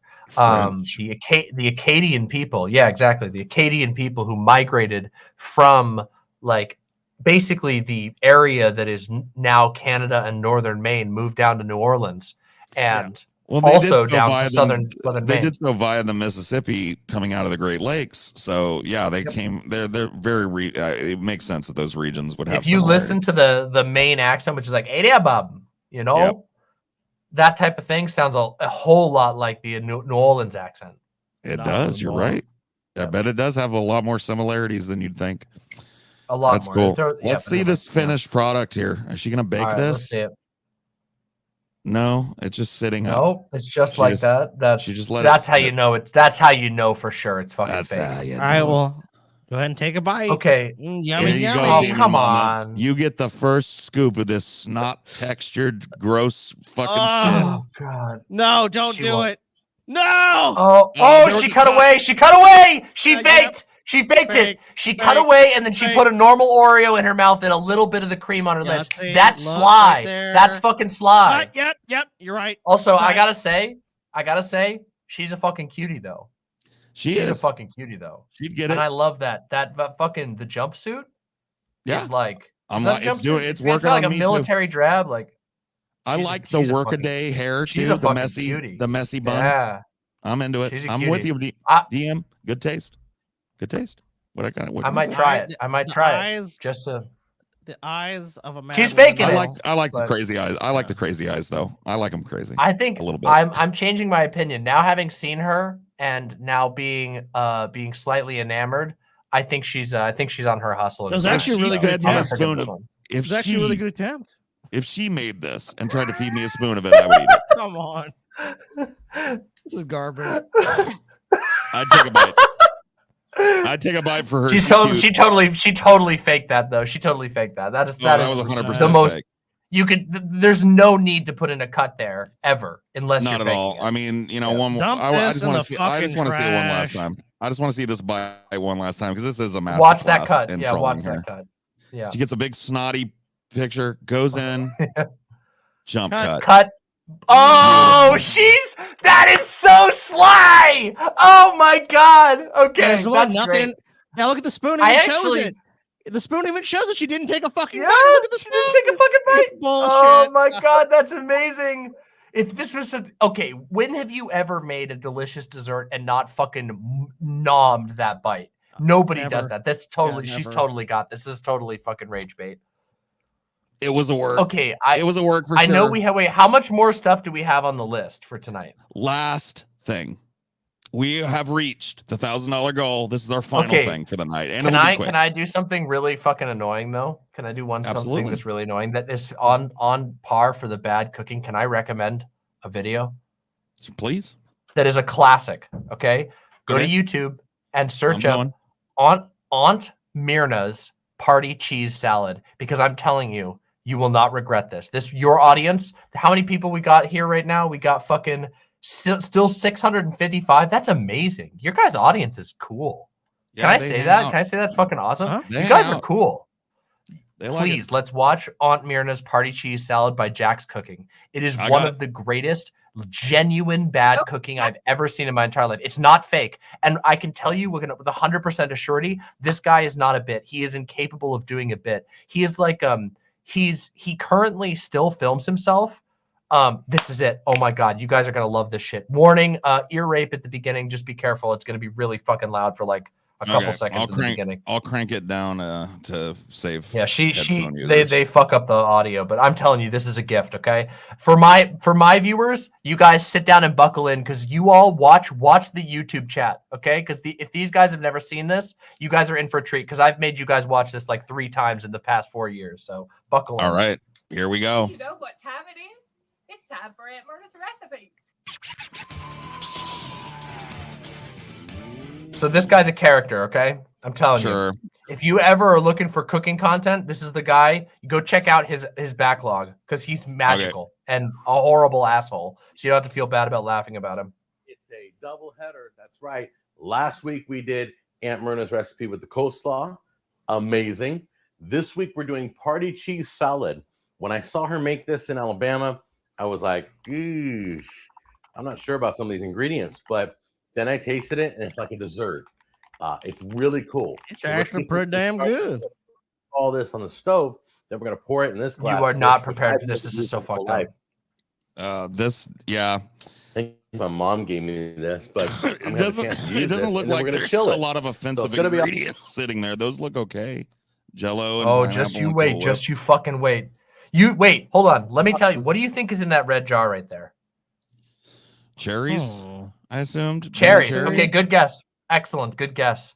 You're completely wrong, but good guess. Looks like maybe my could it chat, be a jam. my website chat, by the way, all my OG imps, because I can tell, I know these people in my chat on the website right now. These are the fucking people who've been with me forever. They're losing their shit. They're so excited for you guys to see this. Just fucking wait. Okay. This is amazing. I can't They're laughing. Cherries, cherries, cherries. I'm screaming. All right, let's do this. This is great. Wait till you see this. I never would have put these ingredients together. Do you see it? Do you see the lid? That is pimento olives. That's not okay. Cool. Okay, we're entering the fucking I'm twilight telling zone you, now. you're gonna get to witness this guy. He's not. This is not a bit. This guy does not do a bit. I've been watching this guy for a long time. He is not a bit. There's This not is a real. bit in his bone. Okay, this He's is about to put 100% pimentos real. and Cool Whip. This guy is gonna. He's gonna go in and he's gonna go in for fucking seconds. Not a bit in his fucking body. Okay. Cream cheese. Okay. Pimentos. Cool Whip. No. Crushed nuts. A match made in hell. Okay, perfect. Or you can use lime jello, Celery? celery, bell pepper, pineapple, and American cheese. Fuck you, dude. This is you were like kidding this me guy with was this. asked to get 10 ingredients in like 2 seconds. Like, look, you got 30 Yeah. seconds, grab 10 things and make a dish. You know what this comes reminds off like me of? a. You guys ever see that show Chopped, where they give them obscenely weird Yeah. ingredients? Yes. That's what this. Yes. I was literally this gonna looks like a say chop it comes off basket. like a chop thing, but he Yeah. chose to make this, and not only this, but his aunt appeared to endorse the recipe. Like this Oh, is God. really actually her recipe. It's real good. That's cute and Promise disgusting. you're gonna like it. Can you believe this? This is crazy. Let's go to the stove right now and get this thing started. Let's Take not. your crushed pineapples and pour it in the pan. All right, I like pineapples. Not too bad. All that preservative juice too. All right. All right. I'm going to do something that I don't really believe in. Sorry for the coughing. I'm going to do something I don't really believe in. Lord, baby Jesus, in your swaddling diaper clothes, sitting in a manger, please don't let this man put the pimentos in with this. Please say it was a joke. In your name we play. I guess that works. I'll leave that typo in there. In your name we play, God. Please don't do it to me. It's been a long show. I'm running on fumes here, God, and I need him to not put those pimentos in this shit. Okay? Thank you, God. A very genuine amen. A very genuine amen for me. I certainly don't know the answer to this. Your will be done, Lord. One large Jello. Well, God wills it, Paul. God wills this. Small packets. I had to hedge my bets because I really don't. I grabbed a large one. I don't want to see it. In Paul's desperation, he turns the worst possible place. Jello in. So far, not horrible. Like Jello with pineapple in it's probably. I mean, yeah, that could work. There's a universe that works, I'm not right? even There's sure- even dishes that work in this I'm not even universe. sure what Oh, utensil for to use. 100%. So far, like Yeah. gelatin with fruit in it, totally fine. Yeah, totally fine. it's not, yeah, you know what? Not so bad. By the way, I'm going to echo what Demon Mama said. Donate. You're getting an extra crazy food tonight because Demon Mama, and you deserve. She deserves to see the fucking make it rain. Okay, make it rain. Make it like it's a rain. booty I'm club. telling you, if you're loving this, make it rain. If you're Get them dollar laughing, if bills you're out. having a good time, if you needed a little fucking get away from the crazy drama bullshit of life and have a laugh with some good people tonight, and you're enjoying it, please give us some money. We love you. Thank you. We don't actually love you, by the way, but we do care about you and we appreciate you. So I want to be parasocial. Just gonna mix it up right now.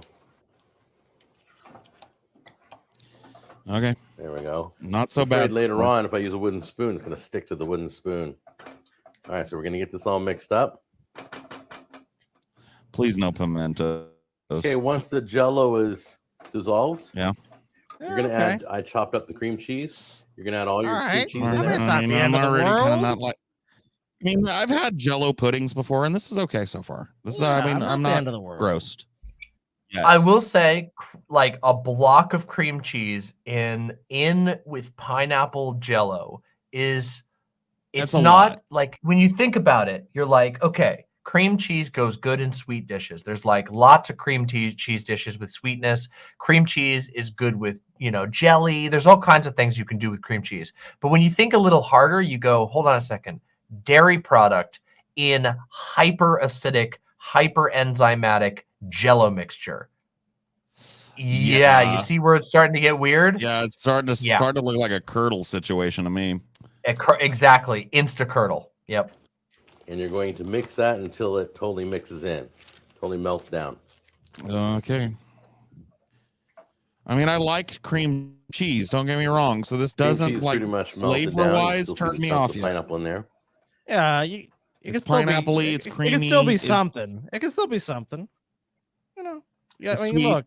Yeah. I'm not optimistic, but I mean, it's not ruined. Thank It's a bad look, Thank you know? Yeah, that's right. I love to see it. The rest of the ingredients. We're gonna But, add the chopped celery. Okay. Celery. Houston, we have a problem. Oh no. It doesn't need to go in there, sir. No. That's a no. No, okay, and it went in. Bell All right. pepper. Oh yeah. Well, Yep. well, the Yep. bell pepper's going right in there, huh? Right in there. No. Right on. You top can there. imagine, right? Like when you're at the No. point, and that's Oh the my pimentos, God. and you'll notice just a small detail. A lot of people don't notice on their first view through, but that I'll give you, having seen this video many times. the whole jar. So that's all the pickle juice that's in there as well. Yeah, all that that's pimento fucking- juice is going that's a straight gang in. of pimento. Yeah, you got some that's- crazy flavor profiles. You got sweet, you've got sour, you've got like Citrus. really salty. You got a ton of salt in there now. Unbelievably salty. Like You've got so salty. The celery is going to absorb all of that too because it doesn't have much flavor on its Fiber. own. Yeah, a lot of fiber. So when a lot of people see the first part, you know, with the pineapple and the cream cheese, a lot of people go, okay, I can imagine a pineapple cheesecake that tastes good. Yes. But then each step, it immediately gets worse. You think pineapple cheesecake, okay, that's the charitable version. Obviously, a block of cream cheese in pureed pineapple does not make a cheesecake. It makes slop. But even if we're charitable, you imagine that, and then you think chunks of celery. Ah, shit. And then you go chunks of fucking green pepper. And it's like, what the fuck? Can you imagine what it would be like to bite into a piece of, like, you go to Cheesecake Factory, you get a pineapple cheesecake because you're feeling tropical, and you take a bite, and the first thing you get is that, like, that crunch, and then a green pepper blast or a celery blast, Or and then the pimento fucking in your face. pimento, Yeah. and the pimento just it's gone. There's no hope at all whatsoever in You know any what? world. This is a war crime. This shouldn't exist. This is fucking going from bad to worse. Next time This we is do not anything good. together, I'll show you another one from this guy that is legendary as well. Okay, because this guy's got 1 million. All right, I'll show you the sous vide episode, or I'll show you the fucking church cookout episode, which is one of the greatest of all time. But no, not the cookout, not the cookout. All right, He poisons his fucking church.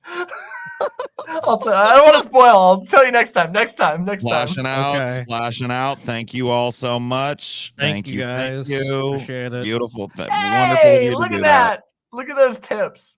You're getting an extra show tonight. This is a Beautiful. long, girthy show, and thank you for showing your appreciation. We do This is a appreciate fucking that. Demon Mama style show. Fucking 9 hours a day, 10 days a week. This is girthy. I don't know how you do that, Demon Mama. Now mix it all together. You must No, be it gets eating worse. this. You must be eating this I fucking feel like recipe he's making for a power fucking and omelet, fucking dude. energy. I feel like he's making a perverse omelet at this Dude, point. legit, It looks like a fucking omelet, the right? anime betrayal of the year. Demon Mama eats this every day to fuel her fucking interminable streaming.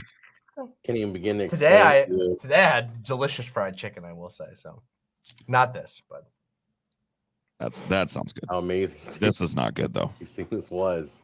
How It looks amazing. horrible, but I'm telling you, Aunt Myrna never has failed me yet, and I have had this. So I hope Aunt Myrna hasn't failed me yet. I think she failed you a long time ago. Yeah, I think Aunt Myrna is trolling your ass, dude. I don't think Yeah. Aunt Myrna likes you. She gave you made this shit up. This is horrid. turns out it's good. Jack certified has no taste buds. He can't taste fucking shit. And a recurring theme in his videos is that he'll like basically pressure his wife into tasting his food, and she's never once reacted well to his food. So I think he legitimately is like lacking the ability to taste what this shit tastes like. Yeah, I would agree. Looking at this. Okay, I've turned the flame off. I'm just mixing it in now. Okay. So go ahead and turn your flame off. There You we go. know, Get it this all- honestly, like, Turn if your I flame turn my off. brain off, I made quiche one time. This honestly looks like a quiche. If I turn my brain off, I can imagine he's making a quiche and not pimento jello. Okay. Yeah. Right. If you don't think about what's actually in there, it does kind of look like he's prepping a quiche, and you can Yeah. almost get through it. But that won't last. I'm so sorry to tell you, it won't last. Just pretend it's something All else. right, here's the crucial ingredient. No! Step away from the stove. Please away stop, from the sir. stove. Put your hands in the air. They were the Sir. food police when you need them. I'm begging you, sir. Please don't do this. For the love of God and all that's holy, please don't do this. Not cool. Not the cool. Don't one. do it. Don't No! not the whole thing, sir. Sir, it doesn't need the whole thing. The yellow Oh. and green residuals. Oh my fucking God, that made okay. Color I'm of starting to dog feel vomit, dude. it. Okay, this is turning my stomach. I'm starting to feel the queeze. Queeze factor 5. Queeze factor Listen, 5. another thing, by the way, another thing that I have to say one small compliment I have to make to Jack's cooking. Okay, this is gonna come totally out of left field, but look at how clean his countertop is, his stovetop. You know, That is shiny. Most of the good on time him. they never clean their stovetop. So credit where credit is due. Anyway, Wow. look at that delicious green snot residue that he leaves in the Oh, fucking Cool Whip can. Oh God, dude, that was actually some nice eye bleach, Demon Mama. Thank you, but you brought me right back. You brought me right back to the raft of Cool Whip that he's plopped in the middle of this hideous devil's concoction that he's made. This is, in fact, you know what? I think the devil's pretty fucking chill and cool. This is worse than the devil. This is horrible. This is what we serve to people in the 9th circle of hell. Okay, this is what Hitler fed his dogs. Okay, like let's be real. Straight up. This is a Adolf Hitler recipe if ever I've seen Hitler one. did not hate his dogs enough to do this. You're right. He loved his dogs. You're right. He fucking there's no way Hitler would have done this to his dogs. He would have had the SS execute the person that fed this to his dogs. Yes. Spill over. Oh God, it's so yellow. I don't recommend oh my God, the using, yellow is really not doing. Cool Whip. Dog vomit. Oh. Imitation. Ooh, do you see those pimentos in there? Isn't that horrible when one of the pimentos surfaces? Regular, real. All right. All the All right. about that? Ladies and gentlemen, I hate to interrupt the show, but we have a stage 6 quiz event in progress at the Paul's Ego households. Shelter in place. Do not leave your home. This is getting up there. God, we did it.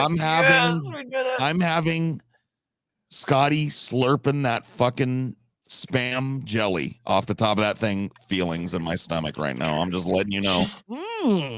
Just think about it, okay, audience. This one you can plug your ears, Paul, if you need to, okay. But That's I want okay. you to think about what it would be like. I can tough it out. If you got a big bite, okay, you go and you take a bite of pineapple flavored Jello with whipped cream, like a pudding, and then a pimento's in there, and then a fucking pimento's in there.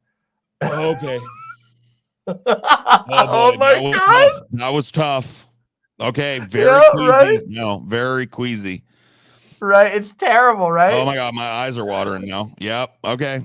Yep. It's you know what? Scream. Let's keep going. You don't have Cool Whip. Oh, mix that dog vomit together, Paul. Yummy, it looks like bloody cum or something. It's so fucking gross. Oh, the chunks! Did you see the chunks in that frame? Look at that. Go back like 2 frames. Now we're gonna get look some at chunky it. pour. Look at it. Look at it. You got to go back just 2 frames. Watch when he takes it off just a little further, and watch when it is he cuts a little bit. There's like a fade, and it goes to the fully stirred version.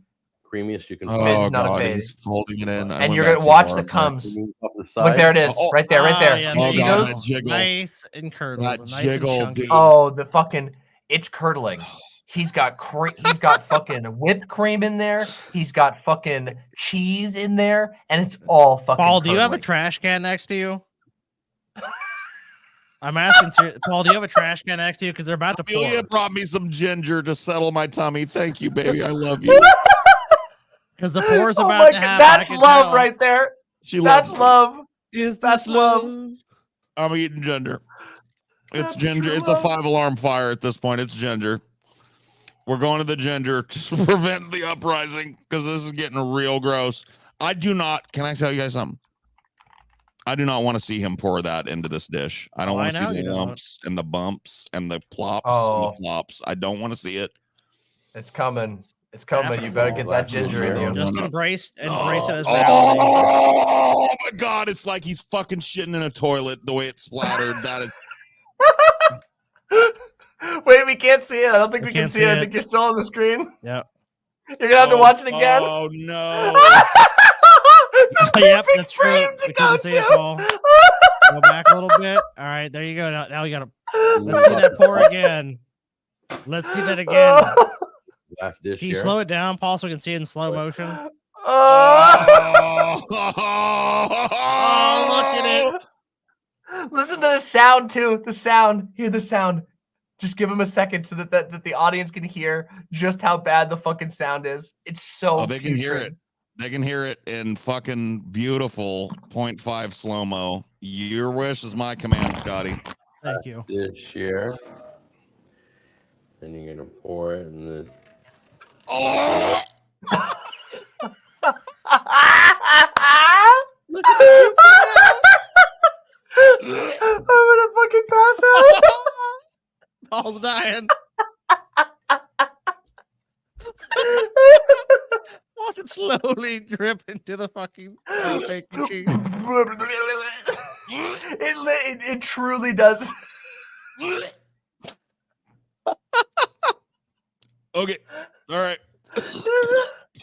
Make sure you. Oh my god. Okay. All right. It's not gonna Make sure come you up put it on yet, but it's 0.5. coming. It's that's the warning shots. Those gags are the warning shots. It's not coming up yet, but it's telling me. Chunky and creamy. It's gonna come out. Oh my How's it fucking so God. thick? That I'm cream gonna fucking cheese. spew. It's gonna happen. This is gonna do it to me. Oh my god, those pimentos. No. All right, no more slow-mo. It's like vomit Executive central, decision, dude. normal speed from now on. No more slow-mo. I can't do it. Yeah, don't leave any in the pan. Oh god. All right. Okay, Paul, wait. just hold Before it we back. get to the next, All right, before we hold- get to the next pause, period, pause, okay, ready? pause, I want you to pause. think I about gotta what the get more next ginger. step is. Okay. What's the next step? All right. Do you think he's gonna cook it, I need another or is ginger there gonna candy. be a I got different another step? ginger candy. Hmm. Is he I'm gonna guessing. cook it? I'm guessing fridge. I'm guessing He the has fridge. to, right? No, Good guess. no. Good guess. It ain't so. No. He has to put this in the oven at least, right? And soften up some of that veggies. I And don't think pimentos. so, dude. No? I think this is going in the fridge. It better not. What go in would the be fucking what I want you to think about what the worst possible decision could be, and then that's where Jack's cooking always goes. Okay, the worst possible decision, the way do to make the nothing. texture leave the it- most to leave- repulsive. to just leave it out. That'd be the worst possible move in my opinion. That is the worst possible, yeah, but it's pretty fucking close. Maybe the second worst possible in this particular case. I think you were on the right measure there. Personally, I think it's the worst. Like leaving it out, there's nothing that really spoils all that bad if you eat it quickly. But to me, it's Yeah. like if you make the veggies spongier If I saw and flies all harder over to this, eat. though, I'm telling you, that's the next stage of queeze. Yeah, well, this one, not in this one. No flies in this one, so you're lucky. Okay, good. Pineapples all throughout the. Just make sure. Make all sure your them food- chunks is one. distributed nice and evenly. Take your spoon gently. Yup. through it. Dude, Of your Frodo dog vomit. Baggins, you better be Lemon, wrong. pineapple, You just better be busting trolling. out. He better And not put crazy fucking enough, the mayonnaise last in this. step, you're gonna sprinkle on some cheese. Oh on top. no, but why, sir? Sir, That's not enough Please cheese stop. though for that. you're Even if you hurting the wanna put- planet. You're hurting the planet, sir. Please stop. Why is he skimping on the Thank you. cheese? That is pretty Cheddar or skimpy on the sharp, cheese, it's but I'm not gonna have glad. I the don't. same It doesn't flavor need or more. effect. No more I mean, I cheese. wouldn't Now eat the it no chili matter what. Put quite a bit of cheese on. That's not skimpy cheese. He put the whole thing on there. And then we're gonna take a look at it in the morning. Okay, so when you see cheese sprinkled on top of something, like It should you go, cover it. okay, obviously he's got to bake it, right? Because like, why else would you sprinkle cheese on the top, right? Like you don't eat like shredded cheese like that. It's just not the way. No, like people you do. melt Some it. people grab a little handful. You melt it. Otherwise, you just eat the cheese normally because the shredded cheese is just annoying. It doesn't taste good like that. Oh my you God, you I'm just- You yeah, shred it dude, so I'm it just can thinking- melt easier. That's the whole I'm point of sweating. shredding it. I'm sweating like Cenk Uygur on election night 2016, bro. This is not. This is not pleasant. Someone dab Paul. Give Paul a wet, cool wet rag. Yeah, I need a dab. No, I'm Cold, kidding. I'm fine. It's not sweet, bad, but it's delicious. the cold. No, it is not going to be delicious, 4 sir. You hours left it later. out. I realized I didn't have to wait overnight, and the So he family left it wasn't out. He just left it out. He puts it in the fridge, is what he says. He Yep, says he puts it in I- the fridge for That's 4 what I was hours. thinking. That's what And I I want called. you to just watch this. Just watch what it Oh, looks like at the no. end. Oh, Now that's you're great. right. It's I do congealed. think I may have made a small misstep in saying the worst possible decision, because given that there's dairy in there, leaving it out at room temperature probably is the worst decision. But in my mind, No, that's I go bad news towards bears. yeah. I think though, like putting it in the fridge, it's like you're going to have peppers and pimentos and cut up celery that are soaking up gelatin, cream, pineapple enzymes in cold temperature.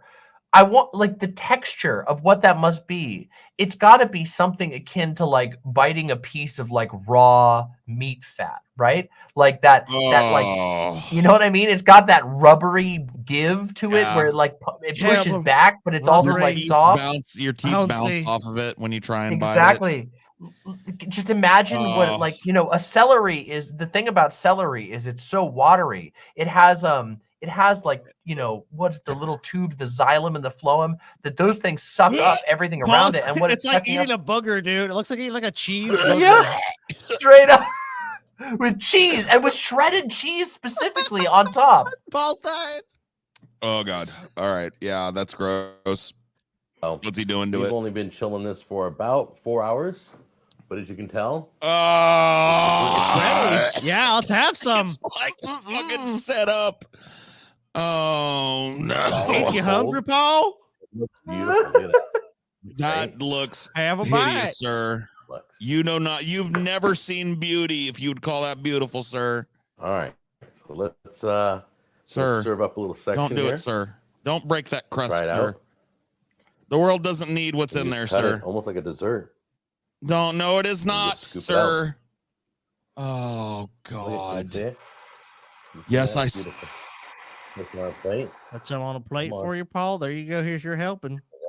And now it does on the surface when you're looking at it, it kind of looks a little bit like a quiche, but there's no egg in there. That is all congealed pineapple and whipped cream and cream cheese with veggies and pimentos in there. And remember, the Jello that was used And cheddar is cheese. lime Jello. Cheddar cheese. Lime. And cheddar cheese. Lime Topped Jello. with cheddar. Bagged Topped with supermarket cheddar on top. Yeah. Yeah. Yeah. You got it. You fucking yep. That's what you have to remember when You know you're what? looking at I this hate thing. to. I'm gonna hot take. Step aside, Holocaust. There's a new fucking contender in town. I'm sorry. This may be humanity's lowest point. And if you'll believe it, this isn't even his worst. This man should This be is in his. prison. This is probably his most famous, but it's not his worst. His worst is the multiple episodes in which he actively endangers the people that he's feeding, which are many episodes.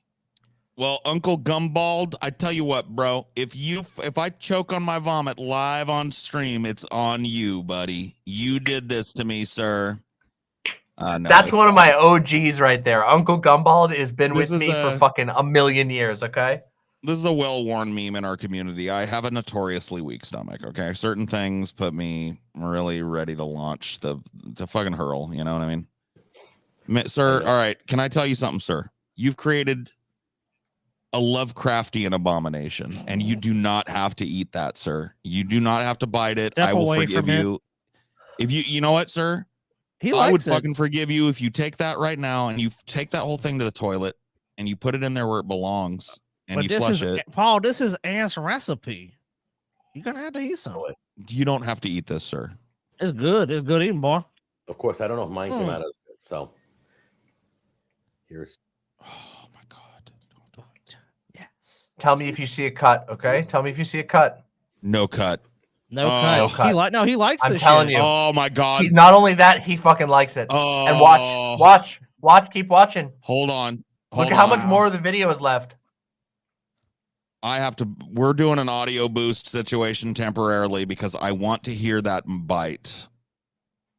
look at the replay. Look at on the YouTube. It tells you how many times people have replayed the bite. Other people have done this. Other people have done this. All right, that's about as loud as I can get it without really going crazy. So let's see what happens here. Everybody listen, all right? And you know what? Just to make sure we catch it all, I am going to slow-mo it again, all right? We're going to do it real quick here. We're going to do a half speed, and we're going to really all going to be quiet. We're going to focus on this bite, okay? Oh. Oh, good. I know it. I bet you do. Of course, I don't know if mine came out as good. So here's to delicious tasting. Oh, it's crunch. Oh, it's crunchy. It's soft yet crunchy, Paul. That's like eating a bowl of pudding and having one of those fucking garden beetles in there, one of those green garden beetles. Crunch. You can hear that crunch loud enough to be picked up by his mic. You could feel it. That sounded like a Dave Portnoy pizza bite that would get an 8.2. All right, that crunch was retarded. Crispy, crunchy. Oh my god! And this shit-eating grin on this fucking ogre's face is really starting to piss me off. That is a look. I've only seen this look a couple times in my life. This guy is looking at like how TJ looks at Corn Pop with like love and admiration. He does. He is. It's genuine admiration for Aunt Tilly's fucking disgusting puke, vile That's the most vomit incredible shit. thing about this entire video is this guy actually likes this shit. He likes it. He does. He really He's does, not faking. He's in love with it. He's in love He wants with it. Yep. He's gonna eat this whole fucking thing probably later because he's a big guy. I'm not trying to hate, but later he's probably gonna fucking be online. He's gonna have this in his lap. Yeah, have this in his lap and fucking just take a spoon and just go. Oh my god, I can't. It blows my mind. Yeah, does it? That it's so sweet and dessert-like, and has all those vegetables in it. Well, that's the only thing I've agreed with you. It blows my mind too, sir. Not for the same reason. And American cheese on top. It is really, it's so good. I don't believe you. I don't believe you. I can't explain this to you guys. I will never check out any website that's affiliated with you, nor would I ever consider buying any sauce from you. I am not going to the bestsauces.com.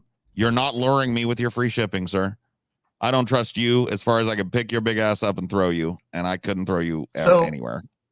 There's so much lore to this guy. Okay, there's so much I could tell you, but there's another video of his that's next time, another time I'll give you some of his best videos of all time just so you can experience them. But another thing that he's done, he has one video that this kind of just tells you the type of personality he is. He has a video where he does a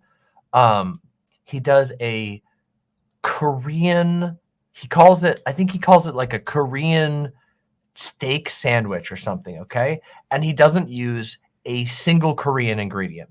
Nothing, not one Korean ingredient, but he calls it Korean steak sandwich.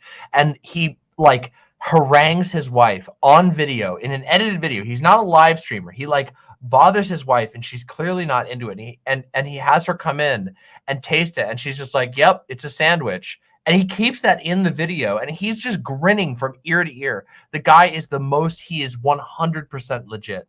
Like he is not faking even a tiny bit. There's not a single bit in there. His latest videos are like really weird because I don't want to get into that. I'll get to that next time. Yeah. Next time you'll get the full lore. His latest videos are really fucking weird. It's how you know that there's not even a drop of bit in his personality.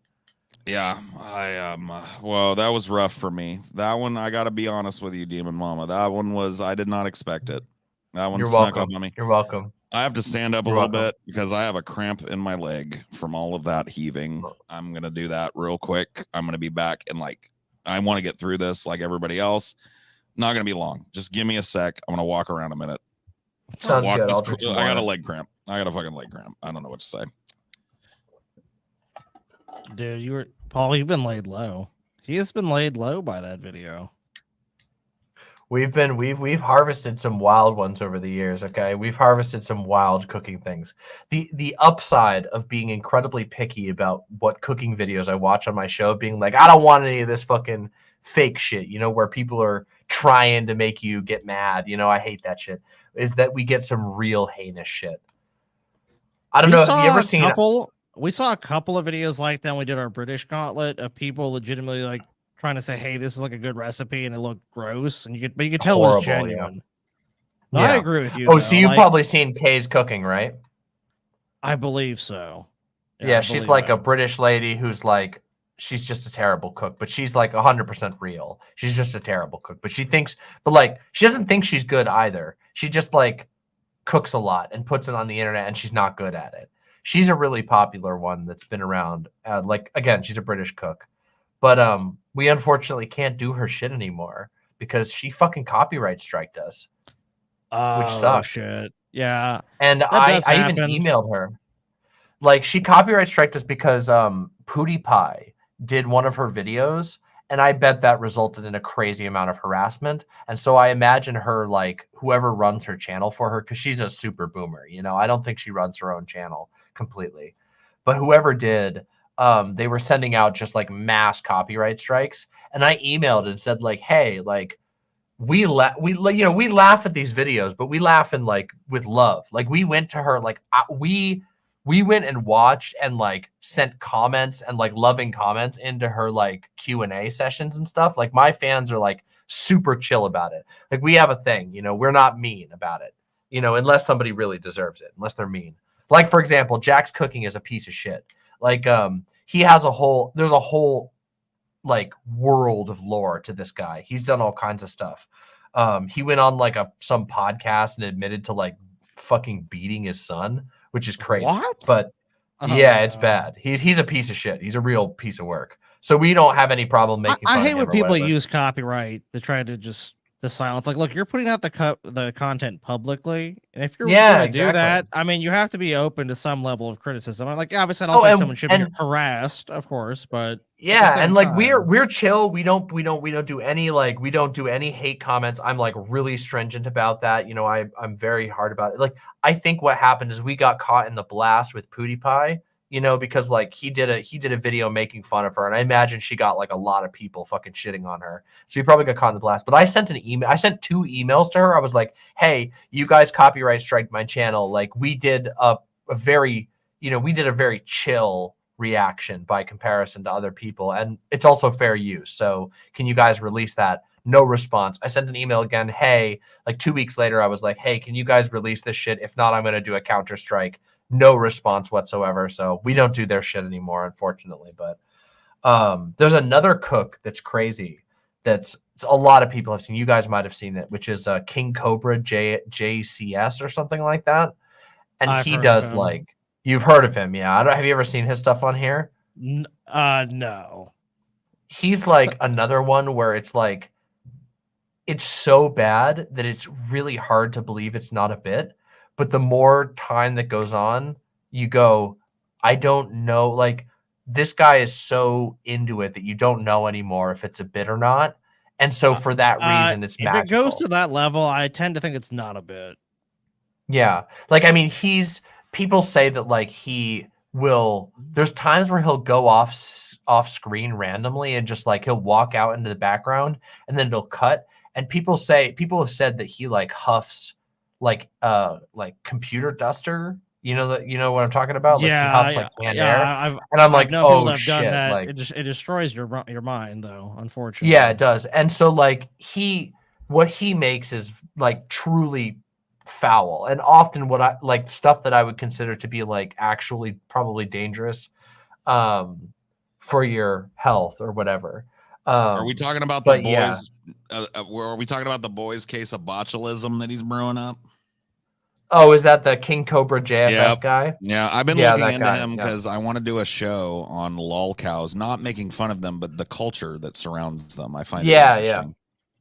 I've been looking into the lol cows recently. Sorry for the infinity screen there. I didn't realize. No, you're fine. He's definitely. I thought you were being avant-garde, Paul. You're just like, look, infinite screen. I was like, woo, okay. This is my Lynch period. What does it mean? All right. I love David Lynch. I do. Oh God, Demon Mama. Next time she Demon Mama. Next time she does on, we have to bring up David Lynch to fuck with TJ. Yeah. Oh hell yeah! Have you've seen the clip of him like? Oh, TJ. Wait, TJ hates David Lynch. Okay, yeah. I bet I could make TJ love David Lynch. It's irrational. Johnny, it's irrational. You will back me up on this. I have tried. I am the world's greatest ambassador for fucking David Lynch, and I have not been able to crack the shell on TJ. So have you showed him the clip of? I tried to get him to watch Mulholland Drive. I tried to get him to watch the clip of Mulholland Drive that everybody talks about, the scary kind of vignette. I tried to get him to watch Twin Peaks, thinking, ease him in. That's a little more normal, especially at the beginning.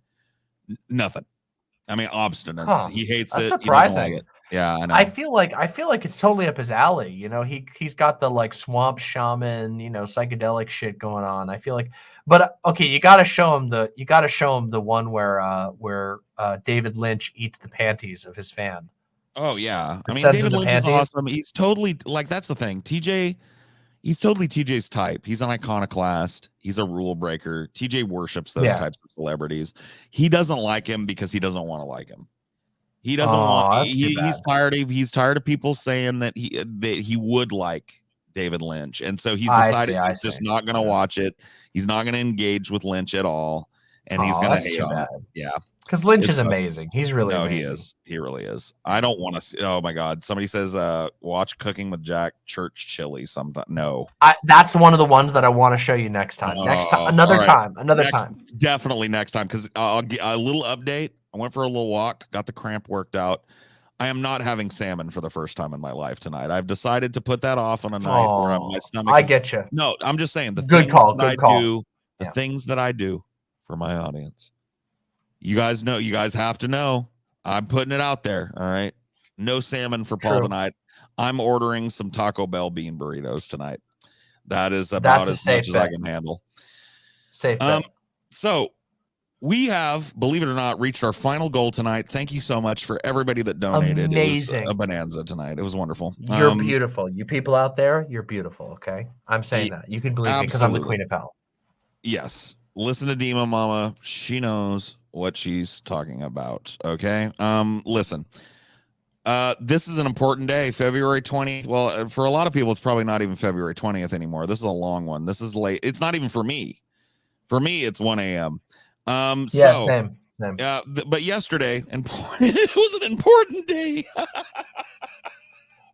I'm sorry. I'm a little loopy. First American to orbit the Earth happened on February 20th. And this is actually kind of an interesting story. John H. Glenn, pictured here, became the first American to orbit the Earth on February 20th, 1962. During the three-orbit Mercury Atlas 6 mission aboard the spacecraft he named the Friendship 7. He got to name it, so I think that's kind of cool.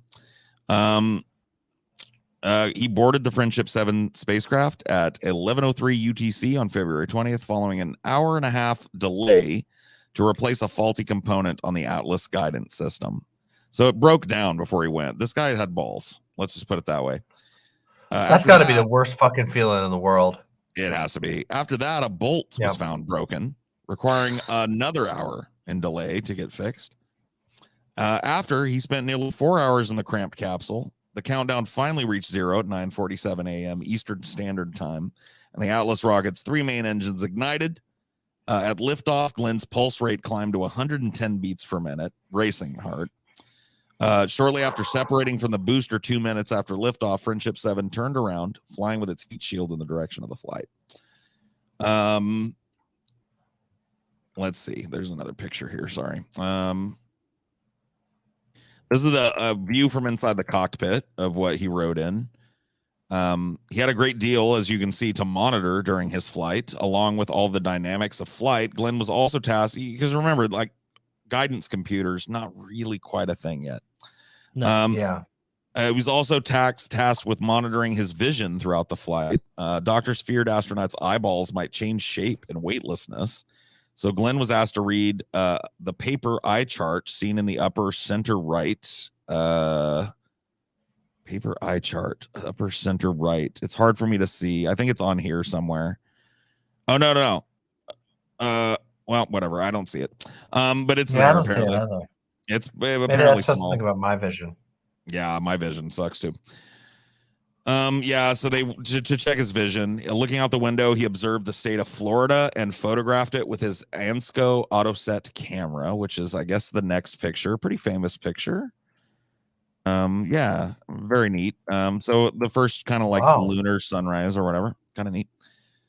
He observed his first orbital sunset over the Indian Ocean and sunrise over the Pacific, and ate his only food during the mission, a tube of applesauce.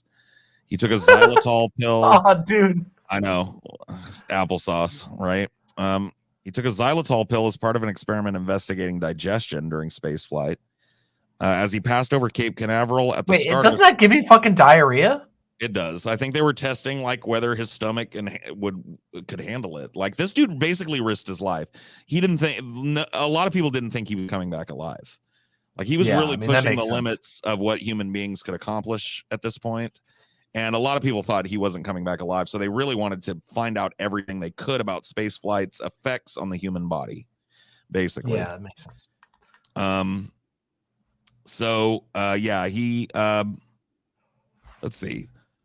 As he passed over Cape Canaveral at the start of a second orbit, controllers noticed a signal indicating the spacecraft's landing bag used to cushion the impact at splashdown had deployed, meaning that the heat shield required for re-entry was no longer in place. Oops. Although not told explicitly about the problem, Glenn was advised by all ground stations to make sure the landing bag deploy switch was in the off position. I don't know what that helped, but I guess it did. At the time, he was also struggling with an overheating suit and a rapidly diminishing fuel supply. As he passed over Hawaii, he received the go to proceed his third and final orbit. As despite the issues, everything was still going mostly to plan, and millions were watching. So big deal. Nearing the California coastline, the spacecraft fired its 3 retro rockets at slow velocity. Glenn reported, quote, "Boy, feels like I'm going halfway back to Hawaii." Engineers closely monitored the reentry. He had a temporary radio blackout, and a lot of people thought he died. And they also learned that happened. That actually happens on reentry now, that they lose radio contact for a while. They didn't know that, so they thought he died. The temporary radio blackout caused by the buildup of ionized gases around the spacecraft as it sped through the upper layers of the atmosphere occurred as planned, lasting 4 minutes, 20 seconds. I guess they did know. I'm stupid. Friendship 7 splashed down at 2:43 p.m. He lived. Pretty cool, right? Oh, yeah. On this day. That's pretty awesome. Anybody recognize this? No, actually. This is the specially made cannon that Johnny Depp purchased for Hunter S. Thompson. Oh, okay. To fire his ashes out of it after his death. He killed himself on the 20th. Hunter S. Thompson committed suicide on the 20th of 2005, February 20th, 2005. He died from a self-inflicted gunshot wound to the head at Owl Farm, which was his fortified compound in Woody Creek, Colorado. His wife, Anita, who was at the Aspen Club, was on the phone with him as he cocked the gun. Pretty traumatic stuff. Pretty bad. I always hate to see a great mind go. But you know what? He went out on his own terms, and he was Hunter S. Thompson till the very end, for sure. And ultimately, everybody, whatever. I'm not going to go any further with that. But I wish he'd still be around. His widow, Anita, said that while the injuries were significant, they did not justify his suicide. So he killed himself because he was in a lot of pain. And didn't want to live with it anymore. And I think that assisted suicide in that instance late in life is something I'm for. He didn't do it the assisted way. But, I don't judge him. It wasn't my pain. It was his pain. His wife, of course, says his pain was unbearable at times, but by no means terminal. That's the rub. If it were a terminal illness, the horrible aftermath would not have been different for me and his loved ones. None of us minded caring for him. Thompson had started talking about suicide months prior and arguing with his wife about it. He left her for a sort of suicide note for her just 4 days before he killed himself, titled "Football Season is Over," reading "No more games, no more bombs, no more walking, no more fun, no more swimming. 67. That is 17 years past 50. 17 more than I needed or wanted. Boring. I'm always bitchy. No fun for anybody. 67. You're getting greedy. Act your old age. Relax. This won't hurt." That's sad. That makes me so sad. And a lot of people loved him, and I did, too. And it sucked to see him go, but I respect his choice. He was in a lot of pain, and I didn't have to live with it. He did. Yeah. I kind of hate people who are fucking that type of judgy towards people who are suicidal, because Well, especially people, especially if you're in a lot of pain like that. Yeah, it's fucking horrible. You know. But that heaviness aside, the most important thing that has ever happened on a February 20th in the history of the United States of America, Jeb Bush suspended his abortive 2016 Imagine the campaign. America we would have had, Paul. Imagine it. Please clap. I can only dream. Please clap. The people Please of clap. Iowa, and New Hampshire, and South Carolina have spoken, and I really respect their decision. So tonight, I am suspending my campaign. I just want to say I'm a loser. No, Jeb, please. Thank you. He almost did it Look at again. him. He's He about to almost cry. had to do please clap again. He's That's about to your cry. applause line. Please clap for me.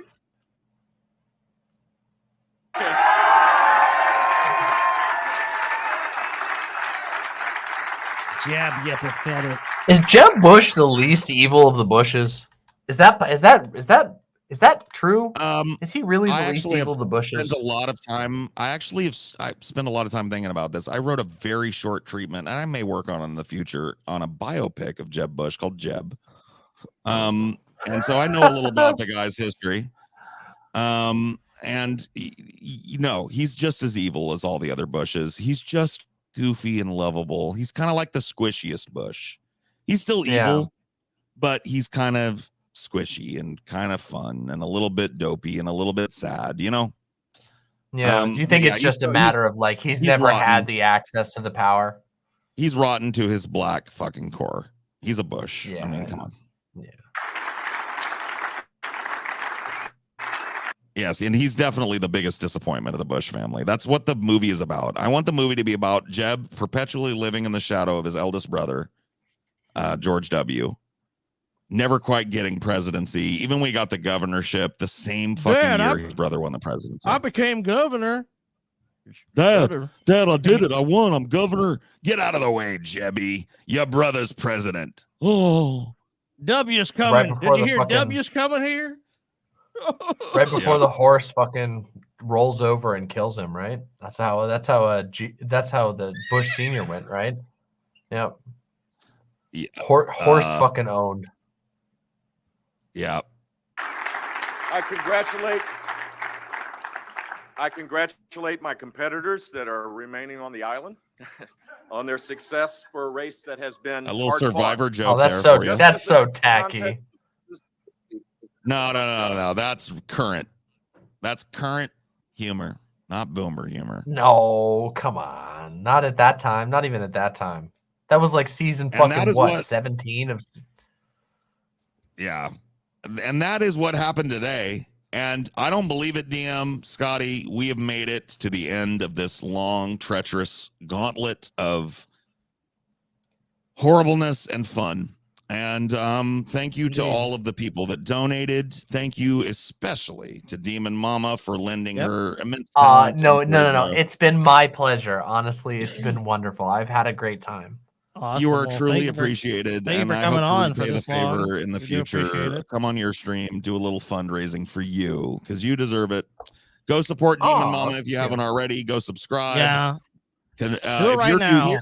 If you're I one of the- promise. Go ahead and real quick. You will Take a have second. fun. If you come watch my show, I guarantee you're going to love it, okay? I know there might be your some show. skeptics out there, but you're going to love it.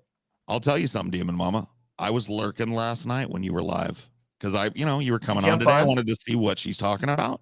I lurked the whole time. I gamed. Oh, for real? That's so flattering. Little I did. lurking Paul. And so, stamp of approval. Demon Mama is fun. Her community is fun. She's funny. They laugh. They cry. They hurl sometimes.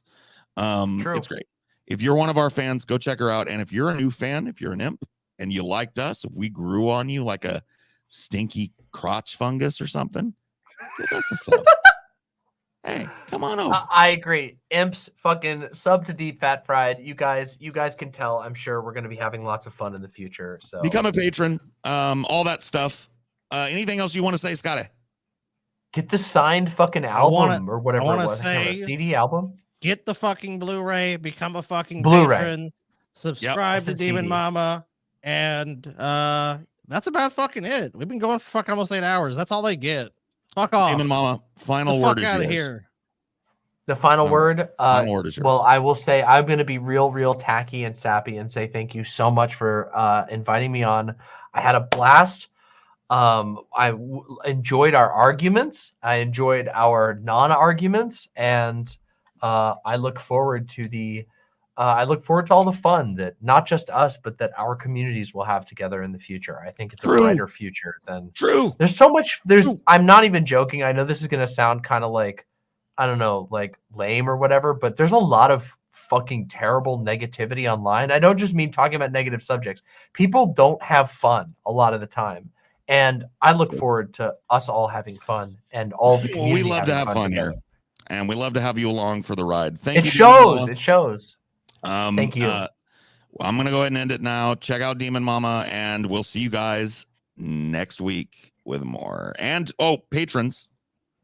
Demon Mama does not have to stay for this, but Scotty and I are not quite done yet. Every show we do an hour for the patrons. You're invited, not obligated. We'll see if she shows. I'll stay for a bit. She said she's staying for a bit. That's awesome. Yeah, Thank you, Demon Mama. We'll see patrons in just 5 or 10 minutes. The rest of you next week.